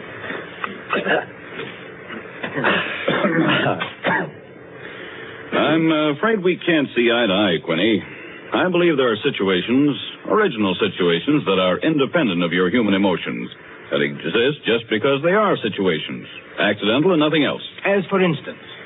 Well, I'll just cite an ordinary one that happens to come to my mind. In a group of 5 men, well, such as we are here, a theft takes place. One man is the thief. Now, which one? Now, I'd like to know what emotion that interprets. And yet it certainly is an original theme at the bottom of the whole literature. It's not the same thing at all. Detective stories. I could answer that the situation you give can be traced back to the commonest of human emotions, curiosity. I think Quinny has you there, Rankin. What is the peculiar fascination that the detective problem exercises over the human mind? You will say curiosity. Yes and no. Admit at once that the whole art of a detective story consists in the statement of the problem. Anyone can do it. I can do it. Steingall can do it. Rankin, I believe even you can do it. The solution doesn't count. It is usually banal. It should be prohibited. What interests us is, can we guess it? There you have it. The problem, the detective story. Now, why the fascination? I'll tell you. It appeals to our curiosity. Yes. But deeper, to a sort of intellectual vanity. 5 men present. A theft takes place. Who's the thief? Who will guess it first? Whose brains will show its superior cleverness? You see? That's all. That's all there is to it. Out of all of which, the interesting thing is that Rankin has supplied the reason why the supply of detective fiction is inexhaustible. It does all come down to the simplest terms. 5 possibilities, 1 answer. Well, the reason is that the situation does constantly occur. It's a situation that any of us might get into any time. Yes, I know of an incident of that kind that happened to a friend of mine last month. Of course, gentlemen. You are glorifying commonplaces. Every crime, I tell you, expresses itself in the terms of the picture puzzle that you feed to your 6-year-old. It's only the variation that is interesting. Well, take the well-known instance of the visitor at a club and the rare coin, for example. You all know that story. You've heard it, haven't you? I don't think I have. Sure. Why, it's very well known. Oh, go ahead, Crane. Tell it. A distinguished visitor is brought into a club. A dozen men, say, present at dinner, long table. Conversation finally veers around to curiosities and relics. One of the members present then takes from his pocket what he announces as one of the rarest coins in existence. Passes it around the table. Coin travels back and forth, everyone examining it. And the conversation goes to another topic. All at once, the owner calls for his coin. It is nowhere to be found. Everyone looks at everyone else. First, they suspect a joke. Then it becomes serious. The coin is immensely valuable. Who has taken it? The owner is a gentleman. Does the gentlemanly, idiotic thing, of course. Laughs as he knows someone is playing a practical joke on him and that the coin will be returned tomorrow. The others refuse to leave the situation so. One man proposes that they all submit to a search. Everyone gives his assent until it comes to the stranger. He refuses, curtly, roughly, without giving any reason. Uncomfortable silence. The man is a guest. No one knows him particularly well, but still he is a guest. One member tries to make him understand that no offense is offered, that the suggestion was simply to clear the atmosphere. The stranger becomes very firm, very proud, and says, I refuse to allow my person to be searched, and I refuse to give the reason for my action. Another silence. The visitor evidently has the coin, but he is their guest, and etiquette protects him. Nice situation, huh? What's the answer? The table is cleared. A waiter removes a dish of fruit, and there, under the ledge of the plate, where it's been pushed, is the coin. Banal explanation, eh? Of course. Solutions always should be. At once, everyone apologizes to him, whereupon the visitor rises and says, now I can give you the reason for my refusal to be searched. There are only 2 known specimens of that coin in existence, and the second happens to be here in my vest pocket. Yes, rather obvious. Of course, the story is well invented, but the turn to it is very nice. Very nice, indeed. Well, I don't know. Ending is very unsatisfactory. The visitor should have had on him not another coin, but something absolutely different, something destructive, say, of a woman's reputation. And a great tragedy should have been threatened by the casual misplacing of the coin. Well, I've heard the same story told in a dozen different ways. Oh, it's happened 100 times. It must continually happen. I know of one extraordinary instance. In fact, the most extraordinary instance of this sort I've ever heard. Peters, you rascal. I see you've been quietly letting us set the stage for you. Well, it's not a story that will please everyone. Why not? Because you will want to know what no one can ever know. It has no conclusion, then? Yes and no. As far as it concerns a woman, quite the most remarkable woman I've ever met, the story is complete. Do I know the woman? Possibly. Probably, I should say. Uh-huh. As a matter of fact, this should be particularly interesting to you because I believe that most of you are acquainted with the people involved. The names, of course, are disguised, I think... yes, I have. Just time before I catch my train to tell it to you.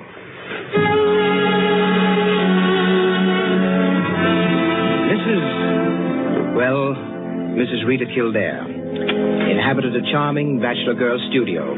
Very elegant. With a duplex pattern and one of the buildings just off Central Park West. She knew very nearly everyone in that indescribable society in New York that's drawn from all levels and that imposes but one condition for membership, to be amusing. In this mingled society, her invitations were eagerly sought. Her dinners were spontaneous, and the discussions, though gay and usually daring, were invariably under the control of wit and good taste. On the Sunday night of this adventure, she had, according to her custom, sent away her Filipino butler and invited to an informal chafing dish supper 7 of her more unusual friends. At 7 o'clock, having finished dressing, she put in order her bedroom, which formed a sort of free passage between the studio and a small dining room, to the kitchen beyond. Then, going into the studio, she struck a match and was about to light the candlesticks which illuminated the room when the bell rang. And a Mr. Flanders, a broker, compact, nervously alive, well-groomed, was waiting as she opened the door. Well, you're early. On the contrary, you are late. Well, in any case, hello, and come inside. Here, let me take your things. Thank you. Well, I'm the first, I suppose. Of course. And since you are, you can be a good boy and help me with the candles. Delighted. Who's to be here tonight? The Enos Jacksons. I thought they were separated. Not yet. Oh, interesting. Only you, dear lady, would dream of serving us a couple on the verge. It is interesting, isn't it? Assuredly. Where did you know Jackson? Through the Warings. Jackson's a rather doubtful person, isn't he? Well, let's call him a very sharp lawyer.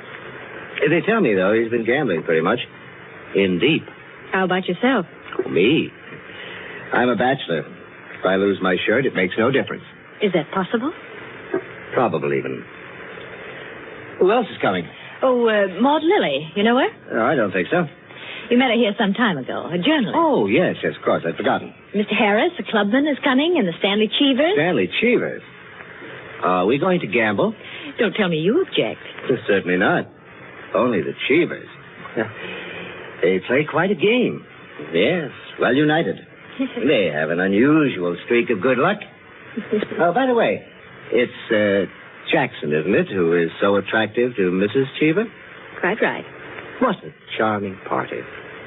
Where does Maud Lily come in? Don't joke. She's in a desperate way. And young Harris? Oh, he used to make the salad and cream the chicken. See the whole party. I, of course, am to add the element of respectability. Of what? Don't play baby with me, my dear Flanders. I apologize. That's better. No one, of course, knows who else is coming. No one, of course.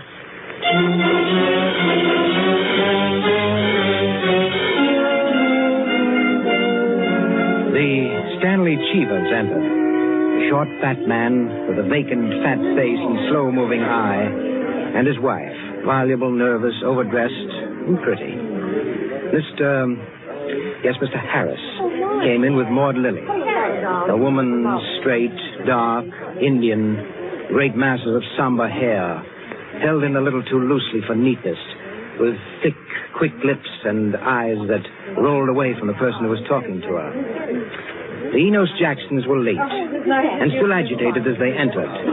His forehead had not quite banished the scowl, nor her eyes the scorn. He was of the type that never lost his temper, but caused others to lose theirs. Mrs. Jackson seemed fastened to her husband by an invisible leash. You looked at her curiously and wondered what such a nature would do in a crisis, with a lurking sense of a woman who carried with her her own impending tragedy. As soon as the company had been completed and the incongruity of the selection had been perceived, a smile of malicious anticipation ran the rounds, which the hostess cut short by saying, Well, now that everyone's here, this is the order for the night. You can quarrel all you want. You can whisper all the gossip you can think of about one another. But everyone is to be amusing. Also, everyone is to help with dinner. And nothing formal, nothing serious. We may all be bankrupt, divorced, or dead tomorrow. But tonight we'll be gay. That's the invariable rule of the house. For she's a jolly good fellow. For she's a jolly good fellow. For she's a jolly good fellow. Which nobody can deny. Oh, thanks, everyone. Now, if you'll excuse me, I'll get on with the cooking. Harris, I'll need you. Right with you. May I be of any help? Thank you, Ma, dear. Oh, Mrs. Cheever, you might come along, too. All right.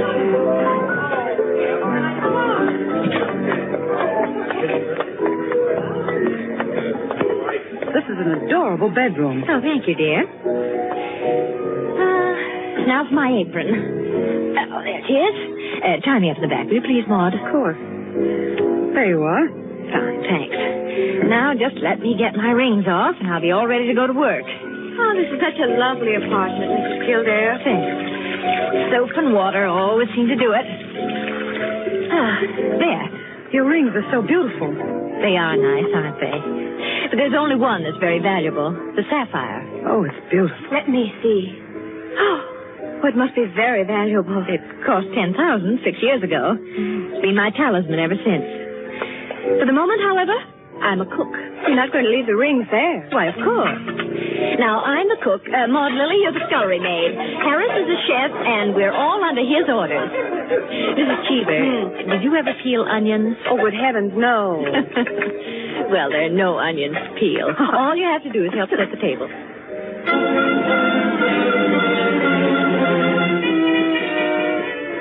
Under their hostess's gay guidance, the 7 guests began to circulate busily through the rooms, laying the table, grouping the chairs, opening bottles, and preparing the material for the chafing dishes. Mrs. Kildare, in the kitchen, ransacked the icebox, and with her own hand shredded the chicken and measured the cream. Flanders, carry this in carefully. Cheever, stop watching your wife and put the salad bowl on the table. Everything ready, Harris? All set. All right. Everyone sit down. I'll be right in. She went into her bedroom, took off her apron, and hung it in the closet. Then, going to her dressing table, she drew the hat pin around which were her rings from the pincushion and carelessly slipped them on her fingers. But all at once, she frowned and looked quickly at her hand. Only 2 rings were there. The 3rd ring, the sapphire, was missing. Stupid, she said to herself, and returned to her dressing table. Immediately, she stopped. She remembered quite clearly putting the hat pin through the 3 rings. She made no attempt to search further, but remained without moving, her fingers slowly drumming on the table. Who had taken the ring? Each of her guests had had a dozen opportunities in the course of the time she'd been busy in the kitchen. She ran over their characters and their situations as she knew them. Strangely enough, at each, her mind stopped upon some reason that might explain a sudden temptation. To find out nothing this way. That's not the important thing to me just now. The important thing is to get the ring back. And slowly, deliberately, she began to walk back and forth, her clenched hand beating the deliberate, rhythmic measure of her journey. 5 minutes later, as Harris, installed as chef over the chafing dish, was giving directions, spoon in the air, Mrs. Kildare came into the room like a lengthening shadow. Her entrance had been made with scarcely a perceptible sound, and yet each guest was aware of it at the same moment, with a little nervous start. Heavens, heavens, dear lady. You come in on us like a Greek tragedy. What is it you have for us? A surprise? I have something to say to you. Mr. Enos Jackson. Yes, Miss Kildare? Kindly do as I ask you. Well, certainly. Go to the door. Go to the door? Please. Yes? Lock it. And bring me the key.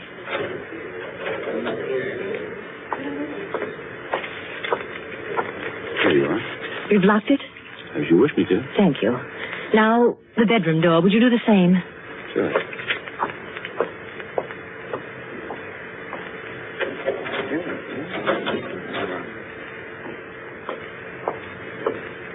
Thank you, Mr. Jackson. Mr. Cheever, Yeah? would you blow out all the candles except the candelabra on the table? Blow out all the candles. Except the candelabra. All right. For goodness sake, Mrs. Kildare. What is it? I am getting terribly worked up. My nerves are all Sorry, red. Mrs. Jackson.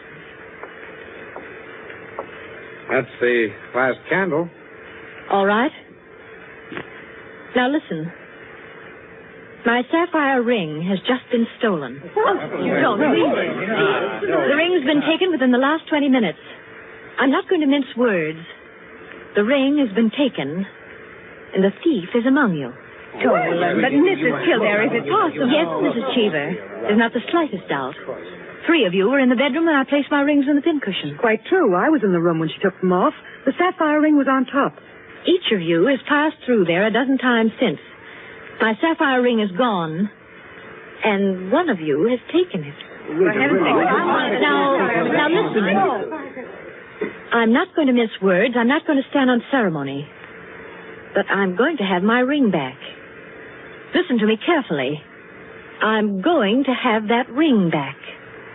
And until I do, not a soul shall leave this room. I don't care who's taken it.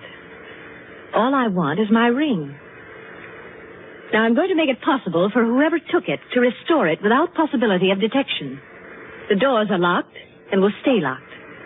I'm going to blow out the remaining candles in the candelabra, and I'm going to count 100 slowly. There'll be an absolute darkness. No one will know or see what's done.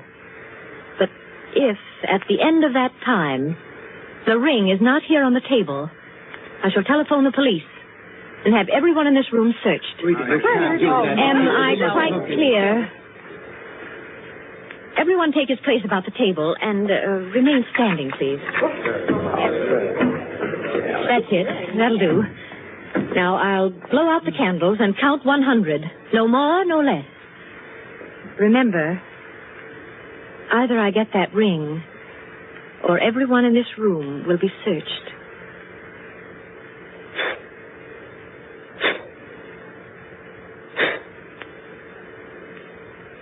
One, 2, 3, 4, 5, 6, 7, 8, 9, 10, 11, 12, 13, 14, 15, 16, 17, 18, 19, 20, 21, 22, 23, 24, 25, 26, 27, 28, 29, 30, 31, 32, 33, 34, 35, 36, 37, 38, 39, 40, 41, 42, 43, 44, 45. Foot slipped off the chair. I'm 46, sorry. 47, 48, 49, 50, 51, 52, 53, 54, 55, 56, 57, 58, 59, 60, 61, 62, 63, 64, 65, 66, 67, 68, 69, 70, 71, 72, 73. The ring. 74. There it is. From the table. 75, 76, 77, 78, 79, 80, 81, 82, 83, 84, 85, 86, 87, 88, Oh, really? 89, 90, 91, 92, 93, 94, 95, 96, 97, 98, 99, 100. Well, it is very Mr. Cheever, you may hand it to me. Well, now that that's over, we can have a very gay little supper. The lights, someone.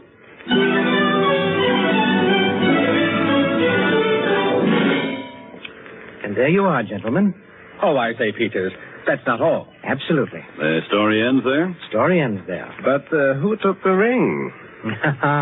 What? You never found out? Never. No clue? None. I'm not sure I like the story. It's no story at all. Permit me, it is a story. And it is complete. In fact, I consider it unique because it has none of the banalities of a solution and leaves the problem even more confused than at the start. Well, I don't see... Of course you don't see, my dear Rankin. You do not see that any solution would be commonplace, whereas no solution leaves an extraordinary intellectual problem. Well, how so? Well, in the first place, whether the situation actually happened or not, which is in itself a mere triviality, Peters has constructed it in a masterly way, the proof of which is that he has made me listen. Any of those present might have taken the ring. There are, therefore, 7 solutions, all possible and all logical. But beyond this is left a great intellectual problem. How so? Was it a woman who lacked the necessary courage to continue? Or was it a man who repented his first impulse? Is a man or is a woman the greater natural criminal? Oh, that's simple, Quinny. A woman took it, of course. On the contrary, it was a man, for the second action was more difficult than the first. A man, certainly. The restoration of the ring was a logical decision. You see? Personally, I incline to a woman, for the reason that a weaker feminine nature is strangely susceptible to the domination of her own sex. There you are. We could meet and debate the subject year in and year out and never agree. I recognize most of the characters, Peters. Mrs. Kildare, of course, is all you say of her. An extraordinary woman. The story is quite characteristic of her. Flanders, I'm not sure of, but I think I know him. I'm positive I do. Did it really happen? Exactly as I told it. The only one I don't recognize is Harris, your humble servant. What? You, Peters? You were there? I was there. I was Harris. I beg your pardon, gentlemen. Oh, yes, what is it, John? Mr. Peters, sir, your train. You told me to remind you. Oh, thank you. Yes, I didn't know it was so late. You gentlemen pardon me. Huh? Of course. Nice to meet you all. Good night.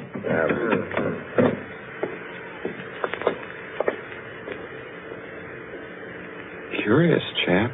Extraordinary. Well, now, I wonder. I wonder if we're wondering the same thing, gentlemen.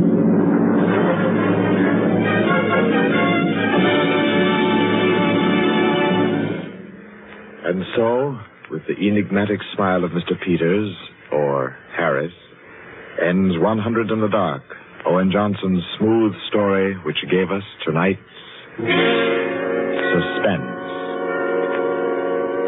Suspense is produced by William Spear.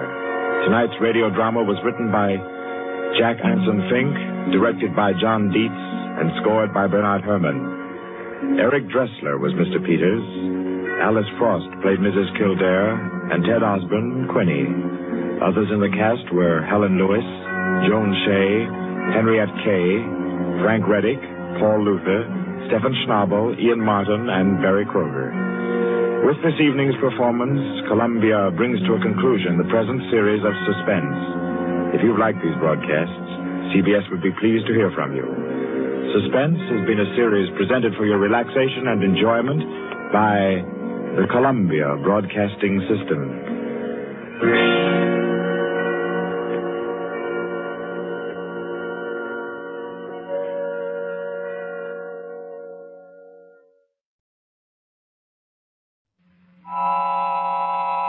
Have you heard the strange tales of the Whistler?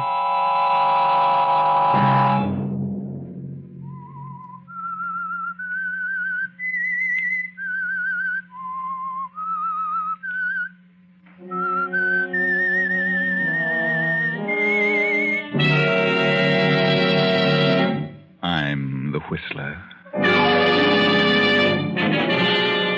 I didn't ask you to marry me. You asked me. And you said you were going to get a job so you wouldn't be dependent on your mother. I was happy then, Barry, and proud of you. Another Saturday night, and again, CBS presents The Whistler.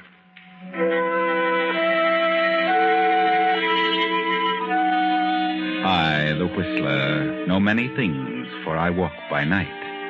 I know many strange tales, many secrets hidden in the hearts of men and women who have stepped into the shadows. And so I tell you tonight the weird story of the man who waited.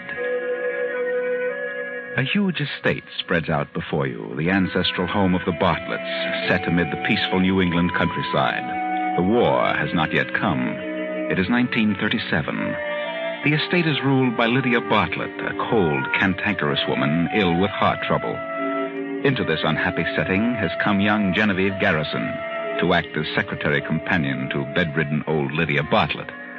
Lydia has but one child, a son, Barry, recently returned from a tour of Europe. The handsome young Barry is immediately attracted to lovely Genevieve, and after a month has passed... Genevieve, where are you? I'm up here, Barry. Oh, I've been looking all over for you.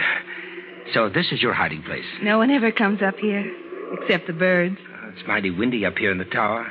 I love it. It sings to me. Yeah? You're a strange girl. You know, I think you're part of this wilderness. Some wild thing that shows itself for an instant and then disappears. That's your charm for me, Genevieve. That unattainable wildness that lures me. Please, Barry. Oh, I know Mother'd have a fit if she knew I were in love with you. Then you must be sensible, Barry. After all, she controls the estate. And you'd have nothing if you were to make her angry. Your eyes are almost black when I see them so close. Are you frightened, Genevieve? No. That is... Your heart's beating so fast. I know. Let me go, Barry. Are you frightened? Or is it that... Yes, I am frightened. Will you marry me, darling? Barry. I mean, would you marry me if I were able? Yes, Barry, yes. You know that. I'll have to find some sort of a job if we marry. Mother would cut me off in a minute. You know how she feels about marriage. Yes. We'd best forget about it, Barry. I wouldn't want to cause any trouble between you and your mother. You better go now. Oh, you're too lovely for words, Genevieve. Barry. I love you, darling.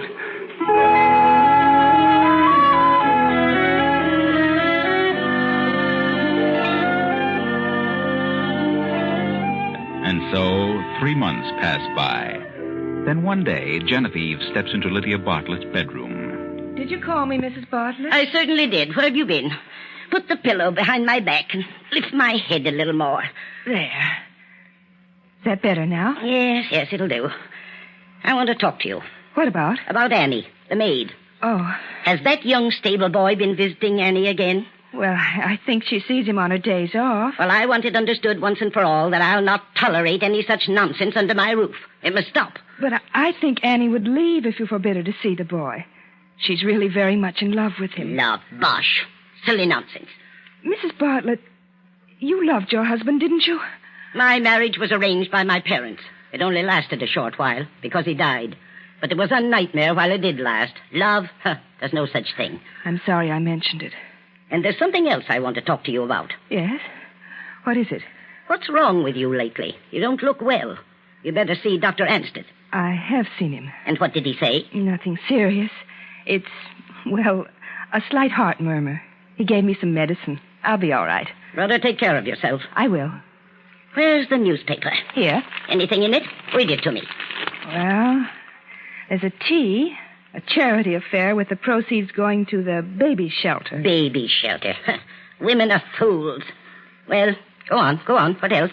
Oh, a number of engagements and several wedding announcements and... Oh, What's the matter? Well... What is it?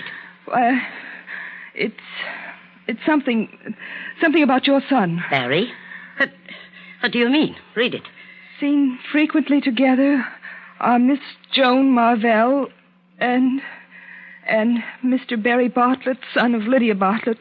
An early announcement is anticipated. The fool! He's out of his mind. How dare he do such a thing? I won't have it. I won't. Mrs. Bartlett, I just... Oh. Annie, come here at once. Miss Garrison has fainted. How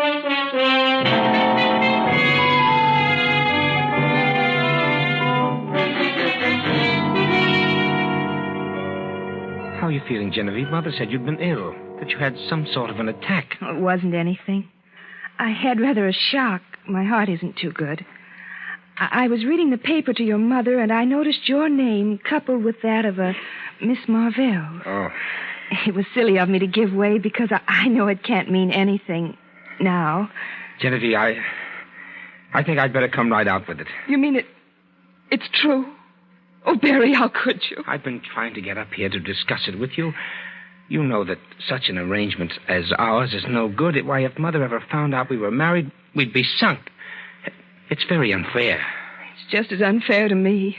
I didn't ask you to marry me. I was content the way things were. But when you asked me to be your wife, you said you were going to get a job so you wouldn't be dependent on your mother. I was so happy and so proud of you. Well, I tried to get a job, but it's terribly awkward trying to find something to do when you're not accustomed to it. And you can't ask a man of my position to go out and become a garage mechanic or something like that. There's nothing dishonorable in becoming a garage mechanic. Oh, don't talk nonsense. Naturally, I can't tell my friends my reason that I'm married. Naturally. I met Joan some time ago. I was up at King's College with her brother Ned. She's grown up to be most attractive. More attractive than I am, of course. I didn't say that. It would be a very suitable marriage. The Marvells have pots of money, and the old man would give me a place in his business.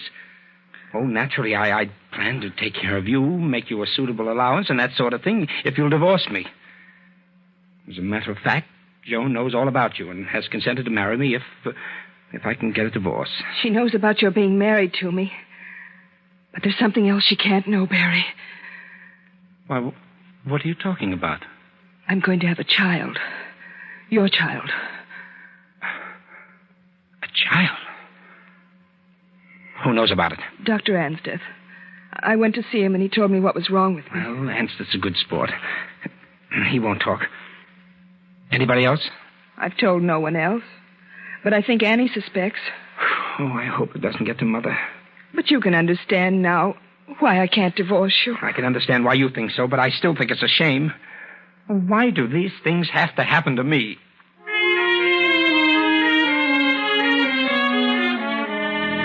Why do these things have to happen to you, Barry? But yours is no great tragedy, though you think yourself so ill-used. The harm that is done is not to yourself, but to the woman who loves you so dearly. And can you be sure she won't tell your mother? Is there anything else you want, Mrs. Bartlett? Yes, Annie. You're not to let that Joe Moberly into the kitchen. Is that clear? I'll not have that sort of thing going on in my house. I'm not seeing Joe in the house.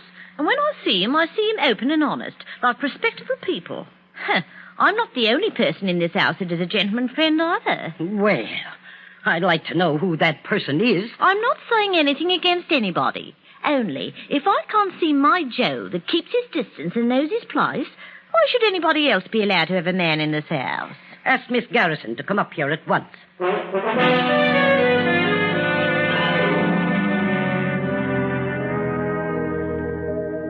Annie said you wished to speak to me, Mrs. Bartlett? And so I do. I'll come right to the point. What's going on behind my back? Behind your back? I don't know what you mean. Oh, yes, you do. You lie very badly. Out with it. I don't understand. Did Annie say anything about me? I was berating Annie for seeing that Joe, and she tossed her head and said she wasn't the only person hereabouts who had a gentleman friend. Only her gentleman friend called on her open and honest. Well, is there anything to what she says? Yes. I have a gentleman friend, as Annie puts it so elegantly. I have more than that. I have a husband. A husband? Your son, Barry. Barry? Barry? You're lying. You're lying. He wouldn't dare. He knows what he means to me. He couldn't do this to me. It seems he did, Mrs. Bartlett. Then you tricked him into it. Of course you would say that. But I did nothing of the sort. I loved him. He asked me to marry him so he might free himself of your hold on him. Barry did that? I'll not believe it. Of course you won't believe it. You don't know the meaning of love. What a way to talk to me. I'll not tolerate it another moment. You'll have to tolerate it. Because there's no way of your stopping me. I learned something else from Barry. He has one side to his nature which he takes from you. What do you mean? I married him because he wished it. He was going to find a way that we might live together openly. But Barry found he couldn't do what he said he would do. He found an easier way to live. Through another woman who could keep him in the style to which you had accustomed him. So he told me this, expecting I would forego my claim to him. Divorce him? I would have released him. But there was another whose claim was greater than mine. His child. Oh, disgraceful. Under my very roof. I can't endure any more of this. I'll call my lawyers. I'll cut him off without a cent. My medicine. Medicine. Oh.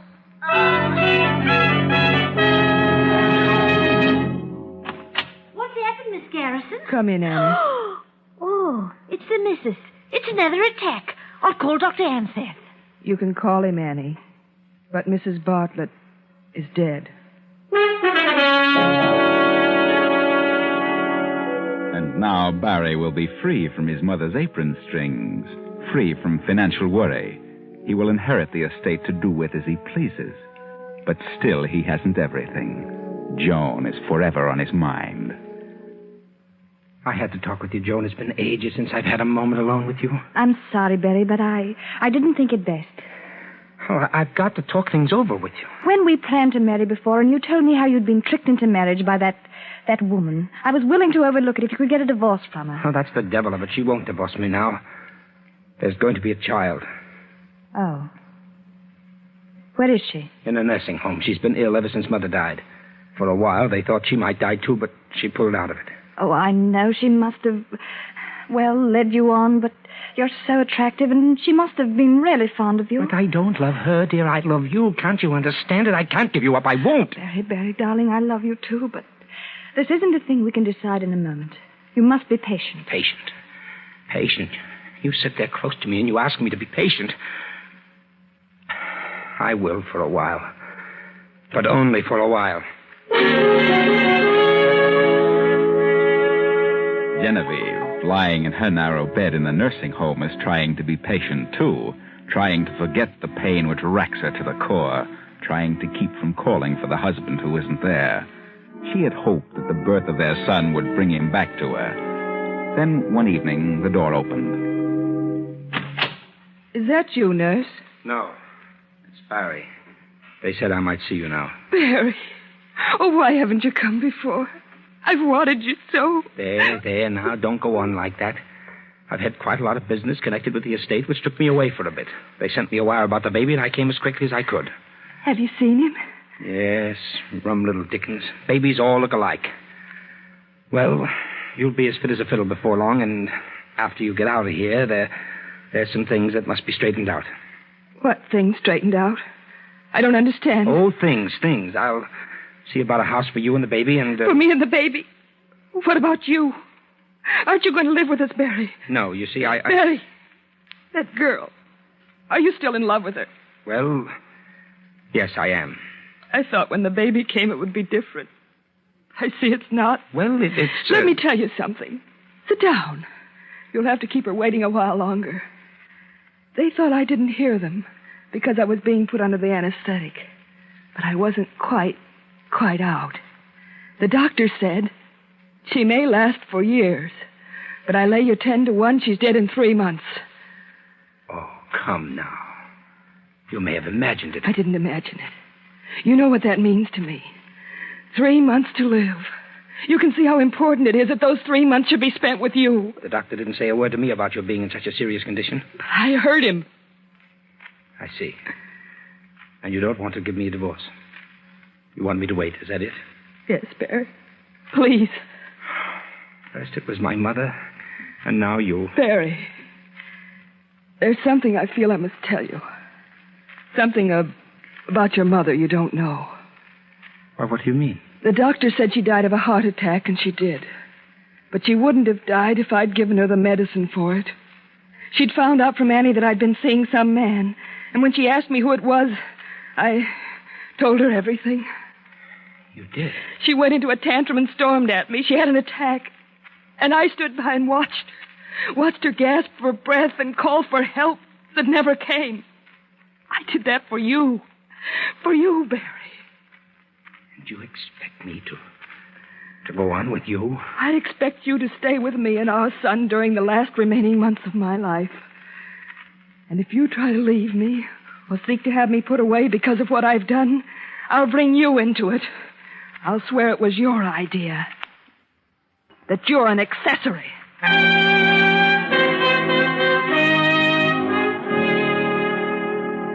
The months go by. 1, 2, 3. And Genevieve, remembering the conversation which she had overheard between the doctor and the nurse, cannot believe it when she finds herself unmistakably improving in health. Well, Genevieve, you'd had a rather severe time of it before the baby came, and you were quite run down. But you've done very well. You must watch your heart, though. Avoid any strenuous activity and keep as calm as possible.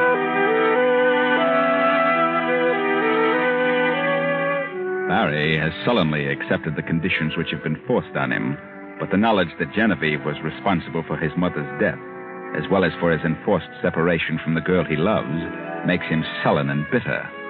There's no happiness for either of them in this unnatural arrangement, but Genevieve holds him with her constant threat. Did you ring for me, Mrs. Bartlett? Will you ask Cook to make me a fresh pot of coffee, Annie? This tastes very bitter. Yes'm. But Cook won't like it. Well, I can't drink this. It tastes as bitter as Never mind. Don't take it back. Leave it. Yes'm. It's odd, but I could have sworn it tasted bitter like... I couldn't. Oh, good morning, Barry. Good morning. I'd offer you some coffee, but it's not so very good. No, thanks. I'll just have a look at the paper. I have coffee in my room. Oh? Since when do you do that? What? Since when do I do what? Have coffee in your room? I did this morning. Was it this same pot? Well, it might have been. I don't know. I never noticed. Why? Did you notice it was quite bitter? I can't say that I did. Might have been standing too long. The cook should have sent you some fresh coffee. Get after her about it. Yes. It might have been standing too long. It might have been standing too long, but you don't think so, do you, Genevieve?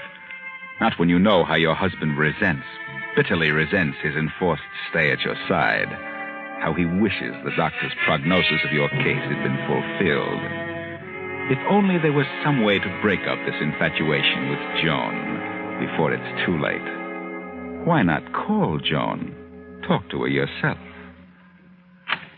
Miss Joan Marvell, ma'am. How do you do, Miss Marvell?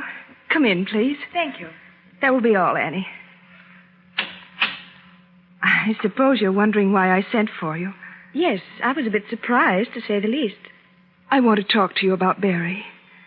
Barry's my husband. We have a child, as you know. This is his home, and I've done everything possible to keep him here where he belongs.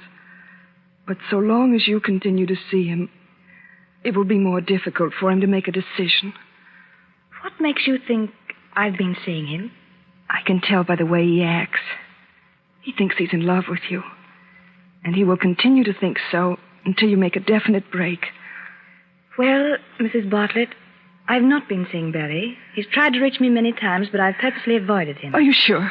Yes, because I'm going to be married to someone else. So you have nothing further to worry about. Does Barry know this? No. Then why haven't you told him? I intend to tell him today. I wish you would. He's been acting strangely of late, and I'd feel ever so much easier about things if you let him know the truth. I understand, Mrs. Bartlett. I hope you'll be very happy, Miss Marvell.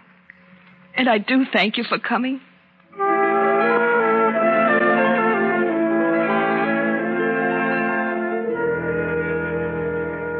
So you see, it's all for for the best, Barry. You don't mean that, Joan. Until I talked to her, I was really undecided about marrying Roger Hedden. But now I know what to do.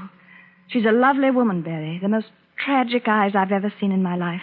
You must go back to her. She wants you, needs you. You must forget about me. So she sent for you, did she? Yes. She thought she was being clever. Oh, why doesn't she give up? She knows how I feel. I do wish you hadn't gone to her. I'm glad I did. I know now what to do.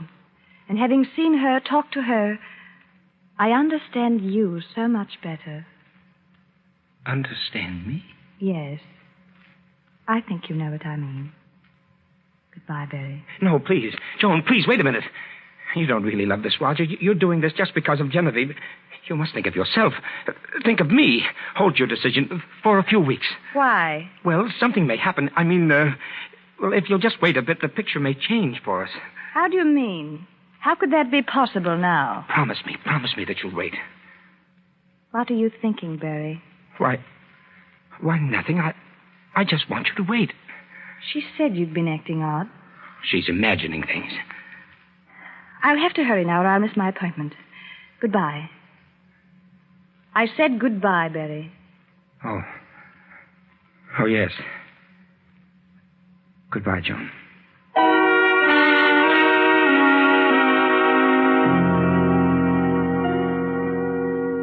Now it is late the same night. Genevieve lies wakefully in her bed. A car draws up outside. The front door opens and closes. Genevieve sits up. Someone is coming up the stairs. They pause before the door. Who is it? May I come in? Yes, Barry. Hello, Genevieve. Oh, Barry. I'm sorry to disturb you at this time of night. How do you feel? Why, I feel much better, Barry. Well, Joan told me that she'd talk to you this afternoon. Yes, Barry. We're all washed up, you know. She asked me to come back to you. Oh, Barry.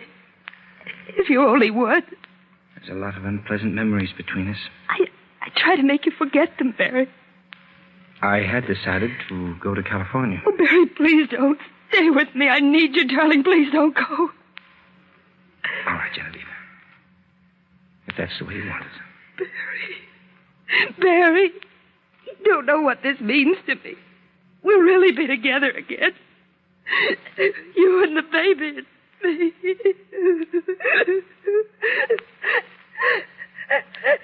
and me. Genevieve, what's wrong? It's my heart. What? Excitement. My medicine in the bathroom. Please, Barry. Medicine? Yes. The little one with the medicine dropper. Please. Yeah. Yes, Genevieve. Bottle with the medicine dropper in it. Medicine dropper in it. Oh, yeah. I have it. How much do you take? 5 drops. 1, 2, 3, 4, 5. There you are. Thank you, Barry. Oh, you'll be all right now, Genevieve. You'll be all right in a few moments. I'll stay in the other room tonight. Barry. What is it? That bottle. That isn't my medicine. What? No. Look. Look at the label. That's your mother's medicine. Mother's? Oh, good Lord, it is. It's wrong for me. That medicine is a heart depressant. Barry. Barry. What have you done? I can't breathe. Can't. Genevieve. Genevieve!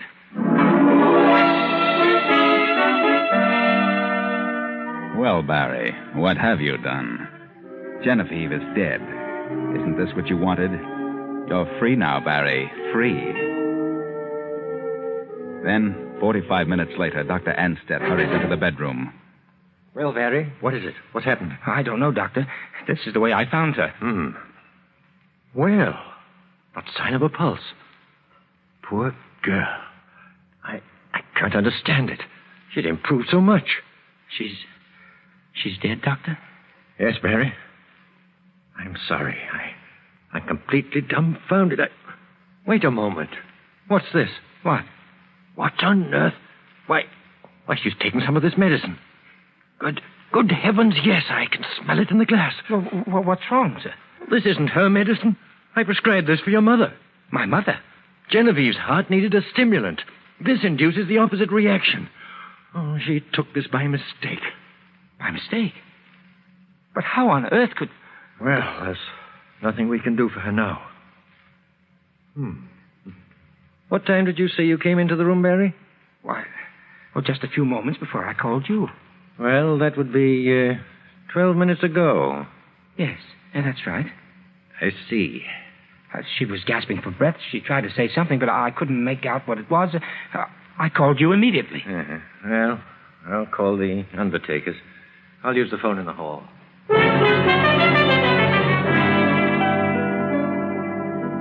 The body's in this room, Mr. Andrews. Come in. Thank you. Barry, this is Mr. Andrews. Oh, how do you do? How do you do? Mr. Andrews is a police inspector. What? Why the police? I thought you called the undertaker. Not yet. Well, why the police? Barry, here's a letter your wife gave me not so long ago. It says on the envelope, to be opened at my death. A letter? Yes, I'll read it to you. Dear Dr. Ansteth, for many months now, my husband has been in love with another woman. I refuse to give him a divorce. Lately, he's been acting in a strange manner. I know he wants me out of the way. I know he has tried to poison me. I have hoped and hoped that I could bring him back to his senses. But now I'm afraid it's too late. If my death occurs, I want you to investigate the circumstances thoroughly. Signed, Genevieve Bartlett. But that's ridiculous. I never thought of such a thing. It's all pure imagination. I came back here tonight to stay. I realized what a fool I'd been, and that letter doesn't prove a thing. It proves a motive.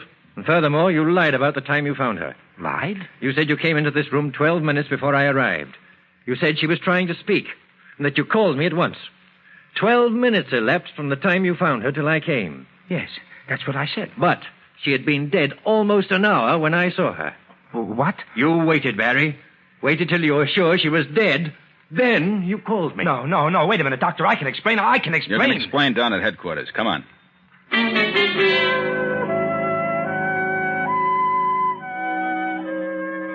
Barry tried to explain. He told the truth. He had come back to Genevieve to stay. He did get the bottle for Genevieve. It was an accident. But he couldn't explain why he waited almost 30 minutes before he called the doctor. He said he just sat beside the bed in a daze, and that was the truth. But no one would believe him. No one. Poor Barry.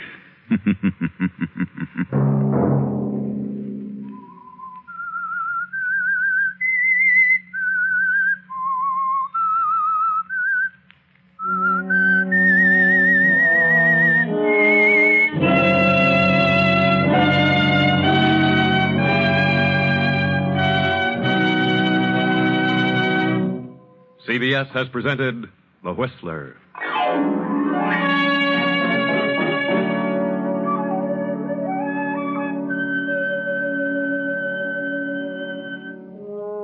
Original music for this production was composed and conducted by Wilbur Hatch. Tonight's story was written by Elizabeth Easton and directed by J. Donald Wilson. The Whistler originates from Columbia Square in Hollywood.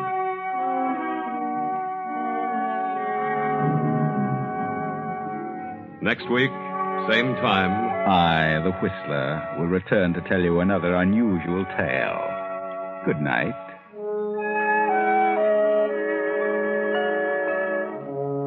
This is the Columbia Broadcasting System.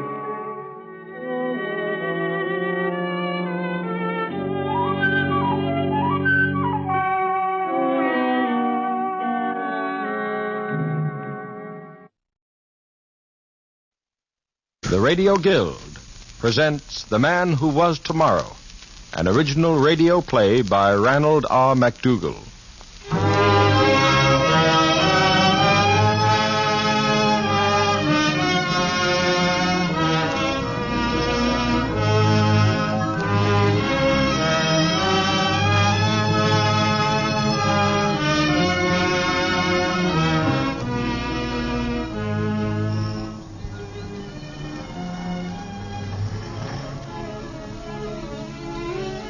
Good morning, gateman. Morning, sir.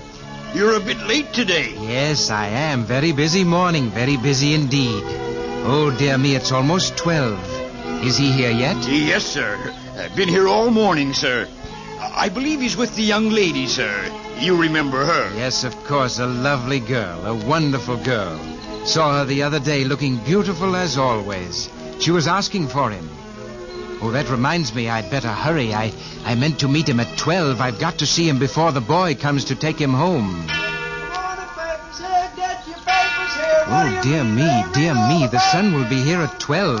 He mustn't get here It's before... striking 12 now, sir. I know. I'll have to stop it. I don't like to, but I must. Clock, I'd appreciate your stopping for a while. Thank you, Clock.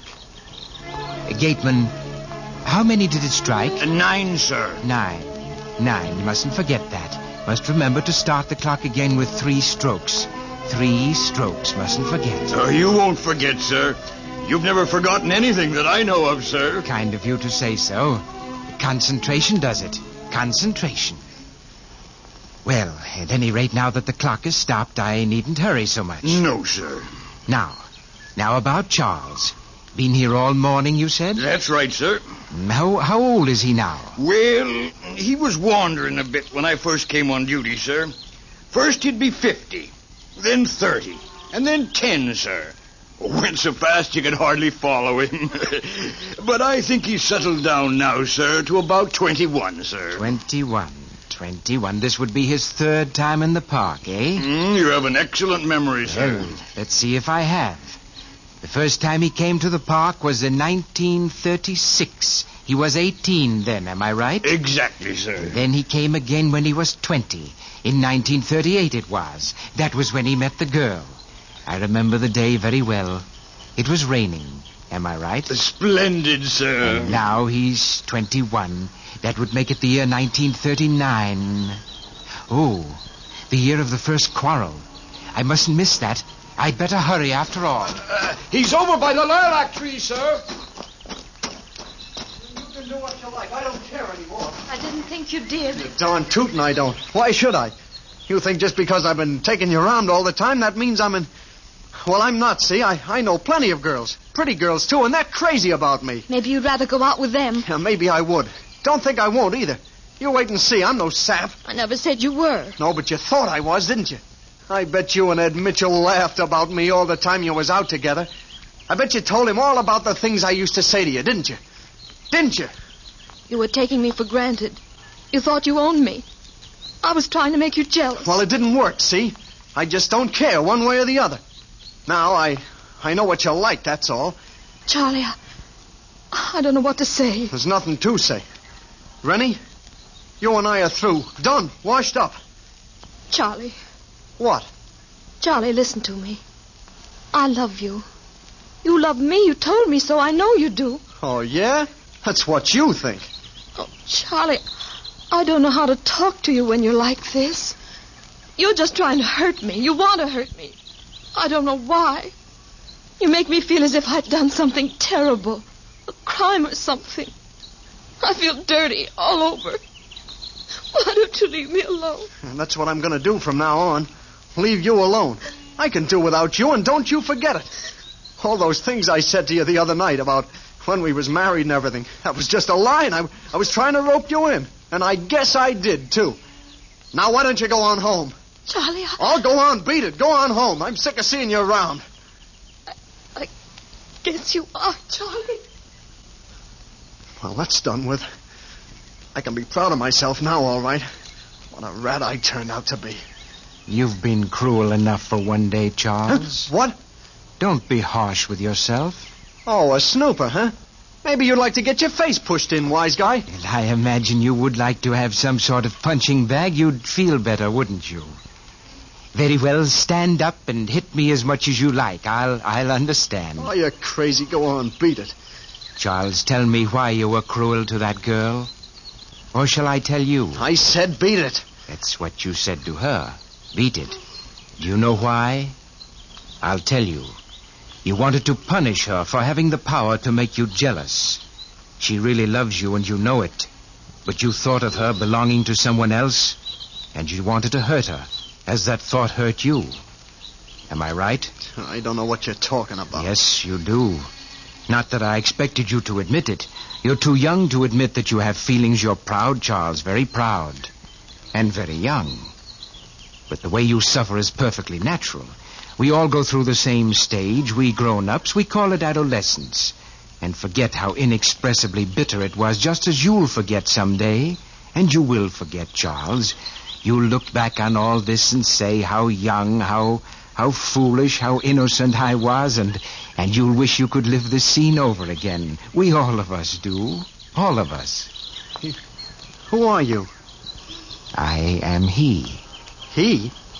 What he? He who has been searching for you. I don't know what you mean. I didn't expect you to. All that you need to know about me is that I've been searching for you just as you were for me. I searched for you? Well, I don't even know you. No, not until today.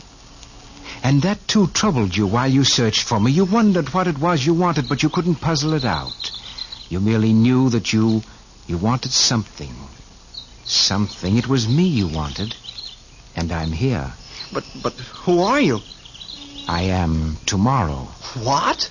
At least, I was tomorrow, yesterday. Today is yesterday's tomorrow, you know. But tomorrow never comes. So they say, but I am tomorrow and I have come. Tomorrow is here today, so they must be mistaken. Well, somebody's mistaken, I'll grant you that. You know, I like you. I like you fine, even if you are crazy. Well, I am happy that you're no longer sad, but I'm sorry that it is because you think I'm insane. Charles, you must believe that I am yesterday's tomorrow. It is very important that you believe so. I'll prove it to you. Look. There is someone coming along the path. You see him? Sure, what about him? It's only some high school kid. Oh, he doesn't consider himself a kid. He's 19. The fellow's practically a man at 19. He looks... His face is like... Hey, you, boy! He can't hear you. He's too far away. 3 years away, to be exact. He's coming over here with his books. He's going to sit on this bench. Yes, but you needn't move over for him. Just stay as you are. He's sitting in my lap. Don't sit here, you fool. Can't you see there's somebody sitting here? Why, he's gone. He sat in my lap and disappeared. No, he didn't disappear. He's still there. 3 years older, but much the same as he was. That means that... Yes, that boy was yourself, as you were 3 years ago. For a brief moment you saw yourself, as I saw you 3 years ago. But he was me? I saw myself? No, not exactly yourself. You merely saw this park as it was on a certain day at a certain time 3 years ago. But time can't be brought back. The very second it takes me to say this is gone forever. Oh, you're wrong, Charles. Time is a plaything for those who know how to play.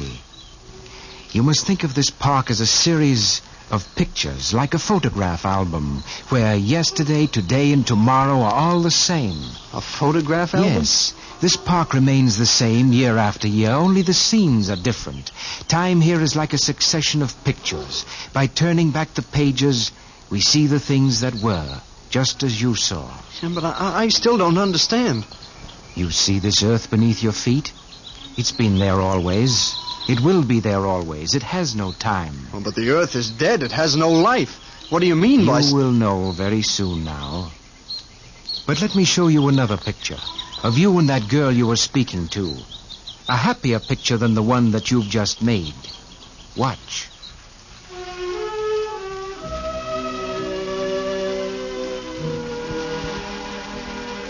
What? It's beginning to rain. We'll get wet. No, we won't get wet. You must make an effort to understand that this is merely a picture of yesterday. Look, there's a girl coming down the path. She's running for the shelter of this tree. Running with the awkward half-step of a young woman. And from the other direction, a young man coming. Why, that's... Yes. The boy you see there is yourself. And the girl is Rennie. And the day is your first meeting last year in the rain. Strange, isn't it? Our happiest memories are of rainy days in summer. But listen, he's going to speak to her. Those first vastly important words. It's kind of nasty out, isn't it? Oh, I like the rain. Everything is so different. The things we see every day are all changed and new and shining. Why, those are exactly the words Shh, don't talk. Only listen. Well, I guess I like the rain well enough myself. Not that I ever bothered to think much about it. I mean, I guess girls are different that way. About thinking of things. You're nice. What's your name? Charles. Charles Van Buren.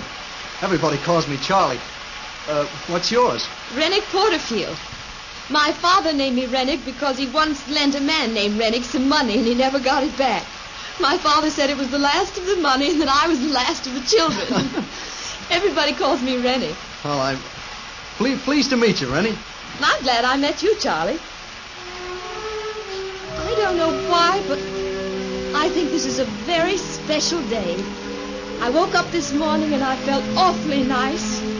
And I knew it was going to be a very special day.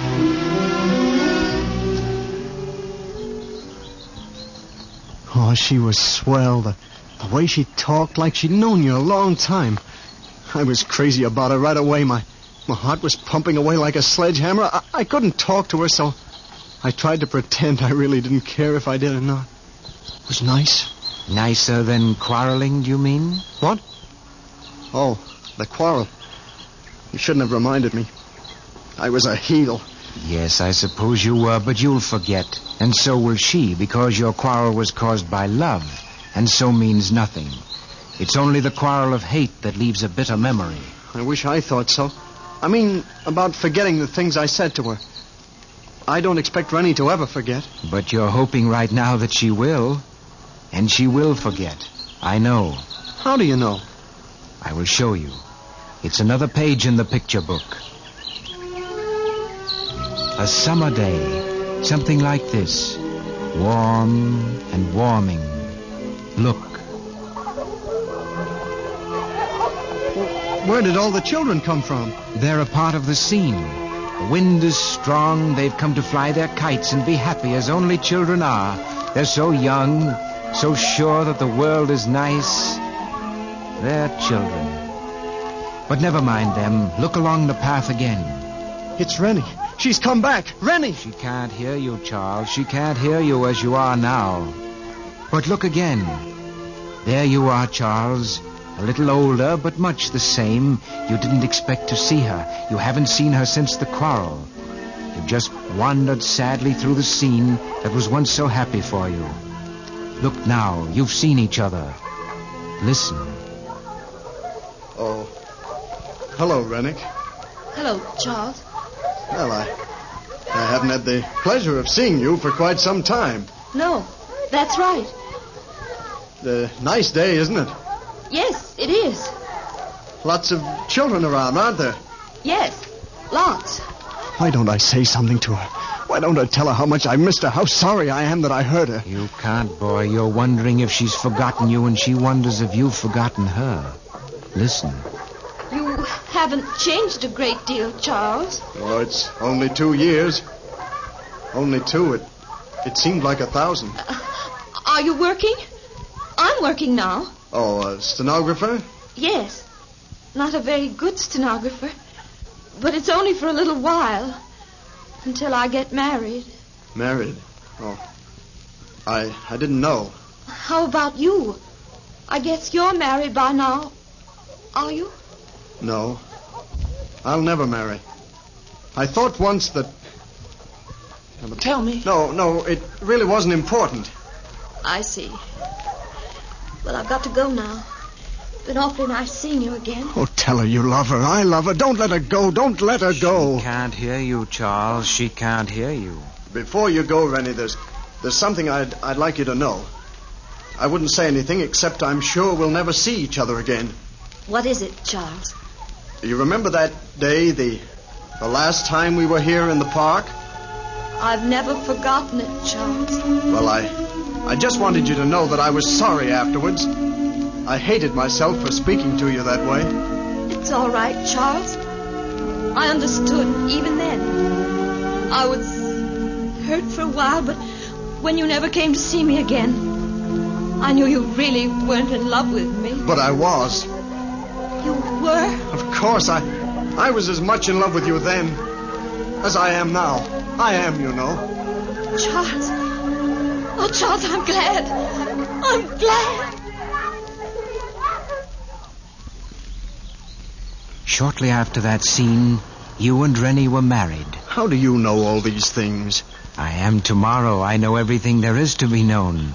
I know, for instance, that you and Rennie were very happy. Very happy indeed. Why do you speak in the past tense of things that haven't happened yet?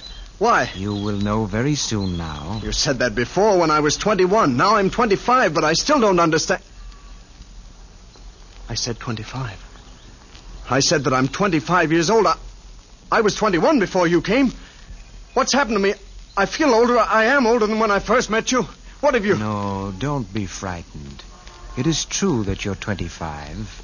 However, let me show you a picture that was your tomorrow then. No, I don't want to see any more. I won't look. I won't listen. Yes, you will. You must. This time the park is somewhat changed. The trees are bare and bleak. It's cold, and there's a wind blowing. It is late at night, and there you are, Charles, walking up and down, up and down. You're alone, Charles. All alone. Hello? What are you doing here at this hour? Huh? What? Oh, hello, Gateman. Oh, it's you, sir. Well, what are you doing here? Praying, I guess. Whatever it is, I'm finding it difficult. What's the matter? Some kind of trouble? It's my wife. She's in the hospital across the street. Oh, is that so? Sick? No. Oh, now I get you. Well, that's different, that is. What do you know about that? Well, sit down now, son, and tell me all about it. When's she expecting? Tonight. Oh, I can't stand it. It's my fault, all my fault. If she gets through all right, I swear that never as long as I live... That's what they all say. That's what I said the first time. But I've got 3 now. You have? 3, eh? Well, was it bad the first time? Sure it was bad. For me. The old lady didn't mind much. Neither will yours, son. She'll be all right. Now, don't you worry. Oh, do you think so? Do you really think it'll be all right? Sure it will. Now, come on now. Sit down and take it easy, Daddy.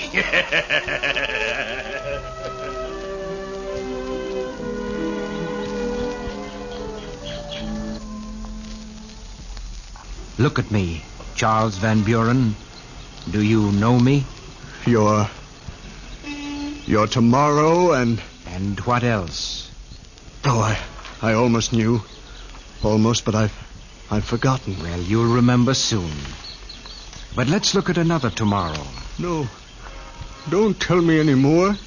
Please don't tell me any more. I don't want to remember that day.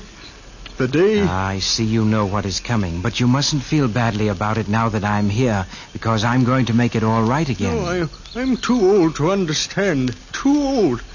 75 years. It's a long time tomorrow. Yes, but it's made you very wise. Let me show you that tomorrow that you fear, Charles. No, Yes, it's only a second.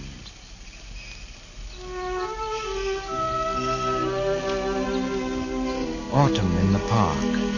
The leaves are turning color. A slushy snow is falling. An old man is coming along the path, leaning on the arm of his son. They stop by this bench. Look.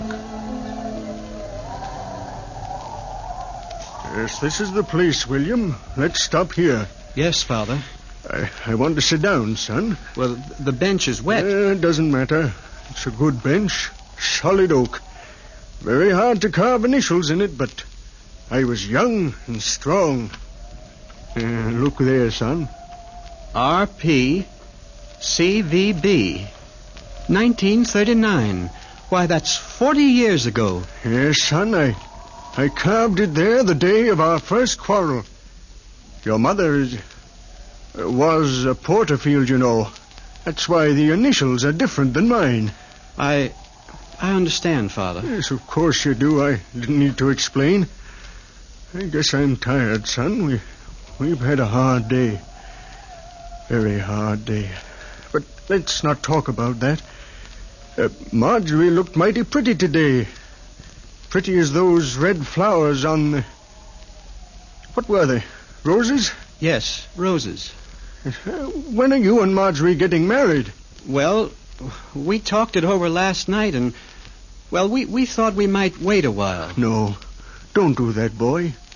Your mother wouldn't like it if she knew. I guess she wouldn't. She was always saying that I was just, well, stubborn, like my father. Like you, Dad. Yes. Yes, that's what she'd say, all right. That's what the gateman used to say, too.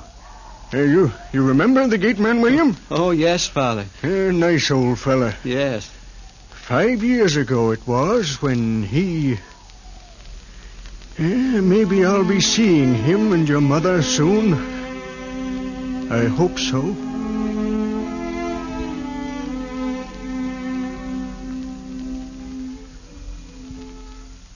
That was 15 years ago, Charles. And now you're 75. You've been lonely, haven't you? Yes. Yes, I have been lonely. And very tired since Rennie went. Very tired. I've just been waiting for tomorrow, I guess. Now you're beginning to understand. Now do you know me, Charles Van Buren? Yes. Yes, I know you now, Tomorrow. I'm glad you're here. I'm especially glad you came today. I waited 15 years for you. Yes, I was waiting for you, Charles. I wanted to meet you here, but you never came until today. This is the first time you've been in the park in 15 years. Since the picture I just showed you. There's one more picture, isn't there? Let me see it. You mean the picture of yesterday's tomorrow? The picture of today? This morning? Here it is. Look.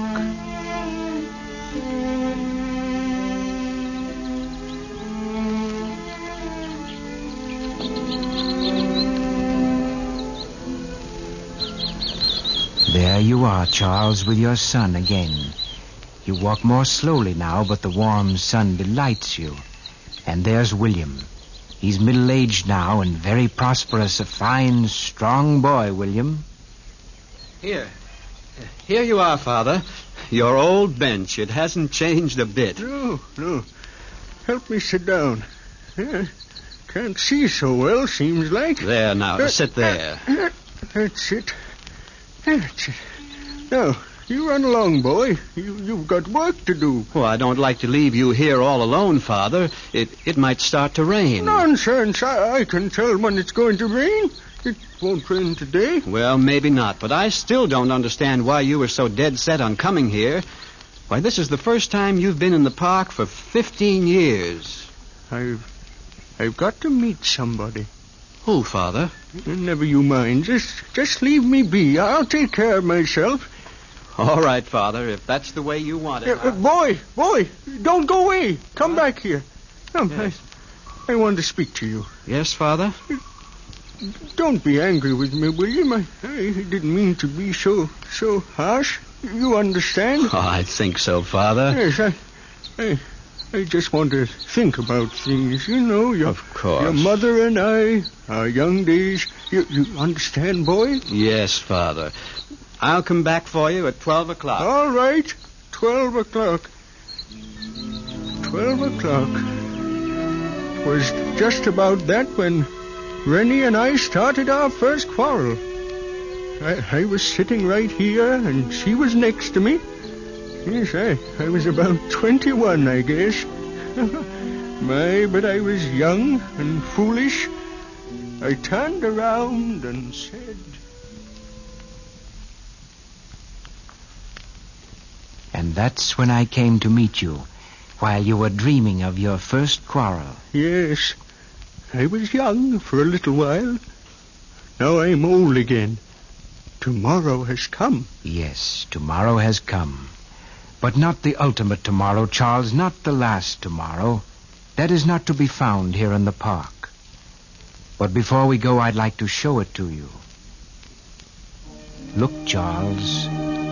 and understand tomorrow. Look.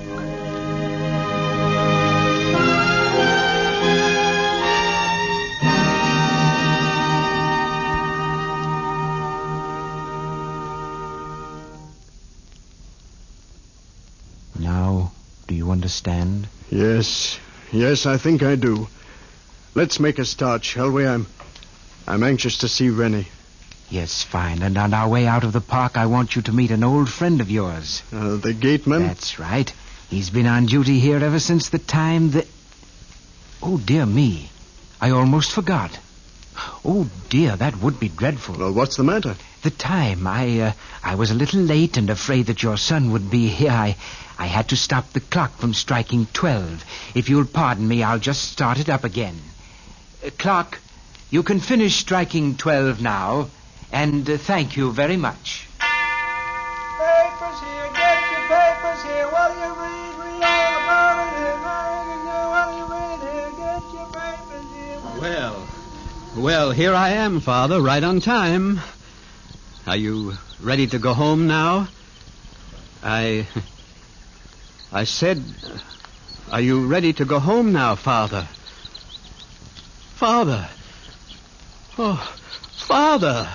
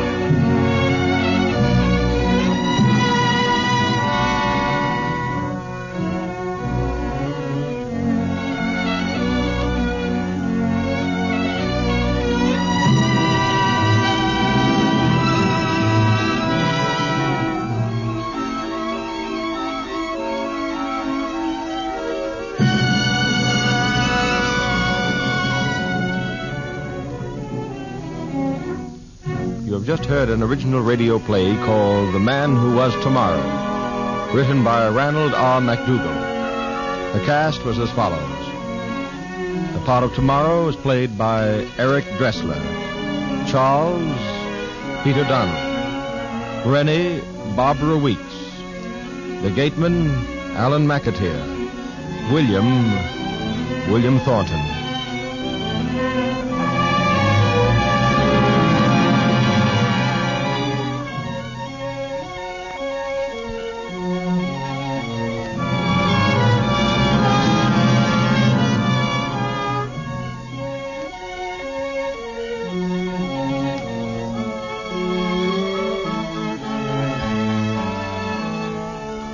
Next Sunday at this time, the Radio Guild will present Fish Widowers by Merritt P. Allen, featuring Parker Fennelly and Arthur Allen.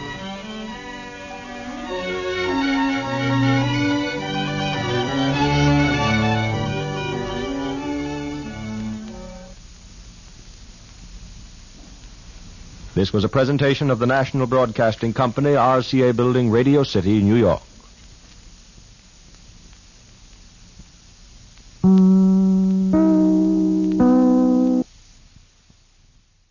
Kellogg's, the greatest name in cereals, presents Wild Bill Hickok!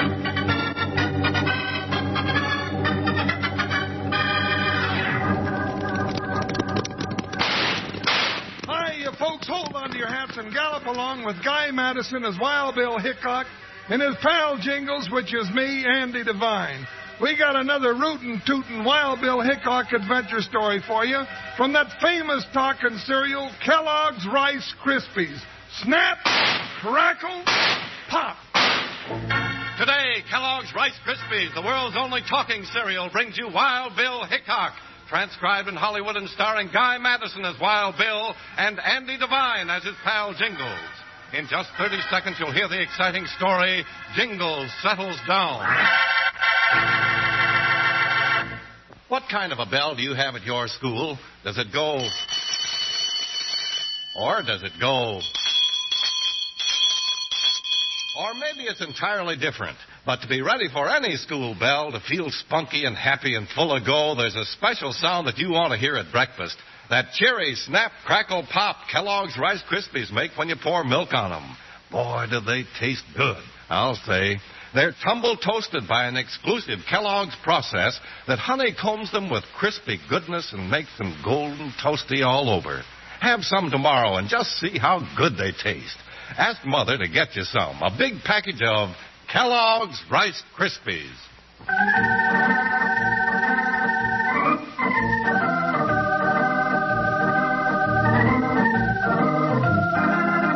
United States Marshal Wild Bill Hickok and his big deputy Jingles spent most of their time riding the trails of the Old West and the business of the law, and danger rode with them. But they didn't suspect danger to follow them, too, when the riding is over and Jingles settles down.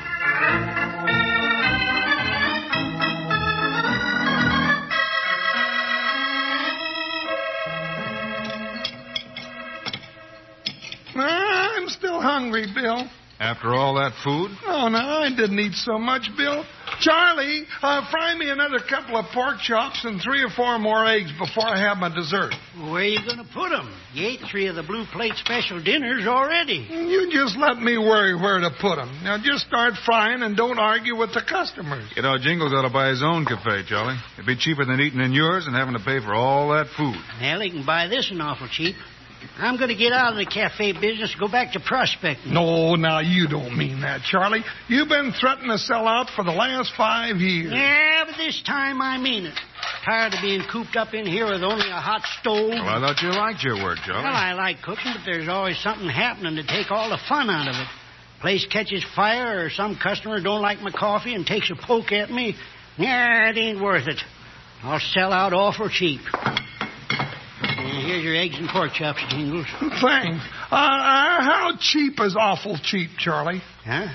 You interested or just curious? I'm interested. How much you want for the cafe? Now, wait a minute, Jingles. Wait a minute, nothing, Bill. Now, I'm dickering a business deal with Charlie. Now, let me alone. Well, how's $200 sound you? Well, sounds pretty good. Jingles, you haven't got $200. I have so. I still got my share of the reward money from catching those bank bandits up in Colorado. Locked up in the bank in Abilene. By golly, that's right. Yeah, nice little cafe, Jingles. Does a good business. And Cold River's an up-and-coming town. But, Jingles, you don't want to tie yourself down to a cafe. Now, looky here, Bill Hickok. I ain't getting any younger, and I can't go on forever busting around the country with you getting shot at and beat up by owl hoots. Yeah, you tell them, Jingles.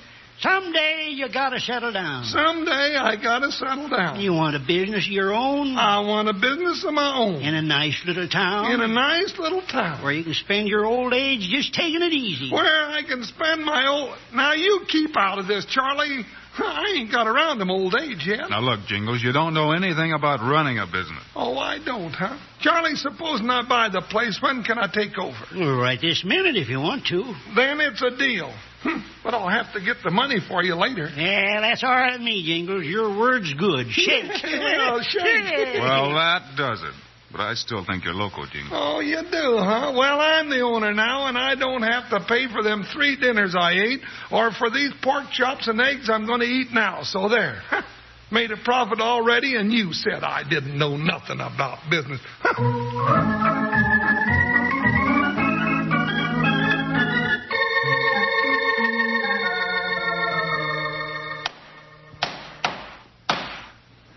Well, there now. It ain't a very good-looking sign, but at least it says Jingles Cafe. Well, I'll get one painted as soon as the money starts coming in. Well, I better get started on the cooking. Might have a whole lot of customers today.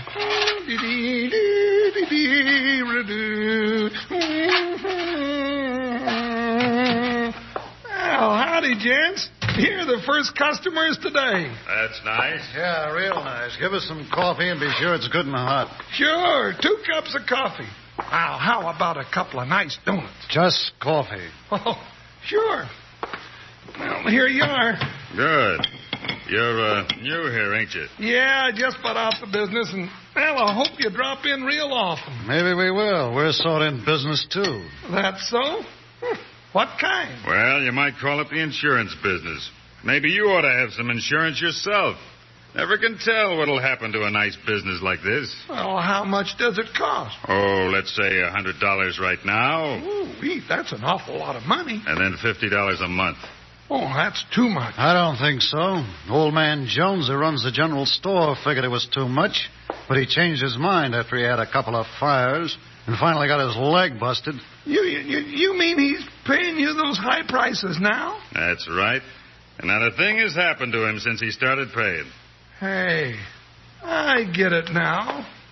This is a shakedown. All right, it's a shakedown. You going to pay up, big boy, or do you want to get hurt? Now get out of my cafe, you low-down polecats. Get out before I throw you out. He's going to be stubborn, Pete. Let's go to work on him. You ain't going to work on me. I'll bust up both of you. Pete, slug him with something. He's as strong as a bull. You're darn right I am, and I ain't going to... Thanks, Pete. It was giving me trouble. Yeah, he's out for a while. Good. Let's break the place up a little and teach him a lesson.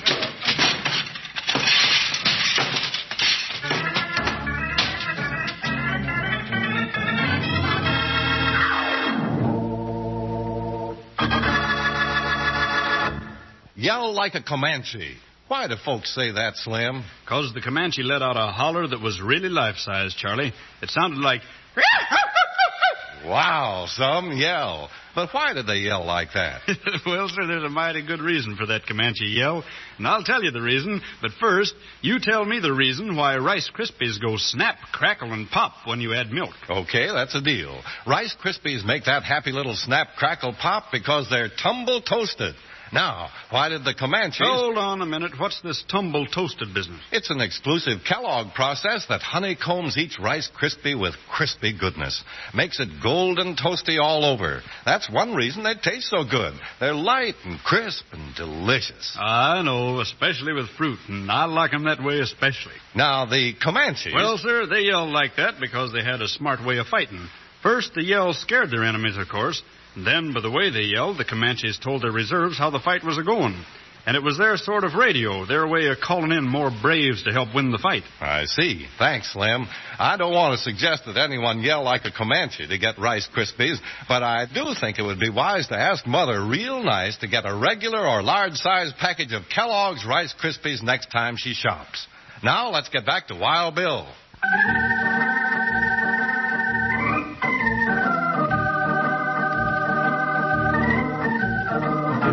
When Jingles bought a small cafe and settled down, he ran right into trouble.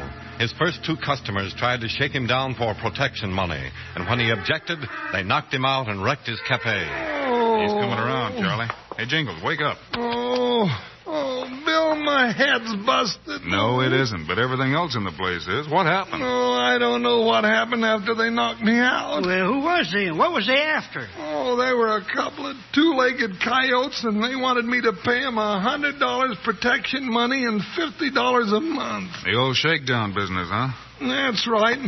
They ain't going to get away with it. I'm an honest businessman, and I'll have the law on them. Here, let me help you. Well, the law's right here. Bill can run down them owl hooch for you. Sure, Jingles. You tell me what they look like, and I'll let you know if I run into them. Well, one of them was named Pete, and he was wearing a... Now, wait a minute. You let me know. Bill Hickok, you ain't going after them restaurant busters without me. You forget, Jingles. You settle down. You're a businessman now. Why, sure. You can't just saddle up and hit the trail anytime you want to. The heck I can't, and I'm still your deputy, Wild Bill Hickok. Me, Jingles P. Jones, and nobody else. What about the cafe business, Jingles? Oh, the cafe business is for my old age when I settle down, and I ain't old and I ain't settled yet. All right, partner. Let's set a trap for those two shakedown gents. Yeah, that's better now. What'll we do? Well, you get this place cleaned up and get ready for business again. I've got a hunch those two will be back to see if you've learned your lesson. Yeah, maybe they will, and we'll be ready for them.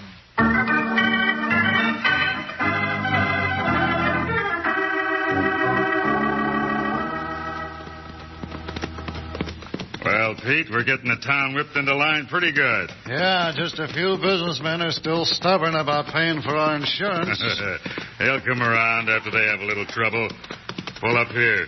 Oh, there, boy. Whoa. Oh, yeah, hammerhead. Whoa, Vic. Let's see. You still got the livery stable and the feed store. Don't forget that big buffalo that just bought out Charlie's Cafe. He was real stubborn. I ain't forgetting him. I still got a lump on my jaw that he hung on me before you hit him with that chair. Let's go talk to him first. He was mad enough to be waiting for us with a shotgun. If he starts any gunplay with us, he'll be signing his death warrant. One dead businessman would make the rest of them fall into line real quick. Take a look through the window. Is he alone? There's an old geezer sitting at the counter. Maybe we better wait. Hey, I know who that is. That's Charlie that used to own the cafe. We can handle him all right. Come on. Okay, but watch it. Well, howdy, gents. Sit right down. Hey, wait a minute. You're the two sidewinders? That's right, big boy. We're back again. Keep your hands on that counter and stand still. Pop, you sit right where you are. I ain't moving. Not with that cannon staring me in the face. Well, what do you want this time? Same thing we wanted before, money. Only this time the price is a little higher. Yeah, to cover our expenses. What expenses? Well, for one thing, we just bought a fresh box of ammunition for these 6 guns. Thinking we might have to use some on you if you weren't of a mind to buy a little insurance from us. Why don't you just call this a stick-up and be done with it, you dad-burned road agents? Hey, careful, Jingles. They look like they mean business. We do mean business. Now hand over all the money in the place or we'll fill you full of lead. As an example to the other businessmen in this town. Do what he says, Jingles. Oh, all right. That's better. Drop those guns. You're covered. Right. Pete! Get rid of yours, too, unless you want a slug in your arm like a partner. Bill Hickok, I thought you'd never come out of that kitchen. Bill Hickok? Yes, Bill Hickok. Now put that other gun up here on the counter before he plugs you. All right. And do it real easy. I am. Come here, you. Hey, let go of me. Now, Hickok. I've got a gun in this old geezer's back. Pete and I are going out of here.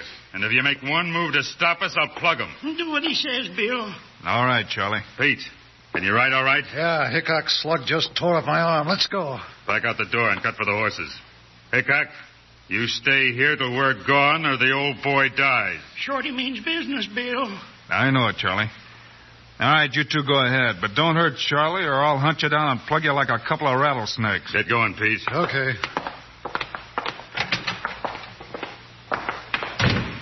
Well, there they go, Bill. Can't help it, partner. We don't want Charlie to get shot. Well, we're going after him, though, aren't we? We sure are. Let's get out the back way and get our horses. We'll pick up that trail as soon as Charlie's safe.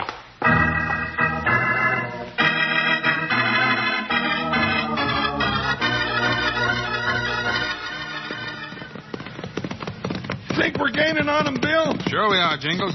But we should have stayed in town and waited for him. What do you mean? Well, we've been chasing them in a big circle. Now they're heading into town from the other end. Well, I'll be doggone. We've been riding so hard I didn't notice where we were going. Wait a minute. This is the hill with all the oak trees on it. Yeah, that's right. Hey, here we are. Pull up. Let's take a look. Whoa, Buckshot. Whoa, Joker, whoa. We're not far behind them, Jingles. I see the horses. Where? Right in front of Jingles' Cafe. Oh, yeah? Now, I wonder what sort of devilment they're up to this time. I don't know, but they sure don't give up easy. Well, let's go after them. Up, Buckshot. Come on. Go, Joker. Let's get them tarantulas. They must be inside the cafe. That's right, and Charlie's in there, too. He said he'd watch the place while we were gone. When we get there, you head for the back door. I'll come in the front. We'll get them trapped this time. Yeah, and I'm going in shooting. Uh-oh, they're coming out, Bill. Yeah, and running for the horses. No, I'll stop them. Forget it, Jingles. It's too far away for a 45. Then I'll get closer. Jump, Joker. Hey, look. There comes Charlie out from behind the cafe. Thank goodness he's all right, but he's sure running. Yeah, he's running this way. Must have heard your shots. Hey, he's waving his arms for us to stop. Whoa, Joker. Whoa, boy. Whoa. Stay back. Stay back. Don't go any closer. What's the matter, Charlie? Dynamite. Dynamite where? Inside. I sneaked out the back when I seen them coming. They locked the doors. Whoa, Joker. Whoa, now steady. Easy, Buckshot. Woo-wee. The whole building just come to pieces. Well, that's the end of Jingles' Cafe, Charlie. Sure is. That blast must have busted every coffee cup on the shelf and every egg in the icebox.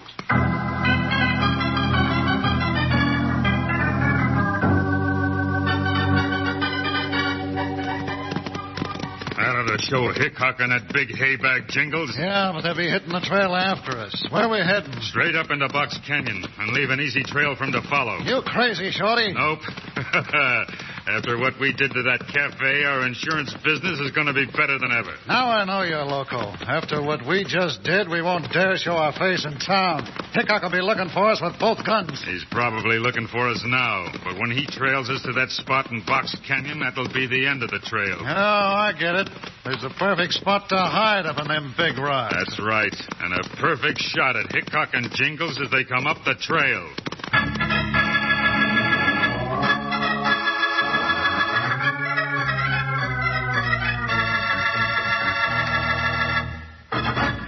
Say, will you do me a favor and play a game with me? It's simple. First, you just close your eyes. Got them closed? Now imagine that you're sitting at the breakfast table with a big bowl in front of you. Got that? Now, imagine that bowl is filled with Kellogg's Rice Krispies, the cereal that's so crisp that it says snap, crackle, pop. Sounds mighty tempting already, doesn't it? But now, imagine that bowl of Rice Krispies topped with a few slices of banana or some sliced peaches or maybe some frozen berries. Say, isn't that a pretty picture? Well, you can do more than just dream about it. Why not have just that for breakfast tomorrow? Kellogg's Rice Krispies and your favorite fruit or berries, fresh, frozen, or canned. A delicious combination. Kellogg's Rice Krispies, Kellogg's Rice Krispies. Let's march right up to the table now. Rice Krispies taste the best. And how? Snap, crackle, pop. Kellogg's Rice Krispies, Kellogg's Rice Krispies.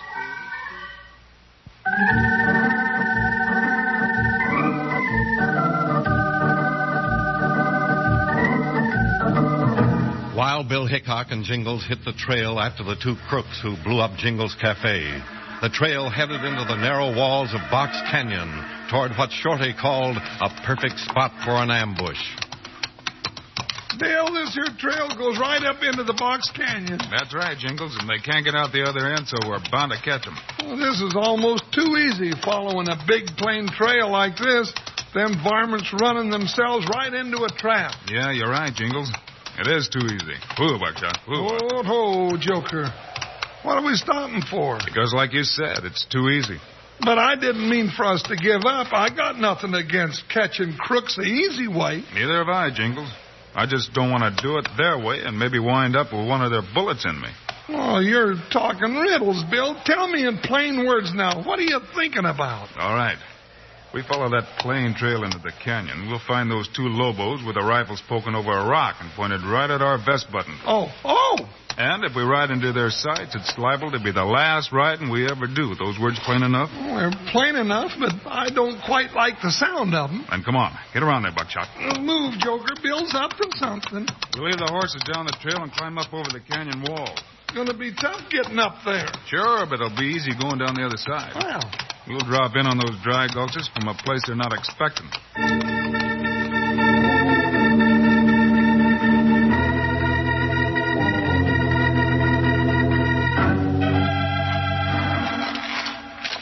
Careful, Jingles. One slip and you slide all the way to the bottom of the slope. Well, if I do slip, I'll hit those two bushwhackers like a landslide and just squash them flat. They haven't seen us yet. They're standing there staring down the trail and waiting for us. Yeah, with their rifles ready just like you said. Watch it, Jingles. Nice slip, Bill. Yeah, you kicked a lot of rocks loose, too. Get on. I thought that'd wake them up. Hey, they jump back at those big rocks, Jingles. You can't hit them now. I guess not, but they can't hit us either. Keep your head down. Stay behind those boulders. I know, but if we try to go down, they'll shoot us. And if we try to go back up, they'll shoot us. And if they stay behind those big rocks, we can't shoot them. And, well, it just doesn't seem like a square deal. Maybe we can square it up, Jingles. You see this big rock balanced up here on top? Yeah, what of it? Help me give it a push, and we'll start it rolling. Oh, now, Bill, this is no time to be playing games. Why not? We might as well have some fun. All right, get your shoulder up against it, Jingles. No fun, he says, rolling rocks down the hill. Stop drumming and shove. Oh, all right. Shoving.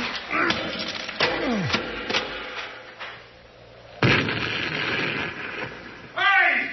What you trying to do up there? We're playing games.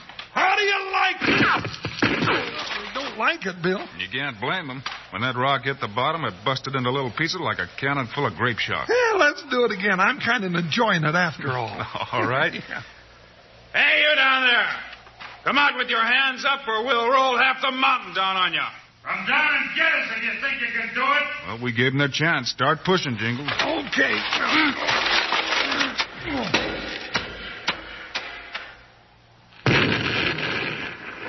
Hey, Hickok! That's enough! You darn near killed Pete with a chunk of that one. Come on, Dragon Pete, and throw away your gun. All right, I'll do it. He's giving up all right, Bill. Yeah, here he comes out in the open. And he's dragging Pete. Hey, we did get him with a flying hunk of that last one. Looks that way. All right, start down, Jingles, but keep your guns in your hand and watch Shorty every minute. Yeah, he's a tricky one, but he hasn't got poor old Charlie here to grab this time. Just stay right there till we get down, Shorty. You can move a little, about 10 feet farther back from your gun. Don't worry about me. I know when I'm licked. Well, it's about time. You've been licked ever since that first time you tried to shake me down in the cafe. Only you just keep coming back for more. Yeah. If it hadn't been for you, we'd have had that town buttoned up tight by now. Well, Pete's waking up, Jingles. Better tie them both up tight. That'll be a pleasure. I'll start with this sidewinder here. Might as well search him, too. Sure. No guns. Huh. Here's a big roll of money, Bill. Put it back, Jingles. It's his money. Oh, now, not all of it. I figured I'm entitled to $200 for my cafe that he blowed up. When we get him to court, you can sue him for damages, and the judge will see that you get your money. Really? Sure. Well, that's good. And then there was $12 for broken dishes and furniture and $9 in the cash drawer. No, shut up. I don't feel like listening to your troubles. You'll listen and like it. And there's one thing more. The first time you and Pete came in, you had 2 cups of coffee and didn't pay for them. That's 10 cents more. You tell him, Jingles, get every nickel you got coming. I sure will. I'll get all my money back, and I don't have to worry about the cafe because the place is blown up, and that 10 cents for the coffee is clear profit. Huh. Who says I don't know nothing about big business?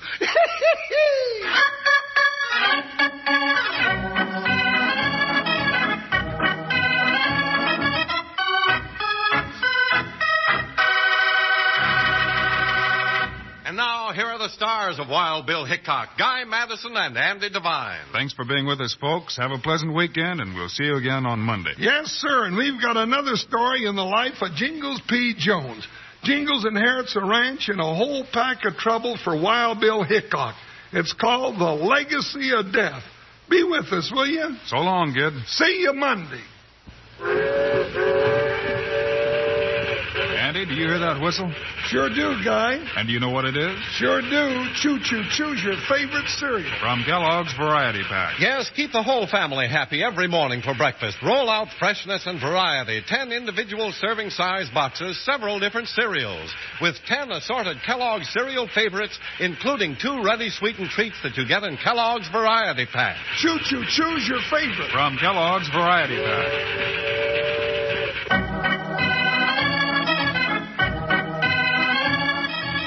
Kellogg's, the greatest name in cereals, has brought you another exciting story of Wild Bill Hickok, starring Guy Madison and Andy Devine in person.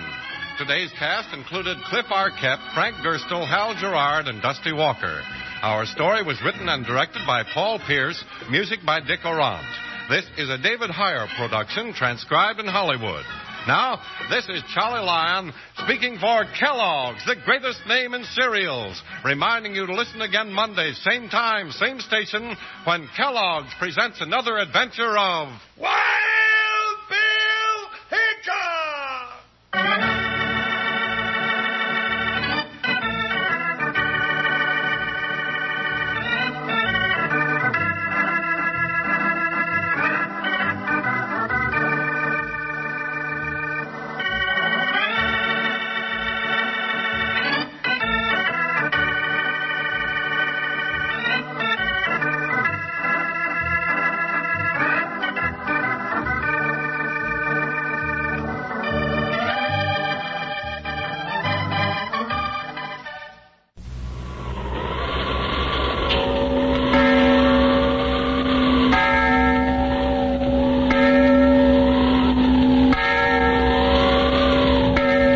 The Witch's Tale.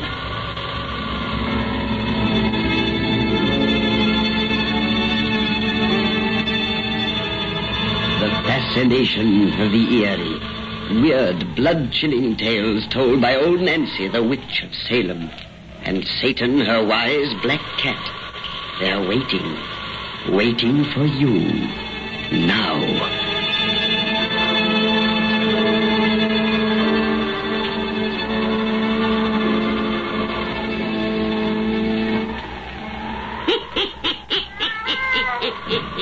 Another 22-year-old I be today. Yes, sir, 122-year-old.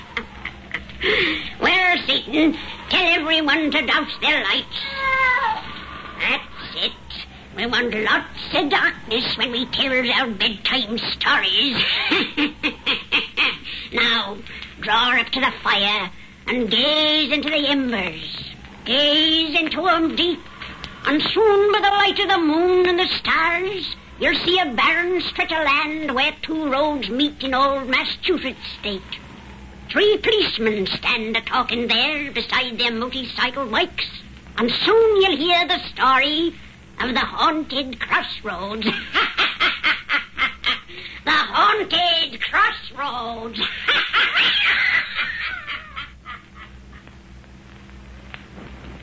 Sure you're not scared to have us lady here alone, Tom? Of course he's scared, Sergeant.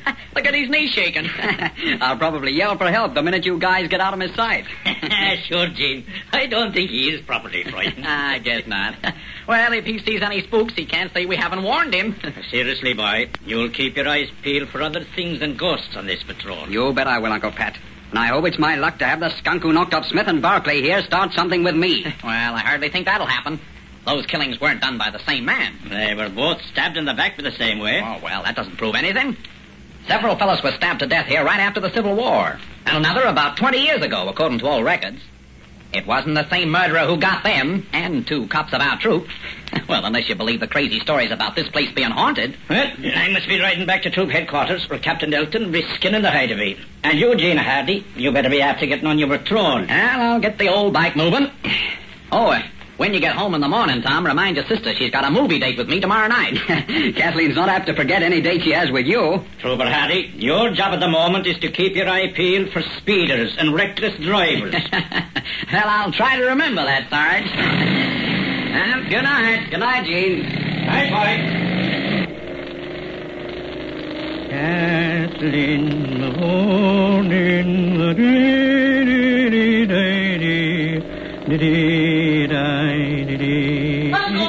What the? Tom! I'm coming back, kid. Coming back. Gene! I'm coming, Sarge. It's Tom, oh, merciful God. Sarge, what is it? What has happened? Come, quick. I'm here. What happened? Tom! Yes, he's dead. He can't be dead. We just left him. I started right after you rode away. Then I heard him yelling, oh, merciful God, I raised that boy. He was like my own son. He's been stabbed in the back. Oh. Justice Smith was stabbed a week ago, and Barclay. Here at these same rotten crossroads. Now pull yourself together, Sarge. Oh, God. You know what I thought of Tom. But we're cops. Listen, you were back here before I did. You must have seen I saw no more than you see now. Whoever did it got away. Take it easy. Take it easy. Tom wasn't alone here more than a minute. No one could have gotten to him across these open fields and then away again between the time I left and come back. Yet I saw no one but him and you. What was that?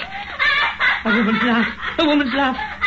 You hear it, too? It sounded here, beside me. Right here beside us, at my very elbow. Yet no one's here that we can see.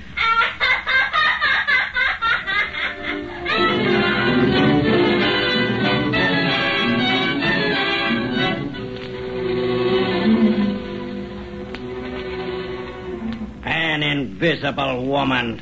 That's the craziest part of your whole crazy story. But we did hear it, Captain Elton. It's true, so help me. But there wasn't any woman, by your own confession.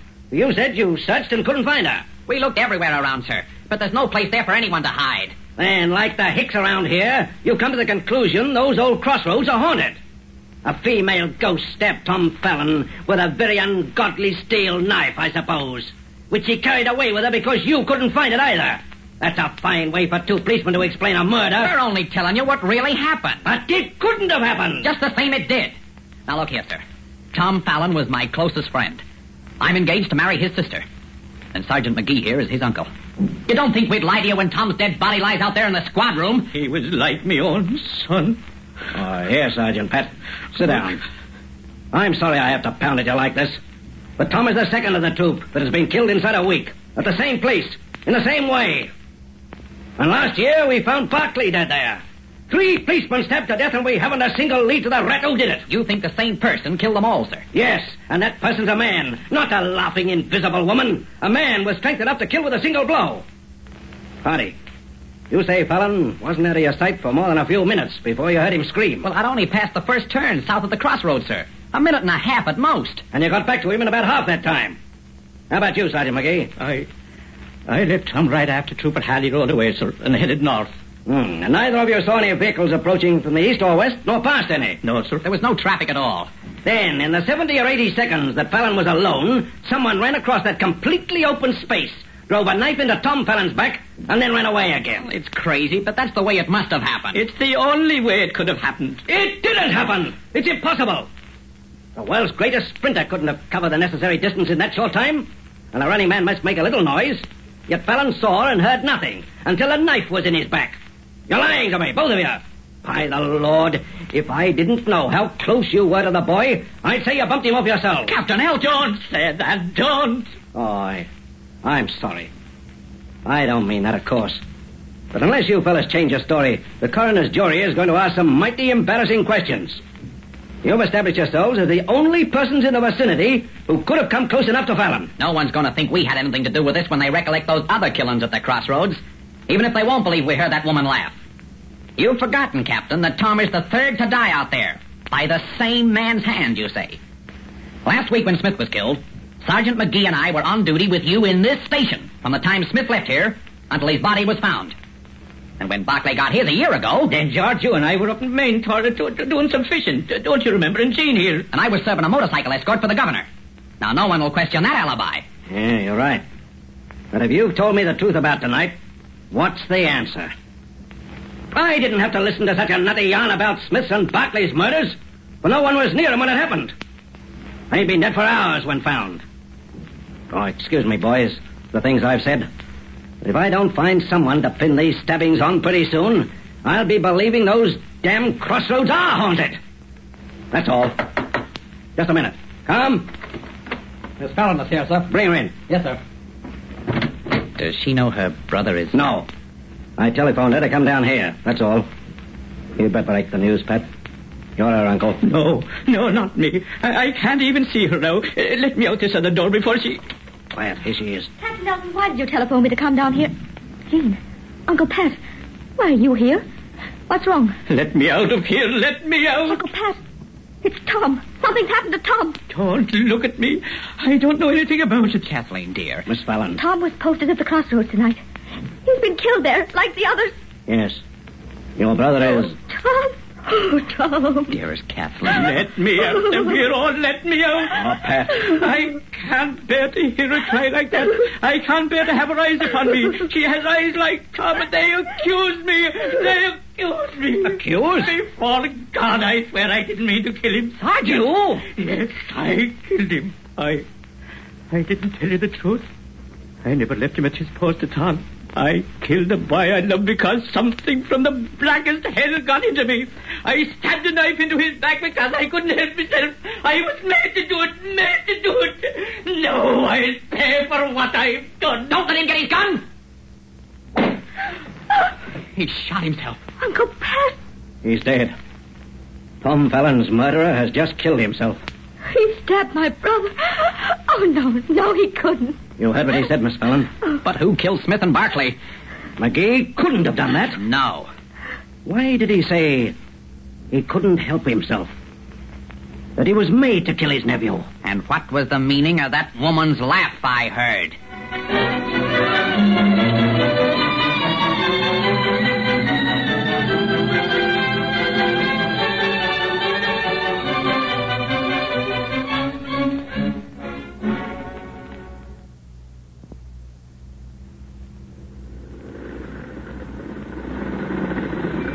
You in that car!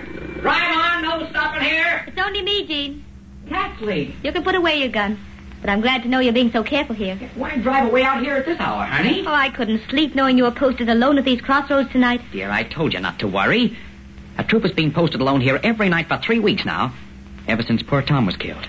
And nothing's happened. You think there's no danger here anymore, now that Uncle Pat's dead? Now, look, you mustn't stop thinking about him now. Well, it's rather difficult not to think about him. I'll never understand He why... was out of his mind. That's the only explanation. But what drove him out of his mind? What could have made him destroy someone he loved, as we know he loved Tom? And he said he was made to do it. I don't know. Jean, you're all I have left. If anything should happen to you now... No, nothing's going to hurt me, dear. Come on. Get a hold of yourself, sweetheart. But Uncle Pat had nothing to do with the other deaths here. He was miles away when Smith and Barclay were stabbed. Jean, maybe this place is haunted. Oh, you don't believe that stuff any more than I do. You're just all upset and... here, I'm going to disobey all standing orders of the state police and join you in this car for a little roadside parking. Oh, no, don't get in. I'd rather get out and walk a bit. Mm-hmm. I've never been out here before, you know. At night, I mean. Yeah, and you shouldn't be here now. Fine thing, driving this deserted old road at midnight. Have you got that little gun I gave you? Oh, yes, I always carry it when I drive alone. Ah, that's good. Well, come on then if you want to walk. Jean, exactly where did you find Tom's body and Uncle Pat kneeling beside us? We're not going to talk any more about that. Oh, all right. Really wouldn't do me any good to know. It's such a gloomy spot here. No cars passing, no road lamps. These are just old county roads. No state trooper had to patrol here regularly until... Until after Frank Barclay was found stabbed here. Oh, Kathleen. I want to talk about it, Jean. I loved Uncle Pat. He was a good man, not a killer or a maniac. And I've got to find out what made him do the thing he did. Find out what made him say he couldn't help himself. Uncle Pat was in Maine when Frank Barclay was killed. Tell me about that. Well, all I know is that Barclay didn't report on schedule. When they found him, he'd been dead for several hours. And then Smith, just a week before Tom. Like Barclay, he'd been dead for a long time when found. But Uncle Pat couldn't have done it. Oh, he wasn't out of my sight, and that of a dozen others at any time that night.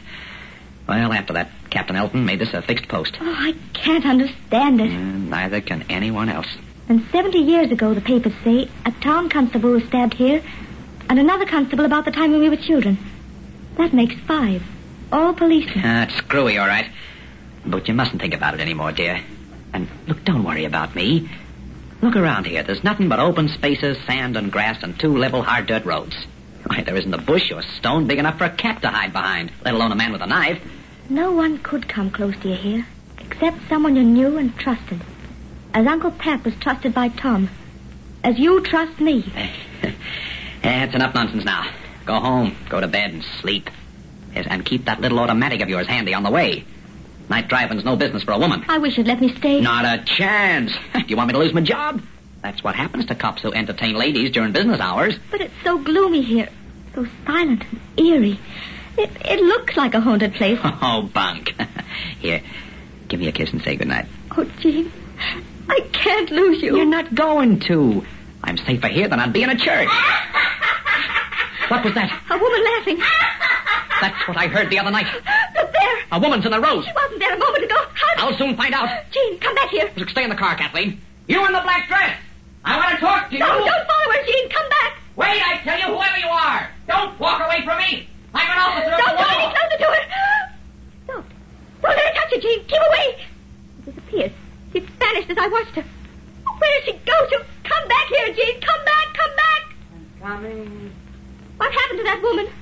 I'm coming. Jean, what's happened to you? I've got to do it. Why do you stare at me like that? Got to do it. Got to do it. Why are you opening that pocket knife? I can't help myself. Can't help myself. You look as though you didn't know me. As though I'm someone you hate. Jean, I'm Kathleen. You love me. Kathleen. Love. Don't come any closer. Keep away. Kathleen. Love. Your gun, Kathleen. Shoot me before I reach you. Shoot me. It's the only way to stop me, but I can't help myself. No. Yes, shoot me or I'll kill you with this knife. Oh, you're mad. Shoot. Shoot, I say, before I drive this knife into your back. Oh, may God forgive me. It's the only way. I've shot you, Jean. I've shot you.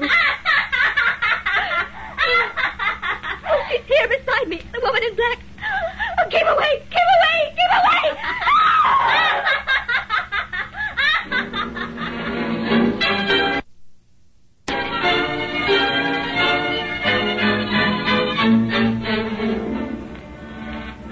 Miss Fallon.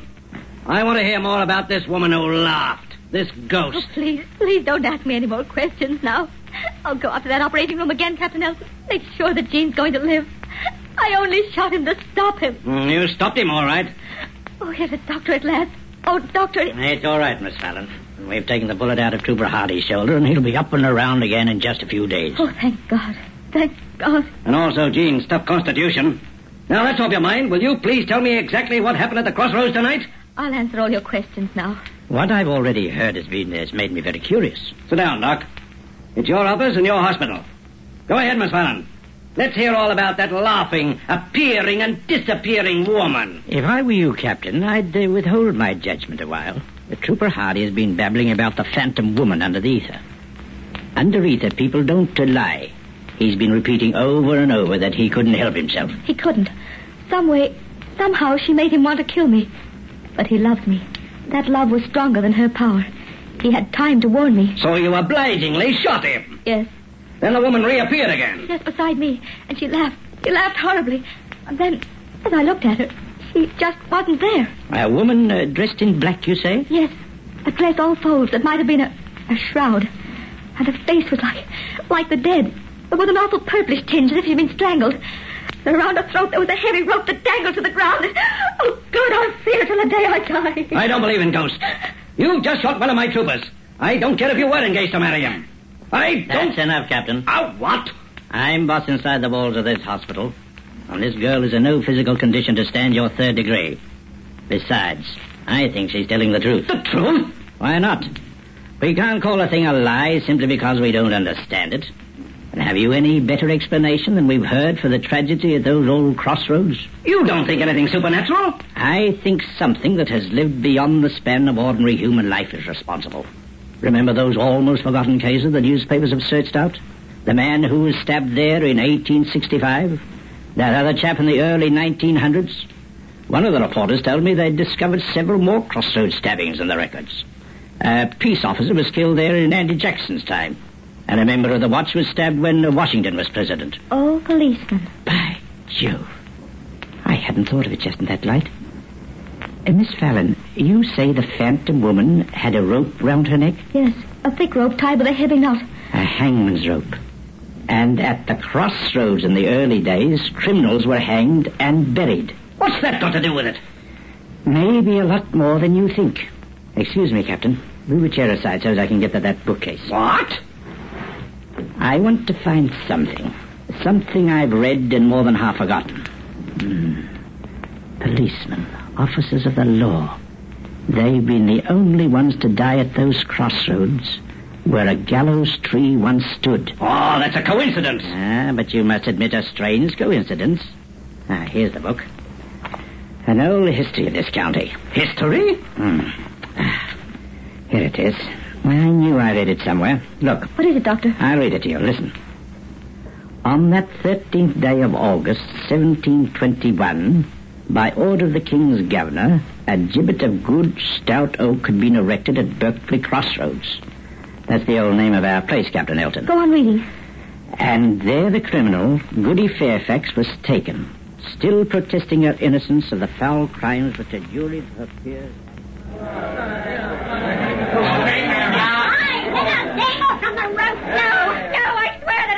The officers have lied!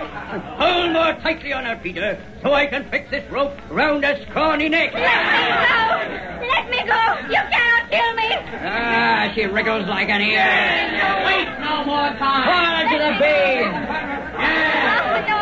I have done no murder! Have mercy! I am innocent, I swear! Hey, you've had a fair trial, old dame, and been found guilty. And soon for your crime you'll be buried in the soil of infamy, here beneath this gallows tree. Nay, nay! Hey! So all who pass may spit upon your grave. I not suffer that, I won't! The rope's fast at last. All is ready, my Lord Sheriff. When you give the word... Quiet! Our Lord the King's High Sheriff speak. Nay, I who am about to die this unjust death will speak. Hear me, ye officers of so-called justice, who have decreed this fate for me. As I die innocent of crime, I vow to return from death the murderer ye to hang me for.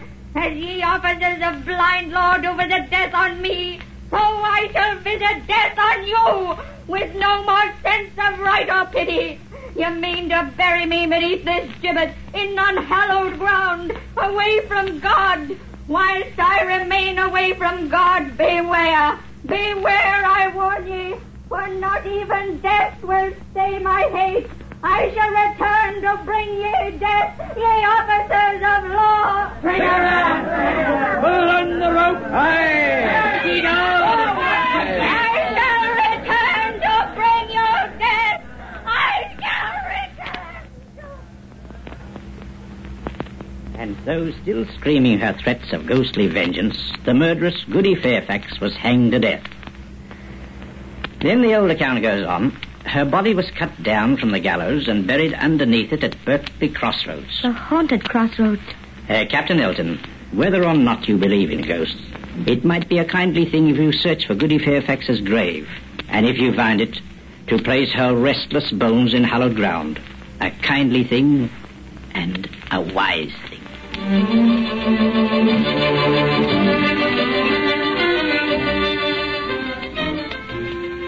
I haven't got over it yet. There were human bones, a woman's bones, buried beneath those crossroads. I knew you'd find them if you only persisted in the search. He persisted, all right, making us troopers do the digging with me on double shift. Fine way to treat a man only a week out of hospital. And a newly married man. Oh, I thought that was a good way for you to earn your sergeant stripes. Sergeant stripes? Yeah, here's your warrant. Captain Elton. I had to make you two crazy ghosts here some kind of a wedding present. And this didn't cost me anything. Oh, how can we ever thank you? Be happy. And Kathleen, let that first shot you had at your husband be the last.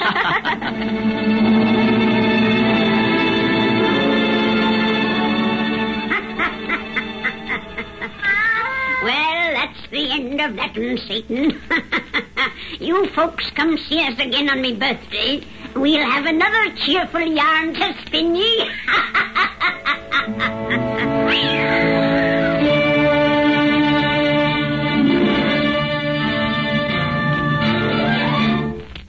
6:30 p.m. Saturday, December 23rd, and 15 minutes of the latest news brought to you by the makers of BC headache powders. The next time you have a headache, try a BC powder for quick, soothing relief. Now, here is Frank Singiser reporting from the WOR newsroom. Good evening. The hopes of the United Nations flew with Allied airmen today as they took off for their first all-out blow at the week-old German winter offensive.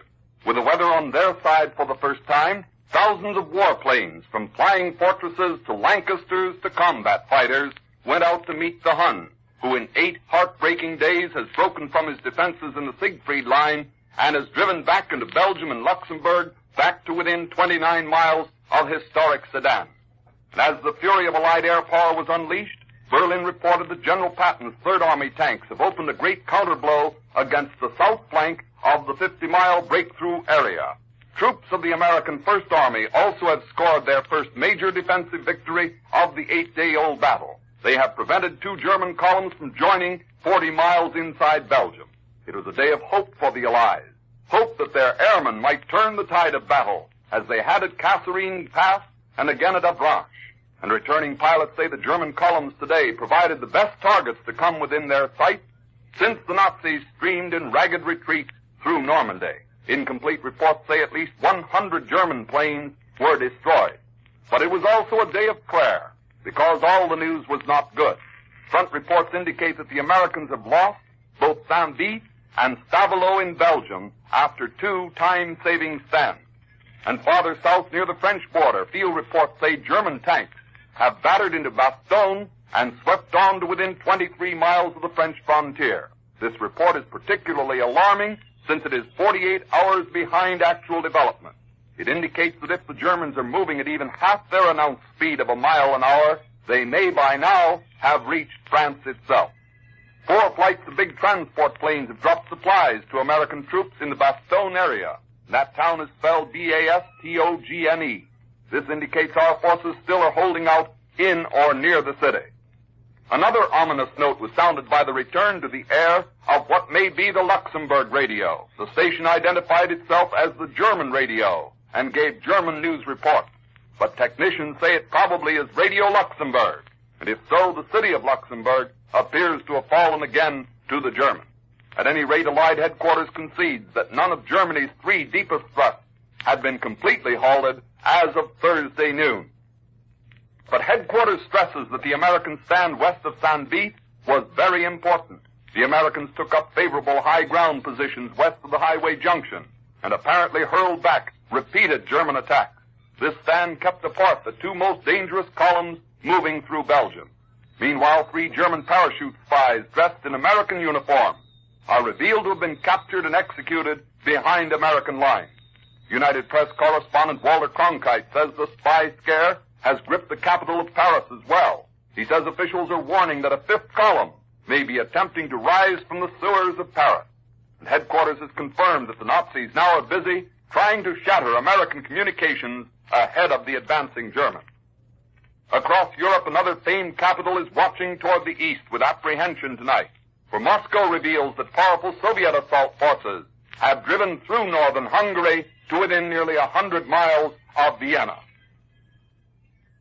A late communique says Red Army troops now are lined up along the Ipoly River, I-P-O-L-Y, on an 18-mile front about 40 miles above Budapest. And below Budapest, another furious tank and infantry battle is raging near the southern road to Vienna. Late reports say that 107 Nazi tanks have been destroyed in this battle. Berlin nervously reports that the Russian Bear is about to strike in a supreme bid to end the war this winter. Meanwhile, the Russian State Atrocity Commission says that the Germans have tortured and murdered some 700,000 persons at the great concentration camp at Lvov. The report says the prisoners included British and Americans, although the majority of the victims were Russians and Poles. One of the most monstrous crimes the Germans reportedly devised was a murder by ice. The prisoner would be stripped in midwinter and placed outside in a water-filled barrel until he froze to death. In Greece, some 20,000 anti-government Elas troops are advancing steadily in an offensive against rightist forces in the northwest mountains.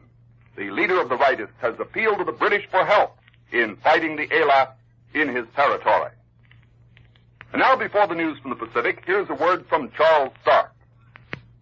During this, the biggest weekend of the year, you want to make every moment count. A headache has no place in your scheme of things. Yet, sometimes a headache arrives and you hate to take time out of a Christmas party to coddle it.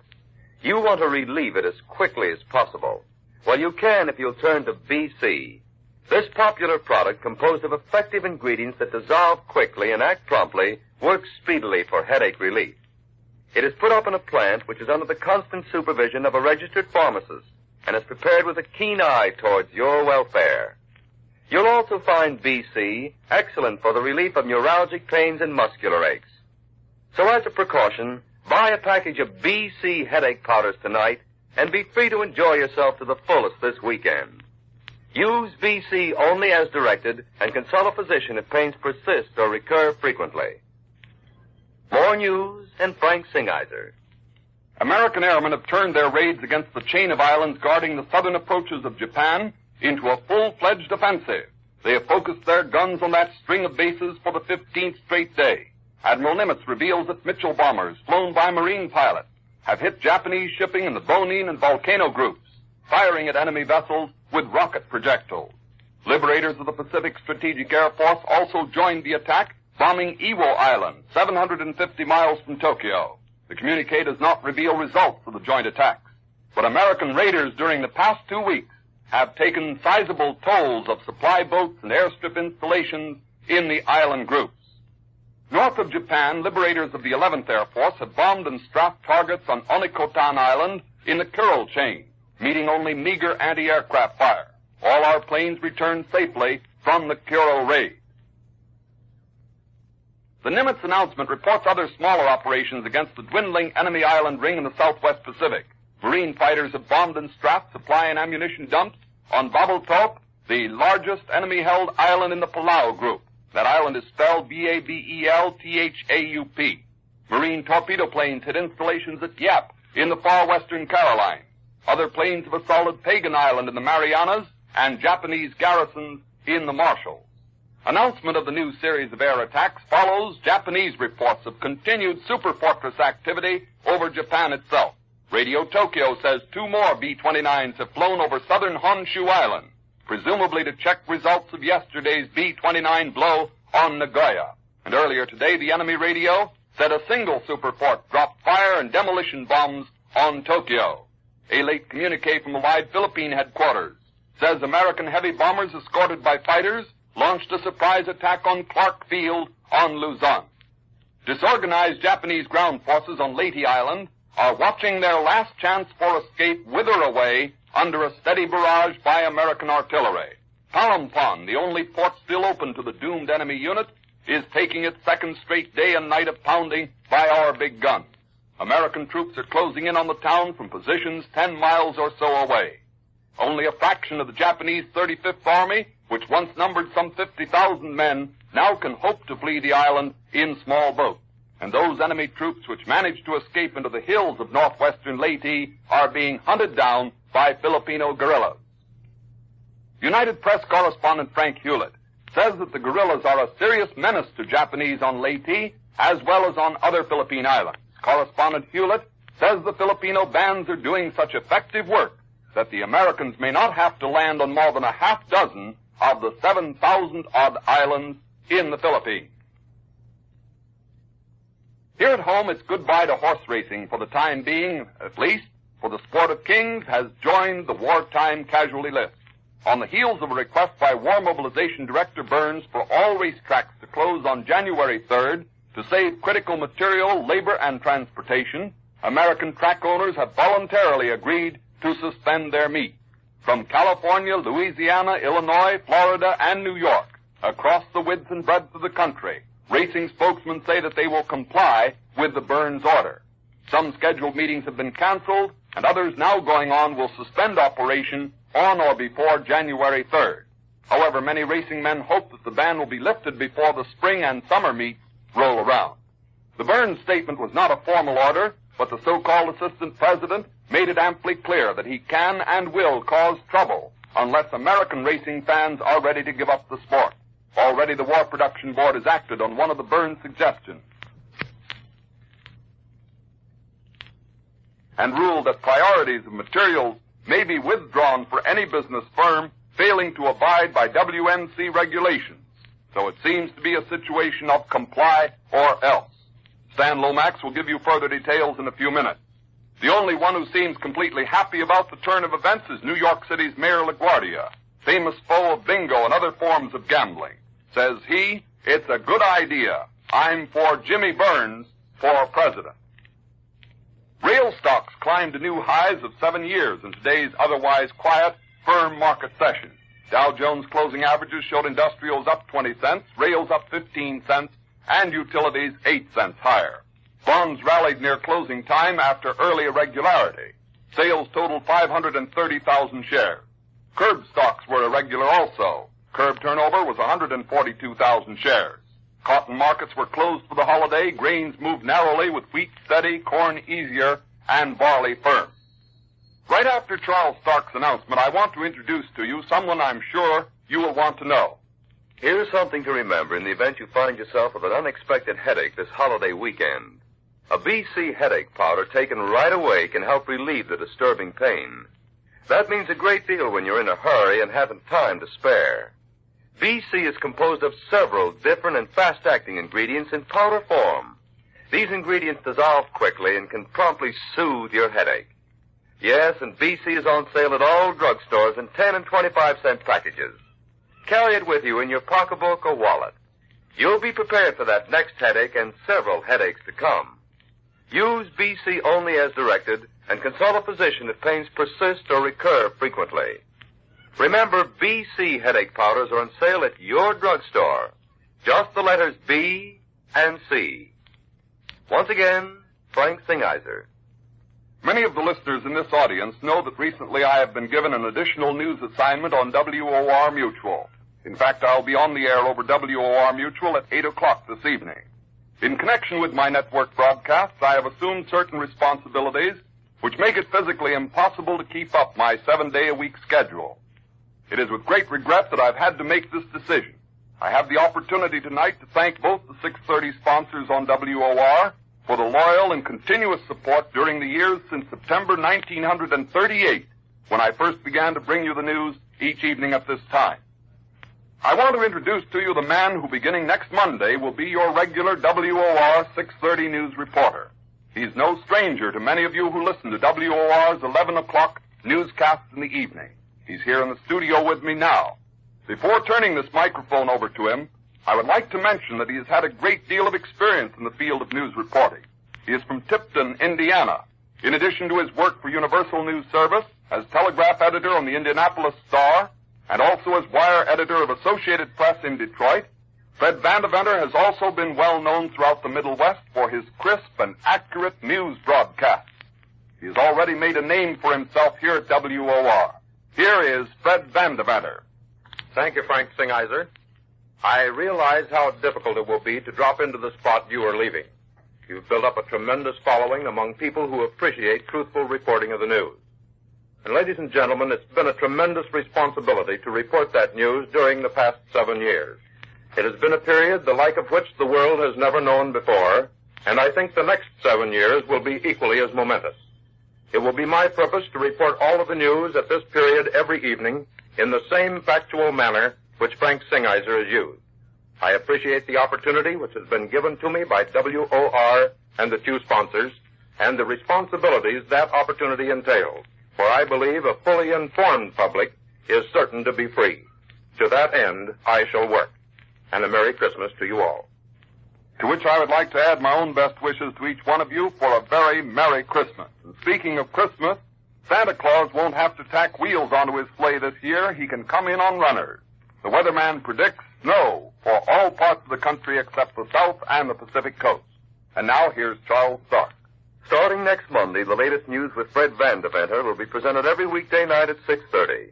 And now this is Charles Stark saying good night, and until next time, I'll be seeing you. Frank Singiser will analyze the news at 8 o'clock. Stan Lomax will follow station identification. This is Mutual. This is Andy Griffith. Now that's something that can be done in television or in radio, even in the movies. You can make people laugh without saying or doing anything funny. You can't really, of course. You can make it sound like something funny was said or done because you hear people laughing. No such thing here. We go about the business of bringing a chuckle or two into your life in a very sensible way.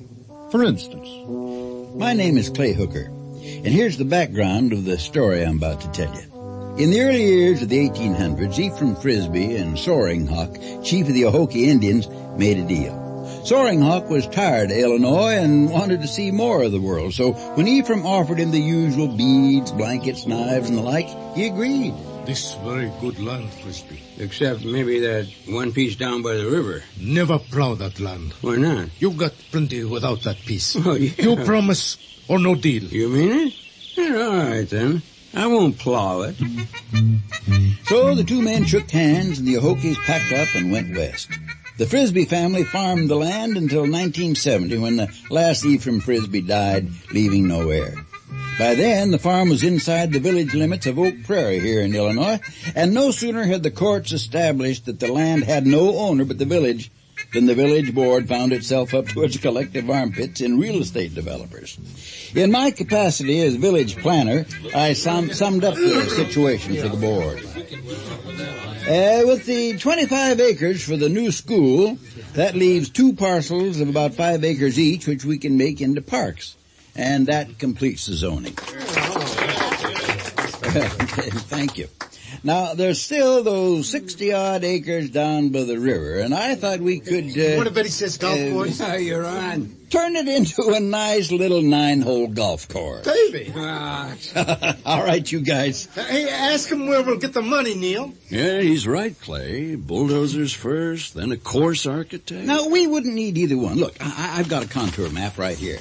Now, see, if you think of this hummock as a T and this one as a green, I've drawn red lines from one to the next, you see. Now, that's a nice little dog-leg fairway. I paced it off, and it's 120 yards long.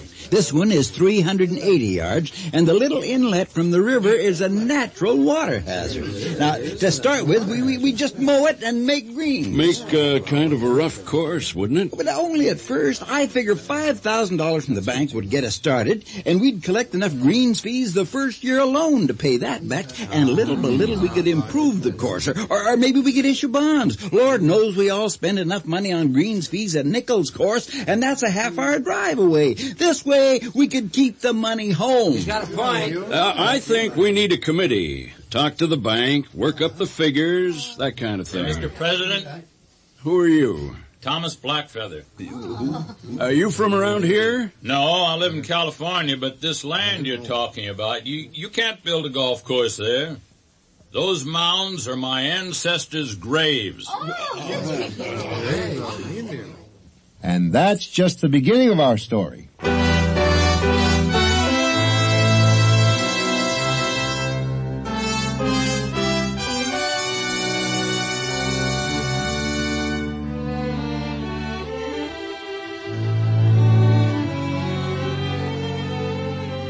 Mutual Radio Theater, a new adventure in radio listening. 5 nights of exceptional entertainment every week.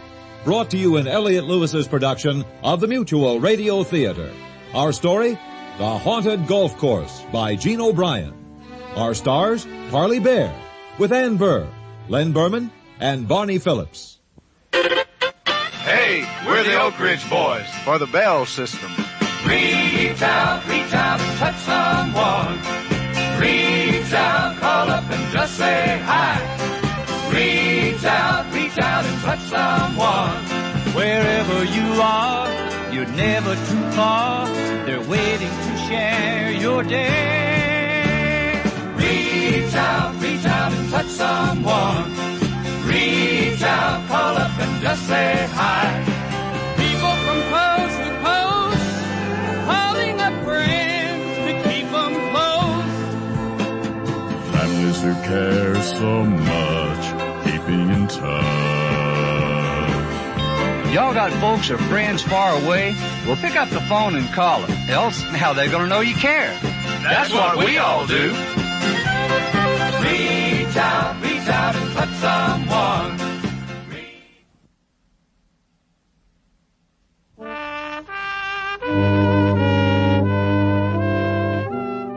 Now we've set up the situation for you, so to speak. Next thing for us to do is continue. Like this. Quiet down, everybody. Mr. Blackfeather has the floor. Thank you, Mr. President. That piece of hummocky land, as Mr. Hooker calls it, has never been plowed because Ephraim Frisbee promised my ancestors, Soaring Hawk, it would never be disturbed.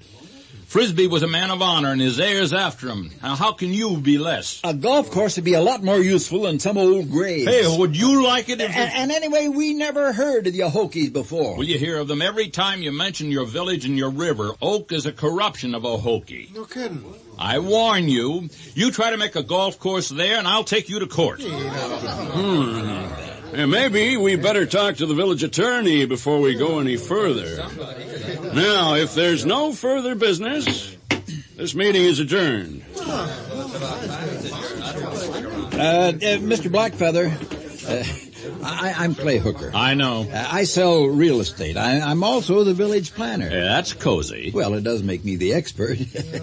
Anyway, seems to me the agreement died when Frisbee did. Not while I'm alive. Oh, come on now. How could it disturb your ancestors? Just 9 teeny-weeny little slices off the top.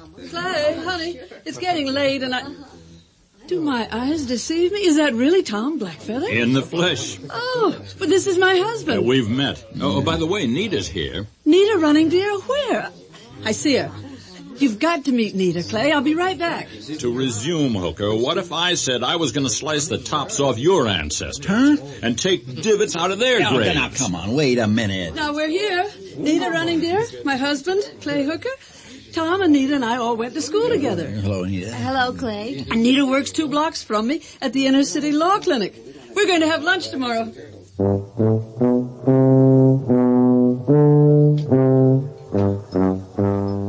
So, Clay's furious. He thinks a golf course is his constitutional right, I really believe. Tom will see his furious and raise him manic. Ever since his grandfather died last year, he's had this bee in his bonnet about the HICKOCK burial place. Never mind how long it's been since they sold their tribal home, or that all he's got to go on is his grandfather's stories. Oh, man. Peggy, what do you know about this famous agreement? Practically nothing. The Frisbee farmhouse was a spooky place where we Oak Prairie kids went for a thrill on Halloween. While Ephraim Frisbee was living? Yeah, that's what made it spooky. He was a mean old grouch who only came out to object to something the village wanted to do. Like, he spent the last year of his life practically camped in the village hall. What for? Oak Prairie was an unincorporated area for all of my life, at least. But it got its state charter in 1970, and he thought they should change the name to Ephraim Frisbee. Oh. To keep his name alive, you know? But the board wouldn't listen. Poor old man.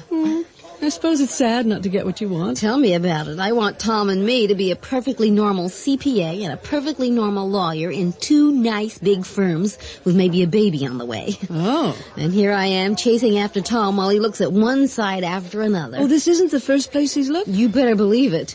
Granny Blackfeather would turn over in her grave. In a perfectly ordinary California cemetery, incidentally. If she knew he was chasing moonbeams like this instead of working. She raised Tom, you know. Oh? What was she like? Assertive, let's say. Ran a very taut ship, did Granny. Grandpa kept a low profile except at house cleaning time. And then? She always saved what was broken or useless. Instead of pitching everything out, she washed it and put it in a box in the utility room. Imagine old clothes washed and ironed just to be junked. Then after spring cleaning, she'd hire a truck, and Tom and Grandpa schlepped everything out someplace and buried it. But why? That's how her mother did it. Not to change the subject or anything, do you remember Digby Fleet? Oh, how could I forget a man who gave me a stone arrowhead for a Valentine? What about him? He teaches anthropology here, you know. Here? At the university? I was looking in the catalog for an anthropologist, and there he was. Law clinic, clients need anthropologists? No, this is something else. Ooh, look at the time. Oh, my gosh, 1:30. I suppose Tom and Clay are out at the site now.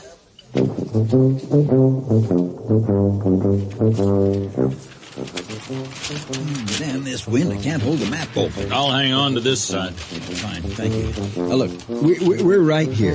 Way over there is the old Frisbee farmhouse. Big old place, isn't it? Yeah, you can do a lot of building in that many generations. We kids always thought it was haunted, even when old man Frisbee was alive. Crosspatch, was he? Oh, the worst. We were all relieved when he died and stopped bugging us. Who's that? Oh, it was Will Hazard, the village attorney. Over here, Will. Will, did you meet Tom Blackfeather at the board meeting? I heard him talk. Hi, Tom. Hi. Tom, I hope you don't mind I asked Will here. Yes, I do. I'd have had my lawyer here if I'd known Would that I know him? Her. My wife's representing me. I'd be happy to meet with Mrs. Blackfeather. And Ms. Running Deer. Running Deer? From the inner city law clinic? Tall woman? Look kind of like Cher? That's needed. Good lawyer. But even the best need evidence. I've got 8 generations of tribal tradition. Anything on paper? Well, no. Corroboration from other Ohokis? I'm the last, and you see, that's why it's so important. No document with the terms of the agreement? Well, a fat lot of good that would do. All through history, the white man has shafted the red man, documents or no documents. Oh, now, come on, cool it, Tom. I know the Indians got a raw deal sometimes. I'm not asking for all the land back. You can build houses and shopping centers till you're blue in the face. I understand your feelings, No, Tom, you don't. You're so full of this half-baked scheme. Half-baked? Now, look, just let me show you right here on this map. Now, this will be the nicest little golf Will you course both listen to me? The law states that all the Frisbee land now belongs to the village of Oak Prairie without distinction. Now you bring me evidence, either documentary or corroborative. Corroborative, huh? And I'll see you get a hearing. Now I'm leaving. Well, thanks anyway, Will. Clay, how many of the trustees play golf? All of them. Why? Bring them here tomorrow. Yeah, we all go to Nichols on Saturday. When do you start teeing off? At 10 o'clock, but Nichols is a half hour away. Could they all be here at 8:30, clubs and all? Well, I could start calling them right away. You do that.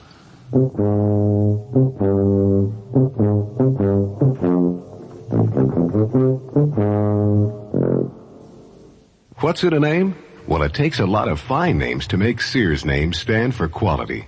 Names you've always counted on, like Kenmore, Craftsman, Easy Living, and Die Hard. Names that kids and moms cheer, like Winnie the Pooh and Toughskins. Names that are a part of your life today, like Permapress, Klingalon, and Winter 2. And, of course, there's Sears' best products in everything from T-shirts to tractors. What's in a name? Well, it takes a lot of truly dependable names to make our name. Sears, Roebuck and Company. There's no other deodorant soap more effective than Dial. You get that clean, fresh, confident feeling all day long with Dial. Aren't you glad? That clean, fresh, confident feeling all day long with Dial. Aren't you glad? You'll be glad Dial's active deodorant ingredient keeps working all day long. That clean, fresh, confident feeling all day long with Dial.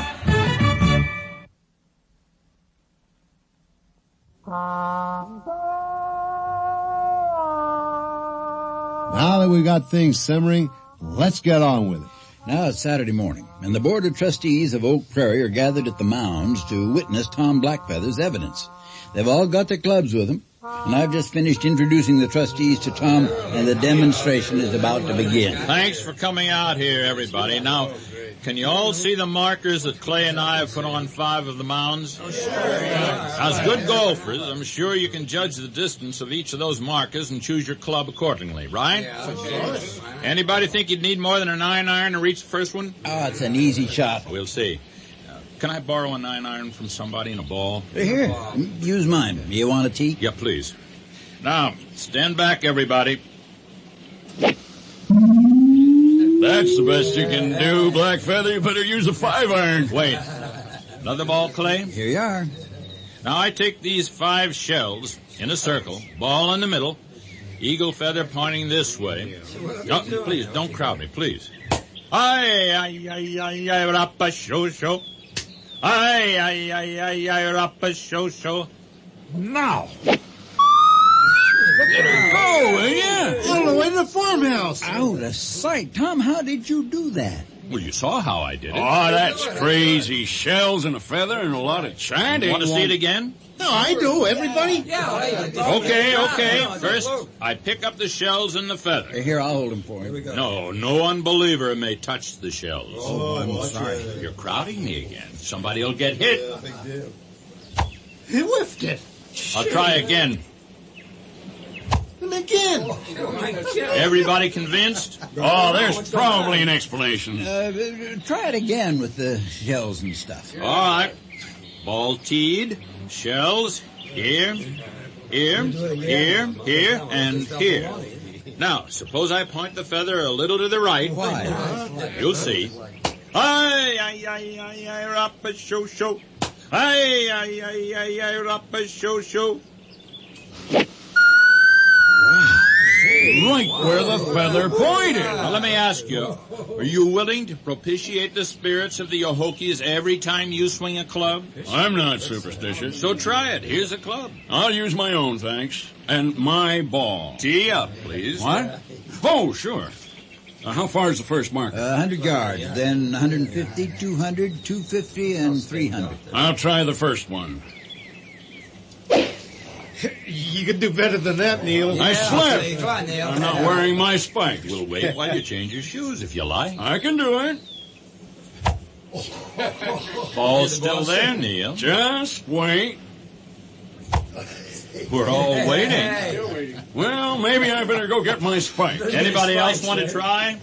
Yeah, let me No, wait. I'm first in line. Give me my club, Tom. Here you are. Best of luck, Clay. My, where'd the breeze come from? Here, let somebody shoot us knows how. Play much? Let's see you do better.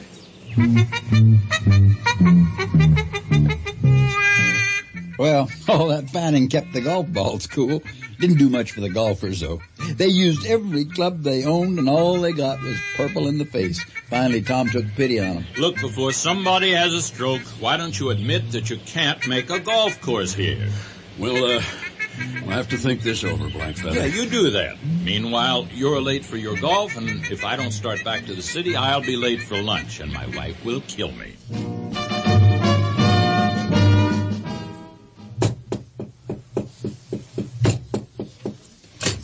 I am home. What's for lunch? Never mind lunch. Tom, what did you do to my shell earrings? I made medicine through a heap big scare into pale faces. Your grandmother gave them to me for a wedding present. Look, I brought back the shells, a little glue. And they were her mother's, and who got them from her mother. Well, I didn't know that. Well, while we're on the subject, there's an eagle feather missing. I've got that too, see? Just as good as new. Now, let's have lunch, and I'll tell you how smart I was this morning. What'd you do? Oh, I laid out the shells and the feather, and I chanted a little, and I persuaded a passel of gullible golfers that the older Hokies wouldn't let them play golf over the mound. Tom, you didn't. Yeah, I did, and it was easy. Until they find out you flim-flammed them. Well, how will they find that out? Peggy Hooker knows what kind of a golfer you are. What's to prevent her telling Clay? And even if she doesn't, I must tell you, I tried to get hold of Digby Fleet. Digby? He's around here? Teaching anthropology at the university. His field is Midwest Indian cultures. He'd be real corroborative evidence, not flim-flam. Anyway, if you ask Digby not to talk about the good old days, he won't. They don't come any better than Digby Fleet.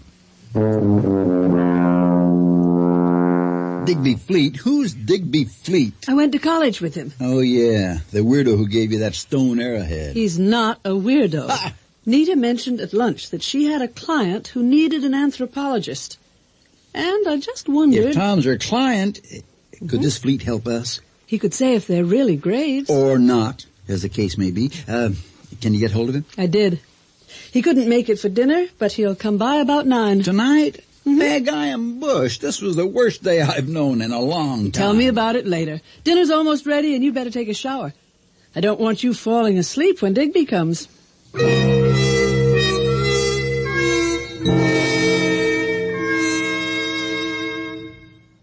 Nice castle you got here, Clyde. Yeah, lots of room and light. Mm-hmm. But it costs a fortune to cool and heat. Maybe you should see a Lennox dealer.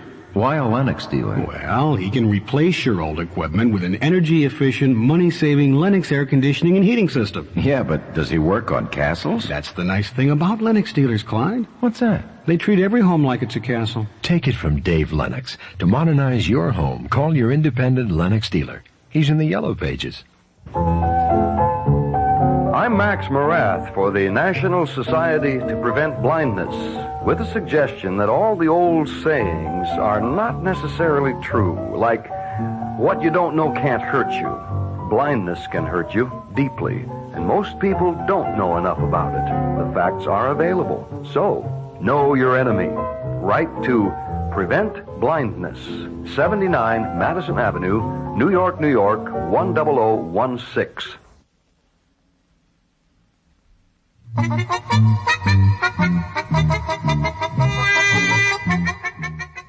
Are you following all this? You gotta pay attention, you understand, otherwise you'll miss the point. It appears that if there's to be a solution to the problem, Digby Fleet of anthropology fame may be that solution. And of course, when the person who's going to give you a hand is an old friend of your wife, well, that does make matters more pleasant. Digby, come on in. It's been such a long time. Too long. You look marvelous, Peggy. Thanks. So do you. Digby, this is Clay. How's it going, Clay? Fine. Fix your drink? Scotch, if you've got it. I've got it. Nothing for me, Clay. Come on into the living room, Digby. No booze for you, Peggy. No, I'm watching my figure. Oh, something we all love to do. Here we are. Scotch for Digby, Scotch for me, and nothing for the lady whose figure I watch like a hawk myself. Cheers, everybody. Cheers. This is too late for me to beat his time, Peggy. Way too late. Make a note if you have to. Peggy tells me you're the Indian maven. Is that right? Midwest culture is my specialty. What you want to know? Ever hear of the Hokies? Oh, sure. But only heard. They were very small people. Short, you mean? No, I mean there was only a few of them. But with a highly individual culture, according to sources. What sources? Passing references in the oral records of other tribes they stayed with after they lost their land in Illinois and moved west. What did they say about them? Oh, like they were matriarchal, cremated their dead, stuff like that. Wait a minute. Cremated their dead? Well, it's not unheard of among Indian cultures. It helps us trace them, though.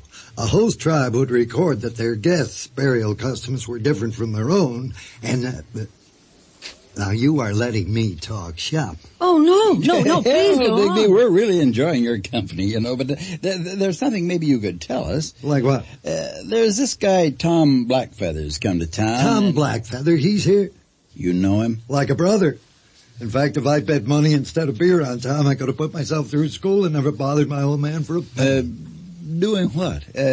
What'd you bet on, I mean? Well, we'd put hula hoops on the campus mall at distances, 150, 200 yards, or whatever. And bet suckers Tom couldn't put a golf ball right in the middle of one. I remember that. And could he? Never failed. The beer companies all declared dividends the year we graduated. You know, it's funny, we all thought he turned pro, but instead he went into accounting, wasn't it? Well, that's so-and-so. Well, we have to have accountants, you know, or the IRS would have us all in jail. Well, that dirty son of a bachelor, he had us all going this morning. Tom hustled you? Oh, I don't believe it. Oh, not for money, but he says the land we want for a golf course is an Hokie burial ground. Oh, Hokie traces here? He says. But you say they cremated their dead. They bury the ashes? Oh, I don't know. I think I'd have to look up the references. You say there are Hokie burial grounds right here? There are mounds. But they could be from glaciers, maybe. Oh, no, glacial action doesn't. Damn, it's too dark now. You got a motel nearby. I could go out first thing tomorrow. We can put you up, Digby. Why, of course, we'll all go tools. out. You got any tools? What do you need? Oh, trowels, a rod about 6 feet long, a mallet. Maybe not the rod, but the rest of it. We'll improvise. I've got a brass curtain rod.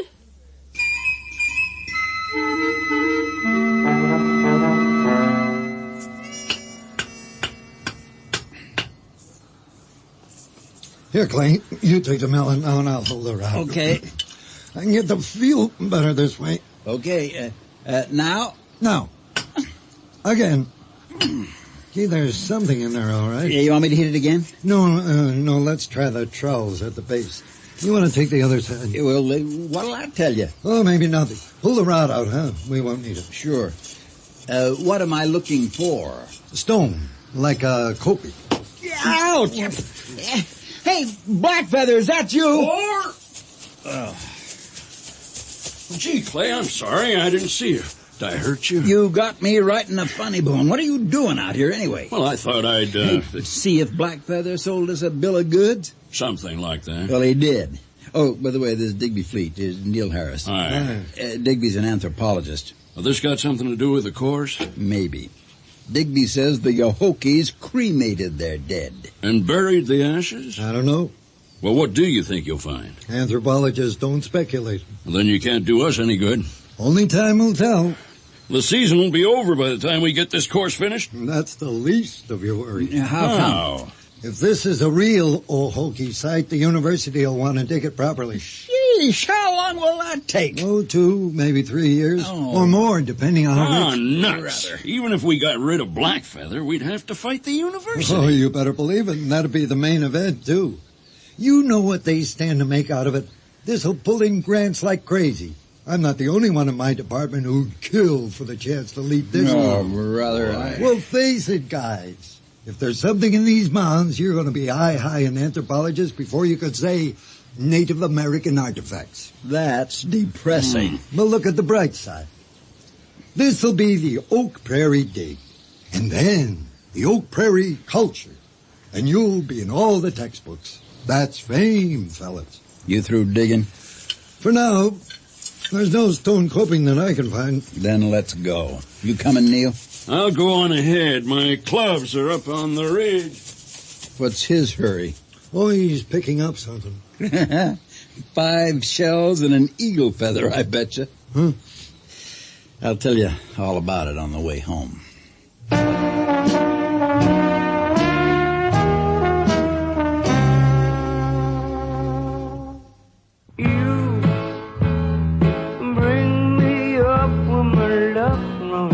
Hi, this is Paul Williams.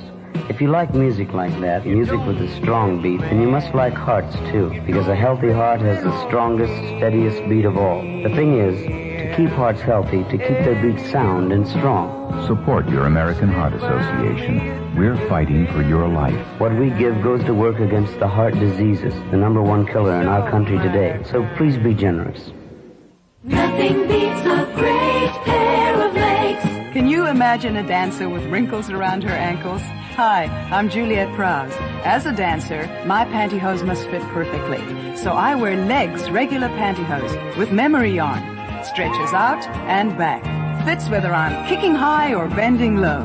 Legs regular pantyhose with memory yarn and a pure cotton panel. Believe me, Juliet Prowse. Nothing beats a great pair of legs.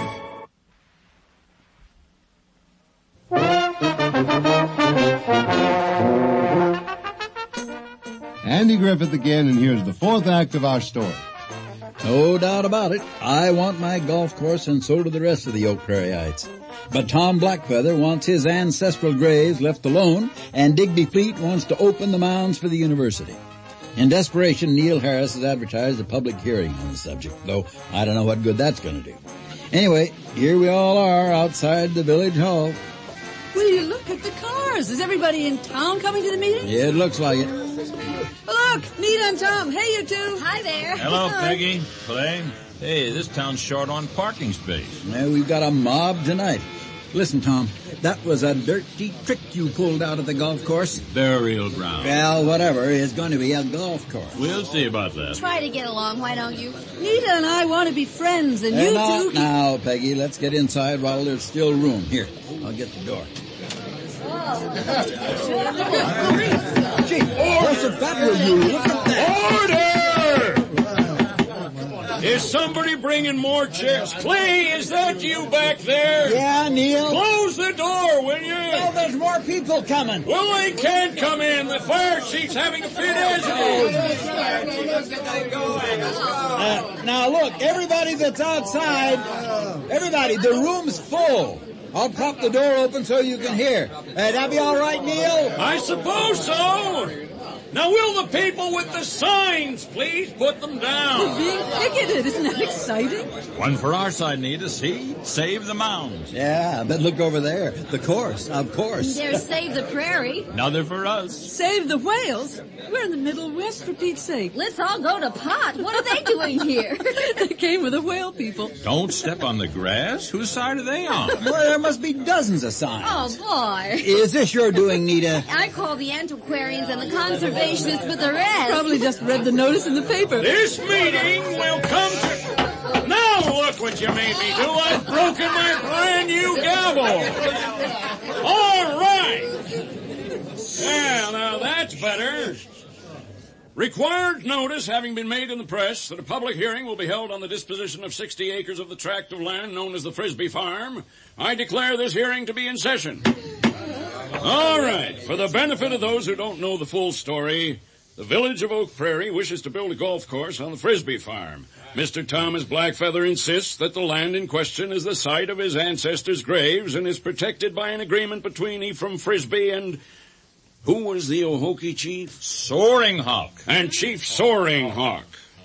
Can you tell the meeting how this agreement was made? Made verbally. Soaring Hawk accepted the trade goods that Frisbee offered him for the Ohokie land for himself and his descendants to do with as they liked, except for that little bit of land. And Frisbee gave his word. They shook hands, and that was that. But nothing on paper. No.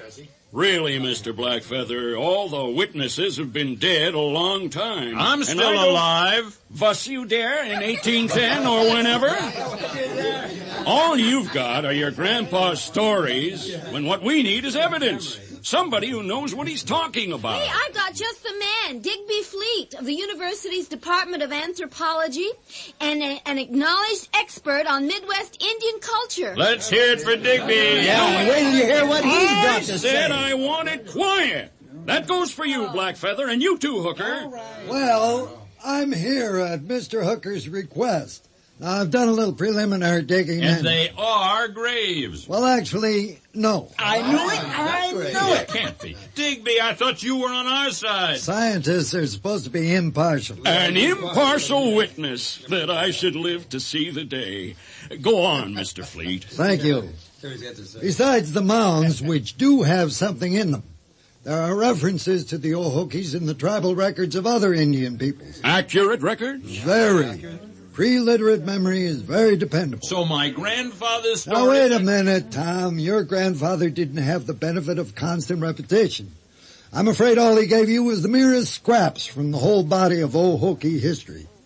For example, do you know what crops your ancestors planted? No. What songs they sang at seed time and harvest? No. What preparations did they make for the hunt? Did they pray to their gods?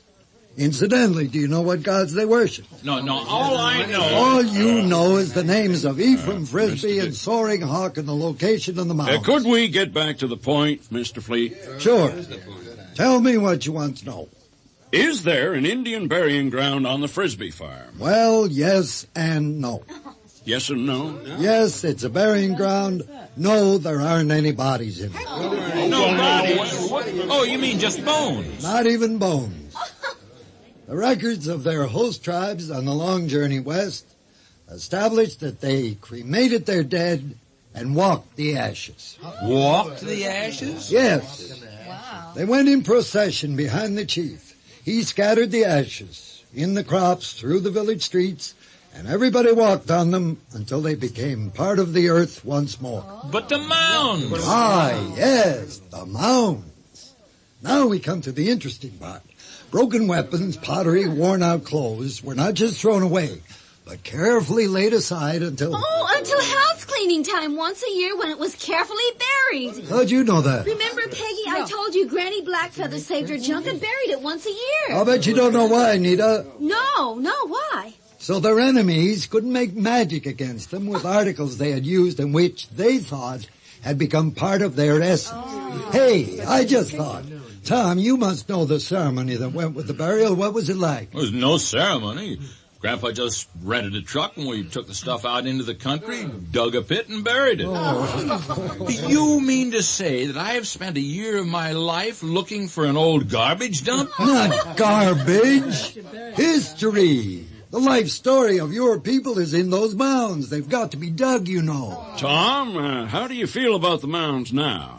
I mean, do you have the same feeling for your ancestors' old clothes and stuff? Well, I think Gee, now I remember all those hours I spent digging under the hot sun listening to Grandpa cursing. If that's what it was all for, I don't care if I never see those stupid mounds. You can make your course and I won't bother you. I hope that goes for the old Hokies, too. Oh, sure. Hey, by the way... That was a dumb trick I pulled that Saturday morning. I hope nobody holds it against me. Well, I don't, for one. Actually, it was quite a display. You ever think of turning pro? I tense up if there's more than a beer at stake. Actually, I make a better accountant. Oh, Tom. Darling, now we can go home. Watch it, woman. This is a public place. Well, I think that takes care of everything. The golf course plans... one more little matter. What's that? My reason for attending this meeting. I represent the university, and we plan to dig that site just as soon as the State Department of Antiquities gets through with the paperwork. Oh, no. Oh, yes. But look on the bright side, Clay. They'll pay rent for the site. That'll give you a nice little nest egg. How long will you be there? 2 years. 3 years at the outside. 3 years, Neil, we've got to stop. How? If the state's in it. Look, it won't be so bad. 2 years mean you can issue bonds, you invest the proceeds, and together with the rent money, it'll be all right. You'll see.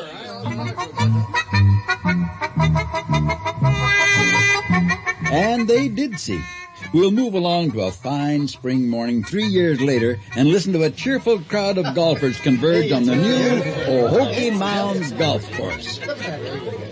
The cheerfulest person here is me, superintending the removal of the last fencing, which has kept sneaky golfers from playing unauthorized rounds before opening day.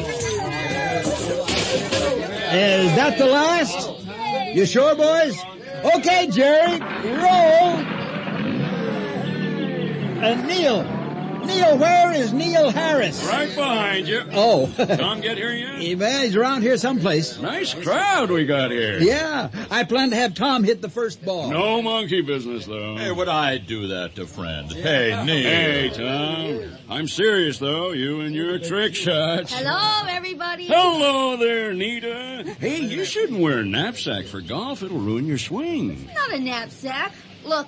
Will you look at that? Nita, where'd the baby come from? I'm surprised at you, Neil. Don't you know where babies come from? I didn't know you two had... Oh, he's a cute little fella. Fella? Her name is Spotted Fawn, after her great-grandmother. We call her Fawn for short. I wanted to call her Spot, but I was overruled. It's a good thing, too. Oh, you. Well, wear her in good health, like they say, Anita. Thanks, Clay. When does the balloon go up? Well, right away. Now you and Tom are here. Okay, everybody. Let's have it quiet. Quiet, please. I said quiet. I want quiet, I say. Now, quiet. Oh, excuse me. Well, that's better. Now, I'm not going to make a speech. I'll just welcome you all to the Ohokee Mounds Golf Course.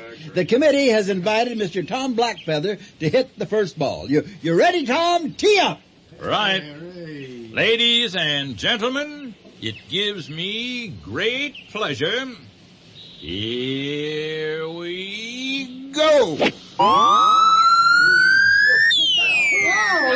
It came back! Blackfeather, you said you wouldn't do anything. How'd you do that? I swear I didn't do anything. Tom, are you sure? Of course I'm sure. I can't do magic. Well, hey, did anybody follow the ball all the way? Now, could it have hit the farmhouse, maybe? That's a thought.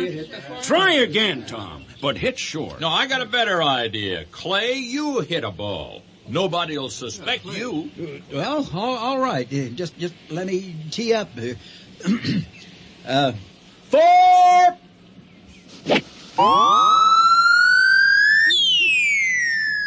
It's coming back again! Oh! Well, why didn't you get out of the way, Neil? Anyway, serves you right for hitting me. Boys, now that sure didn't hit the farmhouse. No, it didn't. Somebody else want to try? I suppose I should. I'll take a 9-iron and tee, ball. Now stand back, everybody.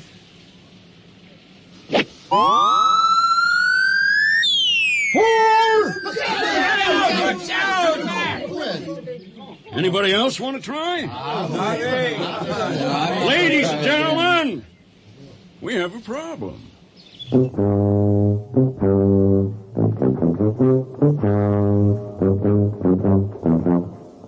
The conclusion of our story after these words. I work all day, my job is rough. I need a boot that's good and tough. Why do guys with the roughest jobs wear Red Wing boots? Because outside they're tough, full-grain leather, and inside they're all comfort, right down to a special compound under the insole that fits like a footprint in wet sand. This is Kurt Gowdy saying, if you work hard for a living, you've earned your wings, Red Wing. I've earned my wings. I've earned my wings. My Red Wings.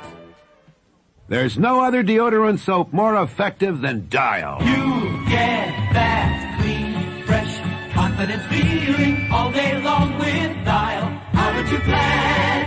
That clean, fresh, confident feeling all day long with Dial. Aren't you glad? You'll be glad Dial's active deodorant ingredient keeps working all day long. That clean, fresh, confident feeling all day long with Dial.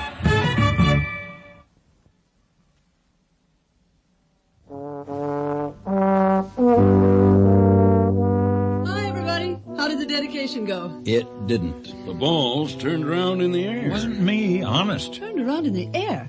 That's ridiculous. How could golf balls turn around in the air? They did, Peggy. I saw them. Oh, listen, you people didn't start celebrating. I mean, no controlled substances or anything? Sober as judges, all of us. Well, then what happened? Well, Tom says he didn't do it, and I believe him. It would take hurricane winds to turn a golf ball around like that. None of them hit the farmhouse. Hey, maybe... Oh, no. No, that's silly. What? By now, we're ready to listen to something silly. What's on your mind, Peggy? Ephraim Frisbee. He's dead, Peggy. I know. Remember, I told you about it, Nita. But before he died, Neil, how many times did the board hear him say he wanted Oak Prairie chartered as Ephraim Frisbee? Oh, I lost count. Well, what if it's Ephraim Frisbee's ghost? There are no ghosts. I'm surprised at you, Peggy. I'd as soon believe the Ohokies were doing it. They'd have objected to the university tearing up the mounds. You didn't listen to the old man? Would you like to head the board of an Illinois village called Ephraim Frisbee? It's got an offbeat sound, I'll admit. But when we get used to it? We'd have to go to court to have it changed. It would cost a bundle. More than the course cost? The one you can't use? Yeah, we've got to do something. I'll go back there tomorrow and try again. Tom, you game? Count me in. Me too. Well, they scoffed at Peggy for her belief, and then the next day we went to the course. It rained golf balls, literally.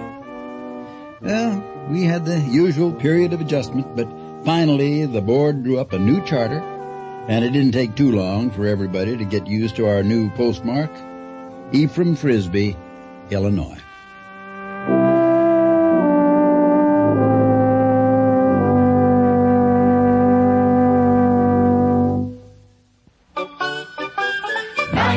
People will put in a long day because ABCO is me.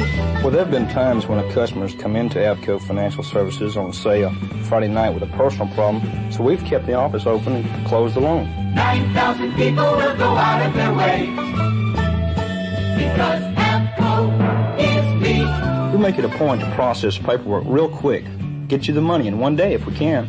I guess you could say we have a service attitude. 9,000 people simply won't rest till they're the people when you borrow you like best. If a customer needs some special help or some kind of personal attention, we'll go that extra distance. Our people put you in the best company because ABCO is me. Well, I've even been known to make house calls. Because ABCO, Scott Chamberlain, Stone Mountain, Georgia. is me. The ABCO people in your town put you in the best company. Look in the phone book for the office nearest you.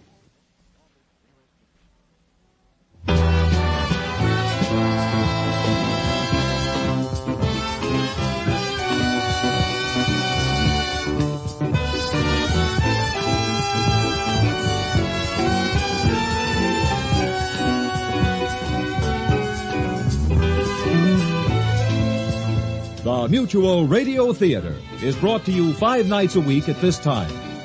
Tonight's original radio play, The Haunted Golf Course, was written by Gene O'Brien and produced and directed by Fletcher Marco. Your host was Andy Griffith. Our stars were Parley Bear with Ann Burr, Len Berman, and Barney Phillips. Featured in the cast were Joan McCall, True Boardman, Ed McNamara, Don Diamond, and Dawes Butler. The music for Radio Theater was composed and conducted by Nelson Riddle. John Harlan speaking. The Elliott Lewis production of Radio Theater is a presentation of CVI.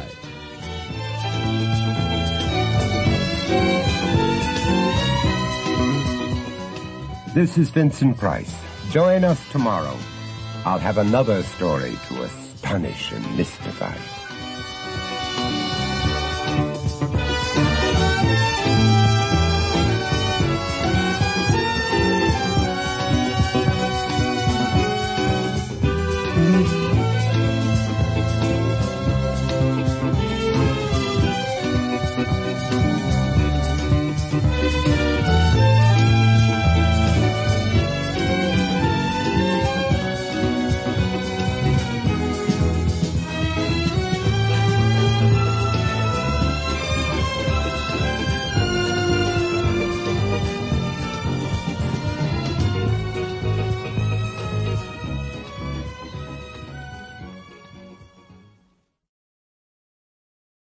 The Radio Guild.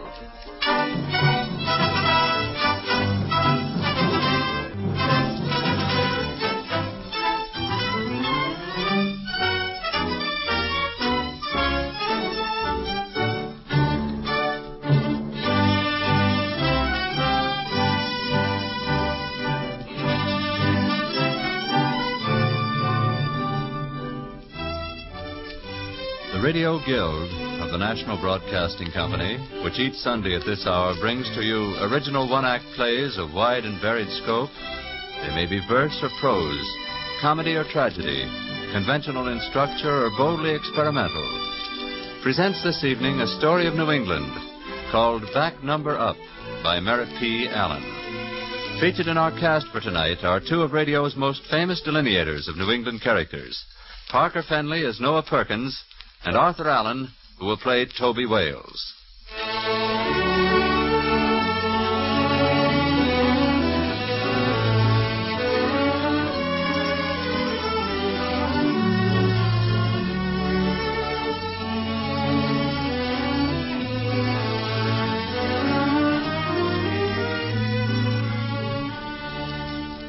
In this corner of New England, Town Meeting Day, the first Tuesday in March, is an institution of liberty handed down from the forefathers.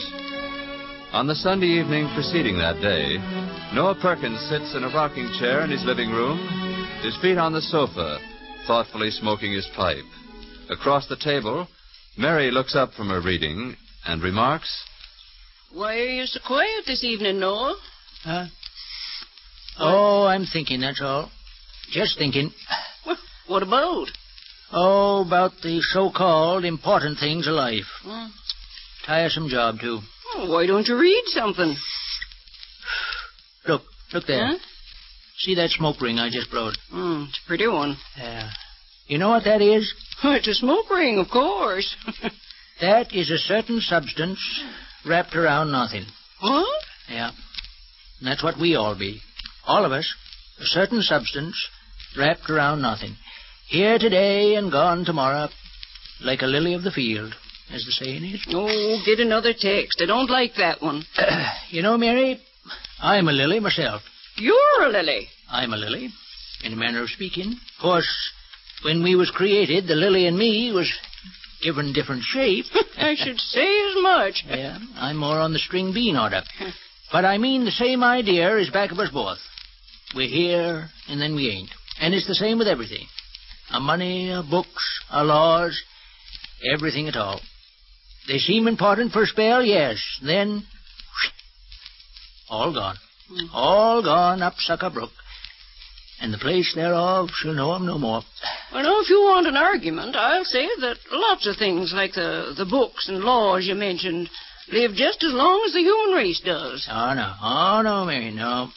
After a spell, the purpose for which they was created, it goes up the flue, and they're left, as I said before, just certain substances wrapped around nothing. I don't believe it. I can prove it.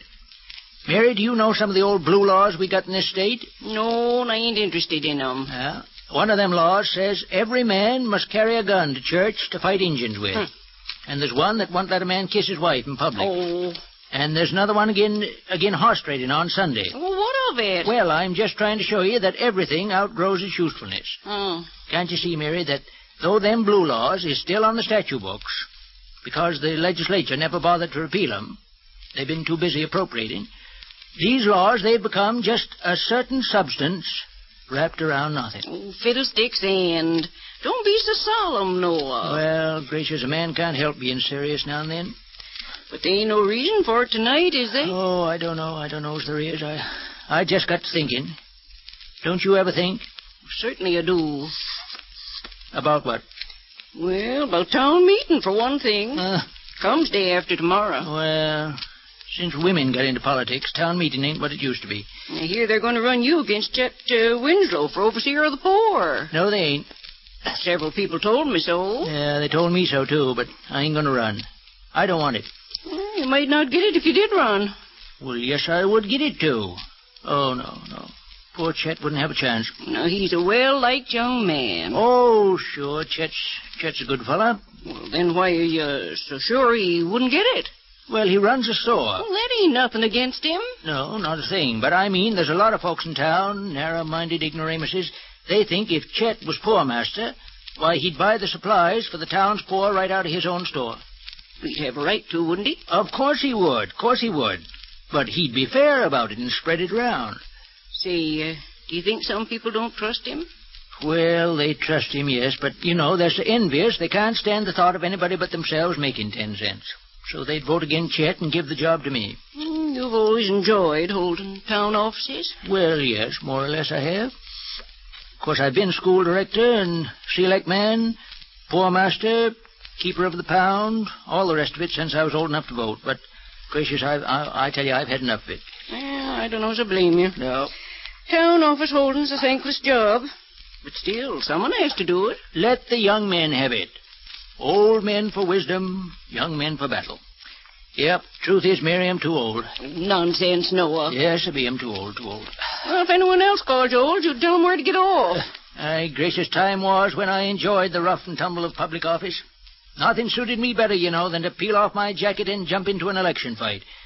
And if I do say it, I was a hard man to beat. I guess everyone in town knows that. Oh, yes, but now I'm just an old dog sitting by the fire, listening to the far-off voices of the pack, but not joining in with them. To hear you talk, and would think you was 150 years old. Well, I've had my day, Mary.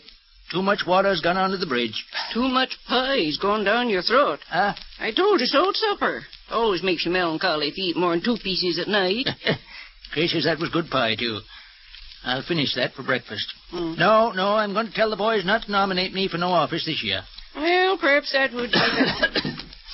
What was that noise? I didn't hear nothing. I coughed. Oh, it sounded like someone on the front hall stairs. Front hall stairs? Can't be nobody in there. Well, now I'm going to see.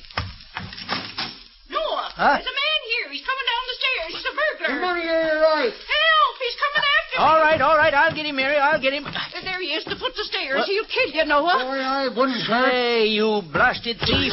Look out what you're doing there. You're the one to look out, I guess. I've got the poker, Noah. Let me hit him. Don't you do that. I got him by the neck, Mary. Fetch a clothesline. We'll tie him up here. I'll get one. Hold him, Noah. Let me up. Shut up. One more peep out of you, and I'll choke the everlasting daylights out of you. You fool, Don't you sass me, you low-life sneak thief. You don't keep quiet, you'll never see the sunrise. Here, Noah, here. I've got a rope. All right, we'll tie him up. Telephone the sheriff to come and get him. Hadn't I better hit him on the head with the poker first? No, it's cast iron. It might break. I'll hold him, you tie him. Well, it's dark in here. I can't see. Well, I'll drag him out in the other room by the light. Come on. Stand out of the way, Mary. Let me move the rug so we'll slide easier. Come on, you crook. Come on, you second-story man. You. There he is. Get out of the light, Mary. All right. What? My lordy. What?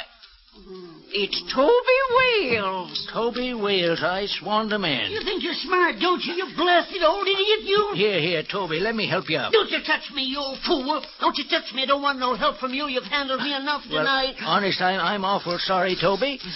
Ain't no man going to choke me like you done, Noah Perkins, and not find out there's a law in this country that protects innocent folks that mind their own business. Well, if it's your business to break into folks' houses in the nighttime, you'll find out something about the law. I was doing you a favor. A favor? Yes, a favor. That's what I said.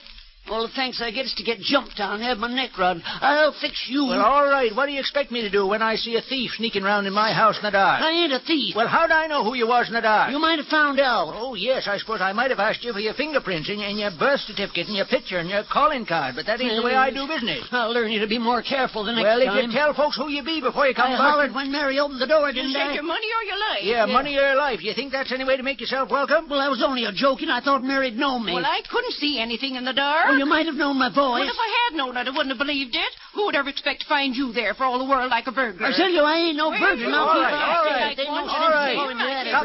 Stop this Well. bedlam. Stop it. Hold on now. Wait a minute, both of you.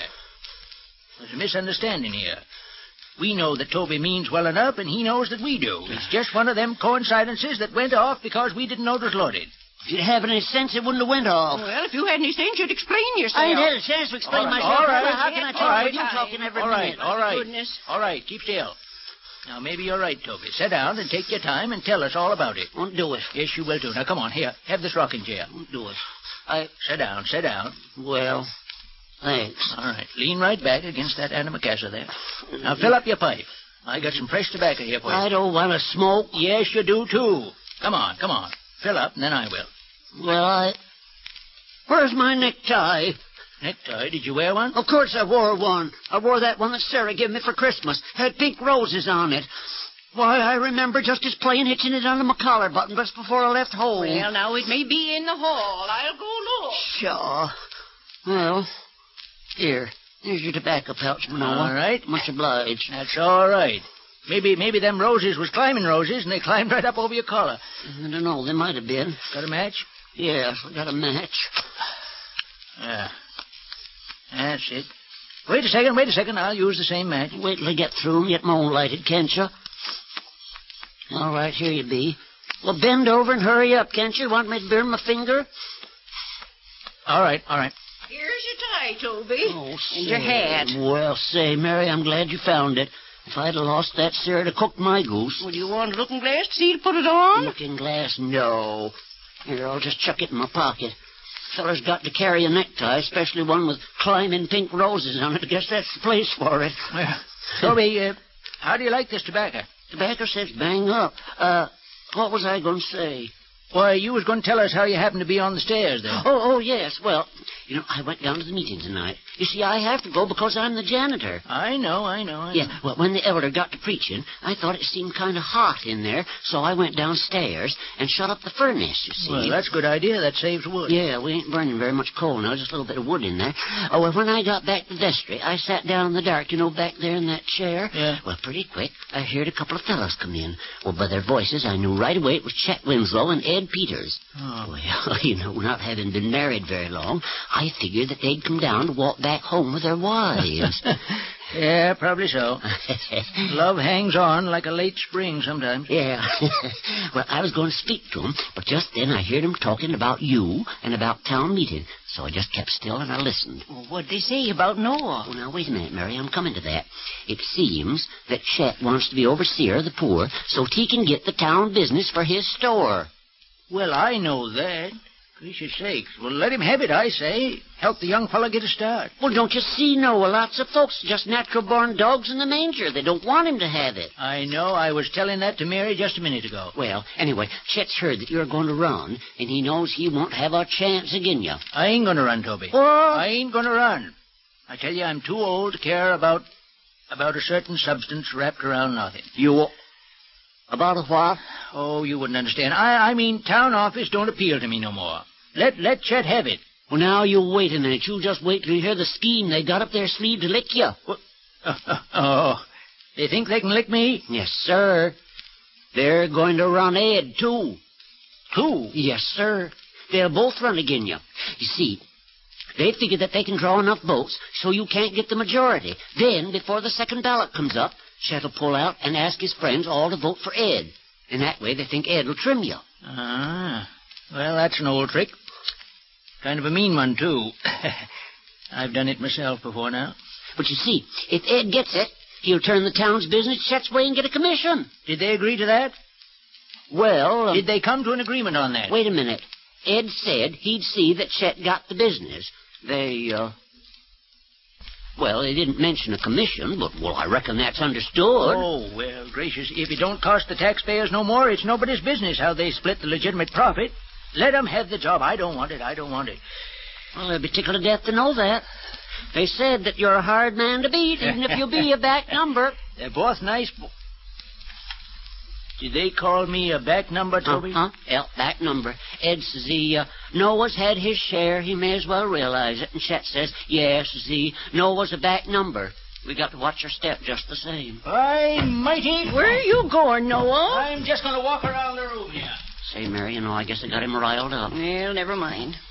Now, go on, tell us how you happen to be in this house. Oh, yeah, well, I'm coming to that part of it now, Mary. Well, when? Right away. You see, when I heard the game they was putting up on Noah, I says to myself, I'll just skip right down there and I'll tell him, and I'll get back here before the meeting's over.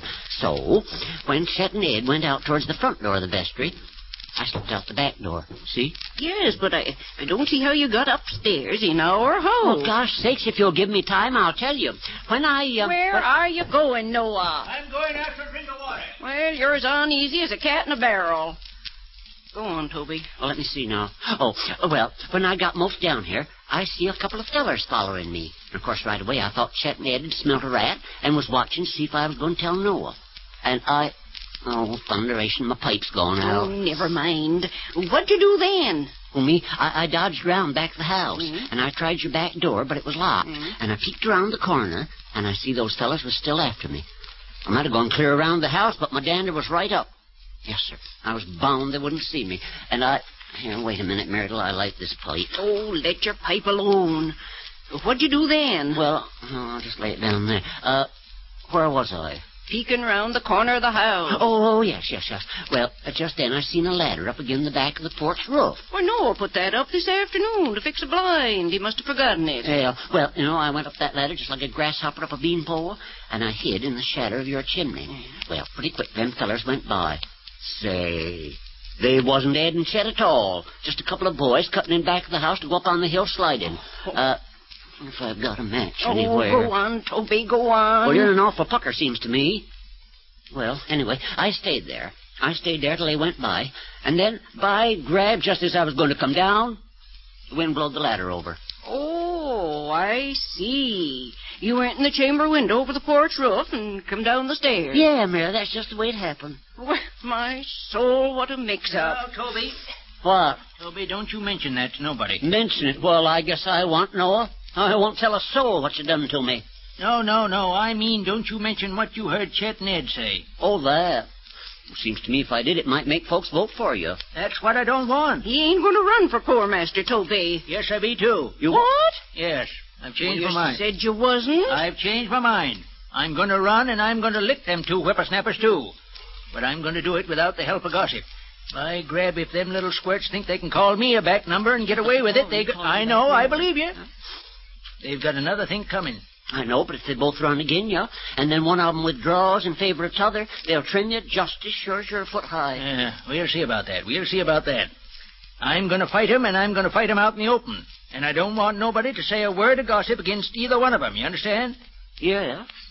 I thought, though, it might help if I told you what I heard. It has. It has helped me, Toby, and I'm much obliged to you. Well, don't mention it. Got my dander up, and that's all I needed. Tack number, huh? Tack number. They think I'm too old to hold office, do they? By Godfrey, I ain't too old to show them little upstarts a trick with a hole in it. Tack number, huh? Well, back number or not, if I can help you anyway, you just let me know. Oh, my sakes, look at that clock. I'd get back to meeting house right now. Well, all right, Toby, and listen, I'm sorry things happened as they did. Oh, well, that's all right. I don't lay it up against you, Noah. Well, goodbye. Good night, Toby. Good night, Mary. Good night, Toby.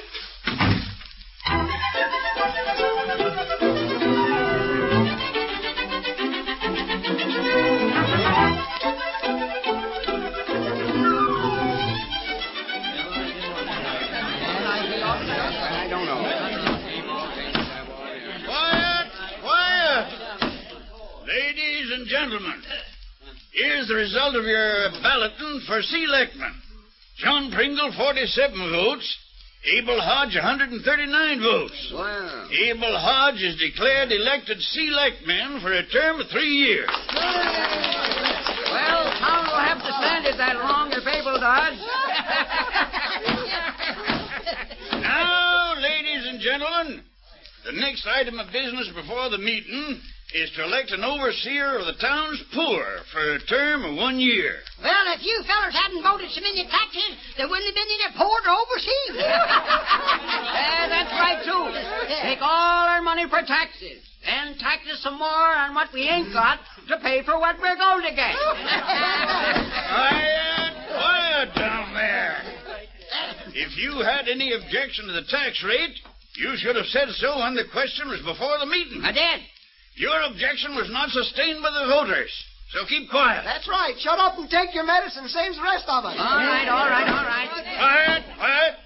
Now, the nominations are in order for overseer of the poor. Mr. Moderator. Mr. Brown. I nominate Chet Winslow. He's an honest man and a friend of poor folks, without being soft and sentimental about it. Second the motion.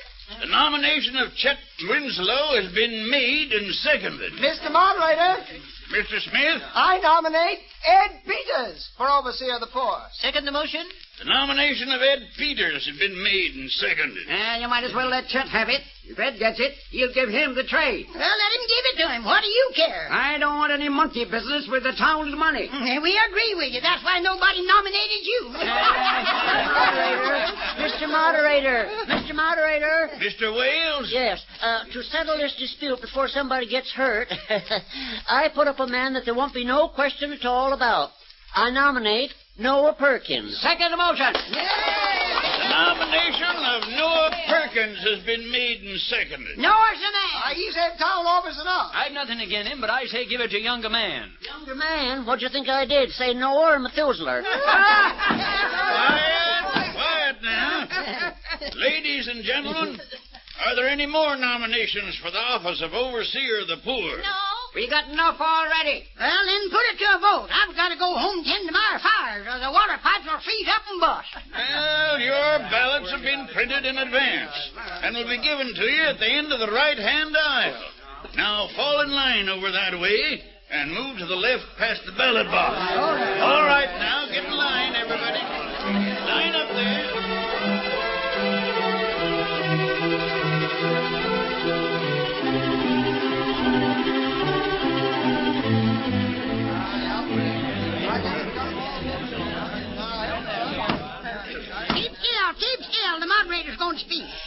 Ladies and gentlemen, this is the result of your balloting.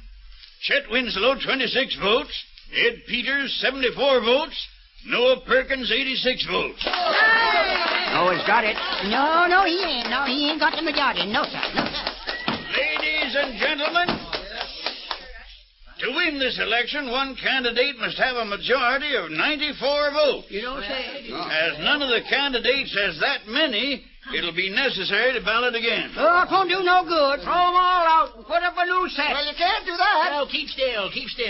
Now, Chet's getting off. Mr. Moderator, Mr. Winslow. I don't want to be the cause of deadlock in this election. Well, then why don't you pull out? Well, that's what I'm going to do. As the one who received the fewest votes, it's my place to withdraw. I'm no longer a candidate. That's the boy, Chet. You're a square shooter, Chet. I appreciate your support. If you're still with me and want to do me a favor, I ask you to vote for my friend Ed Peters. Now, just a minute, please. Now, don't misunderstand me.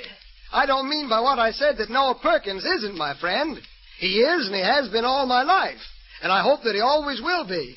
But it seems to me that he's had his share of town offices. And I honestly think it's only fair to give this one to a younger man. That's what I say. I don't. Noah's had experience in town business. That's the kind of man we want. Give a young fella a chance. Put in Noah. You know what he is. Well, you know what Ed is, too. Ed's all right, but Noah's had experience. Yeah, Noah's the man. Give it to Ed. Shut up. It's votes that count, not hot air. Quiet! Ladies and gentlemen, as it's necessary to ballot again, will you please do so at once? Form on the right and get your ballots and cast them as quick as possible. Remember, Mr. Winslow is no longer a candidate. Come on, everybody. Come on. Get going.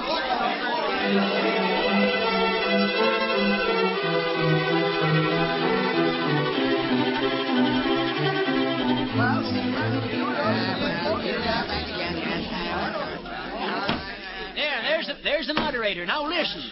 Ladies and gentlemen, here's the result of the second ballot. Noah Perkins, 92 votes. Ed Peters, 94 votes. Therefore, Ed Peters is declared elected overseer of the poor.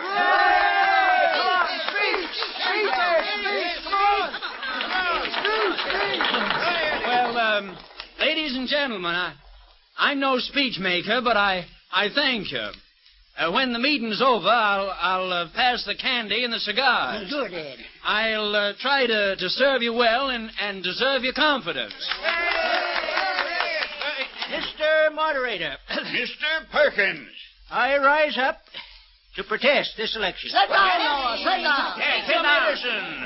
Mr. Perkins, what are the grounds for your action?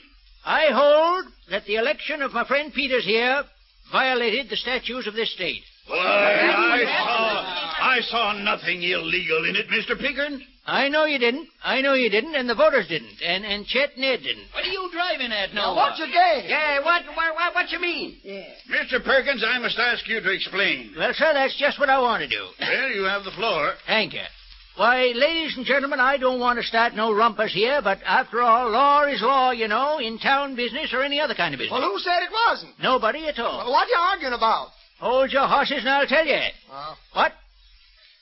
In the year 1779, there was a law passed by our legislature.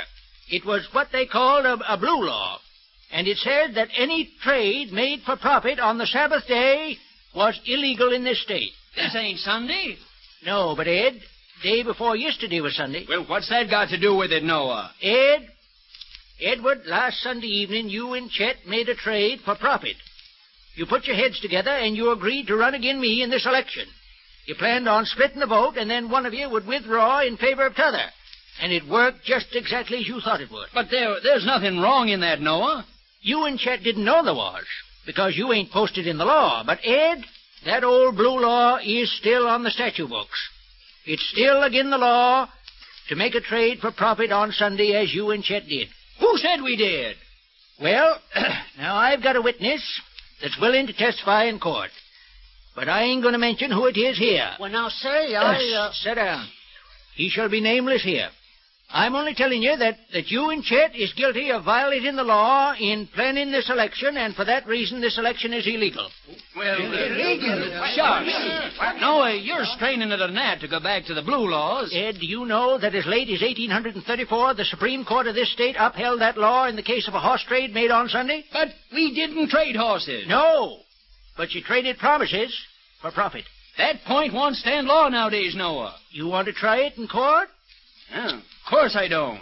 I'm willing to, and I will, by gracious, if you don't resign right here and now. What's that? Don't you do it? Hold him to it, Noah. Well, that's all I got to say. Good day to you. Hold on here. You mean to say you'll go to court about this? Yes, sir, I will. This is ridiculous, Noah. Law is law. Go on with the meeting, Mr. Moderator. The devil. I won't have no lawsuit over a little thing like this. I won't fight with my neighbors. I resign as overseer of the poor. Let somebody take my place, Mr. Moderator. Mr. Moderator. Mr. Perkins? I nominate Ed Peters for overseer of the poor to succeed himself. Ed Peters? What's the matter with him? Hey, are you crazy, Noah? No. I want Ed to have the job. He's a good fellow and he's honest. Well, then why'd you force him out? Yeah, why'd you do it? I'll tell you just why I done it. When he and Chet was talking Sunday night, they said I couldn't get the job because I was a back number. That's what they called me, a back number. Well, by grab, I wanted to show them two young fellas that I'm still alive and capable of doing business. Well, I've showed them, ain't I? So now go ahead and elect Ed, because you can't find a better man.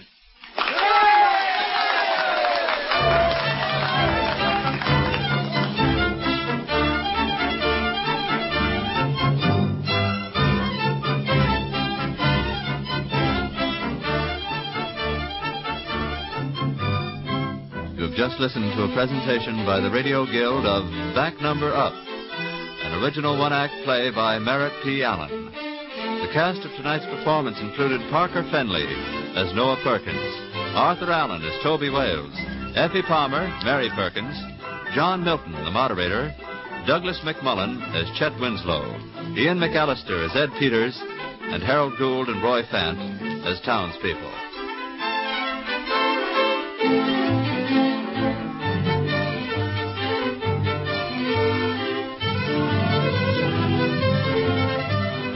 Next Sunday at this time, over some of these stations, the Radio Guild, in accordance with its policy of producing various kinds of original one-act plays, will present a highly imaginative fantasy called The Man Who Was Tomorrow by Reynold R. McDougall. This is the National Broadcasting Company, RCA Building, Radio City, New York.